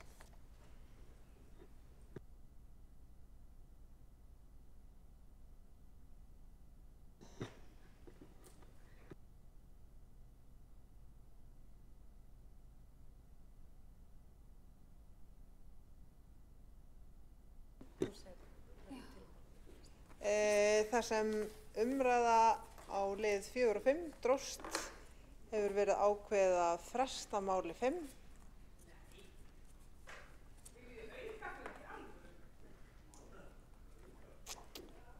Ef enginn hreyfir andmælum ég var ekki varst þú ekki líka búin að segja við mig það ætlaði enginn að fara upp nema Einar í þínum flokk í þessu máli, fórst svo sjálfu upp, þannig að það er ekki alveg eitthvað sem það. Nei. Já, flott. Má ég fá orðið? Já, gjörðu svo vel. Takk fyrir. Er ég að skilja það rétt að forseti sé að brjóta samkomulag sem hér var gert áðan það að Viðreisn fengi að fara með sitt mál fyrir borgarstjórn í kvöld? Það var náttúrulega kannski ekki beint samkomulag það að þú fengir að taka málið, heldur var ræddi forsætisnefnd saman áðan að það yrði sannlega ekki langar umræður þessum málum og við tókum sameiginlega ákvörðun að þá færi þitt mál á dagskrá. En svo urðu umræðurnar mun lengri þannig að við höfum aðrar upplýsingar núna í höndunum þessum við tekin ákvörðun að fresta málinu. Fundarsköp. Já. Fundarhlé. Takk.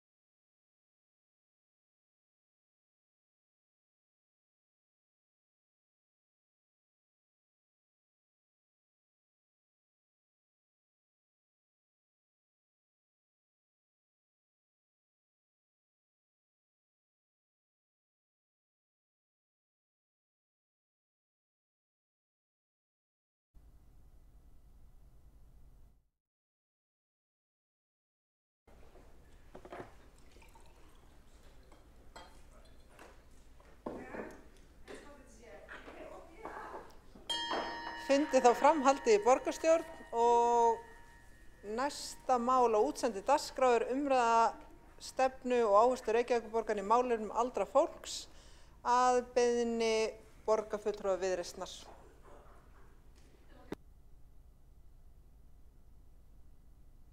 Og næsta málskrá borgarfulltrúin Þórdís Lóa Þórhallsdóttir.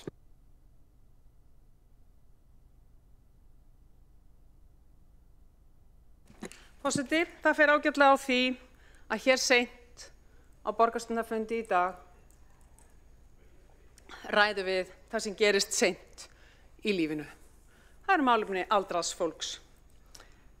Ástæðan fyrir því að ég legg mikla áherslu á að við ræðum þetta mál hér í dag og þykir leitt að við náum ekki að vera fjölskylduvæn vinnustaður akkurat núna, en það skiptir máli að við ræðum aðeins málefni aldraðra akkurat núna. Fyrir sumarfrí því það ýmislegt upp á borðinu sem ég hef verulegar áhyggjur af og hef áhyggjur að ég komi ekki þeim skilaboðum til skila. Þannig að borgarstjórn minn lýðræðislegi vettvangur og hann veit ég nýta. En málið það að stefna að málefni aldraðra Reykvíkinga rann út árið 2022. Áhersluþættir þar voru aukin virkni, innleiðin velferðartækni, aukið öryggi heima við og við endurhæfingu og öflug þjónusta undir vinnuheitinu Maður mannsgaman. Undir þeim kafla einmitt vísa beint í dagdvöluna á Þóraseli sem á Vesturgötu 7 og nú stendur til að loka ef marka má minnisblað velferðarsviðs frá 17. mars síðastliðinn en meira það seinna þessari ræðu. Margt var að mínu mati mjög vel gert í þjónustu við aldraða Reykvíkinga á árunum 2018 til 2022 á meðan að stefnan var í gildi enda skýr sýn og stefna grundvöllur fyrir öflugri þjónustu. Má þar sérstaklega draga fram áherslu á virkni og að tryggja vettfang þar sem tækifæri fyrir samveru kynslóðanna. Afrakstur þess eru meðal annars svokölluð samfélagshús sem nú eru víðsvegar borgina og að mikið framfara skref. Auk þess var innleidd velferðartækni og samþykkt stefna þess efnis. Því ber að hrósa sem vel gert og vil ég sérstaklega hrósa velferðarsviði borgarinnar og velferðarráði fyrir öfluga framþróun þegar kemur að velferðartækni og nýsköpun í þjónustu við aldraða Reykvíkinga. En það nóg það sem var. Spurningin svo hvað í dag og hvað nú? Í samstarfsáttmála núverandi samstarfsflokka segir, með leyfi forseta, við ætlum að styðja við uppbyggingu ríkisins á hjúkrunarheimilum og bæta heimaþjónustu með aukinni heimahjúkrun og dagþjálfun í samstarfi við ríkið. Gott mál, en afar rýrt og efnislítið. Nú höfum við beðið í marga mánuði með að heyra hvað samstarfsflokkarnir ætla að gera í málefnum aldraðra Reykvíkinga, en ekki heyrt neitt, ekki bofs, ekkert gerst í stefnumörkun í málefnum eldra fólks. Hvar nú áhersla borgarinnar á grunnverkefni sveitarfélaga þegar kemur að þjónustu við aldraða Reykvíkinga? Hvar og hver staðan hvað varðar upplýsingamiðlun, samþættingu, þróun þjónustu og virkni aldraðs fólks? Hvar stendur Reykjavík í sínu verkefnum og hver staðan á stefnumótum borgarinnar? Ætla vinstri samstarfsflokkarnir að skila auðu þegar kemur að því að þjónusta aldraða Reykvíkinga? Förum aðeins yfir tölurnar. Í ár tæplega 14.000 Reykvíkingar 70 ára eldri. Rétt tæplega 90% eldri borgara búa í eigin húsnæði. Þetta eru svakalega háar tölur. Af þessum 14.000 Reykvíkingum eru 4.600 sem njóta þjónustu borgarna. Það eru 32% allra Reykvíkinga sem eru eldri en 70 ára að nýta sér velferðarþjónustu borgarinnar. Þetta gríðarlega há tala.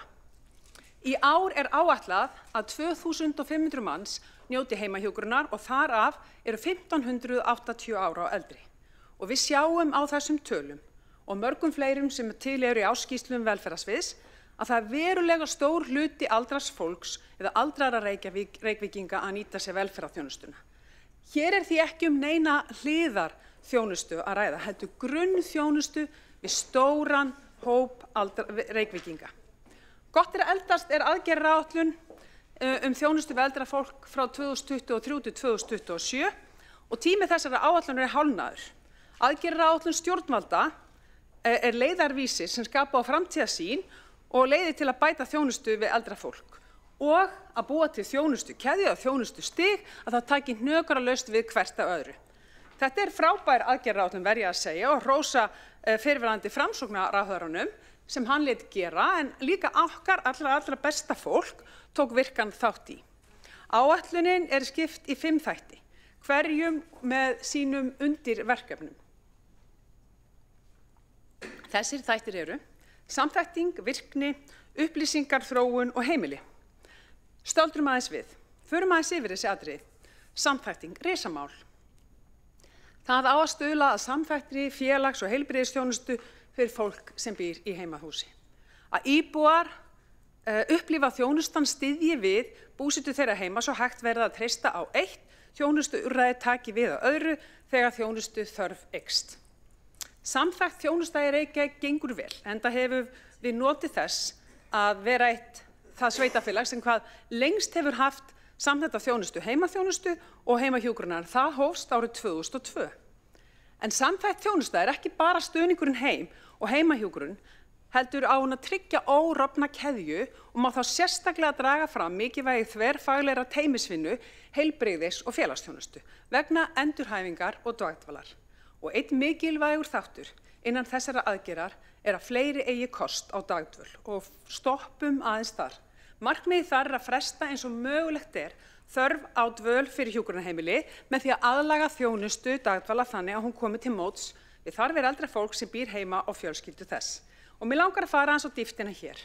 Því árangur við að viðhalda hárri virkni eldra fólks er lykilatriði til þess að stuðla að heilbrigðri öldrun í samfélaginu og draga úr þörf á hjúkrunarheimilum.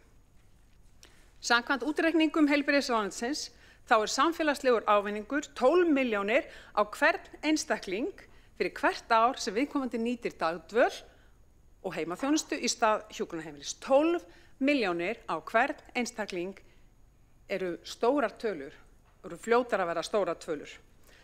Dagdvöl býður þannig ekki eingöngu upp á virkni, heldur dregur úr þörf fyrir heimaþjónustu á dagtíma og er því mikilvægur hlekkur í þjónustukeðju þeirra sem búa heima. Áhrifin eru þó ekki bara góð félagslega og heilsufarslega, heldur einnig hagkvæm fyrir borgina sem er samkvæmt lögum á að bjóða upp á heimaþjónustu. Í Reykjavík eru 11 dagdvalir, en einungis 2 eru reknar af Reykjavíkurborg. Það eru Þorrasel og Vita torg. Rekstur hinna er í höndum samtaka, sjálfseignarstofna og heilsugæslu. En á sama tíma, og ég sé hér mikil tækifæri, þá fáum við fréttir af því að samstarfsflokkarnir sem nú stýra borginni vilja loka dagdvölinni á Þorraseli. Þar eru 75 einstaklingar sem fá nú dagþjálfun, þar sem nýting hefur verið 98% þar sem af er árið 2025.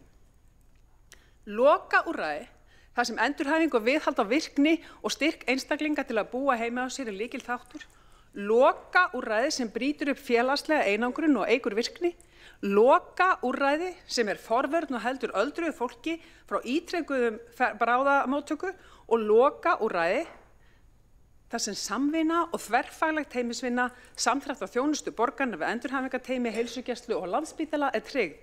Og síðast en ekki síst, lokaúrræði sem ríkið greiðir, sem fellur undir samfellda þjónustukeðju fyrir borginni. Finnst samstarfsflokkunum þetta góð hugmynd? Er það vilji flokkana að fækka plássum dagdvalar á sama tíma og öldruðum Reykvíkingum fjölgar og ekki síst á sama tíma og öldruðum Reykvíkingum 80 ára plus fjölgar? Er það góð hugmynd? Er það vilji að selja Vesturgötu 7 undir heilsugæslunni svo fram hefur komið í minnisblaðinu sem lagt var fyrir velferðarráð 19. mars? Það má alveg skoða það að við seljum eitthvað, en erum við komin hér til þess að leysa húsnæðisvanda ríkisins? Og ef að við erum það, eigum við þá ekki að nýta okkur þessa samningsstöðu og nýta hana vel? Ef við seljum ríkinu húsnæðið, semjum þá aukin framlög fyrir dagdvöl og fyrir húsnæðisstuðning, fjölgum dagdvölunum. Í stað þess ætlum við að hætta. Við ætlum að draga úr þessari þjónustu þrátt fyrir það að samstarfsflokkarnir segi í sinni yfirlýsingu að það eigi að hlúa að henni. Það hefur verið sýnt, svo óumdeilt er að samþætt þjónusta getur bætt líðan og heilsu fólks og seinkað spítalaeinlögnum og fækkað endurinnlegnum og fyrirbyggt að seinka sér flutningi á hjúkrunarheimili. Þetta er óumdeild staðreynd. Hvernig í óskopunum dettur samstarfsflokkunum í hug að það sé góð hugmynd að loka afar farsælu úrræði með 70 og sem 75 einstaklingar nýta í hverju viku með 90-80% nýtingu. Úrræði sem greitt af ríkinu. Hvar samningsstaðan okkar? Ástæðan fyrir því að ég vil taka þetta upp núna það að þetta mál sem þarf að ræða núna. Þetta mál sem liggur núna opinberlega fyrir og búið að gera það síðan í mars. Viðreisn hefur ávallt stutt að það séu skoðaðar leiðir til að fara betur með almannafé og stöð sé verið að endurskoða í hvað fjármagn borgarinnar fer. En við erum með alveg skýra stefnu og höfum alltaf verið með tryggjum grunnþjónustu og tryggjum fyrsta stigs þjónustu og skoðum alla möguleika aðra til að endurskoða í hvað rekstur borgarinnar fer. En það einmitt á þeim grundvelli sem ég lagði til 11 hagræðingartillögur inn í opið samráð. Skoðið það endilega fullt, en byrjum ekki á því að loka einhverju sem við eigum í rauninni að vera fjölga. Af þessu höfum við í Viðreisn verulegar áhyggjur, það hefur enginn verið að tala þetta. Þetta frábær hugmynd? Ég segi nei. Þá borgarfulltrúi Þórdís Lóa Þórsdóttir lokið máli sínu og næsta mælendaskrá borgarstjóri Heiða Björg Hilmisdóttir. Já, kæri forseti, ágæti borgarfulltrúar. Við höldum hér áfram að fundi.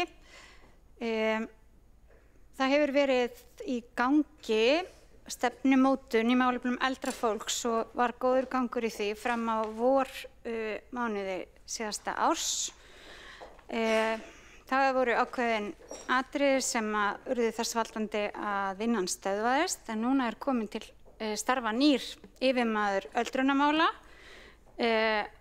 á ný, Berglind Magnúsdóttir, sem einn helsti sérfræðingur í þessum málum á landinu, og við ákváðum að hinkra eftir henni, þannig að hún myndi fylgja þessu máli eftir. Það var reyndar svo að Berglind Magnúsdóttir, starfsmaður Reykjavíkurborgar, fylgdi stefnunni okkar eftir yfir í ráðuneytið og það má í rauninni segja að stefna ríkisins í málefnum eldra fólks byggir í rauninni á stefnu Reykjavíkurborgar og í rauninni mjög það eru mjög samhljóma þær tvær stefnur. Og ég tek bara undir með borgarfulltrúa Viðreisnar hér, Þórdísi Lóu Þórsdóttur, að þetta auðvitað bara gríðarlega mikilvægt mál og þessi samþætting og að við séum alltaf, það sé alltaf einhver annar sem grípur einstaklingana og við séum alltaf fyrst og fremst að horfa á að virkja fólk, að þessi tækifæri til virkni og gleði og smá stuðs og hamingju. En þeim þarf að maður fá það stuðning og við séum þetta svona trampolín sem eldra fólk vill hafa. Við auðvitað skiptum fólki á grundvelli á velferðarsviðir skiptum við eldra fólki í þrjá hópa. Það eru hressir sem þurfa enga þjónustu, eldri hressir sem þurfa stundum þjónustu eða þurfa svona einhverja þjónustu eða stuðning, og svo eru hrumir aldraðir sem hafa auðvitað oft fengið langmesta athygli. En í þeirri stefnumótun sem var í gangi þá vorum við ekki síður að horfa á eldri hressa sem ekki þurfa beint velferðarþjónustu en þurfa auðvitað þjónustu borgarinnar. Þannig að þetta í raun og lokastigi. Við vorum búin að hafa marga samráðsfundi, stýrihópurinn var búin að fara yfir og hafa tækifæri til að skila sínum athugasemdum og þó nokkuð margir borgarfulltrúar komu á einhvern af þeim opnu fundum sem voru haldnir og það voru fundir með sérfræðingum, kjörnum fulltrúum, eldra fólki og hagsmunaaðilum sem í rauninni voru grunnurinn á þessu. Þannig að þetta var svona í framhaldi af lýðræðisást okkar hérna áðan, þá var þetta mjög lýðræðislega unnið og við í rauninni verið að reyna að samtvinna bæði annars vegar stefnu borgarinnar í málum eldra fólks og hins vegar þá þessa aldursvænu borg sem voru einhvern veginn tvö ólík skjöl og okkur fannst einhvern veginn mikilvægt að reyna að ná því saman. Núna verður þetta klárað og núna mun þá verða farið inn í öll ráð borgarinnar því að málefni eldra fólks og það að vera aldursvæn borg í rauninni ekki verkefni velferðarsviðs eða velferðarráðs og það varð einhvern veginn meira og meira ljóst eftir því sem að vinnunni vatt fram að þetta í rauninni samgöngumál, þetta húsnæðismál, þetta frístundir, tækifæri til þess að hreyfa sig, allt þetta, lýðheilsa, þetta er mál sem að kemur okkur einhvern veginn öllum við. Og við rauninni endum á að vera með yfir heitið útisvæða byggingar, samgöngur, húsnæði, virðing og félagsleg inngilding, félagsleg þáttaka, samskipti og upplýsingar. Það var mjög mikið talað það, bara mjög mikið samskipti og upplýsingar, samfélag og heilbrigði og samfélagsþáttaka og atvinnuþáttaka. Því margir voru líka að tala það, þú veist, að þeir vildu fá tækifæri til þessa. Þannig að við erum bara, ég myndi vera nokkuð bjartsýn með þetta og þetta, ég veit að okkar frábæra fólk þar og formaður velferðarráðs og ég höfum átt nokkuð mörg og góð samtölu þetta og erum frekar samtaka og stýrihópurinn var líka mjög breiður á sínum tíma. Hins vegar það sem vantar eru aðgerðir allra sviða og ráða inn í aðgerðaáætlun með slíkri stefnu. Af því að samgöngur, lífsgæðakjarnar, hjúkrunarheimili, virknitækifæri, atvinna, allt þetta tengist í rauninni öllum ráðum borgarinnar. Og þess vegna, og það í rauninni það sem við höfum hlotið, Reykjavíkurborg, hlotið athygli og fyrir, út fyrir landsteinana í rauninni að við séum að samþætta þetta tvennt. Af því þetta á vegum Alþjóðaheilbrigðisstofnunar, þetta verkefni aldursvænar borgir og þeim þykir til fyrirmyndar að við séum að tvinna það saman við stefnu Reykjavíkurborgar í málefni eldra fólks en ekki hafa það sér undir einhverju lýðheilsueflingar hatti. En að því sem að borgarfulltrúinn kom að varðandi dagdvöl í Þórðarseli, þá hefur engin ákvörðun verið tekin þar og sannarlega ekki að loka dagdvölinni. Ríkið auðvitað greiðir dagdvalir, það er ekki víst að allir, ég veit að borgarfulltrúi Þórdís Lóa Þórðarsdóttir þekkir þetta mjög vel, en ég veit að það er ekki allir endanlega borgarfulltrúar sem þekkja það að við auðvitað rekum svona félagsstarf fyrir fullorðið fólk þar á meðal aldraða á 17 stöðum í borginni. Það eru vissulega 11 stöðum dagdvalir, en þær eru hlutverk ríkisins. Reykjavíkurborg hefur farið umfram sína skyldu til þess að stuðla því að dagdvalir opni í borginni með því að leggja til húsnæði. Það er eitthvað sem er pólitísk ákvörðun og ekkert endilega sjálfsögt og við erum auðvitað þá með óbeinum hætti og beinum hætti stundum að taka þátt í rekstrakostnaði dagdvala. Ein af þeim er dagdvölin Þórðarsel, þar sem við höfum lagt til húsnæði. Hins vegar er það ráðherra og heilbrigðisráðherra sem hefur eindregið falist eftir því húsnæði undir heilsugæslu og það eins og kemur fram í minnisblaðinu. Og þá eru hugmyndir ráðherra að færa þessa dagdvöl á annan stað. Og þar sem að fleiri kæmust á.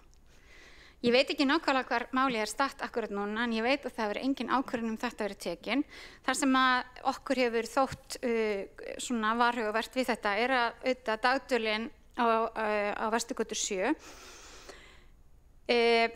er fyrir, þú þarft að fara í gegnum ákveðið mat og þú þarft að hafa aðgang að dagdvöl, það getur ekki hver sem er að labba þangað en þú þarft að vera en hún er hins vegar líka félagsmiðstöð. Þannig að það eru íbúar í húsinu sem sækja þarna félagsstarf og það þarf að horfa sérstaklega á það ef við ákveðum að verða við þessari beiðni heilbrigðisráðherra, hvernig við getum þá sinnt því félagsstarfi. Þarna fær fólk mat í hádeginu og það er þarna ákveðið félagsstarf líka fyrir fólk sem kemur utan á götunni og svo dagdvölin þar líka. Þannig að ég held að þetta sé bara óleyst mál og í rauninni veit ég að formaður velferðarráðs sem er ekki hér á fundinum í dag hefur haldið vel á því og hefur verið að skoða alla möguleika. Við erum hins vegar Reykjavíkurborg búin að vera í góðu samstarfi líka varðandi það að opna, að taka þessar dagdvalir lengra og í rauninni boðið fram Seljahlíð sem dagdvöl, sem svona sveigjanlega dagdvöl sem að mögulega gæti þá verið dagdvöl sem að gæti verið sólarhringur, mögulega 2. Þannig að fólk fái svona lengri, styttri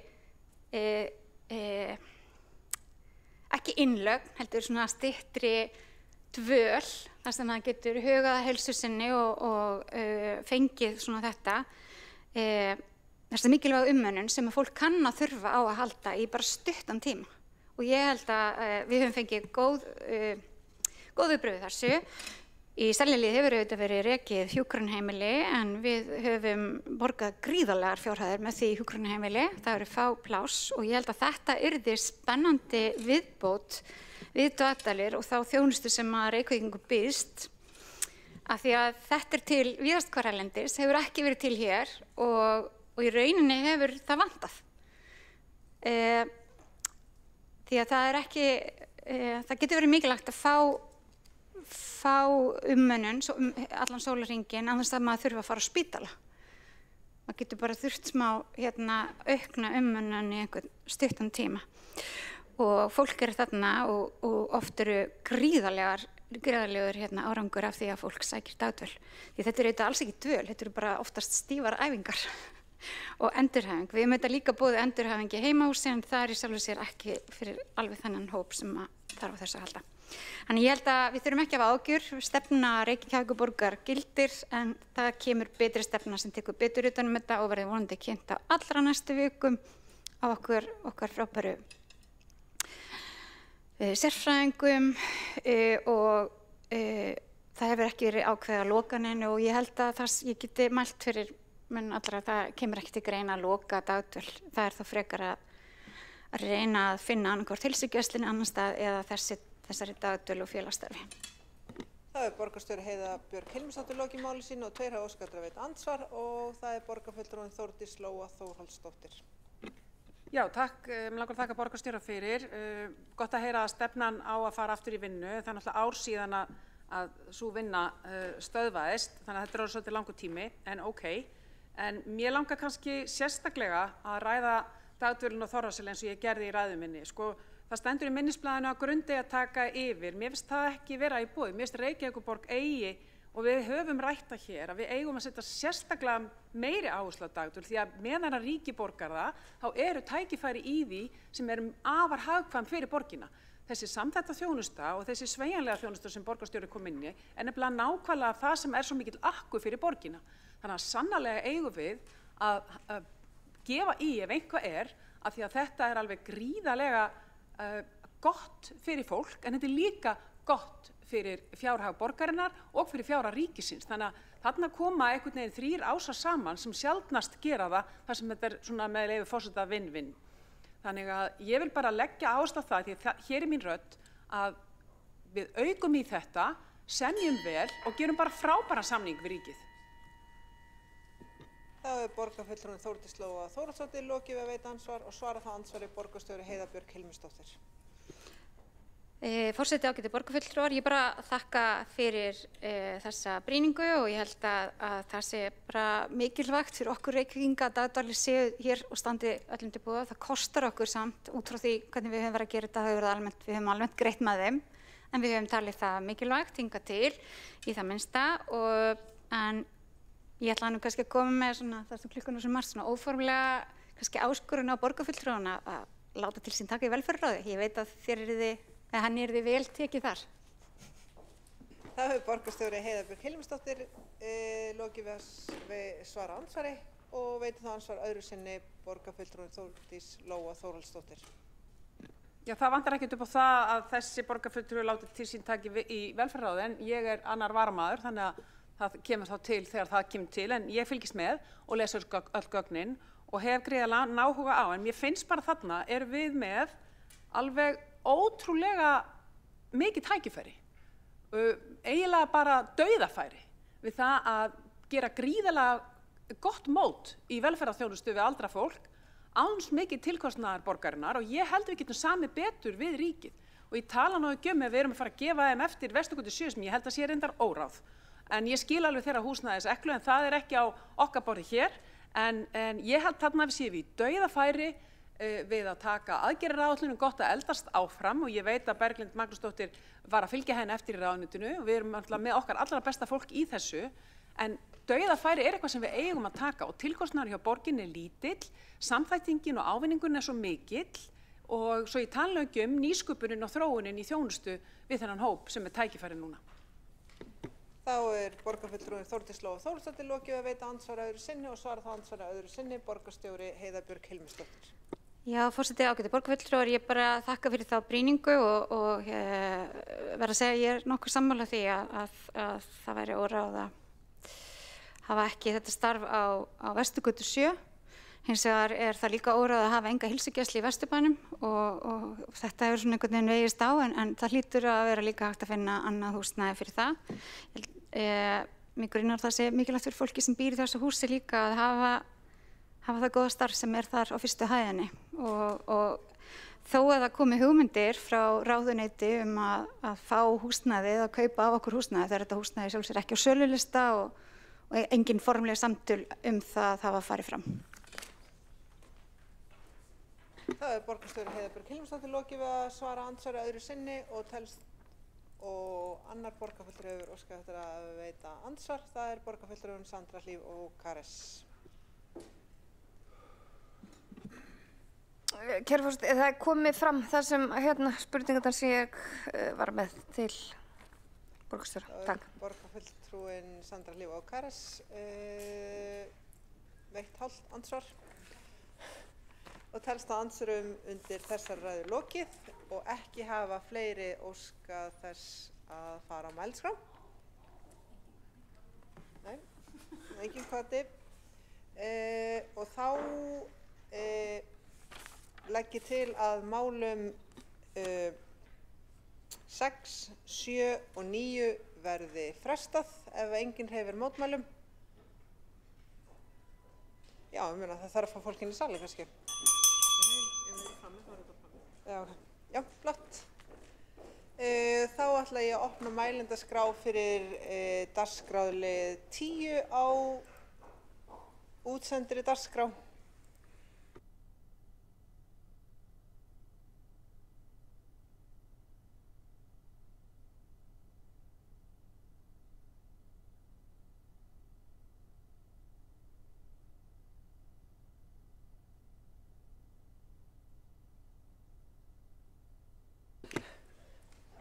Næsta mælendaskrá borgarfulltrúin Alexandra Brím.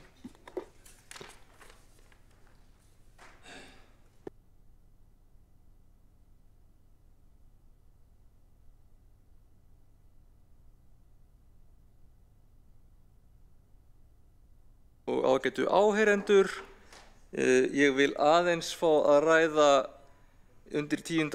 lið, fundargerð borgarráðs frá 15. maí, 7. lið sem Laugardalur, breyting á deiliskipulagi vegna skólaþorps við Reykjavík. Skulum sjá. Ok, þetta deiliskipulag sem fyrir skólaþorpið vil ég meina að sé bara nokkuð gott, bara mjög gott miðað við þær aðstæður sem þarna eru. Það vissulega leitt að missa ævintýraborgina fyrir leikskóla sem upphaflega var áætlað að kæma á þennan reit, en á endanum held ég samt að þetta sé yfir það heila nokkuð góð niðurstaða. Framundan alveg ótrúlega viðamikil viðgerð og endursmíð á grunnskólunum á svæðinu sem mun standa í einhver ár og til þess að þessi endurnýjun gangi sem best og með sem minnstu veseni og umstangi fyrir börn og foreldra í hverfinu, þannig að þau geti verið áfram innan hverfisins, áfram að fara á sömu staði í frístund og íþróttastarf og verið þátttakendur á fullu í sínu hverfi, þá held ég að þetta sé langbesta lausnin. Svo ég fari aðeins í deiliskipulagið, fyrirhugað að reisa 2200 fermetra skóla sem geti sinnt alltaf 450 grunnskólabörnum frá 1. til 10. bekk. Það liggur ekki fyrir nákvæmlega hversu lengi hann þyrfti að starfa, en planið að hann væri til taks á meðan unnið að endurbótum á grunnskólunum 3 á þessu svæði.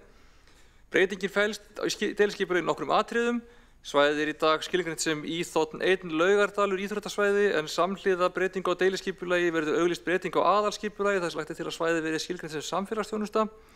Þess utan væri nokkrar aðrar breytingar, stækkun lóðarinnar út fyrir mörk núverandi bílastæða og yfir aðliggjandi stíg, byggingarheimildir auknar, umferðarfyrirkomulagi breytt á bílastæði milli Reykjavíkur og Laugardalsvallar, syðri innkeyrslu á staðinn frá Reykjavík lokað, lóðin við stækkuðum einhverja 2000 fermetra.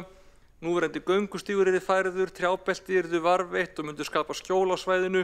Syðri aðkomuveginn á bílastæði við Laugardalsvöll verði lokað fyrir bílaumferð og syðri aðkomuvegurinn nýttur sem sleppistæði fyrir aðföng að skólaþorpinu. Hámarks byggingamagn 2400 fermetrar og hámarkshæð byggingar 5 metrar.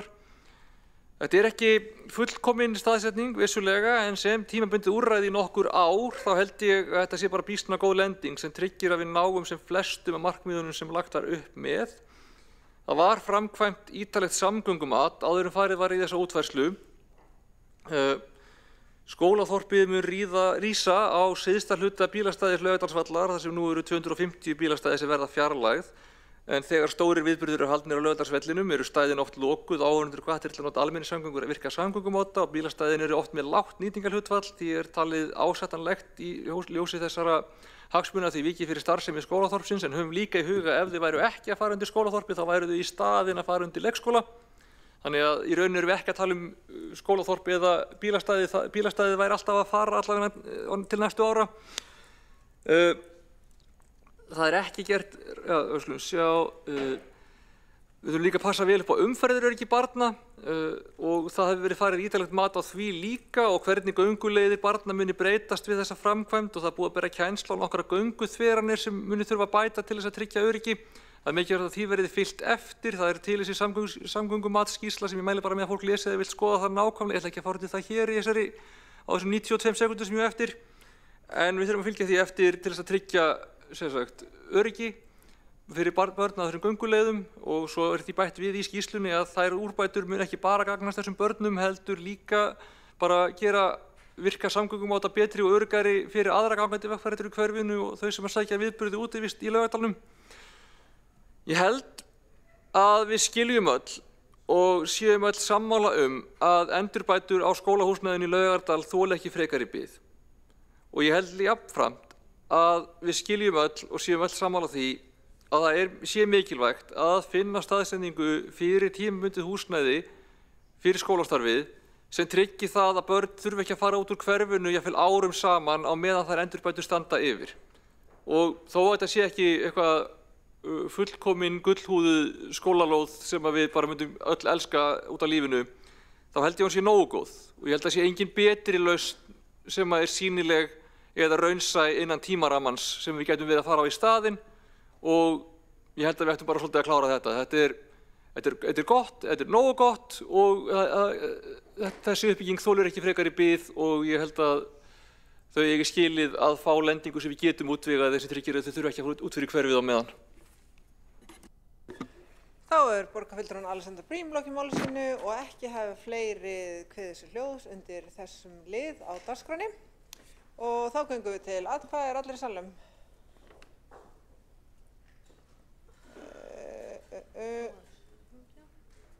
Já, ég held að sé allir. Það er allir. Já. Fundargerð borgarráðs 15. maí, 6. liður, Laugardalur, breyting á deiluskipulagi vegna skólaþorps í Reykjavík. Þeir sem eru samþykkir því, vinsældaskeiðumerki.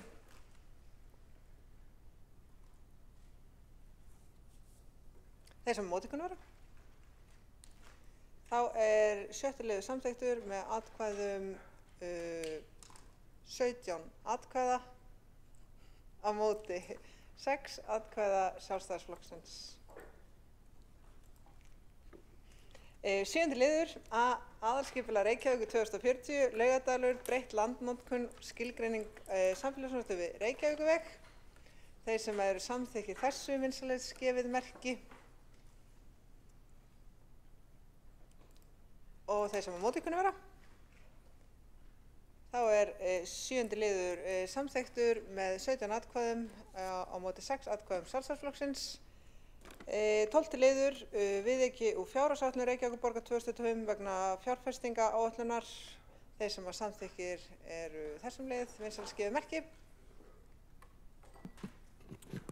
Forseti, er mögulegt að greiða atkvæði sérstaklega einstaka liði í fjárfestingaáætlun? Í viðaukanum? Er ég á seinni í þetta? Já, þetta barst á seint. Nefnum við viljum sitja hér í kvöld og hún getur farið. Sko, er það ekki stemming fyrir því? Við sýnumst það. Þannig við ætlum bara að halda áfram. Hvernig var 12. liður við viðauka? Þeir sem samþykkir eru vinsældaskefið merki.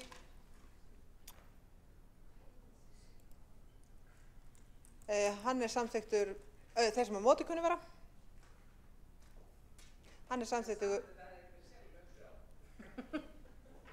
Hann er samþykktur með 12 atkvæðum samstarfsflokkana og 11 atkvæði Viðreisnar, Framsóknar og Sjálfstæðisflokksins sem sátu hjá í atkvæðagreiðslu.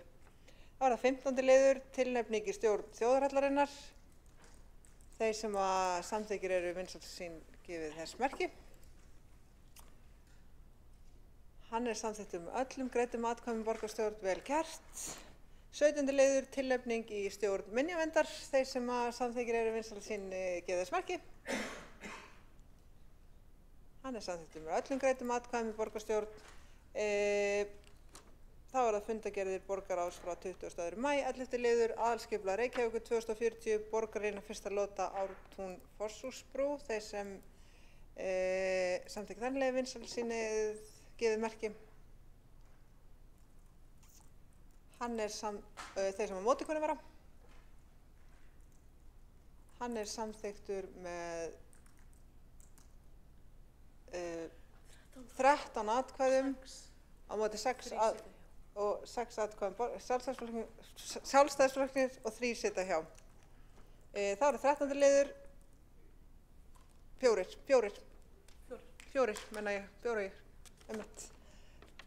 13. liður, Hlíðarendi, breyting og deiliskipulagi, reitur A, Arnarhlíð 3, þeir sem að samþykkir eru vinsæll, þeir sem að móti eru. Hann er þá samþykktur með 11 atkvæðum samstarfsflokkana og móti 12 atkvæðum samstarfsflokkana móti 11 atkvæðum og 11 atkvæði sátu hjá.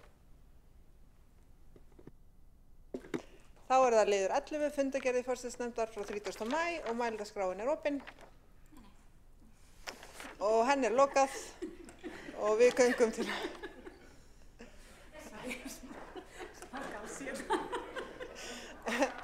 Hér fari bara að vera mál held hérna í þessum fundagerðum. Mælitaskráin er opin og henni er lokað. Þá göngum við til atkvæða. 7. liður, fundardagatal borgarstjórnar og forsætisnefndar ágúst 2025 til júlí 2026. Þeir sem eru samþykkir því vinsælli sínu gefið þess merki. Hún er samþykkt með öllum atkvæðum borgarstjórnar. Þá er það 8. liður, aðalfundur Faxaflóahafna tillögur. Þeir sem eru samþykkir því vinsælli gefið merki. Og það er samþykkt með öllum atkvæðum í borgarstjórn. Já, þá ætla ég að leita afbrigða 3 mál og fyrsta málið er beiðni samþykki fyrir lántöku hjá Lánasjóði sveitarfélaga vegna uppbyggingar endurvinnslustöðvar á Lambahagvegi 14. Og beiðni samþykki fyrir lántöku í Lánasjóði sveitarfélaga og FH vegna endurfjármögnunar láns. Og svo ætla ég að leyfa borgarfulltrúanum Líf Magnúsdóttir að leita samþykki, fáðu samþykki þetta fyrir dagskrá? Já, geti fengið samþykki fyrir að fá þetta mál á dagskrá í borgarstjórn. Og það er samþykki hjá borgarstjórn.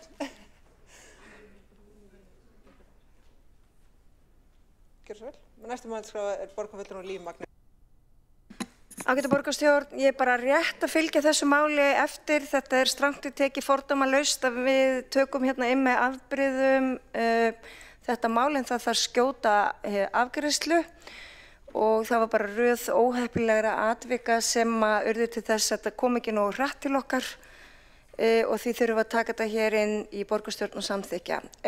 Framkvæmdirnar eru að hefjast við endurvinnslustöðina hjá Sorpu og þeim þarf að hraða og það mun þess vegna ganga hratt á lánalínuna og þess vegna þurfum við að veita Sorpu þetta leyfi til þess að gera það. Lánasjóðurinn eins og við vitum krefst kannski meiri formlegheita heldur en að forsvarsmenn Sorpu gerðu þessi grein fyrir og það er stundum þannig.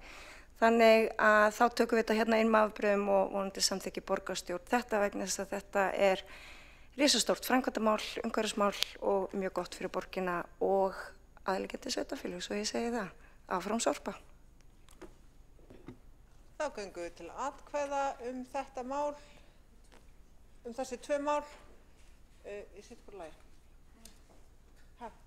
Já, ok. Þá ætlum við að byrja á að greiða atkvæði beiðni samþykki fyrir lántöku við Lánasjóð sveitarfélaga vegna uppbyggingar endurvinnslustöðvar á Lambahafavegi 14. Þeir sem samþykkir eru því, vinsæls gefið þess merki. Það er samþykkt, og þeir sem á móti kunna vera.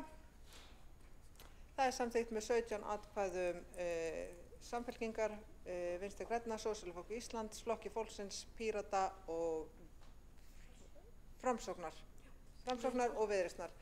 Og þessi sátu hjá voru Sjálfstæðisflokkurinn.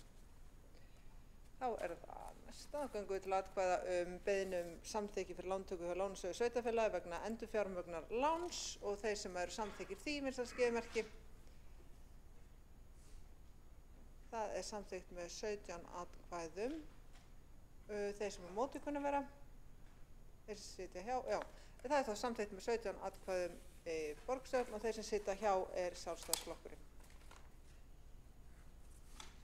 Það verða. Þá er það,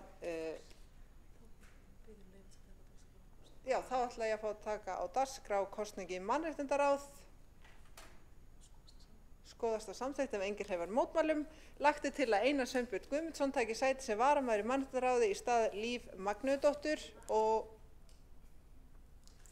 hvað sagði ég? Og telst það samþykkt ef enginn hreyfir mótmælum. Já. Þá ætlum við að fara á Við erum búin að týna dagskránni, það er gott. Já, ekki leggja fram fundargerðir. Þá erum við komin á 12. lið á útsendi dagskrá og það eru fundargerðir menntaráðs sem eru lagðar fyrir, fundargerðir menningar og íþróttaráðs frá 23. maí, fundargerðir skóla og frístundaráðs frá 12. og 26. maí, fundargerðir umhverfis- og skipulagsráðs 14., 21. og 28. maí og fundargerðir velferðaráðs frá 21. maí.